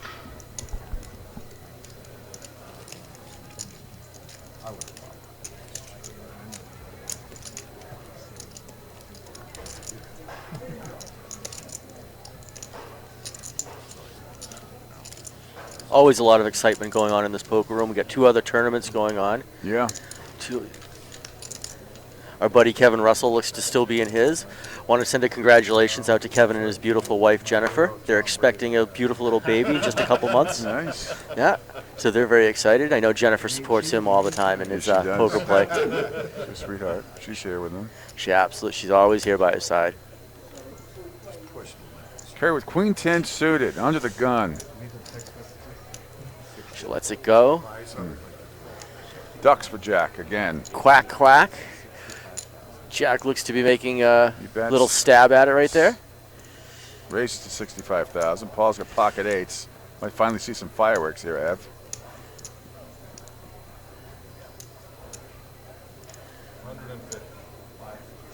Paul's grabbing a lot of chips. Looks like he's definitely made a little re-raise there.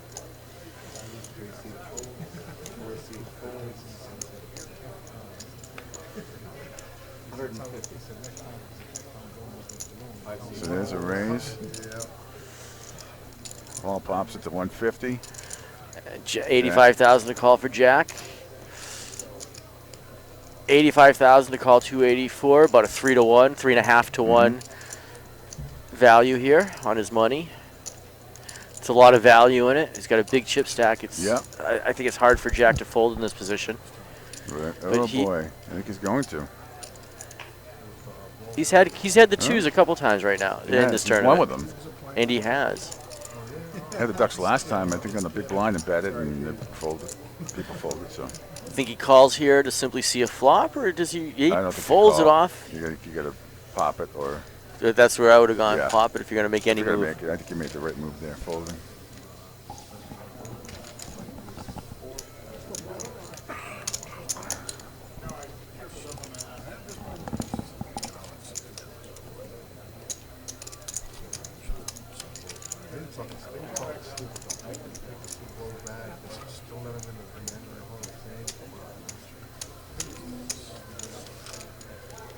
So we'll try again. Let's do it. Bo's sitting on the button. Chuck small blind. Kerry big blind. Jack's under the gun. And it's just hijack cutoff right now. No more UG 1, 2, 3, or 4. Jack makes sure he puts the cards in the right position there. Queen 8. Doesn't like it. It's a nice hand. A lot of people love that hand, though. A lot of people. They think an 8 and a queen comes out quite a bit on the flop. They do? It's one of those somewhat connected hands that you can get one of those flops. I hear it all the time. Yeah, what, 9, 10 Jack gonna come out? I think they're looking for something, but it's always a fun hand to play. Okay.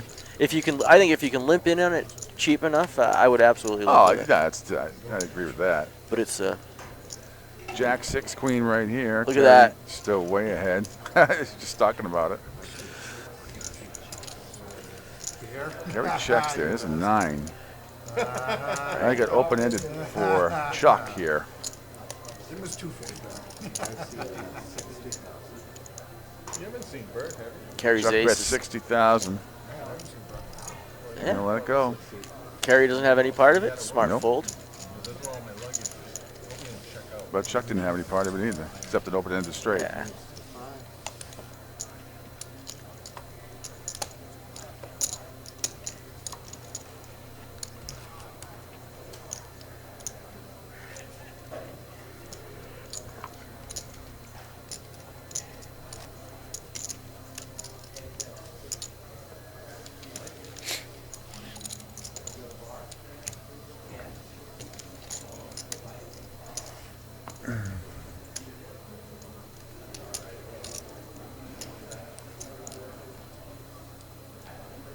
$10,000 on the line for first place here at the EPT 36K Final Championship here in beautiful Foxwoods Resort and Casino upstairs in the poker room. Ace 8 suited for Paul. He raises it up to 85,000. Nice bet there. Under the gun. Chuck with King 9.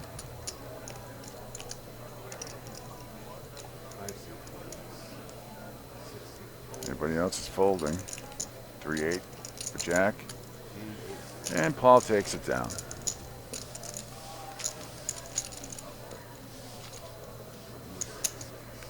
Troy down to 8 big blinds again. Can you be my sub? So he'll be in shove mode, Ev. Yeah, he will be. Wow. I'm trying over here, but he's Buttons in front of Kerry. Jack is a small blind. Paul, big blind. And let's see what Troy does. Hijack and bone cutoff. Big blind.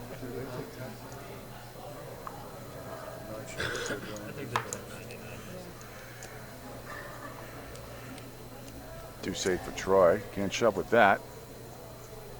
Except chuck it away.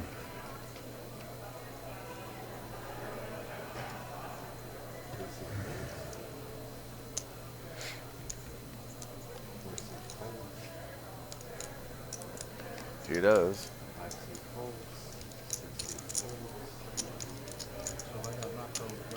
Jack, King, Queen in the small blind. I think a raise is coming here. 90,000, maybe a little more. 95,000. How much? 85,000. 85,000. King 10. 55,000 for Paul in the big blind. Does he protect here?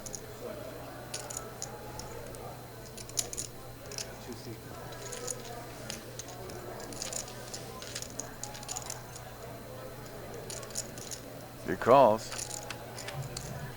And the flop. 295. No help to anybody, but Jack's still ahead. Rainbow board doesn't help anyone. Big lead for Jack here.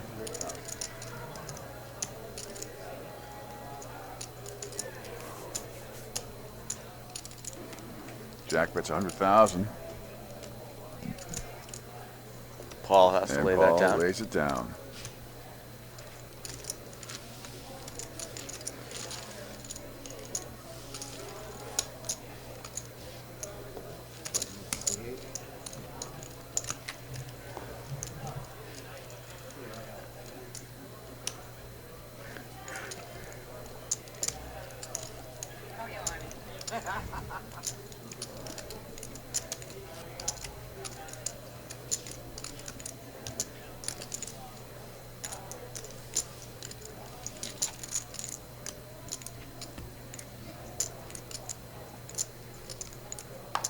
All right, let's see what fireworks happen this time.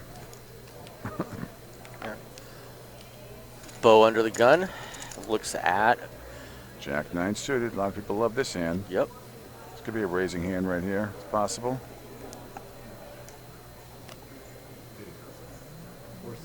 Yes, indeed, Bob. And he does take some aces down. 95 or 85, I believe. 85,000, yes, sir. Chuck with pocket threes.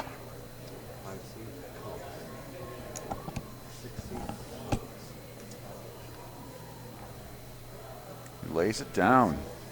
Paul with ace 10, 70,000 to call.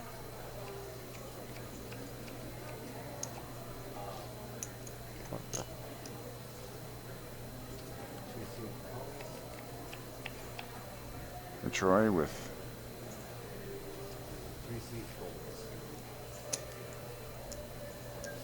no, so I guess Chuck's pocket threes are good. So 3-hand in action here. Here we go. Jack 9, ace 10 for Paul, Jack 9 for Bo, pocket threes for Chuck. Finally might see some fireworks. No question, look at this. Bo flops 2 pair. Middle and bottom. Ace for Paul, pocket threes for Chuck. Finally going to see some action here. Paul bets 200,000 on his ace. Bo is just secretly jumping for joy. Cartwheels. I see him jumping off a balance beam right now, trying to hit the landing. How much can I get out of this? He goes all in. 625,000. And Paul, if he does go all in, this has the potential to eliminate him. This is for all his chips at 416,000. He's got top pair with a 10, but is way behind right now. A little more than 2 to 1, 2.5 to 1 to Bo.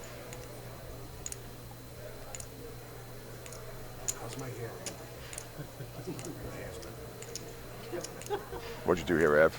Sweat. Besides that. 6 players in a position like this, it's hard to believe that your ace isn't a monster ace right now. You remember, Bo bet under the gun. So with a jack 9.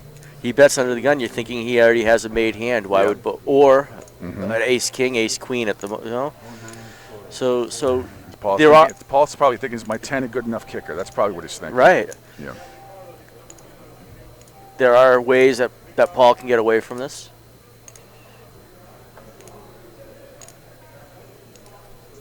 Trying to think it through.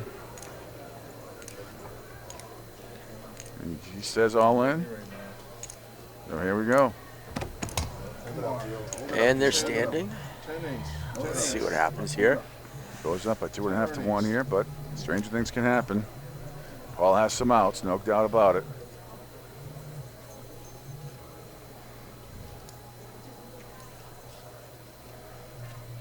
There's a turn as a 5. No help there. No. So now it's 4 to 1. Bo's feeling it. And the 10. 2 pairs. Paul hits his 2 pair. Paul gets the 10 on the river. Wow. Wow. My goodness. My goodness. Bo cannot believe it. I can't believe it. But that's...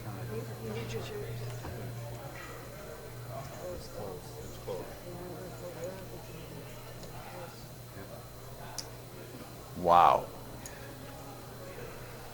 Paul gets the 10 on the river and takes it down.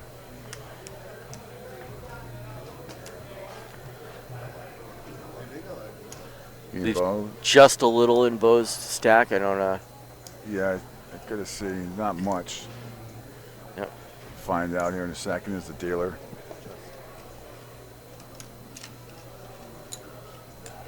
Well, they're the fireworks we've been looking for, boy, and that's, this is the kind of thing where people talk about bad beats online and get aggravated because there is just as many bad beats live as there are online. You're just seeing 2.5 to 3 times more hands online than you are live. I think it all evens out.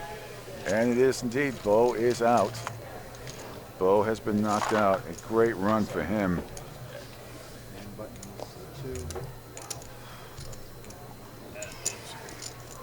At least by this on the board, though, it looks like you should have 9,000 left. That would be what I would think.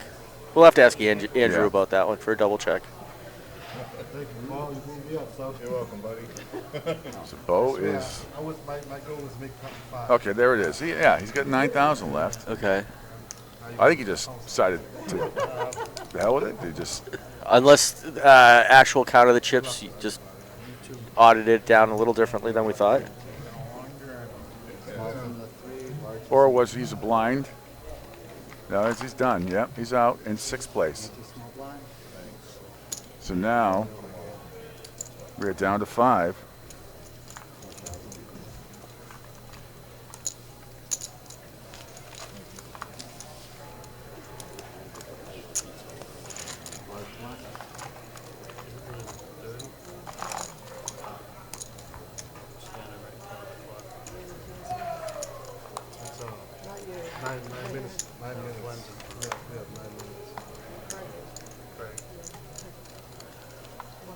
Oh, my coach is out in 6th place. Heck of a run. Man, that was unbelievable. And he finishes with $1,650. Wow.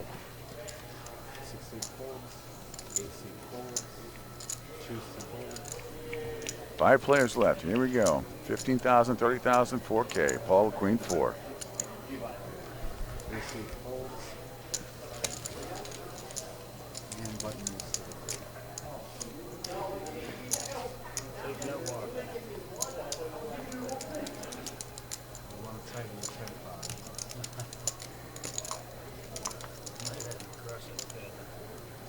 Paul just became chip leader, no doubt about that.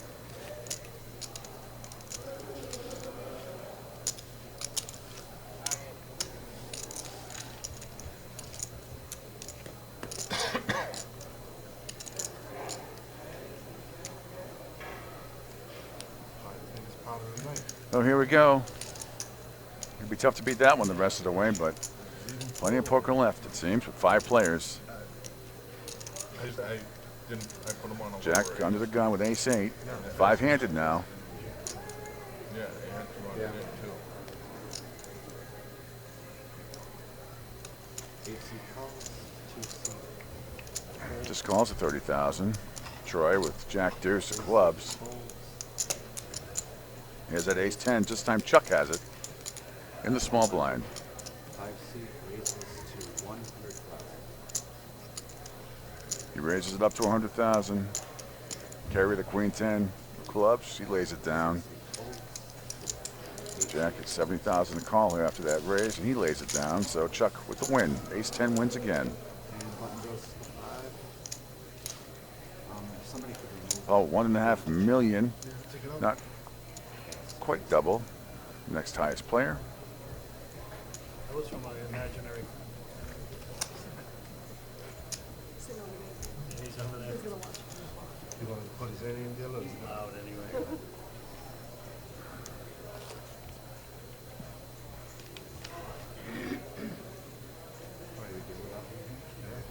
Yeah, that's it.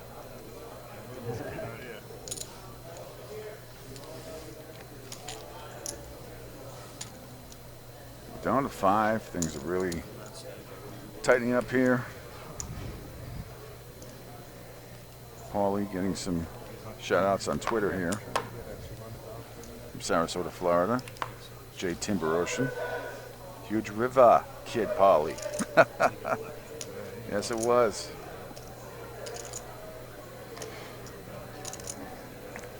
Troy with 6-8, 30,000 a call. He's short stacked, so be all or nothing for him. Chuck with the jacks.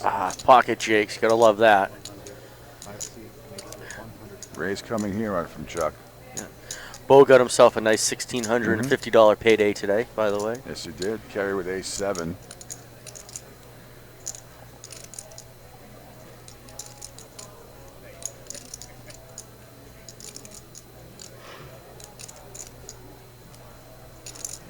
She lays it down. Jack with queen-10. I call. 5-seat calls. And he lays it down. Oh, goes all in. Jack goes all in. It's called by Chuck. So here we go. Jack's all in.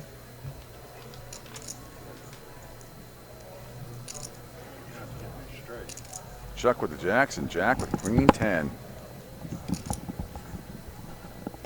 A little more than 3-1 behind. Well, a little less than 3-1 behind. Yeah.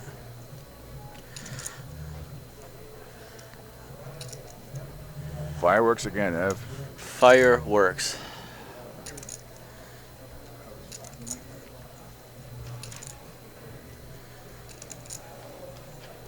Jack spikes a queen. Chuck is going to be done.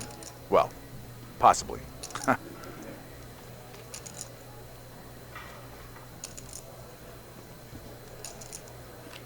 The tension. And there's the jack. There's the set. There's the set for Chuck. Jack's in big trouble now. That's the 10.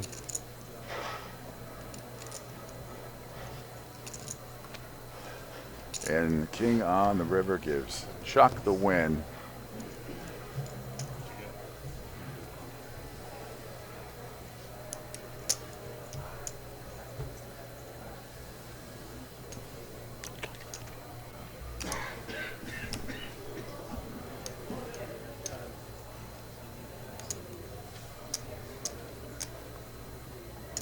So that's a big, big win there. Big chip up for Chuck. Wow. $1.5 million plan. Yeah. $1.5 million pot. Now Paul's got some more competition here. It's all competitive. But 6:20, you said, right? Yeah. 6:20. 6:30. making sure they're counting it up. Jack does have chips left. Thank you. About 200,000 maybe? 240. Yep.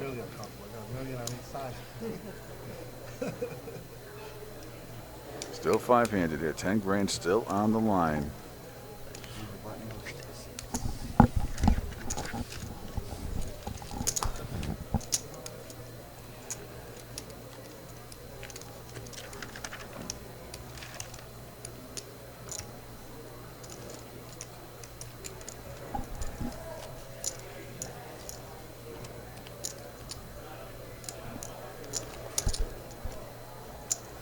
Yeah, Jack went. Jack, I believe, went all in first, if not mistaken.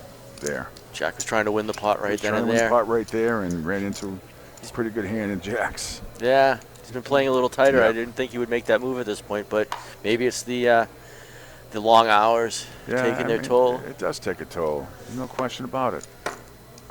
How could it not?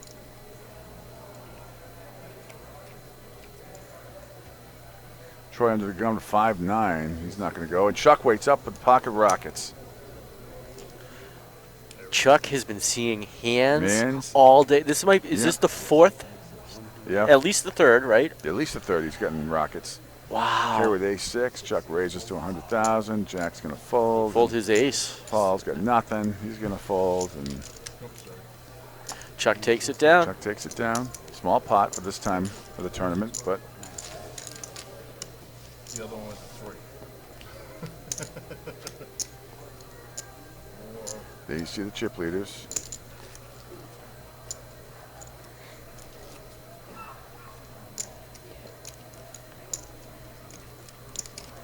Next person out walks away with an even $2,000. Nice. Not bad for a little weekend's work. Nope.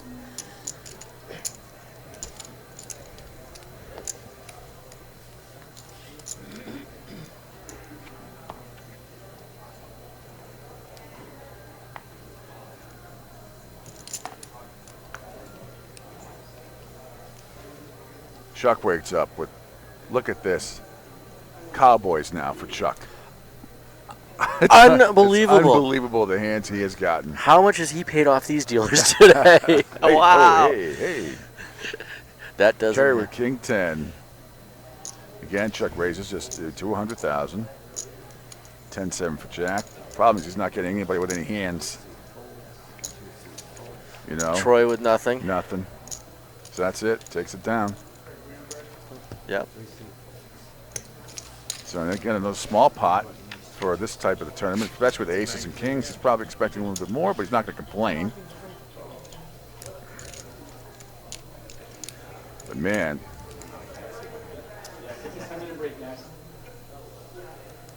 now Jack and Paul have gotten up from the table.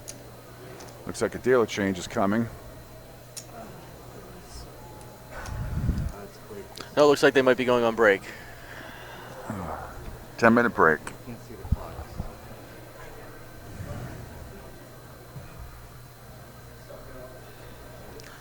All right, we'll be back with the finish of this. 5 players left here at EPT's 36K Finals Championship. Back in a few.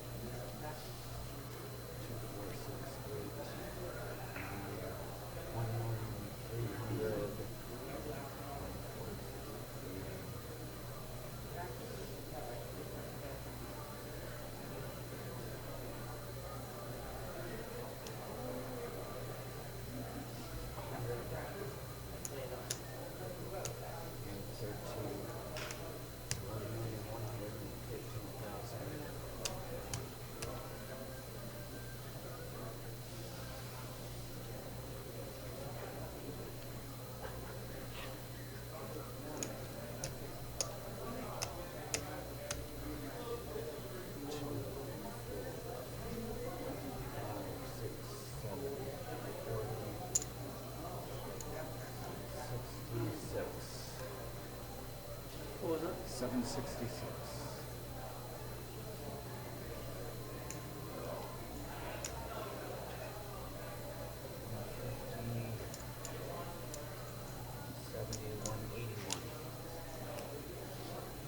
Thank you.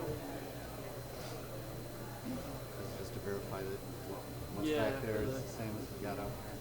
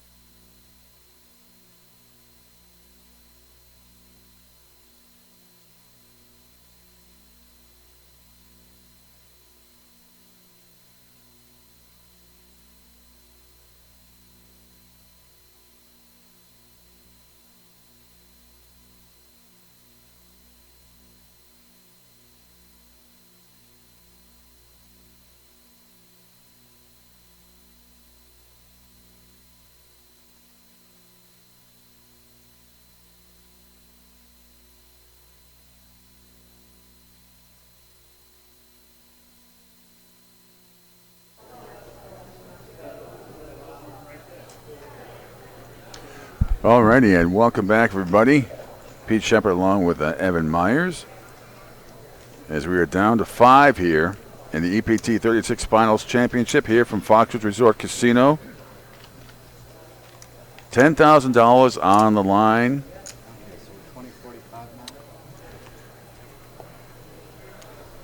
Bo just got knocked out a little while ago, so we're down to Paul, Chuck, Kerry, Jack, and Troy. Bo with a great run, finishing in 6th. $10,000 on the line. The next payout will be $2,000 even. Cards are in the air. Here we go.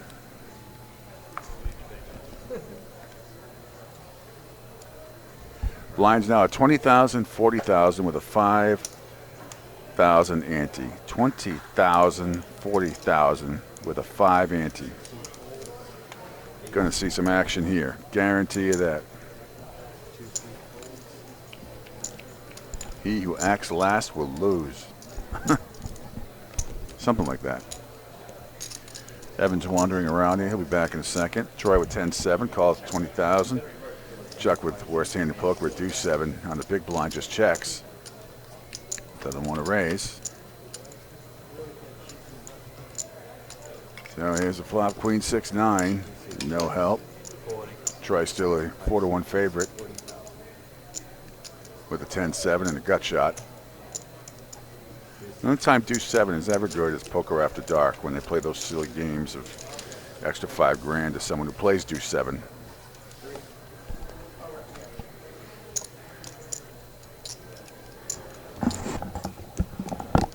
And Evan is back as well.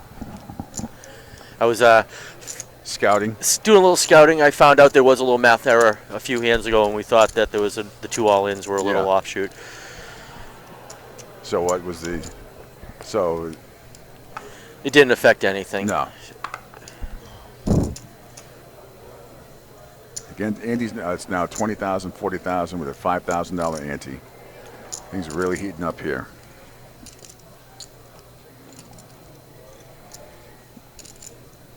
Paul on the cutoff with ace-jack suited. Huge hand in this situation. Huge. 120,000 minimum raise. Got to be. He does raise to 120,000. Carry the queen 10 in the big blind. 80,000 to protect her big blind. She says nope. Okay, I Ran by the Flock of Seagulls is now playing. That's the 5th time I've heard that song today. It's on that wonderful continuous loop. Wow. Might even be a Muzak version of it too. No, I think that's what it's exactly what it is. Got an elevator you want to hang out in? No.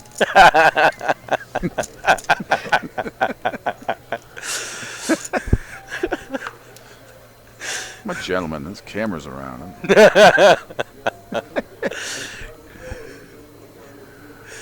Again, Bo Makut. Hope I'm saying that right. Makut. Maikut. Sorry. Maikut. Sorry. Maikut. Bo Maikut finished a very awesome $1,650. Great tournament for him. Finishes 6th. Chuck with 2-6 right here. Carry with king, queen. Offsuit in the small blind. 20,000 to call. See if she pops it up. Staring at the cards. Long time. They never change. She goes all in. 710,000. Jack's got a deuce 4. That's an easy one. Surprise there? She goes all in with that hand? At this point, I wouldn't necessarily make a shove. Make a little bet. See where you're at. She's got a lot of chips. Mm-hmm.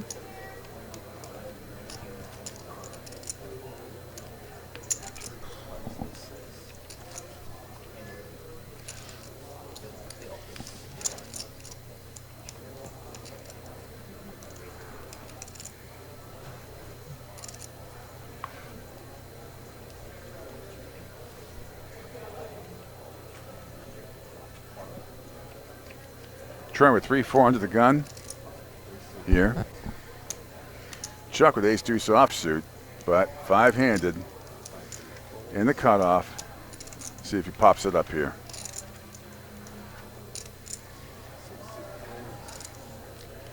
Jack goes all in.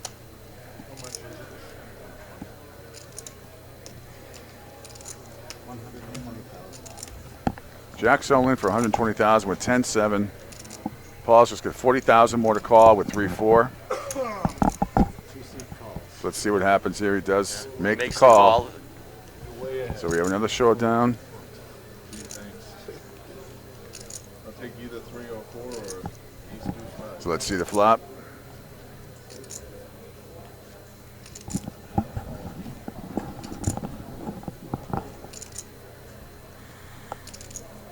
Jack's not quite a 2-1 favorite, but certainly Paul is live. Any two different cards in this situation. Jack 5-10, so Jack hits his 10. And there's the queen. And there's the check mark. There it is. So Jack, take it down. He stays alive. Way to go, Jack. Stays alive with his 10-7. Pete, you got some time to talk to Absolutely, Bo? yeah. All right, Bo's Always here. good Hang on a time, second. Bo had another hell of a run once again. Great job, my friend, finishing 6th. Nice. A little better. I heard you went a little easier on me this time. So. Oh, it was only all in good fun. Well, people were tweeting out that you should be in the final table anyway, just for the beard. No, I had a great run. It was a good time. Always good people, as always. It's everything good. Still ready to go cry my Cheerios right now, but you know. I like that. I like that. So how mentally exhausted are you right now? Actually, not doing too bad. Yeah. I don't want to play any more poker right now. No, I don't blame you. Not ready to do any of that, but kind of, just going through all the emotions right now. Just, you know, frustrated, feeling good, feeling, you know, I know I played well. That's it. I mean, You what played else can very you do? well. You got to Yeah, put yourself in position. Yep. It's the only thing you can do. That's how I got in here, and, you know, it was a great run. And, I mean, just to make it this far, just to get through what you did, was it yesterday you qualified or Saturday? Saturday I qualified. So yesterday I got to relax a little bit. It went out 86, and I said, "Oh, that's all right." You know, That's nice. Yeah. You know, it would have been nice to have the double stack, but Yeah. I think history has shown us that double stack really doesn't do too much for you. Although so. Chuck is still in it. That is true. Chuck He's is the in it. one. He's bucking the trend on that one He for is. sure. So. Yeah. Yeah. You know, surprisingly, we're all holding up in there pretty good. Look at this hand, huh? Yeah, Jack 5, versus Queen 10 and all in. And Queen Jack. Oh, yeah, never easy. Jack 4, it's never easy, no matter what. We keep saying that. It is just never easy. Here's an ace.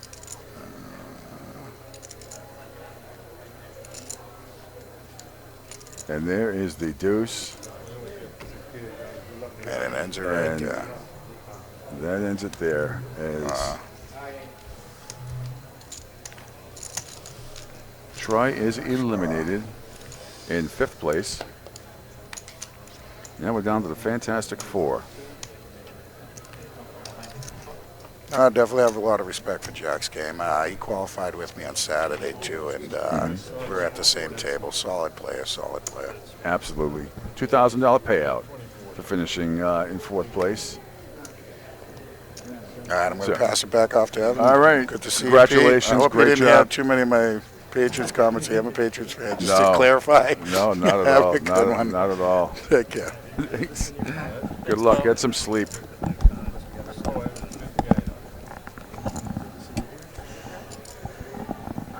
Now we have a dealer change for the final 4 here.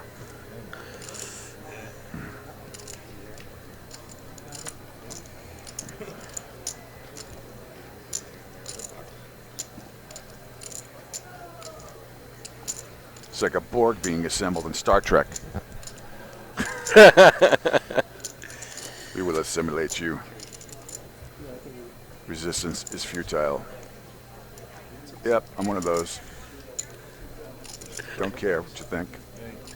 Tricky. No, I'm not a Trekkie nor a Trekker. I just like the show. I did go to my first convention this year. This past summer, though. How was that? My wife got me a ticket. Interesting. It was funny as hell. I didn't dress up or anything, but everybody else did. But some unbelievable memorabilia, and get to meet some of the cast members from some of the shows. It was cool. But It was in Boston, so I hadn't been. So my wife got me tickets. Very nice. For Father's Day. Very nice. Even though I'm only father to a Scotty Terrier. Look at Andrew Chevalier. He is just working the dealer, and Just announce everything. our executive producer doing a fantastic job. He's on his game today. Yes, he is. All right. So now down to 4. Look at this. All Chuck, Kerry, and Jack.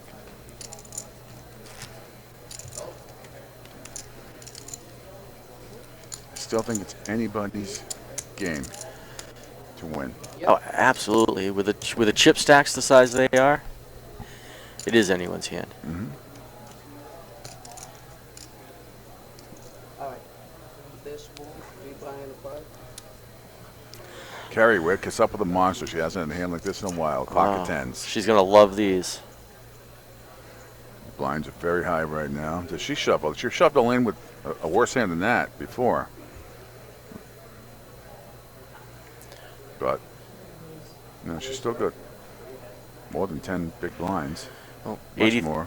Yes. It's a big stack right there.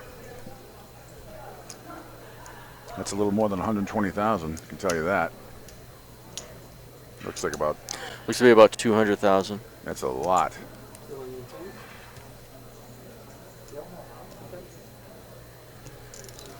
And like you, she wants to take it down right now. She raced at 210, but Paul may not let her get away with this one. That's another monster hand. Four-handed. Absolutely. Does he put her over the top? Does not a made hand, though. He's going to... He makes the call. He makes the call. Chuck's not going to call. Chuck says, see ya. So fireworks galore. Look out, possibly.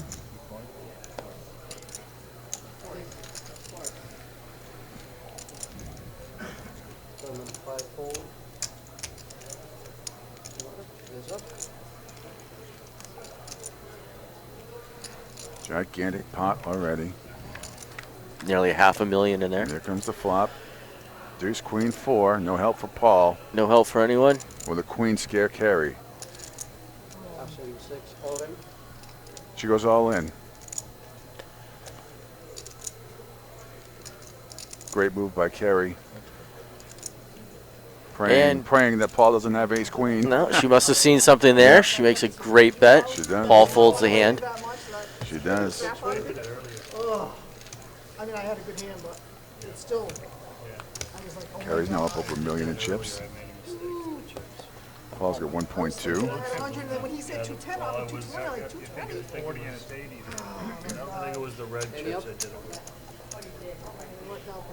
It worked out. I cannot hear you the whole. Oh, okay.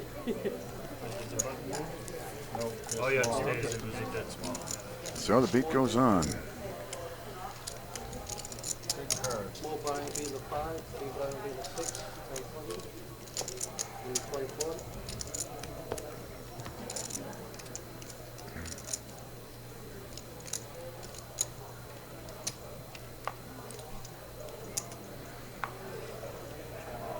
Jack, king, 9 under the gun, 4-handed.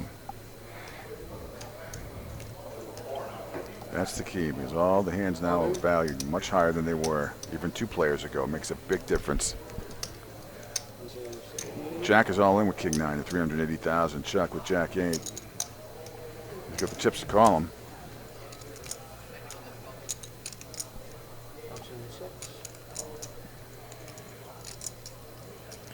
Kerry folds. Everybody folds.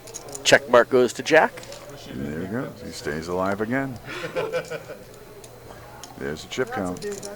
Again, Jack doubles up, and all of a sudden he's just going to be close to third. It's anybody's turn. Last year. Oh, I know you did that.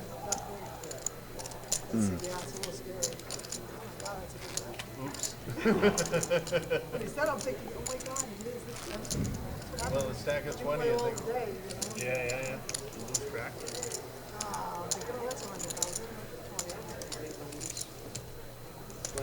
$10,000 for first place here. Getting down to the nitty-gritty. EPT's 36K Finals Championship here, live from Foxwoods Resort and Casino. Pete Shepard and Evan Myers going on 11 hours here, 10 and a half anyway. Happy to be here. As Chuck Rays, always. Jack, offsuit, on the button. Here come the Rays. Here Have to comes the believe it. Rays. 120. Raise it up to 120. Does raise it. Standard 3 times to 120. Jack with ace 4.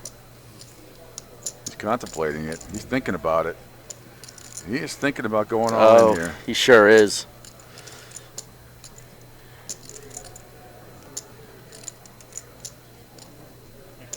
He is thinking about it. Lays down the ace 4, shows. Oh, yeah. All right. Button up to Kerry. Jack is now small blind. Paul big blind. Jack's on the 10. Big blinds exactly here. Action on Chuck.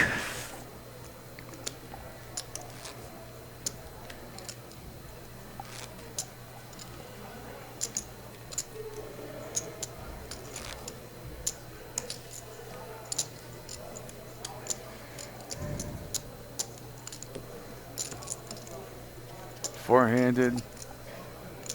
Jack has a short stack. Exactly 10 big blinds left.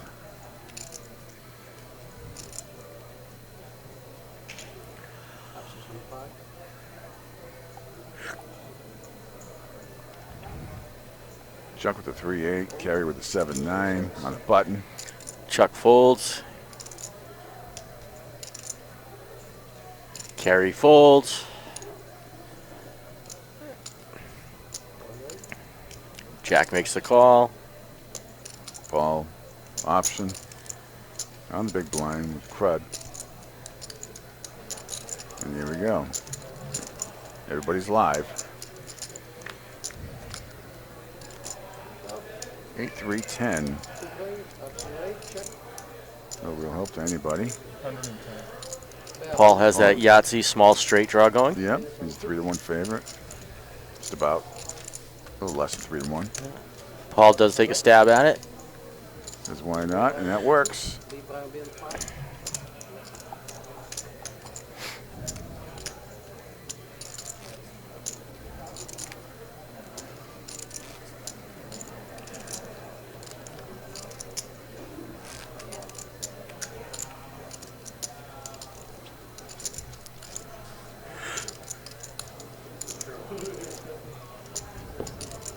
So, we continue.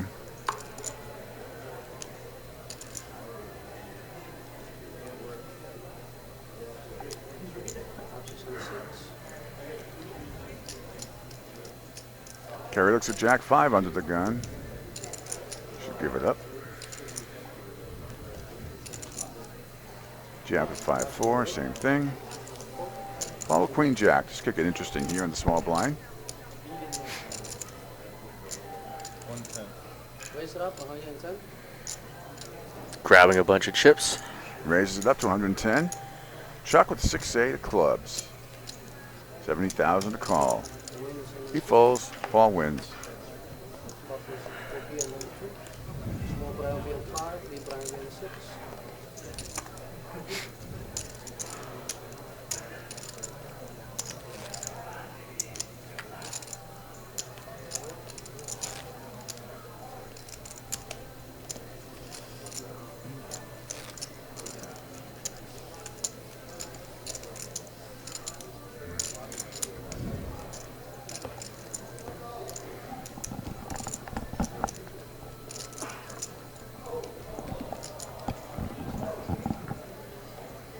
Where fatigue really starts to set in. Some of these guys, it's certainly setting in for us a little bit, but the players look beat up. Yep.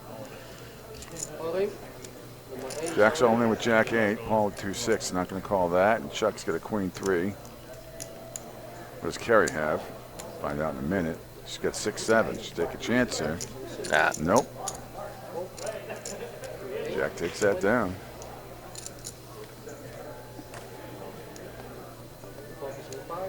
Small blind will be on 6, big blind bien hoy.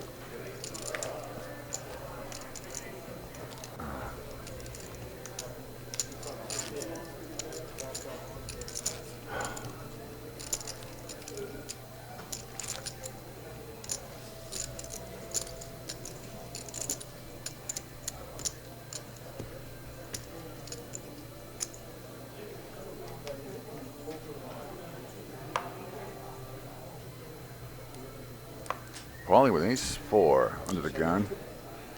Might raise it up here. I suspect he will. Again, four-handed, so this is huge. As you see, raises it up. Maybe 120, maybe more. 120. Right on. 120 on the button. Carry with 5-8, lets it go. Jack 8-9 folds. And there it is. Small buy on bien hoy. Jack's down to 9 big blinds.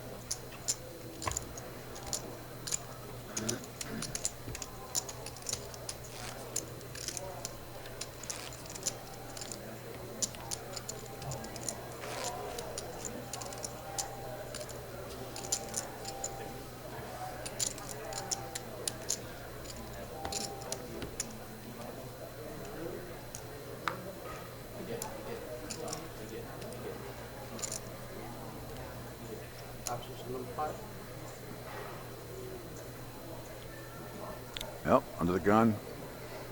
Big hand with ace queen off for Chuck. Raising that up to 120,000. Carry with Jack 10. She lets it go. Jack lets it go. Don't know what Jack had, but he let it go. And now we see what Paul has. Jack at 4-5. Paul's got ace deuce suited. He's going to call.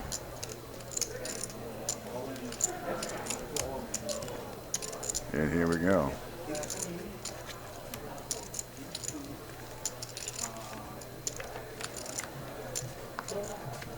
King deuce 10, and Paul hits the deuce. Yowza. Paul checks. 2 overs on the board. Chuck bets 200,000. This is interesting here, but Paul is going to fold, even though he had the lead there. But with 2 overs on the board, didn't want to take a chance.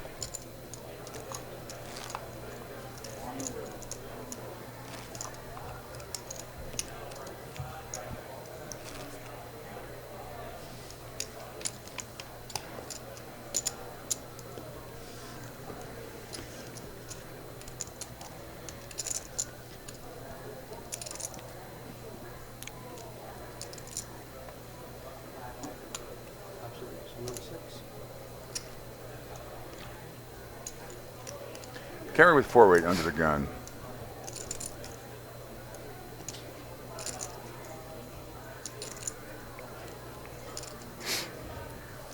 Jack with deuce 9. Paul king 6.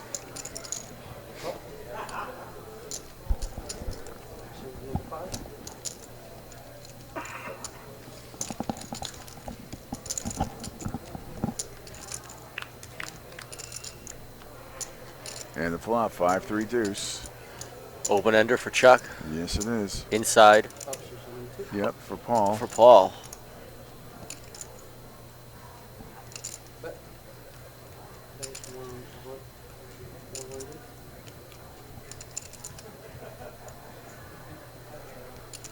Paul bets 100,000 on his gut shot. Chuck's going to probably call here. They're both the big stacks right now. He does call.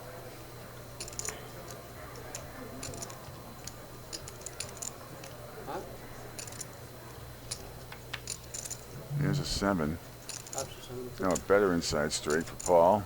Remember, one of his 6s, one of Chuck's outs, is already in Paul's possession.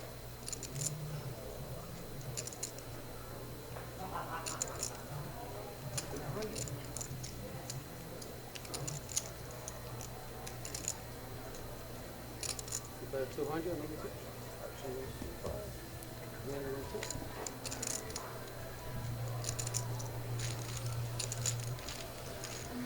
And Paul will take it down.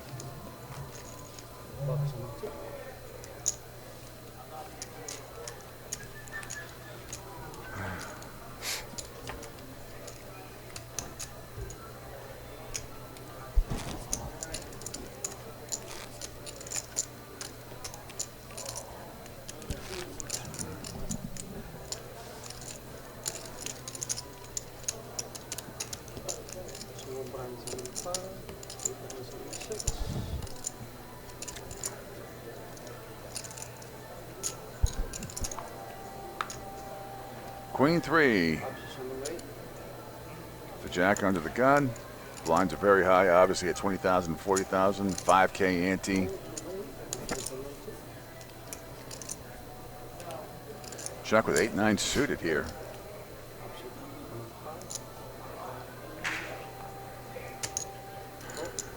Carry with ace-9.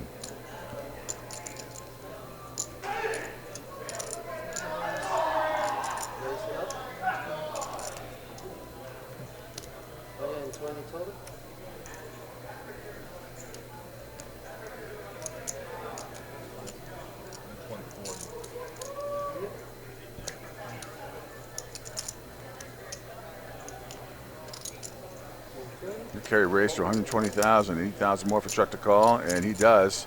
With his ace-9 suited, 8-9 suited, I should say. Comes the flop.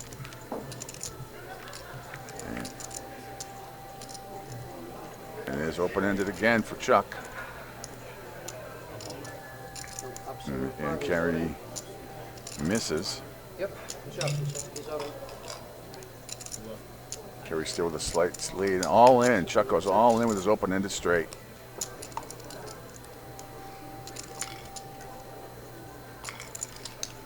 Kerry lays it down. Very aggressive by Chuck.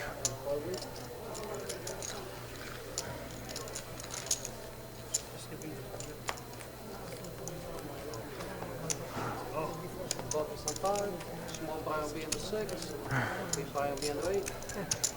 Jack with 9 big blinds left. Kerry with 18 big blinds left. And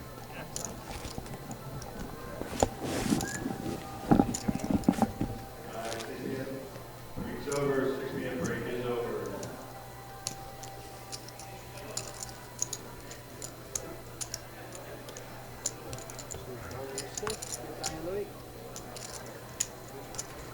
$10,000 on the line here. Can't stress enough. Winner gets 10 G's.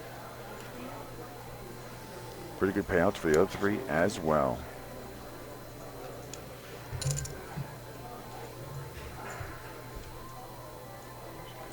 Chuck on the button with 6-7.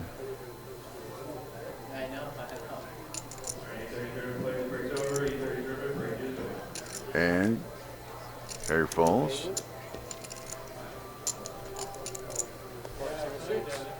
Small buy on B and on 8. Big blind will be in the 2. You are. Finish that up for us.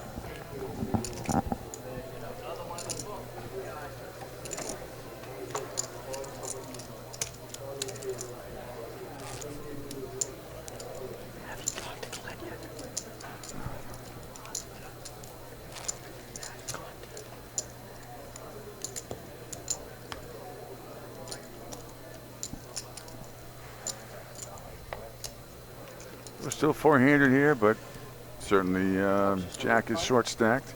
Chuck with ace jack under the gun. Big hand here, comes a raise. 120. Raise up 120. Option 6. Jack with pocket tens. Insta all in. Insta all in for Jack.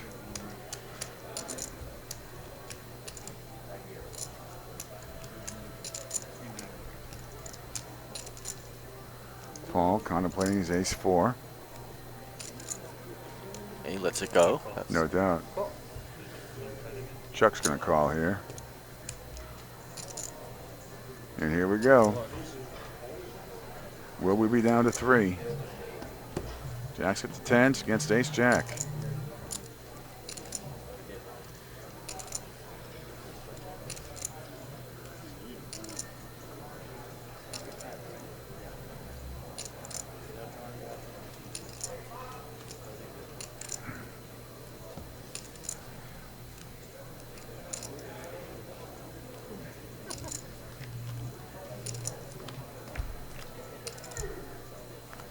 There's a flop 7-6 king.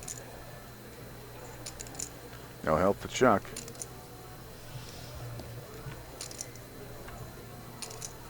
Another king. Now Jack way ahead.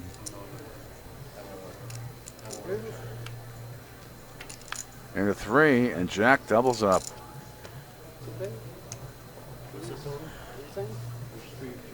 New tournament for Jack. I'm sure he feels happy about that. Now he's got some breathing room. He can make some play.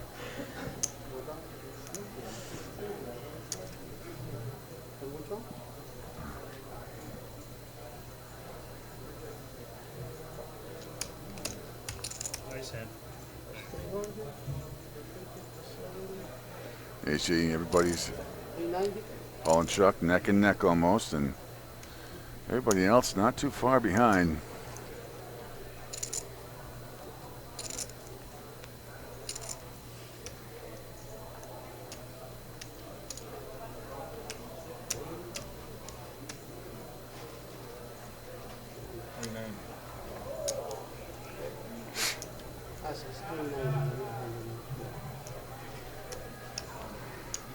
It's about 11 hours these guys have been going at it. Now Andrew Chevalier makes another appearance about executive producer.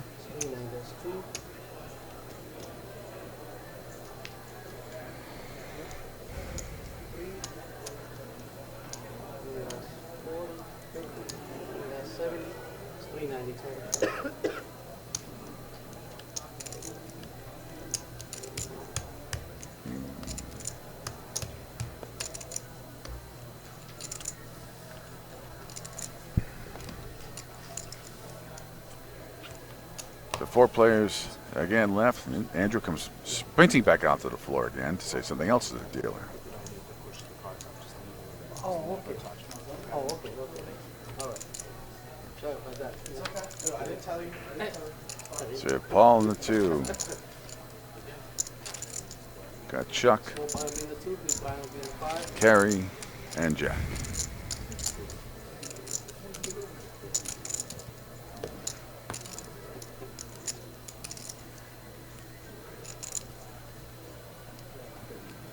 Blinds are very high. Expected this level. Kerry with 6-8 of spades under the gun. She's thinking about doing something here. No, except to fold. Jack folds. Paul folds, and there's a win. Easy game. That's not bad, Michael.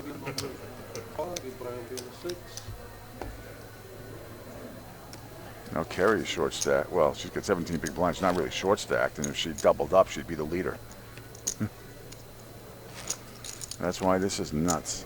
Everybody, all 4 of these players are still in it.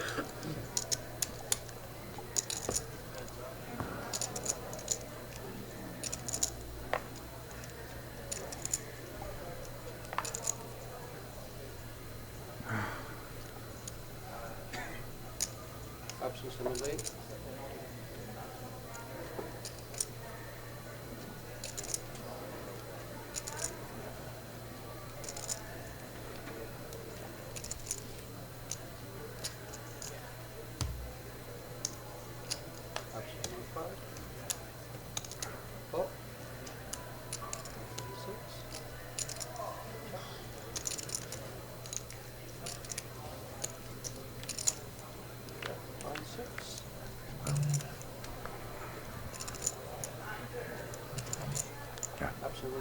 Check. Absolute 6. Chuck with 10-3 carries option at 3-6. She checks after the flop of deuce ace-7. King on the turn. Absolute 5. Check. Absolute 6. Chuck checks. Bet 60,000. Kerry's going to take a stab at it here. 60,000. It works. Chuck lays it down. That's aggression there by Kerry. Well played. Mm-hmm. Box and 5. Small blind will be in a 6. Big blind will be in 8.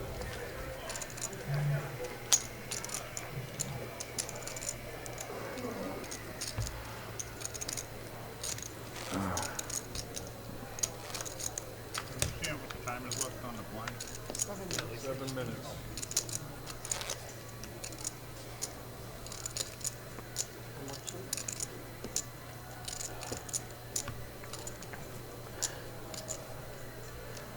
All right, Kerry, small blind, Jack, big blind. Paul first to act.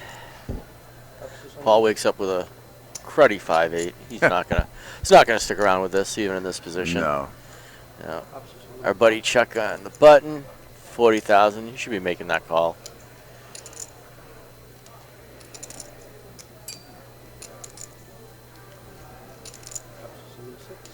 Kerry with ace deuce. Yeah. Small blind. She's going to call. If not raised. No, she's not. Oh, she did. She raised 120. And Jack instantly folded. Okay. That's just how it works.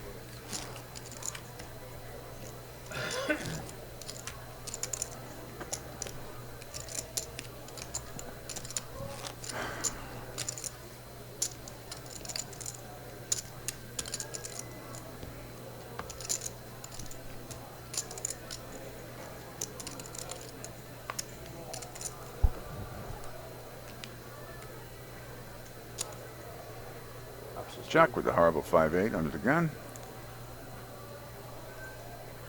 He says, see you later. Kerry queen 2 on the button. Yep. Jack in the small blind. Sees his king 7. He makes the call. Mm-hmm. Paul wakes up with hockey sticks here. Raise it up. Throws out a little bit. Yeah.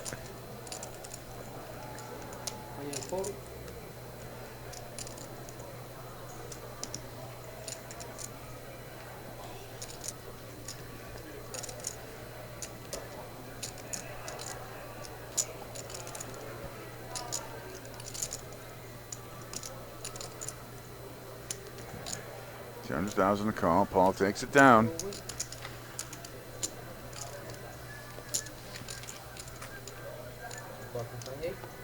Small buy will be in number 2. Big buy will be in number 5.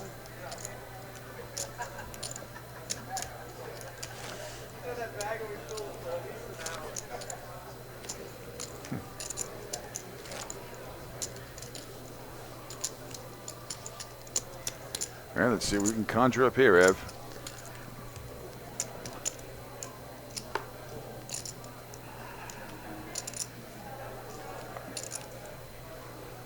Kerry with 6-7 of hearts under the gun.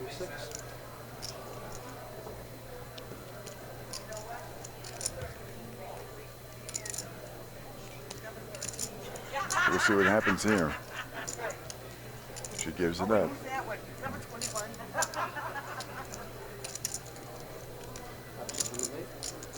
Jack with queen 8 on the button.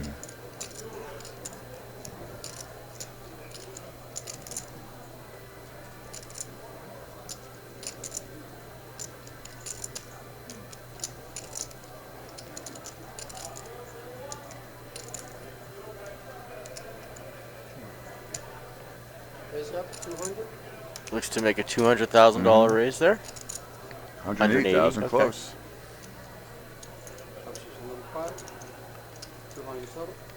No, Down to 200. 200. It was 200. Oh, it was, yep. And Jack takes down that pot as well. Small buy will be on 5. Big buy will be on 6.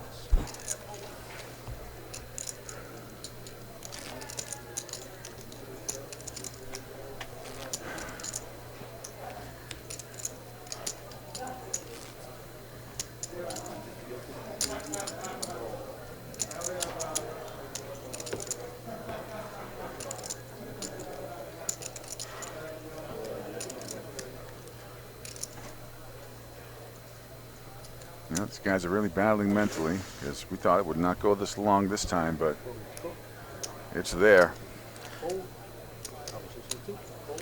King 9 for Chuck. Raising hand on the small blind. Raise it up. See what he comes up with. So 120 total? Does raise to 120,000. Carrie's looking at the Jack Queen.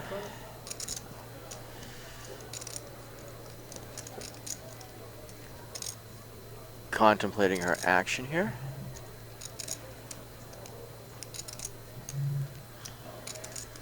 She's going to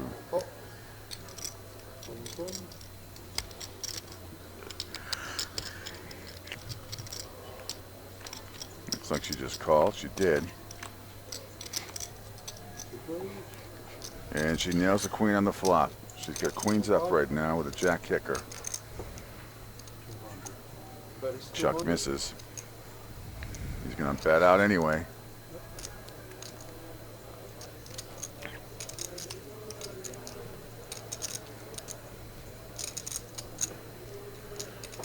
I think Carrie comes in over the top here. Goes all in. And she does. And she does, just that. Good read, putting Chuck on nothing.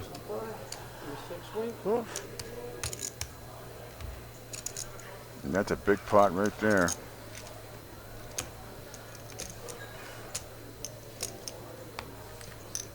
Carrie now. Not too far behind. And Chuck all of a sudden becomes a short stack.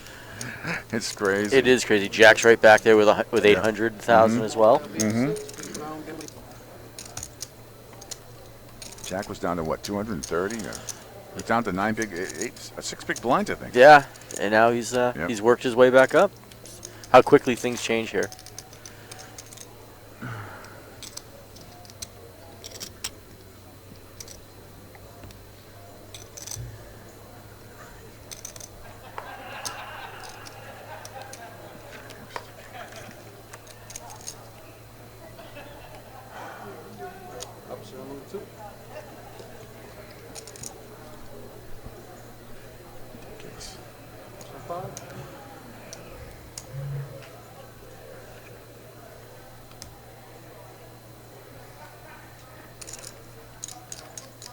Carrying with a queen 4.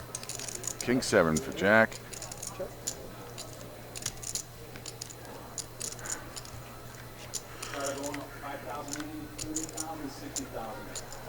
Deuce 10 Jack. No help to anyone? No. But Jack's still a 3-1 favorite. Both checks. 6 comes around. No help for anyone again.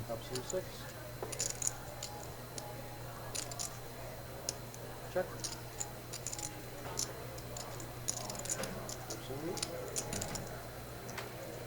Bet by Jack. 40,000. Carry folds. Jack with the best hand takes it down. 6. Small buy on B on number 8. Big buy on B on number 2. Going up. 30-60. So N is 5,000.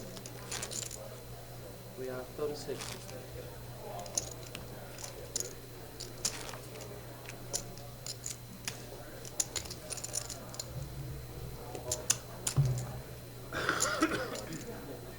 Busting the place up. He's falling apart over here. No, I dropped my headset. You dropped the headset. I dropped my headset.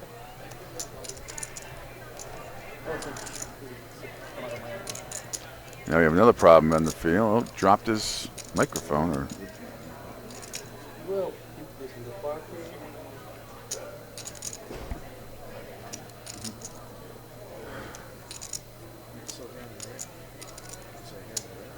No, you can't. Oh, now it's yeah.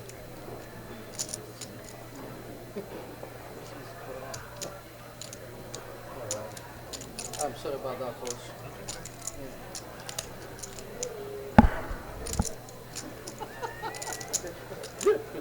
And the Borg dealer has been reconnected. All systems go. Thank God. And we're back.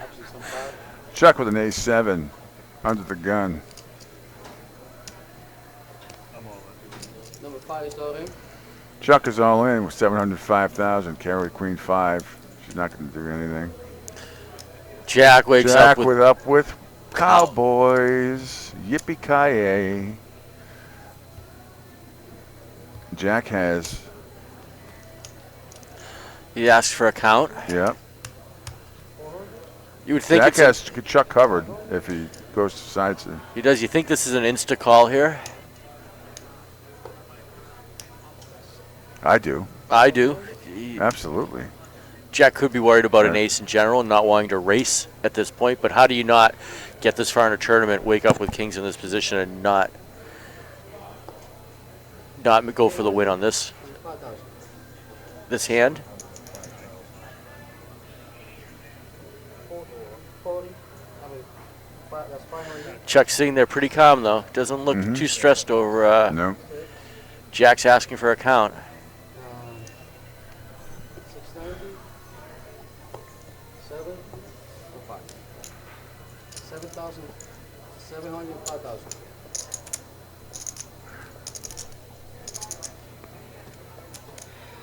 I'm sure a little fatigue is playing into this right now. I mean, I don't, you know.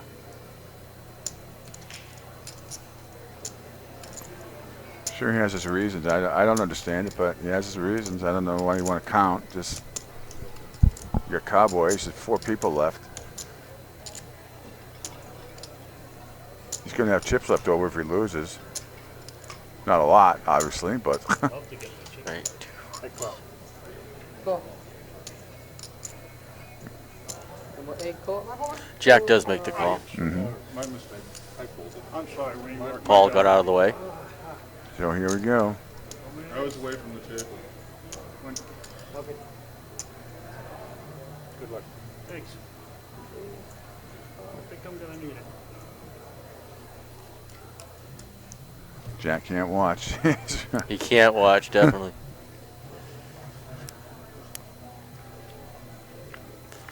Okay. There's a flop, 9s. 2 pair for Jack, looking good. Kings and 9s. Never easy, though. Never. Never as easy as you think. There's a That's turn, why ace. it's Oh never my. as easy as you the think. Ace on the turn. No reaction at all from Chuck. That's what I do, is to say nothing. And there it is. Ace is up. Chuck gets the ace in the turn. Jack is crippled down to 155K.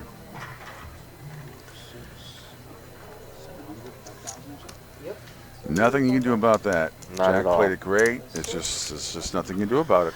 That was all in the hands of the poker gods. Mm-hmm.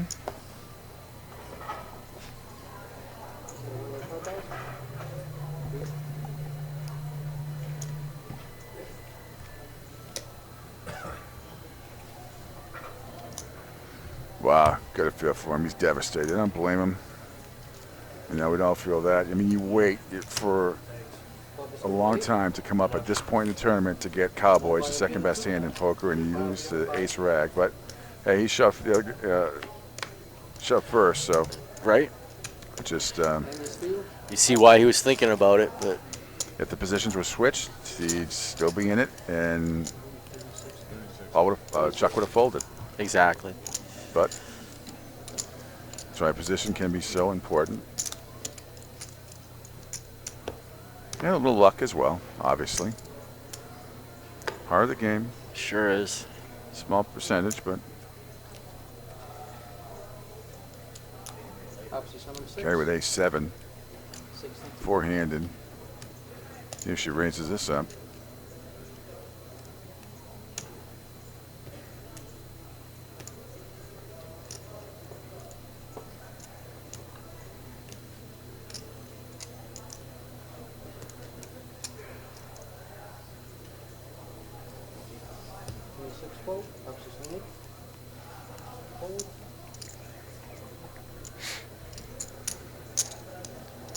Paul calls 30,000. Chuck waits up at the Cowboys. How about that for irony? He is getting hit with this deck. He gets A7 and Jack had the Cowboys. Now next hand, Chuck gets the Cowboys against Paul. Chuck pops it. Raise, and that's that.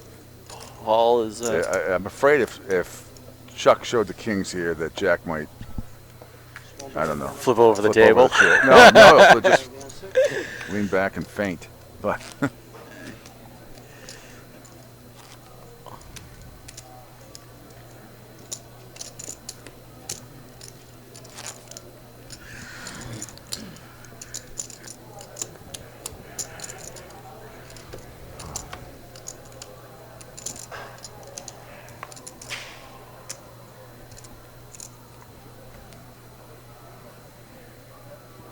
so here we go. Cards are dealt here. 30,000, 60,000 now.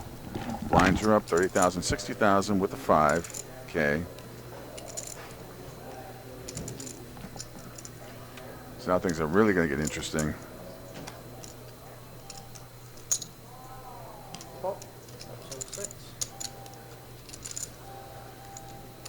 It's Chuck and Kerry going at it here. Battle of the blinds.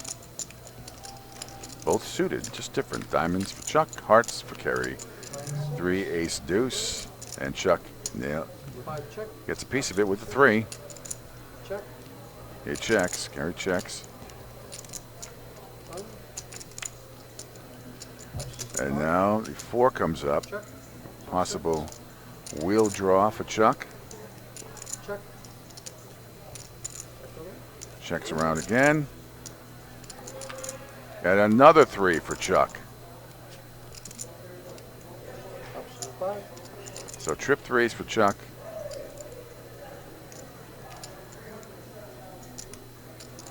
Goes out. It's kind of a bet, so she can. Didn't matter what he threw out there. Kerry folded.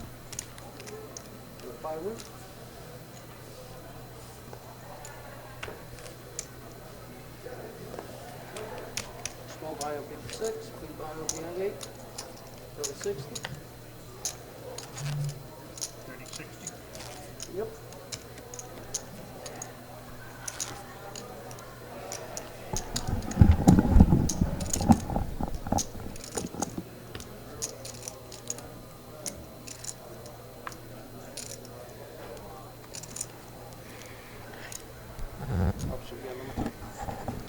And we still down to 4 players here.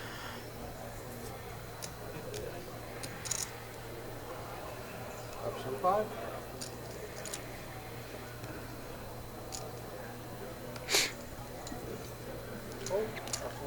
Kerry with the king 3 of hearts, the small blind. She's all in for $1 million.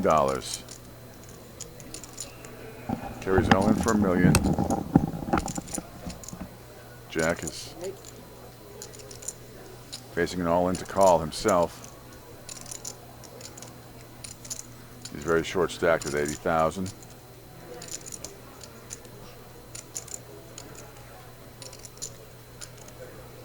Blinds are 30,000, 60,000 with a 5K ante right now.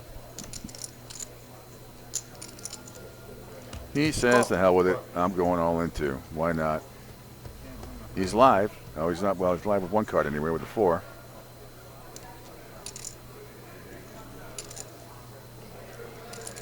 So here we go. $1.2 million pot. Kerry's in the lead here.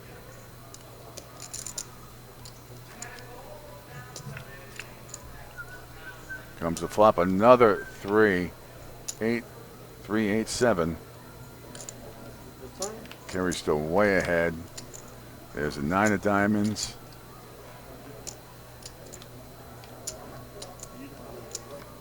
And the river is a jack, and Kerry takes the pot, and Jack has been eliminated. A hell of a run for Jack.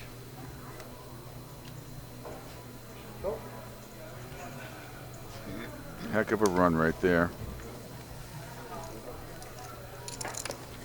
And now we're down to 3. be the small, big blind number 2. Jack takes home $2,300. Not a bad day's work. Sure would have preferred the 10, but Absolutely. that is that. Four. Now we're down to 3. Okay. All right. I'm not the official floor. Never mind. No. Staging. I was trying to see the clock, and I was saying there's not a lot of places you can stand. Oh, I was standing right there. Right in the middle of the clock. They're small. There's big blind on it. Jack Connerty is eliminated in 4th place. Option will be number 5.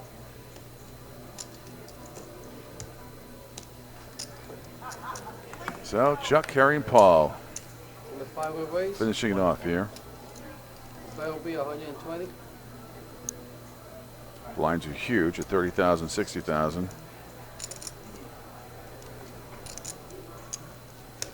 Chuck raises to 120,000. Kerry's got King 9. And Chuck takes it down. Bottom will remain. Small blind will be a number. Jack goes down in 4th place there, Ev. Yeah, I saw that. Jack walks away with a nice Yeah, I just mentioned it. 2,300, huh? That's good for Jack. It's a nice finish for his first time ever coming to Foxwoods, by the way. Unbelievable. Absolutely unbelievable. That's a great run. Great poise. And that's a hand I'm sure he's going to remember for a long time. Sure is. Pocket Cowboys and lose to A7. But that's automatic. You can't do anything about that. But Chuck shoved first, so it's just the way it is. It is the way it is.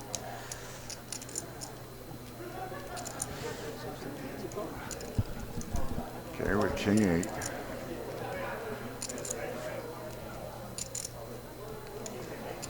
$9-10 for Paul. In the small blind.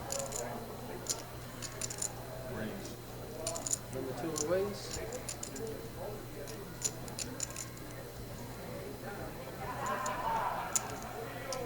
Paul raises.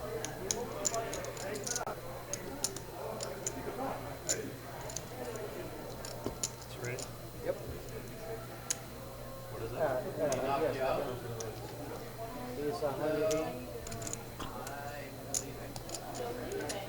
Paul raises to 180,000. Chuck with 4-8. Don't think he's going to mess around with that. He does not. Paul takes it down. Bottom will be number 2.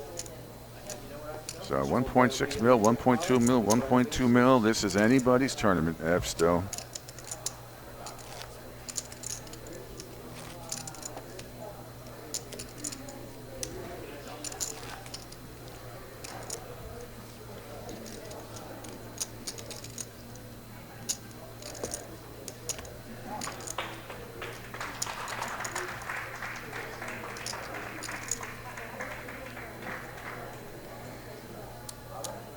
Option will be on number 2. Paul with a deuce 9 in the button. Lets that go. Chuck with an ace queen suited monster hand right here. Raise it up to 120. He's going to make a raise. He sure does. Yep, Kerry with King 3. Option 6. Call. Kerry makes the call.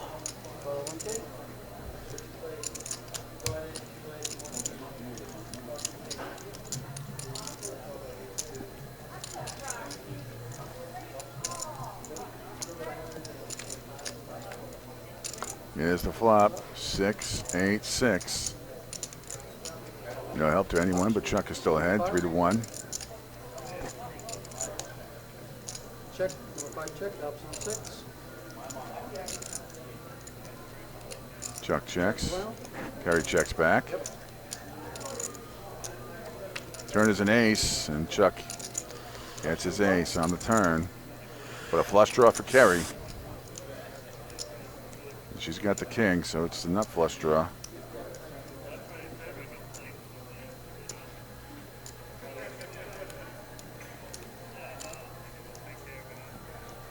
Big bet coming out of here from Chuck.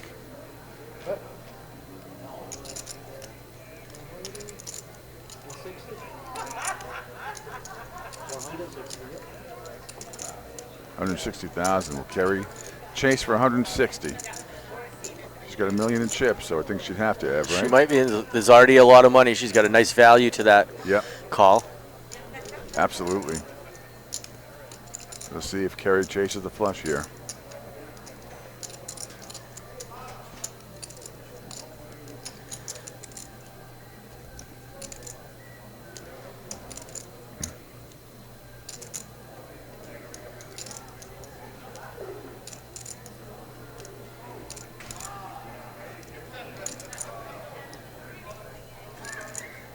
And she does make the call. She does make the call.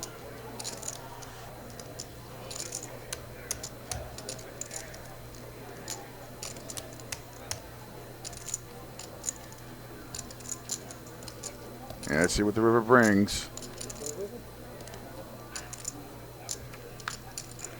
Another ace. So Chuck has trip aces. Chuck has a full house. He does have a full house. Yeah. You're right. Does have a full house. Exactly. And he goes all in. Kerry lays it down. Big pot. Maybe the biggest pot of the night. I think that is the biggest pot of the night. Yep. 1.9 million. 1.9 million. Welcome to band 5. Small blind band 6. Big blind band 2. Blind steel, total 60.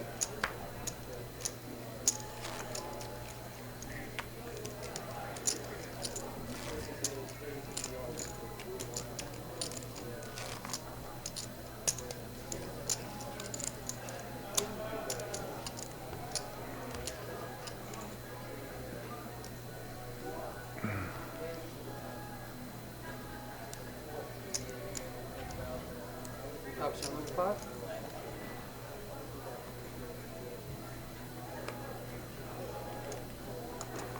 Option number 6. By fold. Kerry's got pocket threes in the small blind.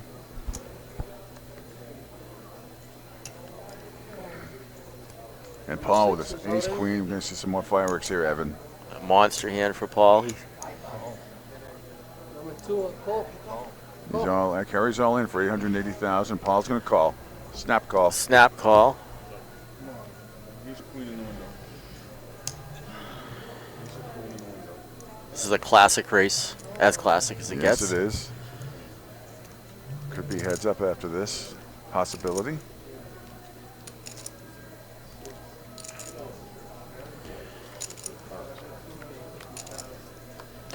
And 5, Jack 6. Oh, looking good for Kerry right now. For Paul at all. Kerry's almost a 3-1 favorite here. On the turn is the king, but that does not help. No, but it gives Paul a It straight gives draw. Paul a Broadway draw. A few more outs. Yes, it does. And on the river is It's a the queen. queen. How many times is did the we queen on the river? Kerry is an absolute shock. Shaking her head. Absolute shock. Great run by Kerry. She finishes third. Well done, Kerry. Nice $3,200 for her pocketbook right now. Yep.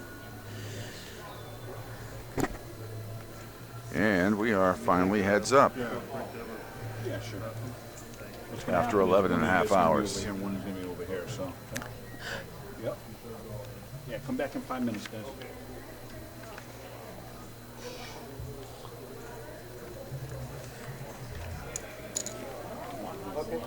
So heads up, it's going to be Yeah, go ahead. Paul Giroux and Paul Chuck Giroux. Hogan, right? Yes. That was a great run for Kerry. She's just a great player Yep. from our South Coast region. She's a 20-year player of poker, 3 years in tournament, but most of her time's been spent in cash. So I'm sure she's pretty happy with her finish as well. I mean, Chuck really, he double qualified. He's been playing since forever for the last 3 days, and now he's heads up for Oh, you talked to him? You phoned him? a gigantic $10,000 prize here. Second place is $6,000. So Paul Giroux and Chuck Hogan. We'll take a quick break and come back and finish this up. You got it.